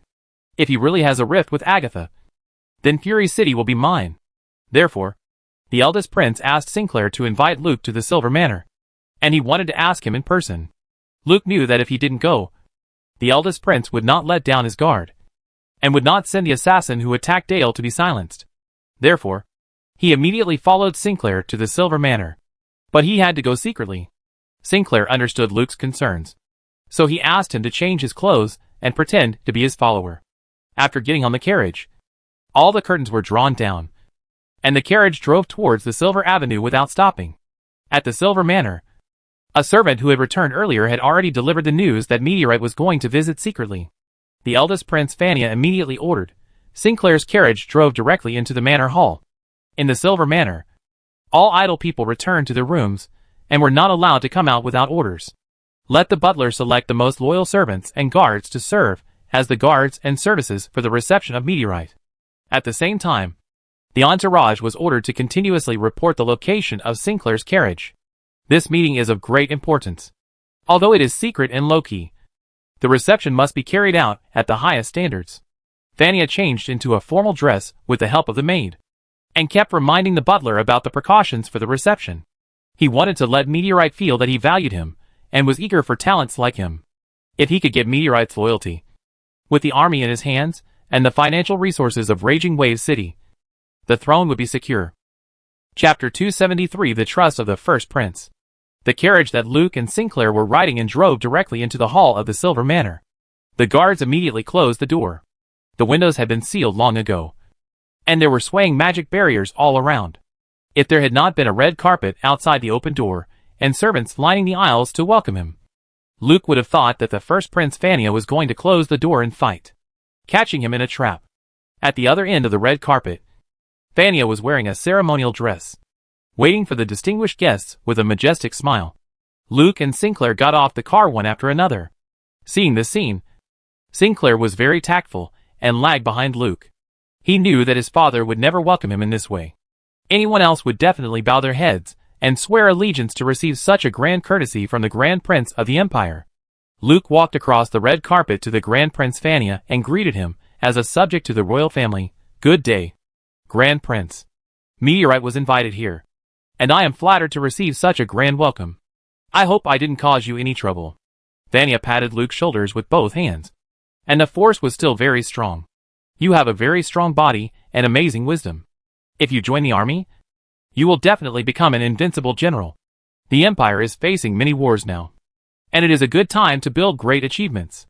The Grand Prince had a certain assessment of Luke's military power. He expressed his favor for Meteorite, and hoped that he would join the war on the southern front. Facing Fania's blatant poaching, Luke said tactfully, I am already busy with trivial matters in the city of Raging Waves, and the tasks assigned by the Secret Service headquarters are also very heavy. I really don't have the energy to join the army again. Thank you, the eldest prince, for your appreciation of me. Fania was not dissatisfied. He never thought that Meteorite would join him so easily. This meeting was just for both sides to test the waters and discuss conditions. Fania took Luke to the prepared room, speaking flattering words along the way, praising his work in the city of Raging Waves. Now almost every day someone tells me that the economic vitality shown by the city of Raging Waves is much better than that of the Grover period. There are opportunities and wealth everywhere in Nuteo's city. I already know that several lords are going to open factories in Nuteo's city and gradually transfer the production capacity of the factories in the imperial capital. At the cabinet meeting, Prime Minister Gabriel also mentioned an intention, that is, to merge the 5 towns around Nuteo's city into Nuteo's city, and then migrate the population to Nuteo's city to double the size of Nuteo's city. Entering the room, the two sat down separately, and Luke asked curiously, did the Prime Minister really mention this intention? Fania waved her hand to let everyone go out, including Sinclair, and waited until the door was closed before saying to Luke, you didn't expect it. But it's just an intention, far from being submitted to my father. Even if I don't tell you, this news will soon reach you. Gabriel wants to negotiate with you. Luke is very interested in this topic. Now the only thing that limits the development of Raging Waves City is land and population. Especially land. When the existing idle land is developed, the city's development will reach a bottleneck, and land expansion must be prepared in advance. As for Gabriel's desire to negotiate with me on this topic, let's talk about it. Thank you, Your Highness, for informing me of this. The next economic growth of Raging Waves City requires more land. This intention proposed by Prime Minister Gabriel is a great thing for the Empire. I think Your Highness will definitely support it.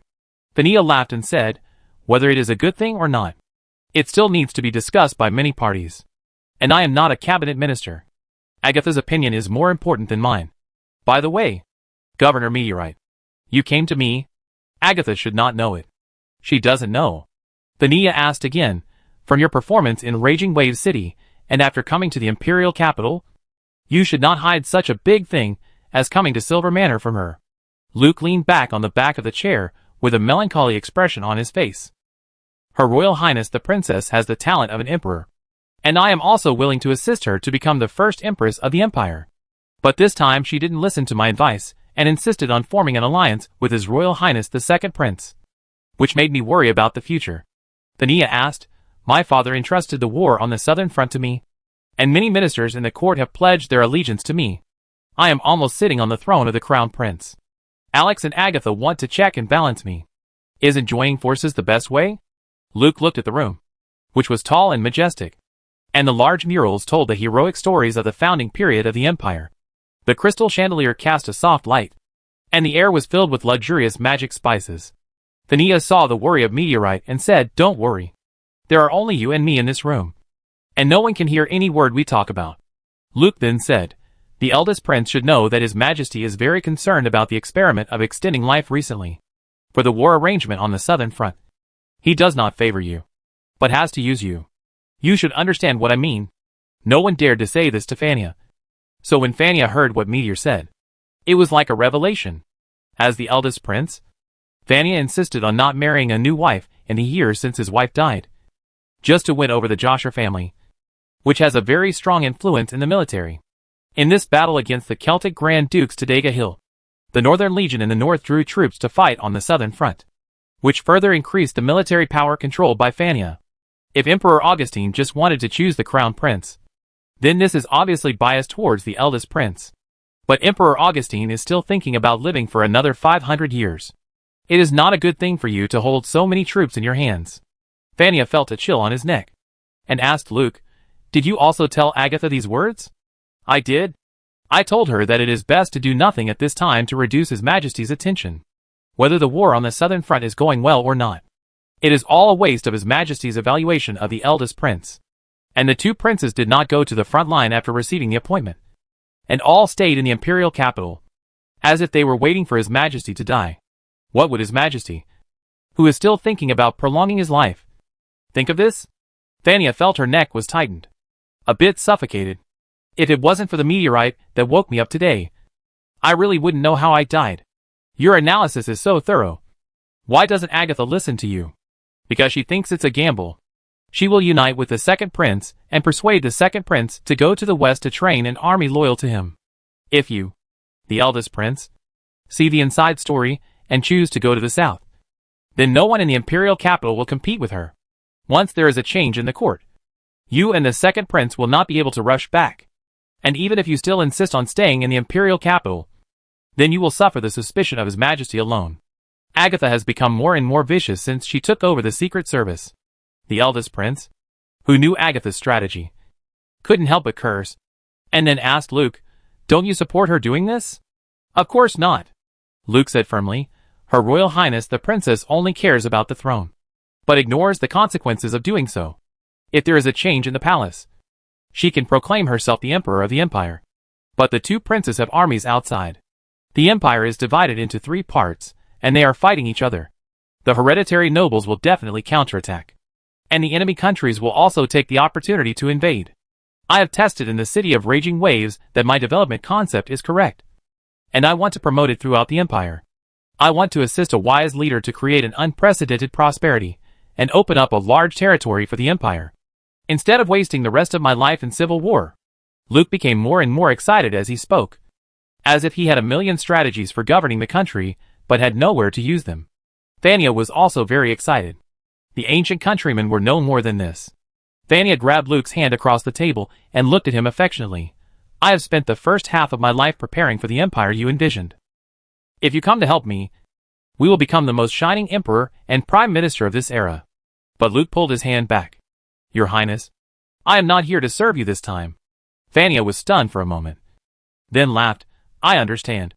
I am impatient. Hearing your true voice is my biggest gain this time, and my door here is always open to you. Thank you for your understanding. Your Highness, I don't want to disappoint the eldest princess. I hope that after your Highness ascends the throne, you can forgive her mistakes. Fania thought of the rumors about Meteor and Agatha, and smiled and said, Agatha should not covet the throne, but she is a capable minister that the Empire needs. Don't worry. As long as Agatha admits her mistakes to me, I will definitely forgive her. Thank you, Your Highness. And if you want me to forgive her, you have to work for me even if you don't pledge allegiance to me. How should I break the trap that Agatha set for me? Luke replied, The trap set by Her Highness the Princess is very clever and cannot be completely broken. My suggestion is, launch several large-scale main battles in the Tadega Hills, and keep the front line neither advancing nor retreating while causing large-scale casualties to both the enemy and us. The loss of the elite troops of the Northern Legion will reduce His Majesty's suspicion. The stalemate in the war will increase His Majesty's reliance on you. In this way, His Majesty will be patient even if he is uncomfortable with your stay in the Imperial capital, as long as there is no big victory or defeat on the southern front. Your Highness is safe. Vanya nodded. Using the elite troops of the Northern Legion to fight hard means that he is not greedy for military power. There is no decent result in the hard fight, which means that the Celtic Grand Duke's army is indeed very strong. As long as the southern front remains undefeated and a big fight is fought from time to time, the Empire will not easily change the southern front strategy. Even if my father knows that he is waiting for him to die, he will endure for the sake of the overall situation. It seems that we can only delay time like this and wait for the great changes in the court. I will write to General Joshua right away and inform him of the situation here. The southern strategy that Fania began to formulate with Joshua was to use the original garrison troops on the southern line to consume the Barbarian Legion, and the elite troops of the Northern Legion would wait for the opportunity to win a few beautiful victories. Use continuous good news to consolidate his influence in the court and improve his father's rating of himself. By the way, he can also promote his own people from the lost southern garrison troops. Now it seems that this is actually a deduction. The more beautifully the Northern Legion fights on the southern line, the more dangerous he will be. If he swallows the southern garrison troops again, and he is still waiting for his father to die in the imperial capital, it is really seeking death. Vanya changed the war strategy on the southern front out of fear of Emperor Augustine. Instead of taking the opportunity to expand his military power, he wanted to reduce part of his military strength. Luke's purpose of coming to the Silver Avenue was mostly accomplished. The remaining thing was to discuss the joint efforts to eliminate the Abyss Mage in the imperial capital. At this time, Vanya already trusted Luke, who helped him get rid of the potential crisis. Naturally, he also believed that Luke wanted to clear another crisis for himself, the future-wise king, and close the case of attacking Princess Dale. He also took this good opportunity to shut up some people forever. It was normal for some people to die in the encirclement and suppression of the Abyss Mage. After everything was settled, Vanya, who got the help of Meteor, felt that he was infinitely close to the throne. Governor, rest assured, I will use my influence in the palace to promote the passage of the proposal to expand the City of Raging Waves at the Imperial Conference. Xingluan City is the brain of the Empire, and the City of Raging Waves is the heart of the Empire. Only an empire with a healthy brain and a strong heart can continue to grow stronger. When we settle the internal problems of the Empire, we will swing the iron fist of the Empire to the world. At that time, I will tell him in front of my father's tombstone, his era was not the peak of the Empire, and I am the greatest emperor of the Empire. Luke agreed very much. A great emperor needs to have extraordinary skills and a heart that only accommodates the world. It was Princess Dale who made me see these elements in you and made me determined to visit this time. Vanya asked, have you seen Princess Dyer? I found her and placed her in Miss Chinkung's museum. I can confirm that the person who attacked Princess Dyer was the Abyss Mage. And it was Princess Dyer who provided me with a little clue. Please rest assured, Your Highness, Princess Dyer did not know that it was the Abyss Mage who did it. Vanya finally knew how the meteorite found her head. It must be that the assassins did something dirty, and Dyer found the clue. Luckily, it was the meteorite that found Dyer. If it was found by someone else, it would be a very difficult and troublesome matter. This time, those who are more likely to cause trouble than to achieve success should be completely eliminated. Great. Ever since Dale disappeared, I have been worried about her safety. Now that I know she is safe, I can finally sleep peacefully. Thank you, Governor Meteor. After destroying the Abyss Mage, Dale can return to the palace, and our father will be very happy.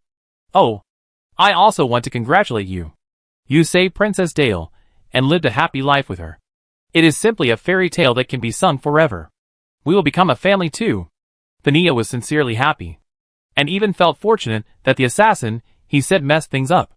The result was not only not a bad thing, but also a good thing. Meteor married Dale, and naturally alienated Agatha. One day I will gain your loyalty. Chapter 274 The Rear. After Luke finished his meeting with the eldest prince Vanya, He left the Silver Manor through a secret passage, and then came out of an inconspicuous house, and got on a carriage that had been arranged. Quietly returning to the special 6th office, the fast legs also brought news. The leader of the Thorn Blade, Samuel, agreed to meet at night, but the meeting address was determined by him. In the office, Luke took off his clothes from the hanger and changed. The fast legs persuaded on the side, "Governor, this may be a trap. If Samuel succeeds in assassinating you, you will definitely receive a generous reward from the Brotherhood and the Celtic Grand Duke. Please give me some time. I will be able to determine his intentions and positions." Luke put on the shoulder strap, took out the revolver from the drawer of the desk, checked the bullets inside, and inserted it into the holster on the side of the shoulder strap. "Knowing that someone is going to assassinate me, the best way is to take the initiative.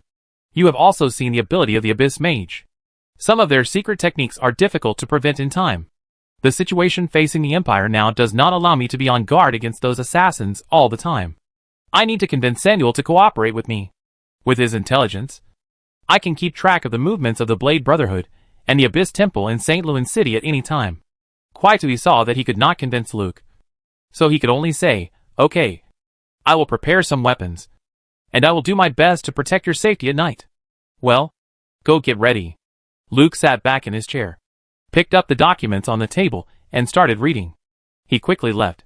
After a while, Sandpaper knocked on the door and poked his head in, then quickly came in. "My lord, I think I have found the location of the sisters." Luke wrote down his opinions on the paper and asked without raising his head, "Tell me about it."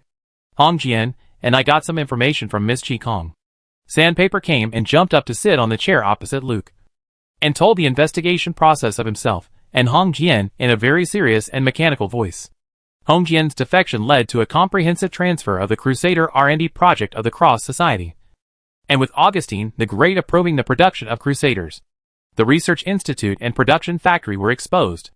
The information that Chi Kong gave to Hong Falcon was all prepared by Luke, but the specific location of the three sisters still needed Sandpaper and Hong Falcon to investigate.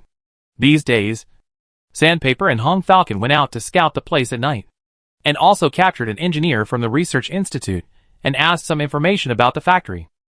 While Sandpaper was telling Luke, he also took out a map he made and spread it on the table. The Crusader manufacturing factory is outside the city, located in a factory that manufactures armor for the Empire. The Crusader Engineering Research Institute is located underground, with a total of 4 entrances and exits. The entrance and exit for staff is in this well house. There is an elevator going down into the well house, and the Underground Research Institute has 5 floors. The 3 of them were at the bottom, sealed in the sleeping cabin. Sandpaper also took out the information that Chi Kong had given them, and the intelligence he had found during this period. The Crusader was a kind of elite soldier manufacturing technology developed by the Crusader Society after it obtained the 4 girls of Red Falcon, based on the remaining information of Grey Fairy's Eternal Life secret experiment. After selecting the soldiers to be transformed, they must first undergo several rounds of body strengthening secrets, and then embed special metals into the bones in the body. Sandpaper and the others directly replaced the bones and special metals, but the Crusader Engineering could not complete this transformation, so they had to settle for the next best thing. The special metal embedded in the bones of the Crusader has an external interface on the surface of the skin, which is connected to the interface of the armor made for the Crusader to form a whole, and the external skeleton is used to change the direction to achieve the purpose of replacing the entire body's internal skeleton.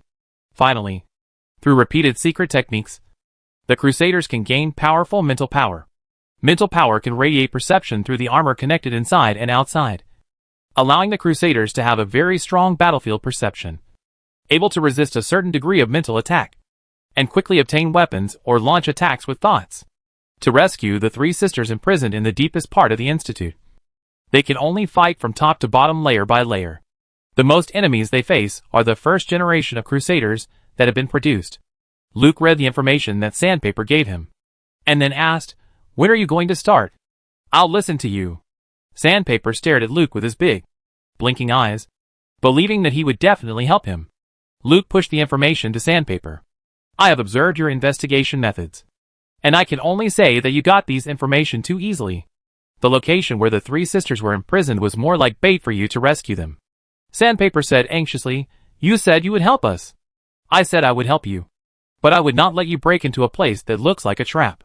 You must realize that the Cross knows that you and Red Falcon are with me. When you want to rescue your sisters, the Cross also wants to capture you. They didn't do it because you are with me, but they will definitely investigate and track you. If you fall into the trap yourself, I will have no reason to ask them to return it. But this may not be a trap. Luke said, "Do you believe me?" Sandpaper said dejectedly, "I believe you. But this is the information that Red Falcon and I spent a lot of effort to find. How can you just say it's a trap so casually? I didn't just say it's a trap. In fact, while you and Red Falcon were investigating openly to attract the attention of the Cross Society, I was also investigating the factory through other means. Your sisters are indeed inside, but they are not locked up in the sleeping chamber." "Ah, they are not locked up. The Cross Society can control them with brain modification devices. Why lock them up? I think once you and Red Falcon go to rescue, it will be these three who will attack you with the Crusaders. They have murderous intentions towards you. But can you do it against them?" Sandpaper thought Luke's words made sense. "What should we do?" "Wait first. You have waited for several years. Don't mind waiting for a while. I must deal with some things first before I can take care of your matter. Besides, Miss Qigong also needs to make preparations. Don't go to the armor factory again during this period of time. There are things that are better at stealth than you to investigate." "Okay," Sandpaper said helplessly, "although I am a little unwilling. What you said makes sense. And I believe Miss Qigong. Go back and prepare. I'm going to meet someone tonight, and may be in danger. You ask Han Shun to find Qigong and go with her. And you follow me." Sandpaper heard that Qigong came out to support, which must be very dangerous. "Okay. I'll go prepare weapons now. It's a good time to test the props I invented in actual combat." Luke said with a dark face, "I said there is danger. Do you really expect it?" No. Seeing a fireball bigger than his face forming in Luke's hand, Sandpaper flew up from the chair in fear. "Governor. See you tonight?" Sandpaper ran very fast. Luke flicked his finger, and the condensed fireball evaporated and shrank quickly, and finally turned into a ball of flames rotating around his fingertips. This naughty kid. Luke saw the information that Sandpaper forgot to take away, rang the bell on the table, and called Kalina. "These are for Sandpaper. Please help me send them to her." "Yes, Governor." Kalina picked up the information. Luke said again, "Send an order to the senators of Nuteo City. Let them form a city expansion planning team to investigate the towns near Nuteo City. You can use the city funds to renovate their waterways and land transportation." Luke's words surprised Kalina. "Is Nuteo City going to expand?" "The cabinet has this intention. But whether it can be passed in the imperial meeting still needs to go through some procedures. But if this intention appears, it means that someone in the court wants to take advantage of the city of Raging in this way. So we can go ahead and do it boldly. The cities around the city of Raging have been affected by our radiation, and their economies are doing well. This time, regardless of the process issues, we will include them in the system of the city of Raging. When they make more money, they will not leave even if we force them to separate from us." Kalina understood what Luke meant. No matter what the purpose of the cabinet's proposal was, it must have been pushed by someone. Moreover, the person who can enter the cabinet is not an ordinary official. The development momentum of Nuteo City at this time makes many people jealous. At the same time, the Empire will face multiple wars and potential war risks in the next few years. Among the four directions of the Empire, the eastern coast where Nuteo City is located has become the hinterland of the Empire. The Cross-era all-metal warships were manufactured in Nuteo City, and the Real Republic fell into civil strife again. The safe and stable Nuteo City has become a safe haven for the assets of all parties in the Empire, and it will also be a source of nutrition for the Empire to launch and maintain wars in the future. The earlier the layout in Nuteo City, the earlier the benefits. Since this is a major trend, Nuteo City can take the opportunity to expand and subtly draw in the surrounding lands. Once the new noble forces in Nuteo City are joined by the new noble forces in the imperial capital, the accomplished fact will become a fact. As she followed Luke and saw more, Kalina's knowledge and vision also improved a lot. "Yes, Governor. I will notify the Senate of Nuteo City immediately. Can we also hold an investment promotion conference in the imperial capital to let more people see Nuteo City's assistance plan for surrounding cities?" Luke's eyes lit up, and he couldn't help but praise Kalina. "Assistance? This word is well used. It seems that you are not only a qualified secretary, but also capable of taking on more work. If you don't find it tedious, the investment promotion conference will be left to you and the Nuteo City office in St. Louis City to organize and make it more grand. It would be best to ask Mrs. Michelle to send a new technology and new product display team to hold a large exhibition in the imperial capital to cooperate with the investment promotion conference. The effect will definitely be good.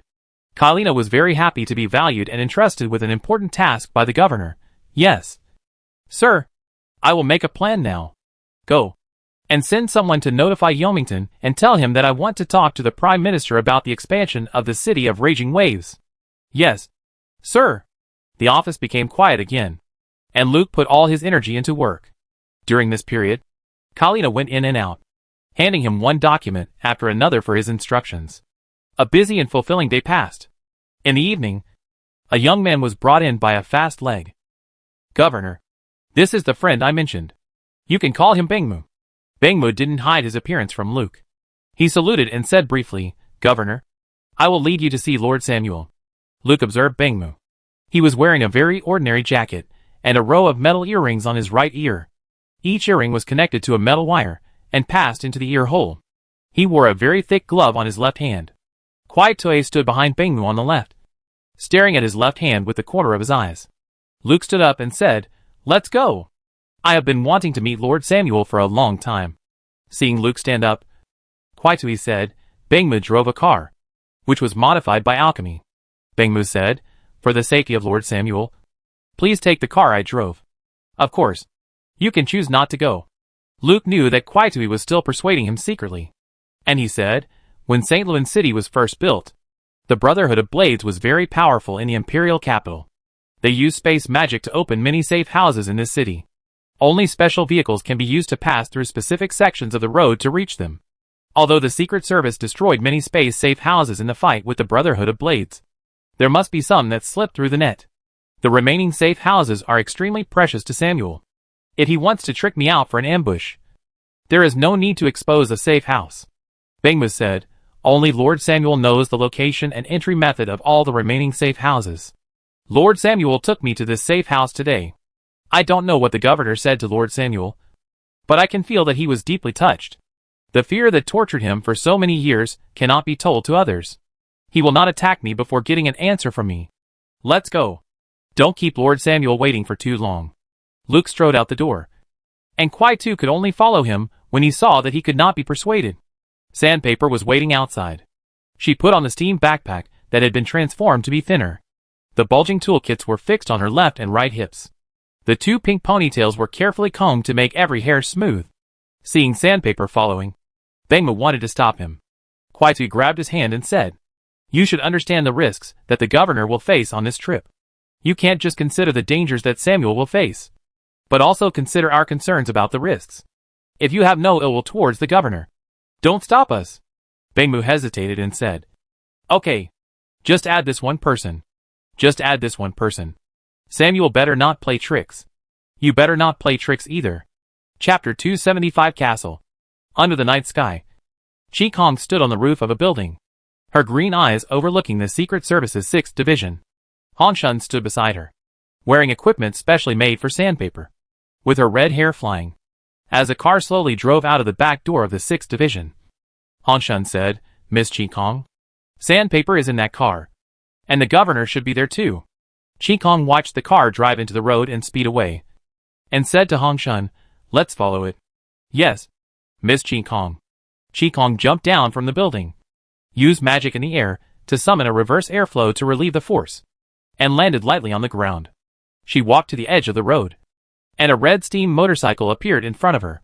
When Chi Kong got on the motorcycle, the Falcon floated down and landed on the back seat.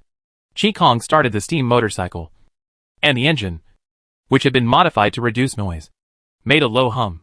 White steam spewed out from the exhaust pipe at the rear, and the rear wheel rotated at high speed, rubbing against the ground, and then pushed the body of the car out. The dual positioning of Luke and Sandpaper allowed Chi Kong to track outside Bengmu's sight. At the same time, Luke also gradually analyzed the space-safe house that Bengmu wanted to take him to based on the car's driving route. Chi Kong, who received the information at the same time, drove the steam motorcycle to another road, then increased the power and drove at full speed. overtaking the car that Luke was riding on the street next door.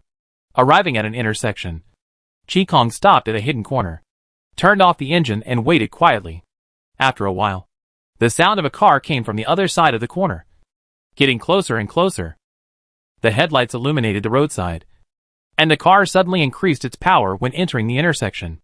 The moment it passed the center line of the intersection, the car body was flattened in the space distortion and disappeared on the spot.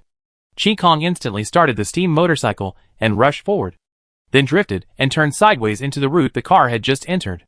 The speed of the steam motorcycle burst out again, rushing at full speed towards the space fluctuations that had not yet dissipated. Rushing to the center line, the steam motorcycle and the Chi Kong and Han Shun carried by it were flattened in the space distortion and then disappeared.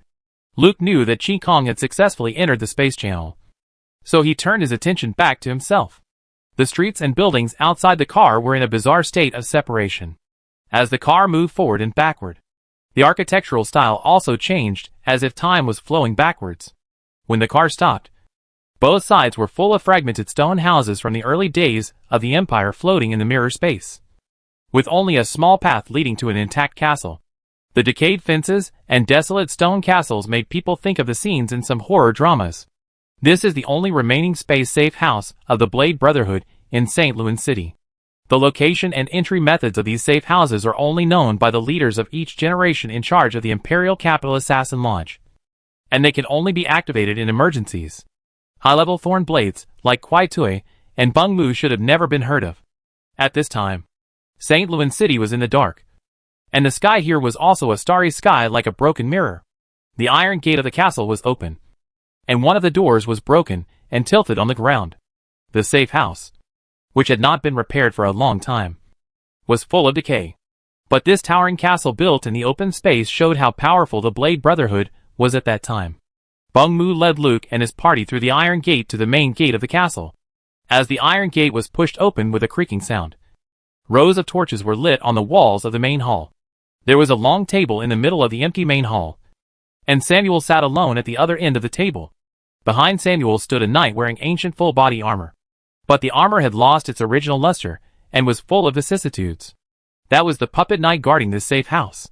There were many such puppet knights on the walls on both sides of the main hall, but it was doubtful how many of them could operate without maintenance. Luke strode forward into the hall, walked to the long table first, and pulled a chair for Luke after a thorough inspection. Luke sat down. Sandpaper floated behind him, and her hair was raised to maximize her perception. The fast-legged man introduced, "Lord Samuel. This is the acting governor of Raging Wave City, senator of the Upper Council of Raging Wave City, chief inspector of the Secret Service of Raging Wave City, director of the 6th Special Service of the Imperial Secret Service, Imperial Lord, and Royal Glory Knight Lord Meteor."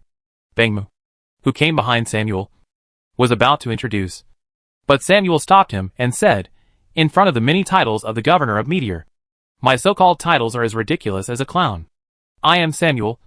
"Hello, Lord Governor." Samuel sat there motionless, using honorifics, but without any respectful gestures. Luke did not argue with him, and said, "I express my condolences to the Thorns who died at the hands of the Abyss Temple. Although we are now in a hostile position, their glory should be to die in the confrontation with the Secret Service and be ambushed and killed by people in the same camp. It's so shameful." Luke's words were simply exposing Samuel's scars, although he also participated in that operation. The dead were his subordinates after all, and the combat power that the Thorns could rely on in St. Louis City was instantly lost.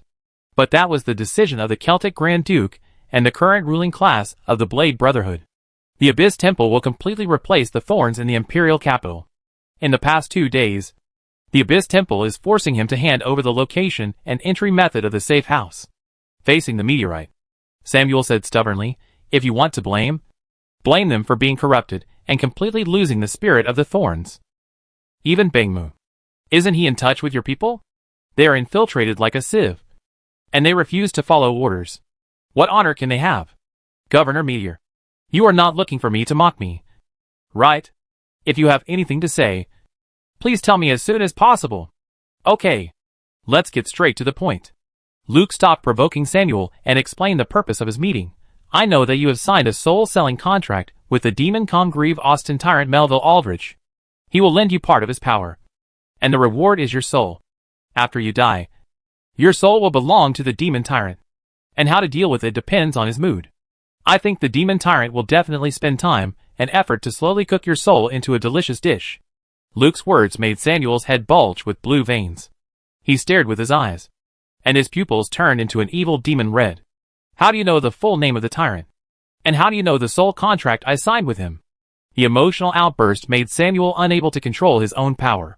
A powerful wave spread from his body and pushed towards Luke along the table. Sandpaper stretched out his right hand, and the wave was emitted, pushing in the opposite direction along the table. The two energy waves collided in the middle, and after a bang, a flying airflow was set off. Fortunately, the two energy waves were not strong, and did not cause uncontrollable misjudgment. Both parties were just posing for a fight. Samuel controlled his strength in time and apologized. I'm sorry. What you said was too shocking to me. I understand. Luke sat very steadily, waiting for the tense atmosphere to ease, and then said, as for your question, I can only say that I have a friend who knows the demon tyrant, and happens to know that you signed a soul contract with him. Do you think I will believe it? Luke smiled and said, how to explain is my business. Whether you believe it or not is your business. Samuel looked at Luke. He knew that the governor must have concealed something from him, but the inside story was not something he could delve into. Okay, I believe you. Then what? You said you can make my soul peaceful.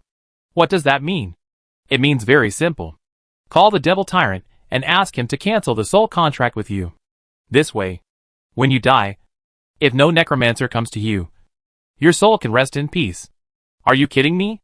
Samuel's eyes narrowed into a slit, with a fierce look in his eyes.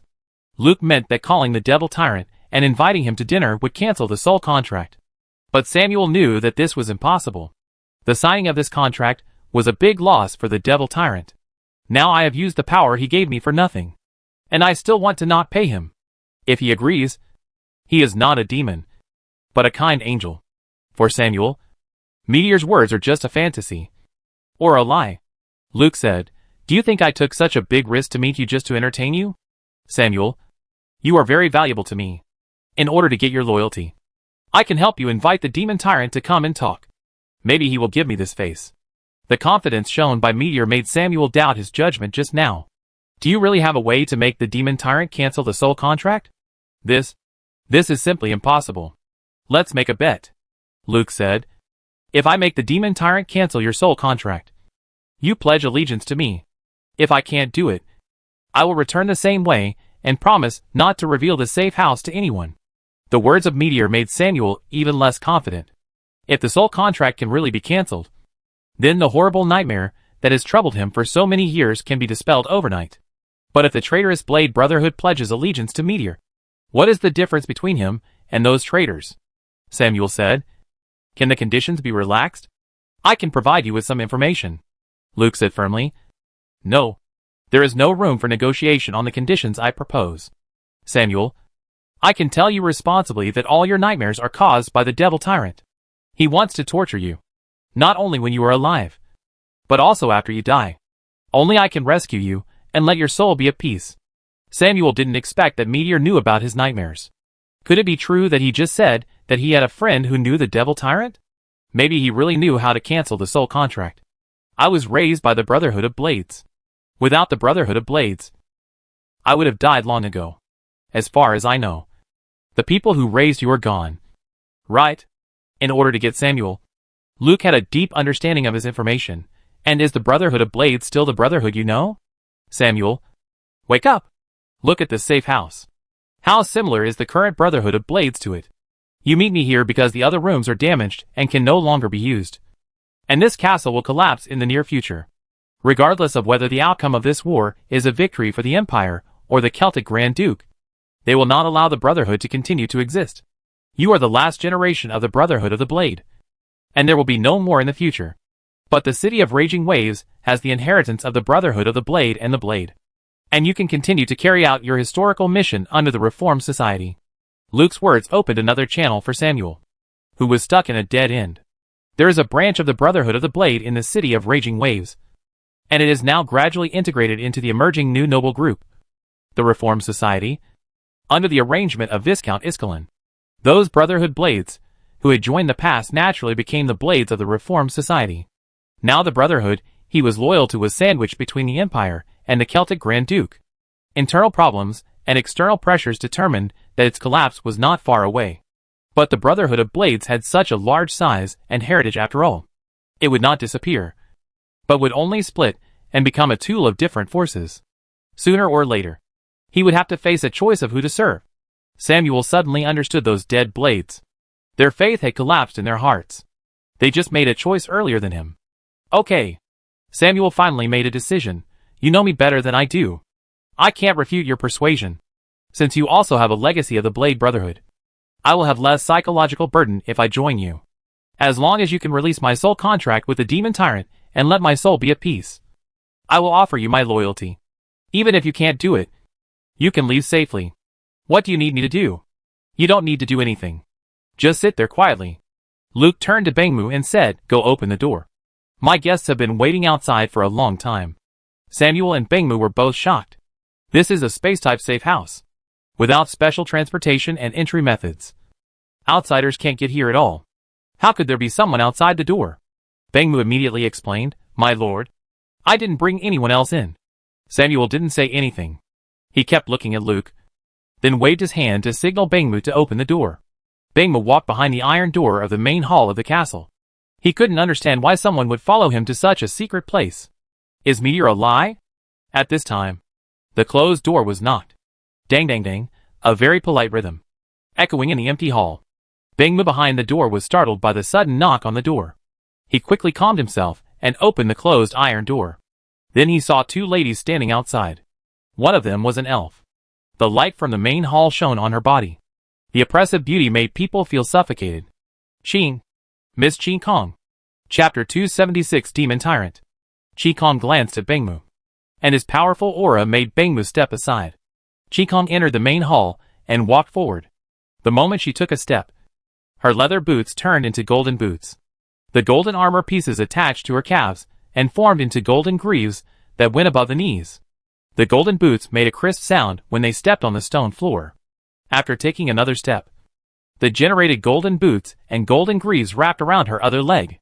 Then as she walked forward step by step, the golden armor was embedded in Qing Kong's body one by one from bottom to top. As Qing Kong walked, she said, Samuel, I came here without an invitation. Please forgive me. From now on, no matter what you see, don't move.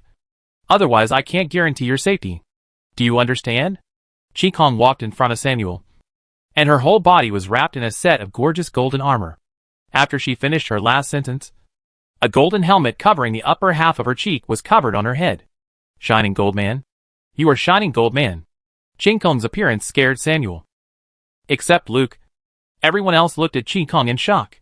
Qing Kong's mouth curled up into a smile, and the crystal plate at the position of the eyes on the helmet emitted a cold white light. Answer me.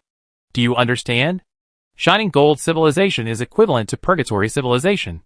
Although Samuel didn't know how the elf Qing Kong was a Shining Gold Man, he immediately had confidence. He looked at Meteorite, who was sitting opposite him. Your friend is really awesome. I understand. No matter what happens, I won't move. Please rest assured. Miss Qing Kong. Qing Kong stretched out her right hand, and a golden light gathered. She drew a golden sword from the air, waved her hand and stabbed it at Samuel's heart. Remember what you said. Facing the sword stabbing at his heart, Samuel instinctively wanted to dodge, but Qing Kong's words made him stop his body immediately. He looked at Qing Kong and the golden sword. The tip of the sword stabbed into his chest, and then stabbed out from his back. Samuel could feel that the sword nailed him to the seat, and the dull pain from his chest made him spit out blood. He heard a spell chanted from Qing Kong's mouth, and then he felt a force coming out of the sword in his body, wrapping his heart. Fatigue and sleepiness rushed to his brain. Samuel's head tilted, and his hands fell weakly. The puppet knight did not move without orders, and stood quietly behind Samuel. Bengmu, who was standing at the door, did not react at all. Everything happened too fast. He wanted to rush over to do something, but Hong Falcon's rapier was against his lower back. Listen to Miss Qing Kong. Don't move. The hall of the castle was silent, with only the crackling sound of the burning torches on both sides. The firelight flickered, and the shadows on the wall swayed. Suddenly all the torches burned violently. But the shadows did not fade because of the increase in light, but became clearer. The black shadows twisted on the wall, attracted each other and merged, and soon combined into an exaggerated demon shadow. Golden Man. The demon tyrant was attracted by the soul contract. He wanted to take away his own soul. But he also recognized the golden armor unique to the Golden Man. When he saw a Golden Man, it meant that there was another Golden Man nearby.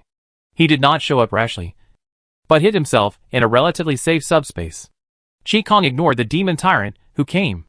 She loosened her hand holding the sword and walked from the left side of Samuel's body to the right side. The hand with golden armor brushed over Samuel's head. When he opened his hand again, a gray-white soul fire floated on the palm of his hand. Seeing that his soul was snatched away by a shining gold man, the demon tyrant roared, "Give it to me, shining gold man. You must know the consequences of provoking a demon with your soul. Before I get really angry, you still have a chance to make up for your mistake." Congreve Austin Tyrant Melville Aldrich. Qi looked at the soul fire in his hand, chanted the real name of the tyrant and chuckled. "In the fifth war of the burning wind and tranquil sea, you were defeated and sealed by the angel A. Ulysses' sword of oath of the Holy Inquisition. But you were lost in the war. In the purgatory civilization, tyrant is a very common name. But in the angel civilization, there is only one sword of oath. Now A. Ulysses is the chief judge angel of the Holy Inquisition." The demon tyrant did not expect that this shining gold man not only knew his real name, but also knew what happened in the Fifth Burning Wind and Tranquil Sea War. The tyrant could not help but suspect that this shining gold man survived that war. Sword of Oath. Ulysses. That young judge angel just won me by luck. And he himself was seriously injured. I have not paid attention to the news of Sky City since I came out. I did not expect that the little guy would become the chief judge angel. The angel civilization has really spent all its resources for you shining gold civilization. The demon tyrant taunted. Qi laughed and said, "Tyrant, you didn't go back to hell, but wandered in the secular world. Do you know that there is no place for you in hell now? Without the lower demons to offer you sacrifices, you have fallen to the point of hunting souls yourself. It's really pitiful. Shining gold man." The demon tyrant roared again, and his shadow showed a hideous appearance on the wall. "Since you know me, you should know how powerful I am. The reason why I still tolerate you is because I don't want to trigger a new civilization war. What do you have left now except bluffing?" Qi walked towards the tyrant step by step, and the tyrant's eyes were always fixed on the soul fire in her hand. Qi said, "The artifacts are lost, and only a few remnants of the 5 ancient civilizations remain. You have the red flame torch. Your power is like that of a god. Without the red flame torch, your power is not even as good as some younger demons. You have been sealed for too long, too weak, and too ignorant of the new power generated in this era." As soon as Qi finished speaking, the spirit orb appeared at her shoulder. At the same time, a strong white light burst out from Qi right arm, and the holy energy hidden under the golden armor burst out. The soul fire in her palm turned into a white gold holy flame, and the spirit orb sprayed a cloud of purple smoke at the shadow of the tyrant on the wall. The strong light with powerful holy energy shone on the wall, and the shadow of the demon was almost invisible. When the tyrant saw the holy flame, he subconsciously wanted to escape, but the subspace where he was hiding had been infiltrated by the holy energy, followed by a surge of negative energy. Then Qi slapped the holy flame on the wall. The demon tyrant screamed, and the double blow made it impossible for him to maintain the subspace.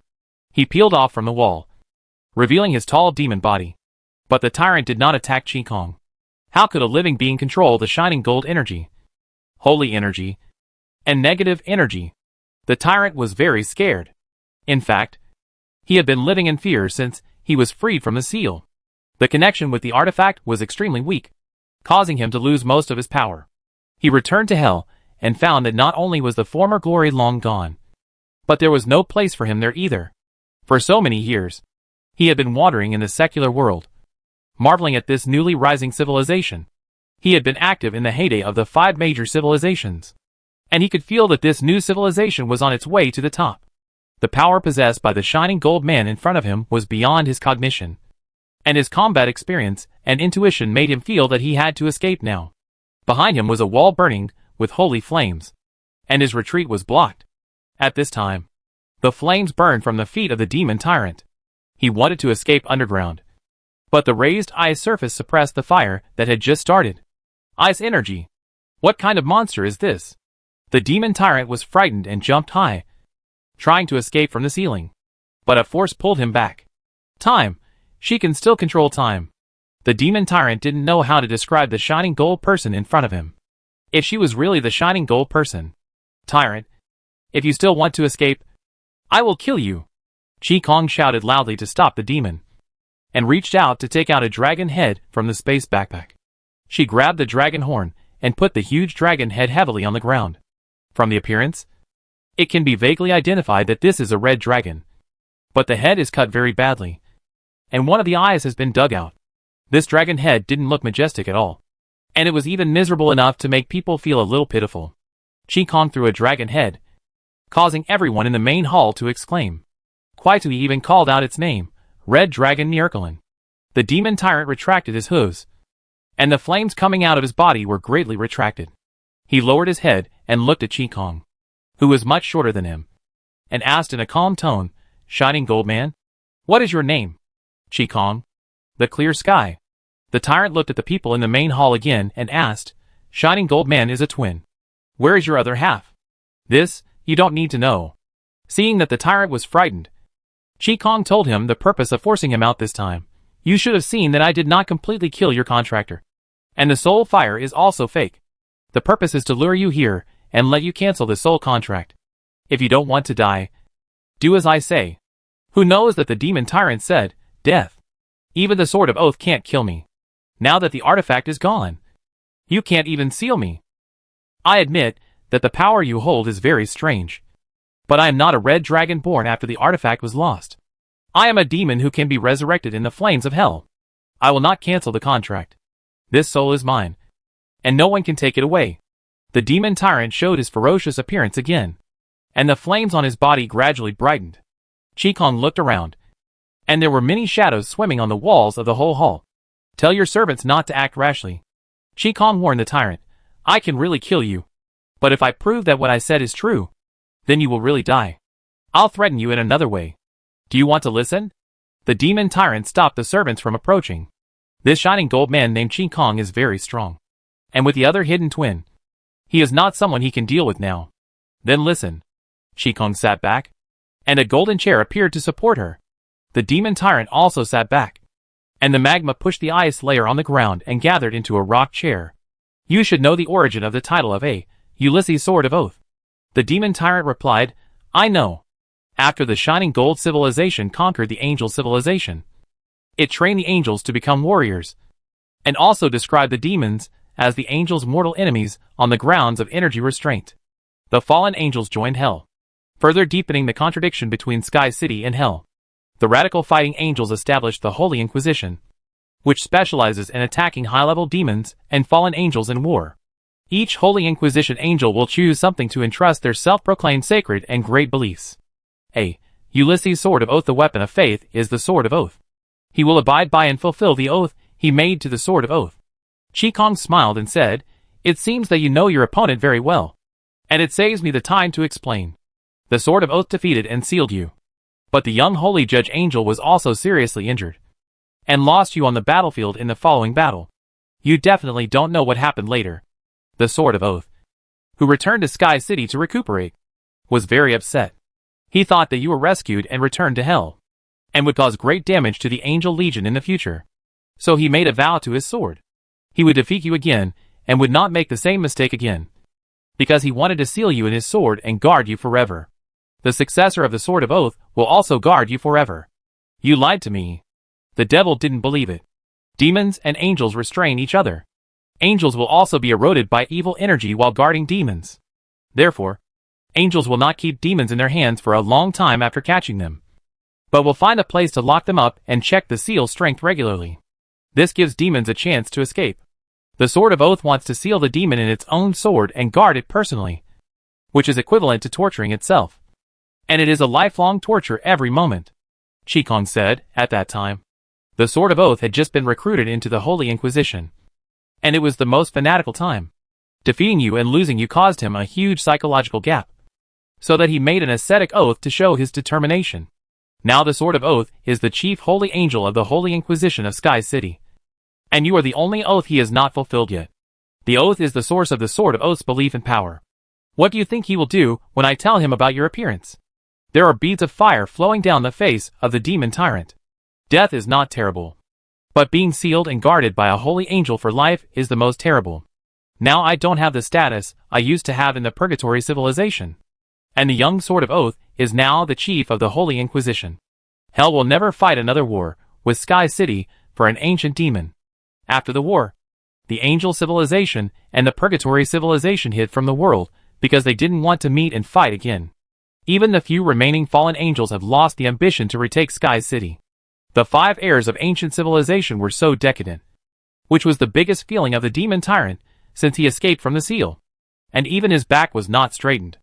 Relatively speaking, the mainstream civilization at this time was bursting with vitality. The pressure made the demon tyrant calm down. He stared at Qi Kong and asked, "How can you let me believe you? Although you look like a shining gold man, you can use pure sacred energy. What are you?"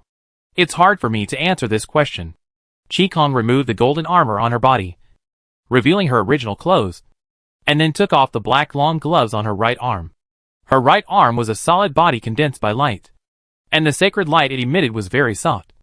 But it was very dazzling in the eyes of the demon tyrant.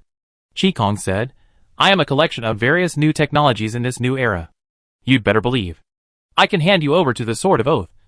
And I can really kill you." Qi Kong looked at the demon tyrant. Her words were full of confidence. Studying at the Ulu Academy made her familiar with the power she possessed.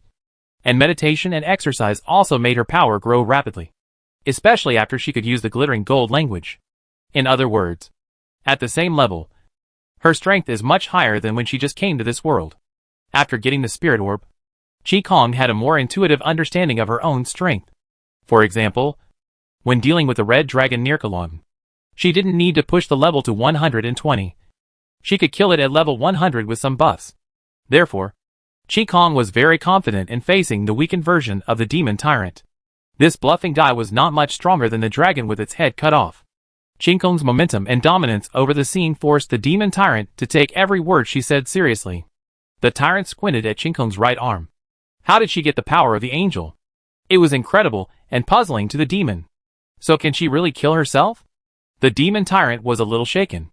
The oath of the Sword of Oath made him feel even more uneasy. But asking him to give up the soul at his fingertips was simply breaking the bottom line of a demon. Confusing. If it were my time, I would never agree to cancel the soul contract. After a period of weighing, the demon tyrant finally gave in. But what I have seen and heard over the years, and what I saw today have had a great impact on me. Now I really want to witness the beginning and prosperity of a new era with my own eyes. And see what it will eventually turn the world into. Death and being sealed, even escaping, will make me miss the wonderful moments. You win.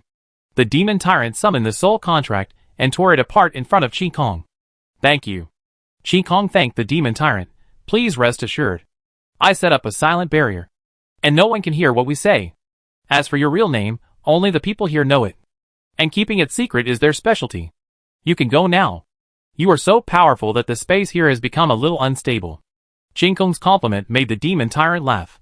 He stood up, and the initial vulgarity was gone. Golden man, elf, angel, I am very interested in the mysterious you.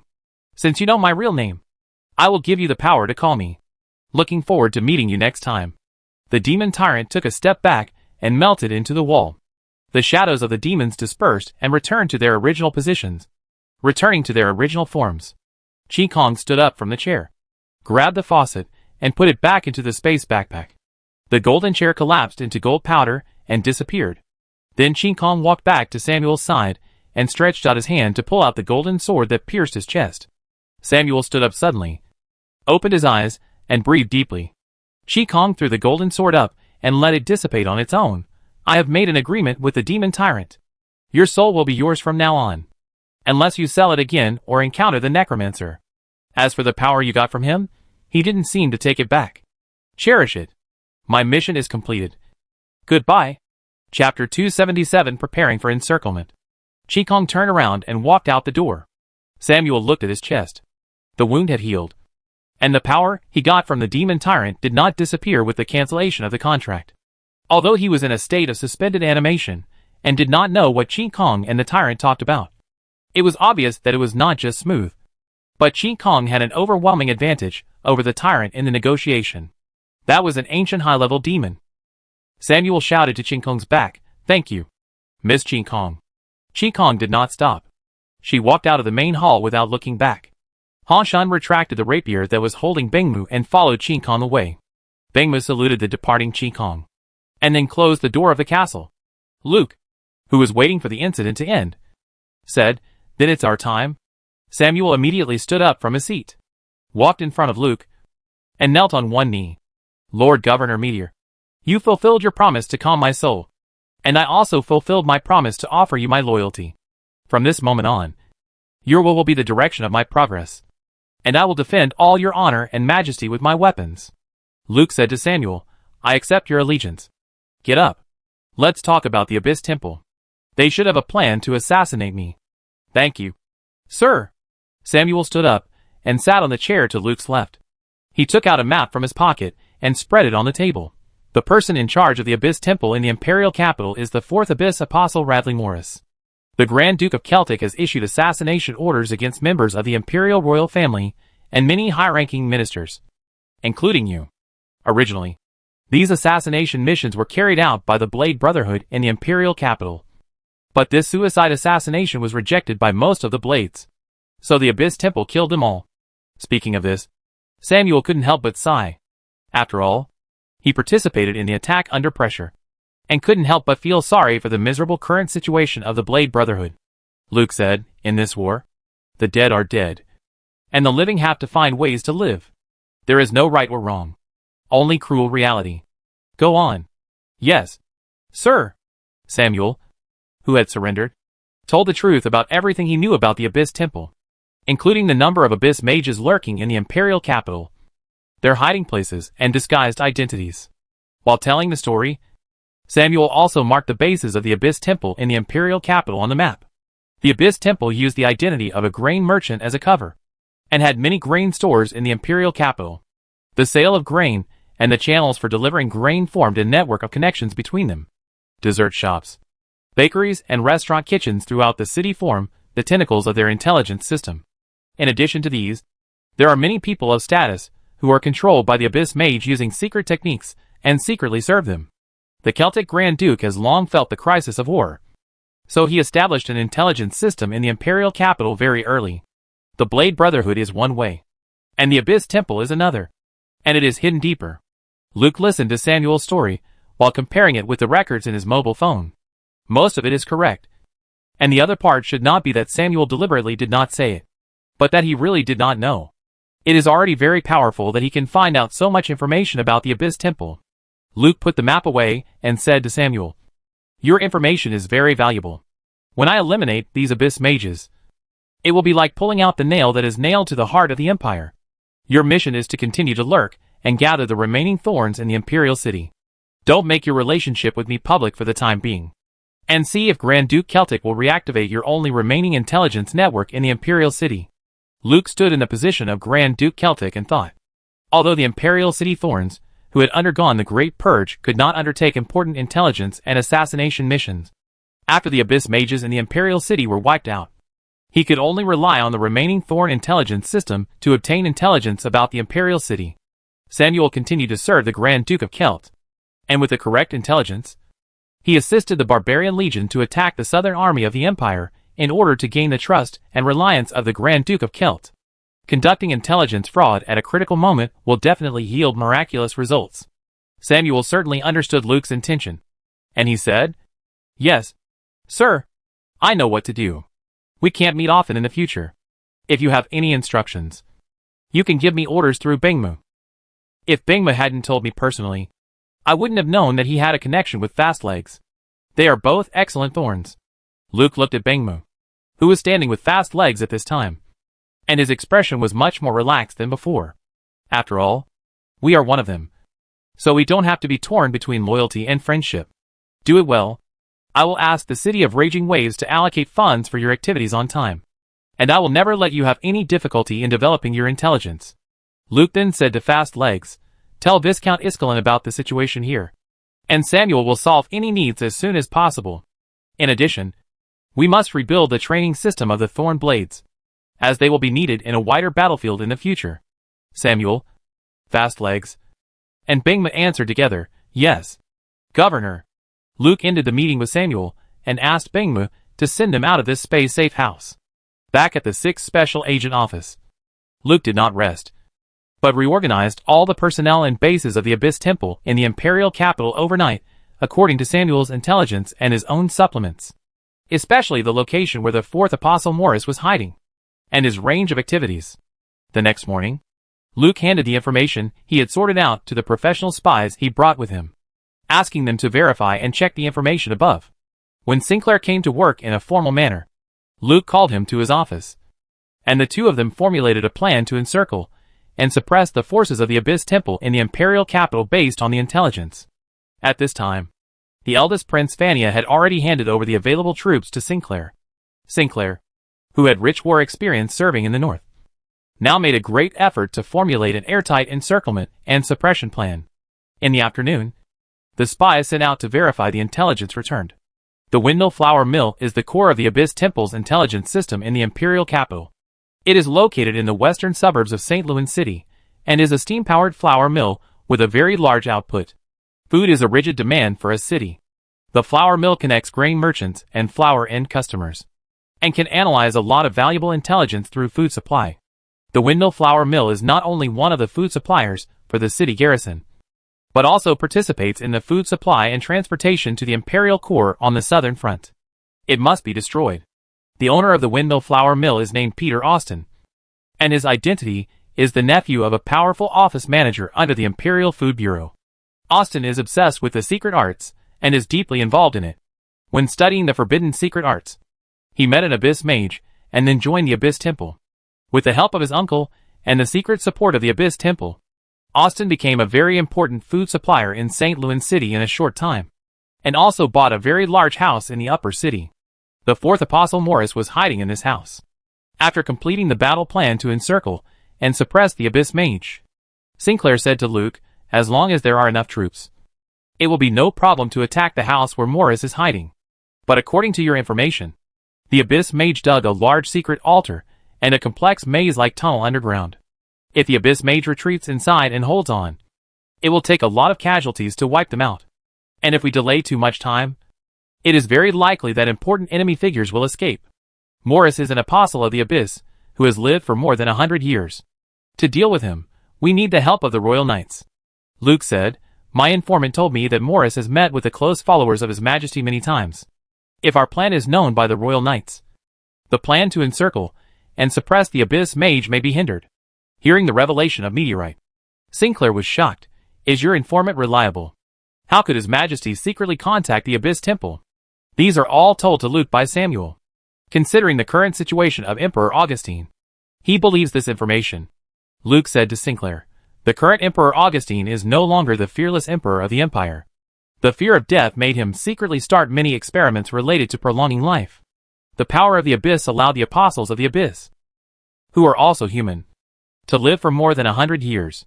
It was very tempting to His Majesty, making him ignore the dangers of the Abyss. Think about what the Abyss apostles did to Ulu College 100 years ago.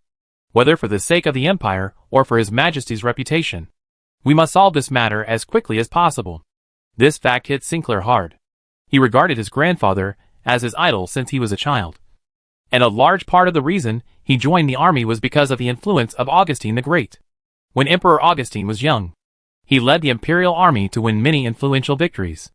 In Sinclair's impression, Emperor Augustine was an emperor who never knew what fear was and dared to charge at any enemy.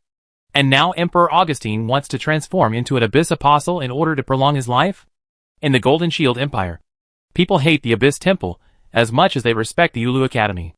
In addition, the actions of the Abyss Mages make them hostile like the undead mages. Is your Majesty crazy? Sinclair said, then don't tell the Royal Knights. I will lead the team to kill Morris personally. Who would have thought that? Luke said. Ms. Chikong will deal with Morris. You can take care of other Abyss Mages. Sinclair asked in surprise. Miss Chikong is also participating in this siege? Luke said, how can we eliminate the Abyss Temple without the Ulu Academy? Miss Chi Kong will bring several Ulu mages to participate in this battle. The Abyss Apostle Morris can be handed over to them. She has experience in killing Abyss Apostles. With the support of Chi Kong and Ulu mages, Sinclair put aside his worries. He really didn't have the confidence to defeat an Abyss Apostle. The battle plan was formulated, and the confirmed addresses and people were also confirmed. Sinclair joined Chi Kong to attack the residents of the grain merchant Austin and annihilate the backbone of the Abyss mages in the Imperial capital, including the 4th Apostle. Luke led the spies of the 6th Special Service and part of the city garrison to attack the windmill flour mill on the outskirts of the city. Other small fish and strongholds were also under the charge of someone. In this battle, the Empire mobilized a total of 236 Imperial spies, 3,650 Imperial garrison troops of St. Louis City, 345 vehicles of various types, 120 heavy war equipment, and 15 large and small steam airships. The target was 158 Abyss mages, unknown armed personnel of the Vassal Abyss Temple, and 34 officials to be arrested.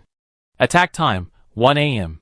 Sinclair took out his pocket watch and checked the time with Luke, and then left the 6th Special Service. He also had to go to the military camp to allocate personnel and assign tasks. So time was a bit tight. Luke was not in a hurry to issue the evening's mission, but vaguely ordered everyone not to leave work at night and wait for combat missions. Then he called Kylina, Shelley, and Sandpaper. After telling them about tonight's mission, Luke took out another map and spread it on the table.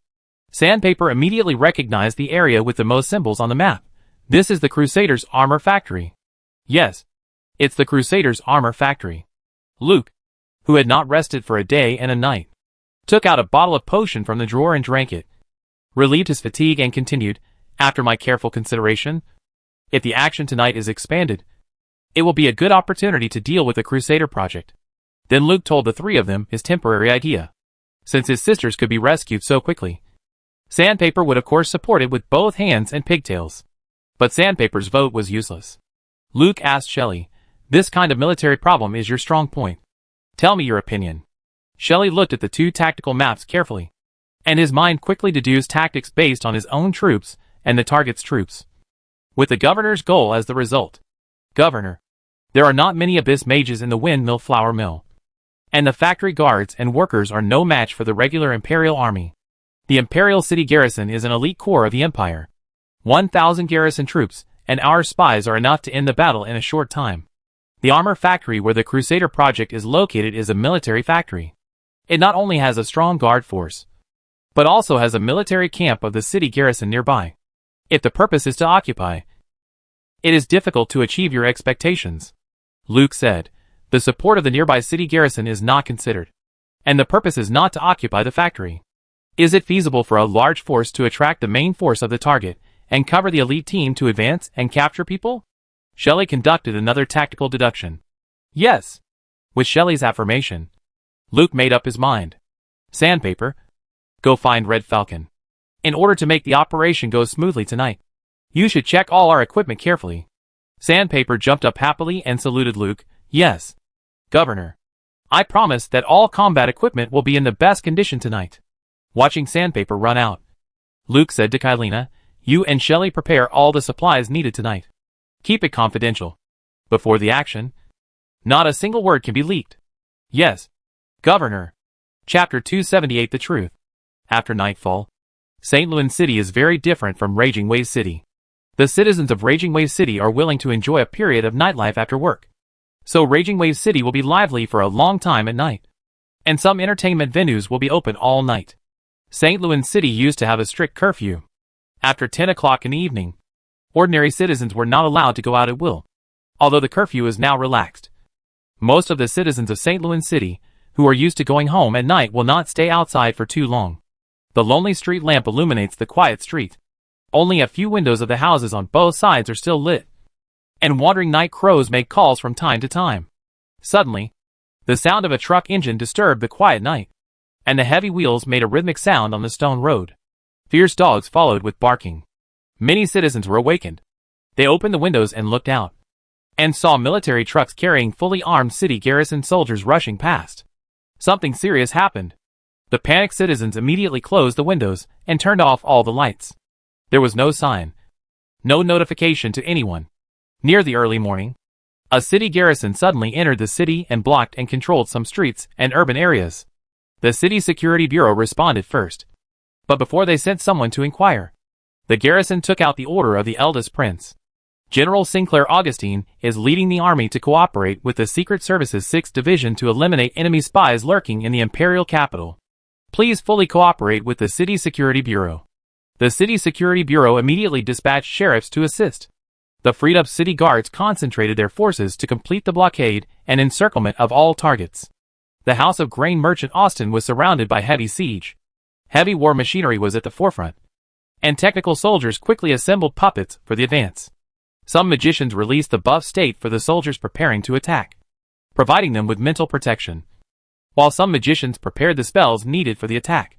5 airships circled in the sky, and high-power searchlights shot down beams of light to scan the entire building area back and forth. Under the airship's cabin, dozens of meters of towing ropes were hanging elite soldiers wearing glider suits, and they could airdrop and fight at any place within the flight range at any time. Sinclair, who commanded the garrison, stood in front of the outer door of the building. He was wearing a metal light armor, a general's metal military cap, and holding a beautifully forged broadsword in his hand. Sinclair waited for his soldiers to prepare for battle. A soldier squeezed to the front from the rear guard and whispered to Sinclair, "Your Highness, Miss Chi Kong is here with 5 Ulu mages." Sinclair said happily, "Please ask Miss Chi Kong to come over." After a while, Chi Kong arrived with 5 Ulu mages. Except for Chi Kong, who was wearing her distinctive combat uniform. The other 5 Ulu mages were all wearing magic robes and wide-brimmed hoods to cover their faces. Sinclair immediately performed a knight salute when he saw Chi Kong. "Thank you, Miss Chi Kong, and the Ulu mages for your support. This will save us some sacrifices. The Abyss Temple originated from the Ulu Academy.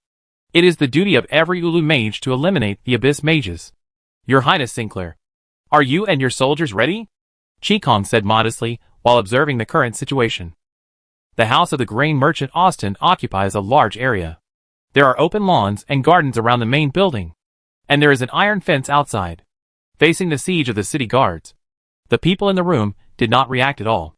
They turned off all the light sources inside and waited for the attack. Sinclair's army has completed the preparations for the attack. The types and levels of the city guards can be seen from their clothes and equipment. The officers and soldiers with obvious physical features, or wearing advanced armor, are elites, with certain military strength. Sinclair also looked at the army he brought with him. He was very satisfied with the St. Louis City Guards composed of veterans of the Northern Legion. He took out his pocket watch to check the time. "Miss Chi Kong, my army is ready for battle, and the time agreed with Governor Meteorite has arrived. We can attack." Chi Kong looked back at the Ulu wizard he brought with him, and his eyes lingered on the 2 women, who were obviously women, and said to Sinclair, "Attack. Leave the Abyss Apostle Morris to us. He's yours." Sinclair showed Chi Kong a smile that he thought was very handsome, and then waved his hand and ordered, "All troops, listen to my order. Encircle and destroy the Abyss Temple. Attack." Several magic signals were launched into the sky, and the airships in the sky also sent out attack signals. Soon, the sky of St. Louis City was full of magic signals flying everywhere and exploded into gorgeous fireworks. The attack order was issued, and the magicians accompanying the army took the lead in releasing the prepared magic. Dark clouds quickly formed within the building range. Rain poured down, and then thunderbolts struck from the sky. The magicians accompanying the army did not attack the main building as their primary target, but instead controlled the lightning to form a lightning net that swept through the garden around the main building. The rainwater that fell to the ground sent electric currents running wildly on the ground, and one magic trap after another was detonated and exploded. After completing the firepower clearance, the power grid closed towards the main building. Under the control of the driver, the heavy war machine walked towards the main building with a thick shield. The iron fences in front of them were bent and broken like noodles. The soldiers who followed up formed a line and followed the tall body of the war machine. The entire offensive coordination was as smooth as flowing water, and everyone did what they should do in their own position, showing extremely high military literacy. The magic traps on the periphery were destroyed, and the war machine successfully approached the main building. The Abyss mage hidden inside could not help but attack the Imperial soldiers. The tightly closed windows opened, and countless monsters made of flesh and blood crawled out from inside. Each of them looked hideous, like the mutant zombies in the biochemical crisis. These monsters crawled twistedly towards the Imperial soldiers. And then magic fireballs and crossbows were shot out of the windows. And there were muskets crackling. The tall war machine held the shield on its head to protect the driver and provide cover for the soldiers behind. The Imperial soldiers pushed the mechanical puppets beside them to the side, used the puppets to attract the monsters' attacks, and drew their swords to find an opportunity to kill the monsters. The attacking team continued to move forward. At this time, the soil on the ground rolled up, and a huge earthworm with a diameter of 2 meters drilled out from the ground and swallowed an Imperial soldier in one bite. Then the giant earthworm twisted its body and crushed, knocking a breakthrough in the neat team.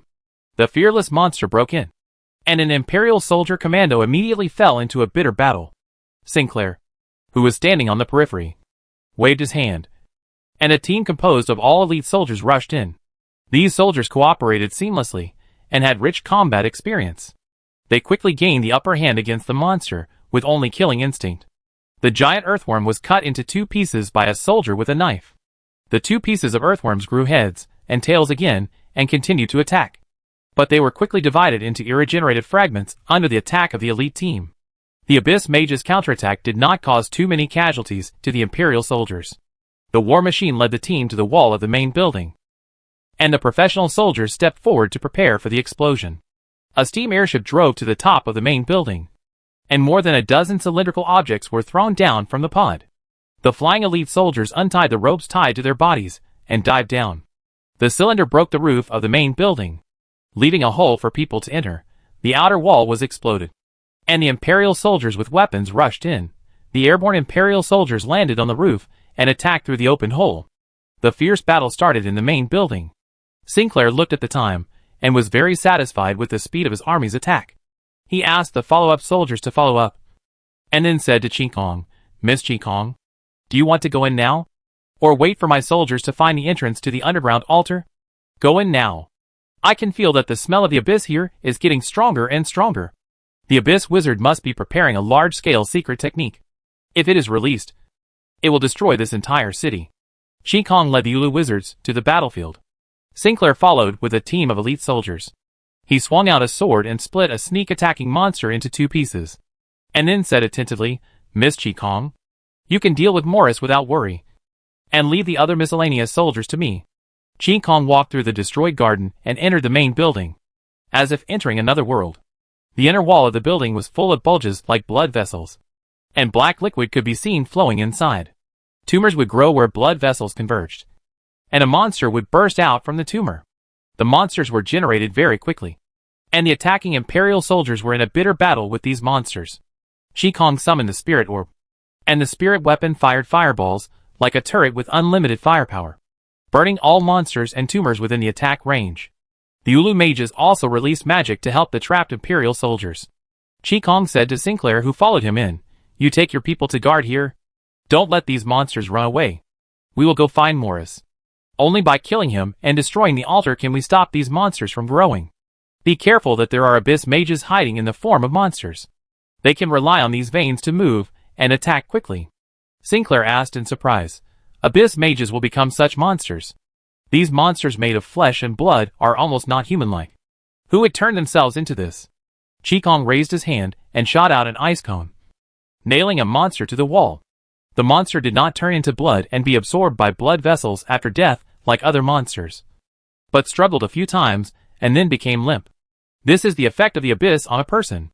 They have become like this before they face the abyss, and those who face the abyss will give up everything as a human being. Sinclair knew that Qi-Kong was hinting at Emperor Augustine, so he immediately became serious. "Miss Qi-Kong, don't worry, leave this to me. Do a good job. I won't keep you waiting too long." Qi-Kong led the Ulu mages to the depths of the main building, where there were Imperial soldiers fighting monsters everywhere. They killed monsters casually and arrived at the middle room as if they were in an empty space.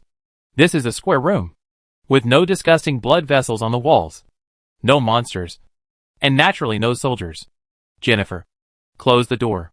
Jennifer lifted her hood and turned to close the door. The others also lifted their hoods. The 4 people were Bruce Bann, Princess Dale, Princess Agatha, and Agatha's lady-in-waiting. Qi-Kong asked Princess Dale, "Did you see anyone familiar?" Dale looked very solemn. as if she was unwilling to believe the facts she had discovered. Finally, she nodded and said, I saw the people who attacked me inside. Although I didn't see what they looked like at the time. They revealed many characteristics when they retreated. Brother Fania. How could he? The cruel reality gave Dale a great blow. She didn't expect that the one who wanted to kill her was her own brother, with the purpose of harming his other sister. Agatha stroked Dale's hair and said softly, Dale, this is the cruel struggle of the royal family. There are too many such things in history. For the throne, some people can do anything. Tears flowed from Dale's eyes. She leaned on Agatha's arms and cried, but that is history. I never thought that the stories in those books would happen to me. Agatha. I'm afraid. Agatha hugged Dale. Her expression was very sad. Don't be afraid. I will protect you. You are the last kindness of the Augustine family. The princess I want to be but can't be. I won't let you suffer any harm again. I think Miss Qi will protect you too. And Governor Meteor. He will make those who bully you pay the price. Qi looked at the princesses hugging each other, and the deep affection between the sisters. At this time, Agatha had no sharpness at all. Just a sister who cared for her sister. But Qi still broke this warm scene. If Princess Dale is willing, you could apply to His Majesty to continue studying at the Ulu Academy when you return to the palace. You are very smart, and will definitely become an excellent master of secret arts. Now we have to find Morris as soon as possible. If we don't kill him, there will be more and more monsters here. No matter what Fania did. Your nephew Sinclair should not die here. Thinking that they still had to deal with the Abyss Mage. Agatha wiped away Dale's tears and put on her hood. It is the responsibility of the Augustine family to guard the imperial capital and protect the subjects of the empire. You are the princess of the empire. Do what you should do. Yes, Sister Agatha. Agatha put on her hood, drew out the sword with one hand, held Dale with the other hand, and said to Qi, let's go kill Morris. Qi said, then float up. Qi recited the spell, and the sound of mechanical gears turning immediately came from the surroundings. And then the whole room turned upside down. The 6 people used levitation, and after the room stopped, they landed on the ground that was originally the ceiling. Jennifer, who was standing by the door, opened it. Outside was no longer a chaotic battle scene, but a quiet and dark underground passage. Without Qi order, Jennifer took the magic wand and walked out. As she chanted the spell, ghosts emerged from the walls on both sides of the passage. Then Jennifer let out a sharp and piercing cry, and the ghosts flew forward along the tunnel. Chapter 279 Mystic Altar. Necromancer. Agatha couldn't help but exclaimed in a low voice when she saw Jennifer leading the ghosts to explore the way forward. Necromancers blaspheme the dead, and are hated by all living beings. They are evil things that must be killed on sight. Princess Dale didn't expect that the knowledgeable and kind assistant Jennifer was proficient in necromancy. And Jennifer didn't look like a necromancer at all. Qi pulled out the double swords from his waist and said to the surprised people, the construction of this altar by the Abyss Temple has killed countless people. The resentment of the dead has created those monsters that cannot be killed. Using the souls bound here to deal with those monsters can save us a lot of physical strength and magic power. While Qi was explaining, Jennifer was attacked before she walked too far. Countless blood vessels protruded from both sides of the passage, and disgusting tumors grew rapidly. After the explosion, monsters with bared fangs and claws jumped out from inside and pounced on Jennifer and the ghosts. Jennifer screamed again. Her eyeballs turned completely black, and the color of her skin changed from rosy to pale. Tangible sound waves passed through the ghost's body, and the ghost screamed at the same frequency, and transformed from a ghost into a hideous evil spirit. The evil spirit rushed back at the monsters, and the 2 groups of evil species born from human souls and resentment fought each other. Screams and hisses filled the entire passage. When a monster dies, it turns into blood and is absorbed by the wall. New tumors grow and continue to replenish new monsters to attack. Jennifer, who has been trained to transform into a ghost for a short time, transforms into the boss of the former underground maze, and uses the countless dead here to summon the dead. Ghosts continue to penetrate from the wall, and then transform into evil spirits to pounce on the monsters. Not only ghosts, but also arm-like vines grow on the wall to tear the blood vessels that keep coming out, or tear apart the tumors that have not yet formed. This battle that consumes both sides quickly is not cruel at all, but all disgusting scenes. Dale couldn't help but vomit, and Bruce Ban was also pale. Seeing this, Qi said, Professor Ban, You protect Princess Dale, and keep her in the room. Don't run around. If you don't enter the passage, no monsters will appear. Bruce Band was relieved. Yes, Ms. Qi Kong. I will protect Princess Dale. Agatha also felt that the scene at this time was not suitable for Dale to perform her duties as an imperial princess. I don't know how far such a passage is, and it would be a burden to take Dale with her. Agatha left her maid behind, and then followed Qi Kong, who walked out of the room into the passage. Bruce Band quickly took out the props he carried with him, and set up secret traps and spell traps. Jennifer left a group of corpse vines here to protect, and then led the undead to press the monsters forward. Agatha caught up with Qi Kong. The walls were full of corpse hand vines that drilled in and out, destroying every protruding blood vessel. She knew that to create so many undead, not only a powerful necromancer was needed, but also a huge number of corpses. The Abyss Temple actually killed so many people, and the Public Security Bureau and the Secret Service did not notice anything. It was a serious dereliction of duty. Qi Kong followed behind Jennifer and said to Agatha, who was blaming herself, the prosperity of industry and commerce led by the new nobility, and the lack of corresponding laws and regulations have led to disorderly expansion. Faced with those factory owners who are getting bigger and bigger, individuals have no power to fight against them. A large number of bankrupts who lost their land and workshops gathered in large cities. The lucky ones among them would enter factories, while most of them gathered in slums like the downtown area, and a considerable number of them would die for various reasons. The dead here are only a very small part. The Public Security Bureau and the Secret Service did not find it, which is normal. The words normal sounded very ironic to Agatha. Just now she told Dale that protecting the subjects of the Empire was the duty of a member of the royal family. But she didn't expect to be slapped in the face so quickly. Agatha asked Qi Kong, "Do you have any solution?" Qi Kong laughed, "I'm just a scholar. Moreover, this kind of systematic social problem cannot be explained in a few simple sentences here. But I think whether this kind of thing can be solved depends on whether the rulers want to solve it, and whether they dare to cut themselves first." Agatha looked at Qi Kong. Her smile was intriguing. Agatha did not ask more about this matter, and said, "Miss Qi Kong, the current occasion is very suitable for talking about some topics that we cannot talk about normally. After this incident, Dale can return to the palace safely, and our father will definitely grant the marriage immediately. Do you think Yunqing will accept it?" Qi Kong knew that Agatha was testing herself, and she replied, "Your Highness, I said that the relationship between Yunqing and me is very pure.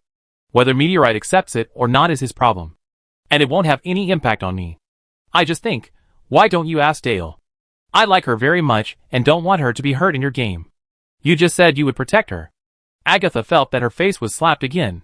Didn't Dale run away this time just to take control of her own destiny? "Thank you, Qi Kong. No need to thank you so early. If you want to protect her, you must first keep yourself alive. Morris has been operating here for so many years, and I may not be able to kill him smoothly. Don't be distracted by other things. Hold your sword tightly." After Qi Kong's reminder, Agatha noticed that they had already gone deep into the passage, and the room they came in from was no longer visible. Jennifer was still leading the undead forward, and monsters rushed out from behind, and the undead also appeared to block them. There was fighting in front and behind, creating a safe and narrow space for the three of them. Agatha began to feel fortunate that there was a necromancer in the team. If the army was used, I really don't know how many lives would be filled in here. Abyss Temple. Never let my father get close to the abyss. Agatha clenched the sword in her hand, and her killing intent became stronger and stronger. Qi Kong directed Jennifer's path forward, and she killed all the way to the underground altar without taking detours. This dungeon is very difficult for players who are not well trained. There are endless monsters crowded in the narrow passage, and you can only kill them all the way. It consumes a lot of players' energy and the reserves in their backpacks, so they are not in a good state to face the last Abyss Apostle. Later, some players found that this dungeon has a hidden buff of undead spell amplification, so there is an undead sweeping style. The Sea of Undead versus the Sea of Monsters is simple and rough, and the scene is spectacular and exciting. As the boss of an undead dungeon, Jennifer directly turned the away game into her home game under the influence of the undead spell amplification buff. I don't know how many people the Abyss Temple killed here, and they were all dead with deep resentment, which made the undead summoned by Jennifer endless and more powerful than ordinary undead. Even the massive killing and absorption of soul energy allowed some undead to upgrade. Some evil spirits were covered with a layer of black armor, and their means of attack were not biting. Soul energy was transformed into swords in their hands, and killing monsters became chopping melons and vegetables. The tireless undead warriors wielded swords, which turned into blades and a meat grinder in the narrow passage, leaving only a piece of broken limbs wherever they passed. Some corpse hand vines turned into thick corpse flower vines, with huge flower buds on their heads opened, and inside were layers of sharp teeth like saw teeth, which could bite a monster in two with one bite. The undead evolved, and the team moved faster. When they reached the underground altar at the end, a whole army of undeads composed of evolved undeads had gathered around Jennifer, and facing the huge and towering underground altar, the undead army only occupied a very small area. The altar was located in an underground cave that was opened up, with a height of several dozen meters. The upper space of the entire cave was filled with dense blood vessels, the thickest of which had a diameter of 3 or 4 meters, and the thinnest of which had a diameter of more than 10 centimeters. These blood vessels crisscrossed and converged into a giant tumor as big as a house. The tumor kept creeping slowly, emitting dark red light from the inside to the outside. Your arrival speed exceeded my imagination. According to my perception, you did not take a single extra step in the maze, and all the traps I set up inside became decorations. Morris's voice came from the tumor, and it also contained mental attacks. Jennifer, who had turned into a ghost, was not affected. Qi-Kong and Agatha released a barrier to resist mental attacks for themselves in time. Qi-Kong said to Morris on the high ground, "I have walked through too many mazes before. Your simple maze is not difficult for me at all. Morris, is your transformation over? Do you need my help?" After Qi-Kong finished speaking, the giant tumor above shrank rapidly, as if it was withered. Then a hole opened from the bottom of the giant tumor, and a person curled up, like a cocoon fell out from it. Before landing, the man's back spread a pair of flesh wings, and the evil momentum burst out, and the whole space made a noisy scream. At this time, Morris's face no longer had normal facial features, for red eyes were distributed in a trapezoidal shape on his bald and wrinkled head. In the middle of the eyes was a vertical thing that looked like a mouth, and the lips on both sides were full of wriggling tentacles. Qi-Kong, did you bring the Book of Disaster? If you die, it will be ours. One voice became two, from the shriveled tumor above. Another Morris was born like an egg. Then one after another. There were 5 Morris suspended in the air. One Morris was very powerful, and this time, they had to deal with 5 at once. Agatha asked Qi-Kong worriedly, "There are only 3 of us. How can we fight?" Unexpectedly, Qi-Kong heaved a sigh of relief. If there was only 1 Morris, it would be a little difficult. But he obviously misjudged the situation when he saw that we were outnumbered. None of these Morris is real. He wants to use these clones that can be consumed infinitely to wear down our strength. You deal with these clones, and I will find his real body and kill it with one strike. Feeling Qi-Kong's confidence, Agatha and Jennifer prepared to fight according to the instructions. Jennifer relied on the wall to let the undead she brought form a defense belt, and he and Agatha guarded the inner circle to protect Qi-Kong. Qi-Kong opened the ice crystal eye and found the real location of Morris among the dense blood vessels on the top floor of the cave. He did not forget to take the Book of Disaster in his hand and challenged Morris. "The Book of Disaster is here. If you are not afraid of death, come and get it." Seeing the Book of Disaster, the 5 clones of Morris turned into 5 black shadows and swooped down. The whole space was filled with noisy hissing sounds, which mixed together to form a wave of mental attacks, hitting the people on defense. The undead were not affected by mental spells. The evil spirit warriors on the periphery held knives in both hands and slashed at the approaching Morris clones. The corpse flower vines climbed along the wall, and when Morris's clones approached, they suddenly stretched out their flower buds and opened their big mouths to bite. Jennifer and Agatha, who were protected from top and bottom, kept releasing magic at the flying Morris to prevent them from approaching. But Morris's clones are different from those monsters. Their flight paths are flexible and changeable. They can release a black blade light by waving their hands. The attacks of the undead can only delay the attack, and they are killed by the 5 Morris clones one by one. Seeing that the situation is not good, Agatha rushed to the front line with a sword, and used her physical strength and magic to fill the gap with the sword net. According to the laws of the undead, Jennifer gradually closed the defense circle, and at the same time, she continued to summon low-level undead to serve as cannon fodder. The situation was so deadlocked that Morris wanted to vomit blood. He really didn't expect that the secret altar he spent countless efforts to create was actually the home of the necromancer. And he didn't expect that Qi Kong really brought a powerful necromancer. It also means that Qi Kong knows this altar better than himself. What is this? How could someone know this secret art better than me? The creator of the secret art. Morris's body was wandering in his blood vessels in the form of dirty blood. The death of the two Abyss Apostles made him dare not face Qi Kong, who came in immediately. He wanted to observe first. Use the clone he created to confuse the invader, and test Qi Kong's true strength. But Morris couldn't figure it out. Qi Kong's understanding of his own secret art was far more than understanding. This was a level that other Abyss Apostles couldn't do. What exactly is she? When Morris asked this question, another thought made him tremble with fear. If Qi Kong really knows this secret technique better than me, does it mean that she already knew that none of the five Morris was the real body? She knows where I am. Morris, hiding in the blood vessels, looked at Qi Kong. She had been standing in the protective circle since the beginning of the battle. Looking up, her eyes seemed to be searching for something. It's bad. Morris realized that her guess was true. At this time, Qi Kong's eyes moved over and formed a look with Morris. It's bad. Morris saw the smile on Qi Kong's lips, and saw her lip language clearly. Found you. Chapter 280 Stealing.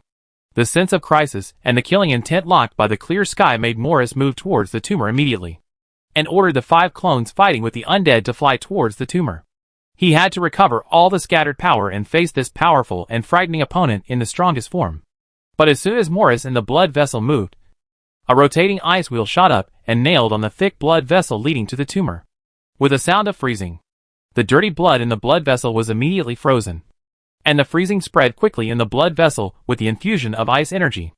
Seeing that the road ahead was blocked, Morris retreated to take other routes, but another ice wheel nailed on the blood vessel behind. The freezing spread from the front and back, blocking Morris in the middle pipe. 4 of the 5 clones were entangled by the invaders and the undead, and only one flew up.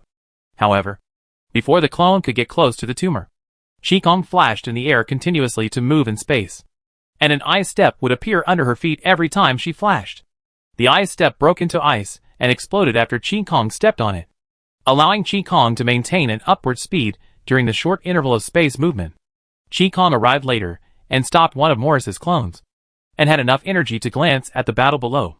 In the epic game, Jennifer, as the boss of the maze, and Agatha, as a high-level NPC, both have quite strong military power. In this battle, they also showed superb fighting ability. Seeing Qi Kong attack, the two immediately turned from defense to offense. Agatha bent her knees and jumped more than 10 meters. The floating spell allowed her to stay in the air for a short time. A sword in her hand was emitting sword energy, killing a Morris clone who kept lowering his height to dodge. Jennifer stepped on a corpse flower vine and rushed into the air. At the same time, more corpse flower vines and corpse hand vines broke through the wall and stretched as far as possible, interweaving a vine forest in the air. The evil spirits flew up, and the evil spirit warriors climbed up along the thick vines. Every time Agatha intercepted a Morris clone, Jennifer trapped it in the vine forest of the undead. The environment here is too strong for the necromancer. Qi Kong was sure that the other 4 clones of Morris were finished, so she focused on dealing with the clone in front of her. She landed on an ice step, and in the pull of time going back, the ice step seemed to grow in the air. It was like a stage, and Qi Kong was the dancer standing in the middle of the stage. The machete Sangu Panyin was held in his hand, and the right arm was shining brightly, and a layer of white holy flame was attached to the blade. He swung his hand and chopped, and a crescent-shaped blade light several meters long was thrown out. The Morris clone intercepted by Qi Kong dodged urgently, and the crescent holy flame brushed its wings and rushed past, and then chopped heavily on the huge tumor. A dull roar echoed in the underground space, and the tumor and the dense blood vessels all trembled. The clone looked back at the tumor. The holy flame opened a very large hole on it, and the white holy flame continued to burn, causing the flesh-like tissue on the tumor to twist, as if it was suffering great pain. Morris's clone knew that he could not protect the heart of the altar, so he flapped his wings and rushed towards the trapped main body. If he merged the main body into the clone, there would be a possibility of fighting. Qi Kong did not intercept Morris's clone. She turned around on the spot and gathered strength to chop a larger crescent holy flame at the tumor. The holy flame hit the position of the first holy flame and cut through it diagonally. The remaining force chopped forward all the blood vessels that blocked the way and chopped heavily on the opposite wall. Wherever he passed, everything stained with holy flames burned. The tumor was cut in half. Countless wailings sounded, and the dead imprisoned here by the secret technique were freed. The dense blood vessels in the sky burst one by one, and the black dirty blood inside sprayed, gathering and dispersing into the appearance of different monsters, then fell to the ground, shattered and splashed. The sealed Morris fell in a state of dirty blood, and then all poured on the clone who arrived in time. The dirty blood seeped in, and Morris finally got the body. He looked at Chi Kong not far away. This elf stood on the ice layer in the air, surrounded by falling dirty blood and monsters. Morris didn't know why Chi Kong let him return to his body, but he knew that the secret technique was broken, and he was definitely not a match for Chi Kong in his current condition. Escape. This was Morris' only thought at this moment. But Chi Kong's voice suddenly vibrated in this closed space. Secret words. Self-redemption of fear and despair. Chi Kong held a seemingly ordinary iron sword in her hand. After she finished reciting the secret words, she threw the iron sword into the air. In an instant, the wailing sound that filled the entire space stopped abruptly. The falling dirty blood and monsters were frozen in the air. A circle of magic circle lit up on the ground of the altar. After a ripple spread out from the middle of the magic circle, all the dirty blood on the ground that was swept by the ripple changed color. The black dirty blood turned into bright red blood, and then evaporated into red mist and rose up. The ripple spread along the ground, covering the entire space, and then spread upwards. The dirty blood and monsters in the air first turned into blood, and then evaporated into mist. Even the summoned undead were transformed and evaporated upwards. The majestic vitality suppressed Jennifer's undead energy, and her skin regained its blood color. She stood with Agatha and watched the wonders happening in the space. The red mist increased, and the momentum became stronger and stronger. The converted potential energy brought the airflow to gather all the red mist in the middle, forming a whirlwind. Morris was even more surprised to see this strange phenomenon. Chi Kong actually used his own secret technique to release a new secret technique that he didn't even know. The strong sense of crisis made Morris even more afraid to stay here. He flashed his wings and wanted to escape from the hole on the top floor. But when he turned around, he saw a knife burning with holy flame slashing down from above. It was Chi Kong. When did she run there? Morris quickly lowered his altitude and dodged the shining knife. When he stabilized his body, he saw Chi Kong walking slowly in the airspace above. Every time she took a step, an ice cube appeared under her feet. Her eyes looked down contemptuously, and she said jokingly, "Morris, don't be in a hurry to leave. Don't you want to see what another form of your secret technique looks like? Be careful. He's coming." After hearing what Chi Kong said, Morris looked down immediately. The red whirlwind finally gathered into a human figure. He reached out and picked up the iron sword, and a pair of red flesh wings spread out behind him. Another Morris. Morris looked at another Morris, and could feel that he had been firmly locked by the other party's murderous intent. Understanding the secret arts, Morris knew that this was the embodiment of the resentment and despair of all the lives that died in this altar. Killing himself was the only support for this Morris's existence. No matter where he fled, he would chase him there. And with Chi Kong blocking the retreat, he couldn't escape either. "Chi Kong, what are you?" Morris yelled. He wanted to know the answer. Wanted to know why Chi Kong knew the secret art better than himself. But Morris didn't wait for Chi Kong's answer. Another Morris rushed up, with a sword with the determination of revenge for all the dead. Chi Kong stood in the sky to guard Morris's retreat, watching the battle between the two Morris in the airspace below with cold eyes. "I'm just a player who likes to study strategy. The encirclement and suppression of the hidden personnel of the Abyss Temple in St. Louis City. Except for the large-scale battle in Austin's residence, the clearance and arrest of other places were very smooth. This close cooperation between the Grand Prince and the Governor of Meteorite also triggered deep thinking from all parties in the Imperial capital. Did Meteor abandon Agatha and join the side of the eldest prince, who had the upper hand in the battle for the throne? Except for the 6th Secret Service under the charge of Governor Meteor, the other departments of the Secret Service did not take any action after knowing the situation, which increased the speculation of all parties.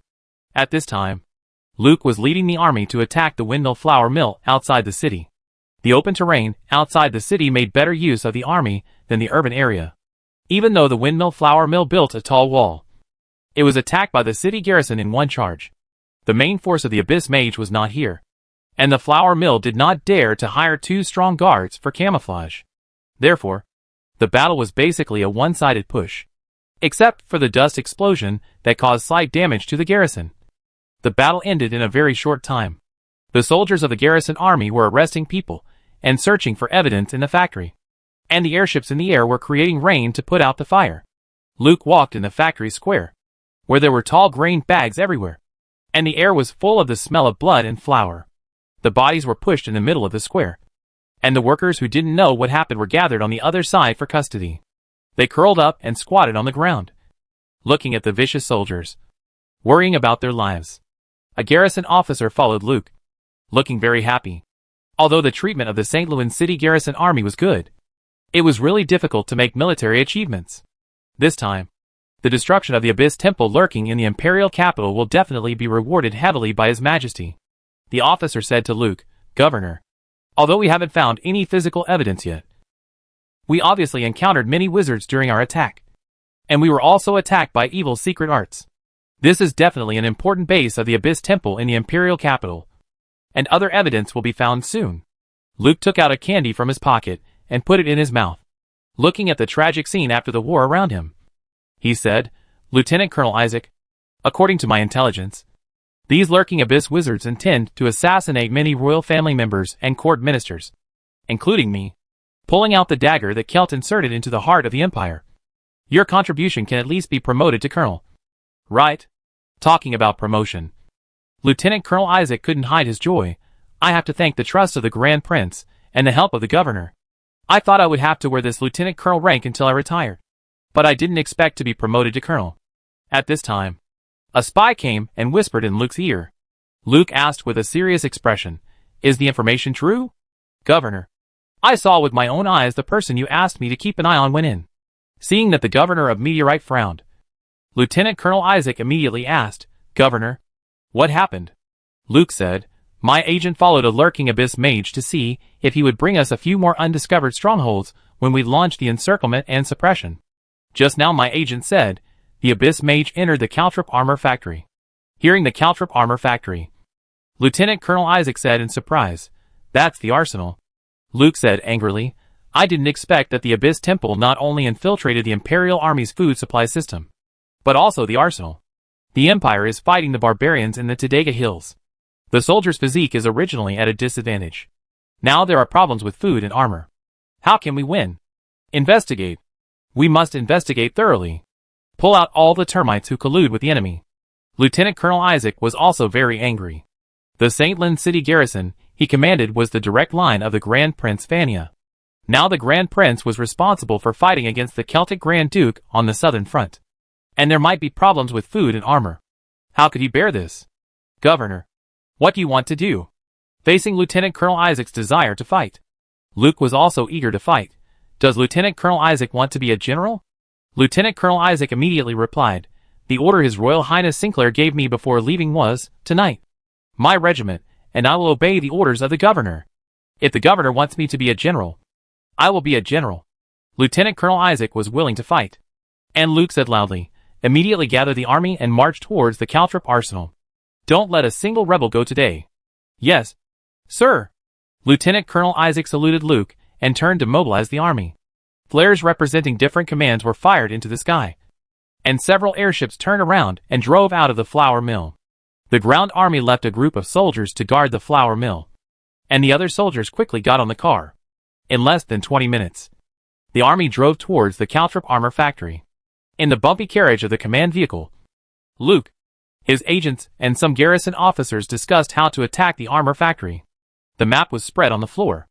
Luke said first, "Since we don't know to what extent the armor factory has been infiltrated, we can't launch an annihilation attack like we did with the flour mill.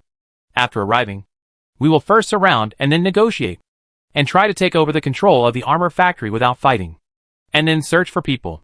Lieutenant Colonel Isaac said, "The Governor has considered it very carefully.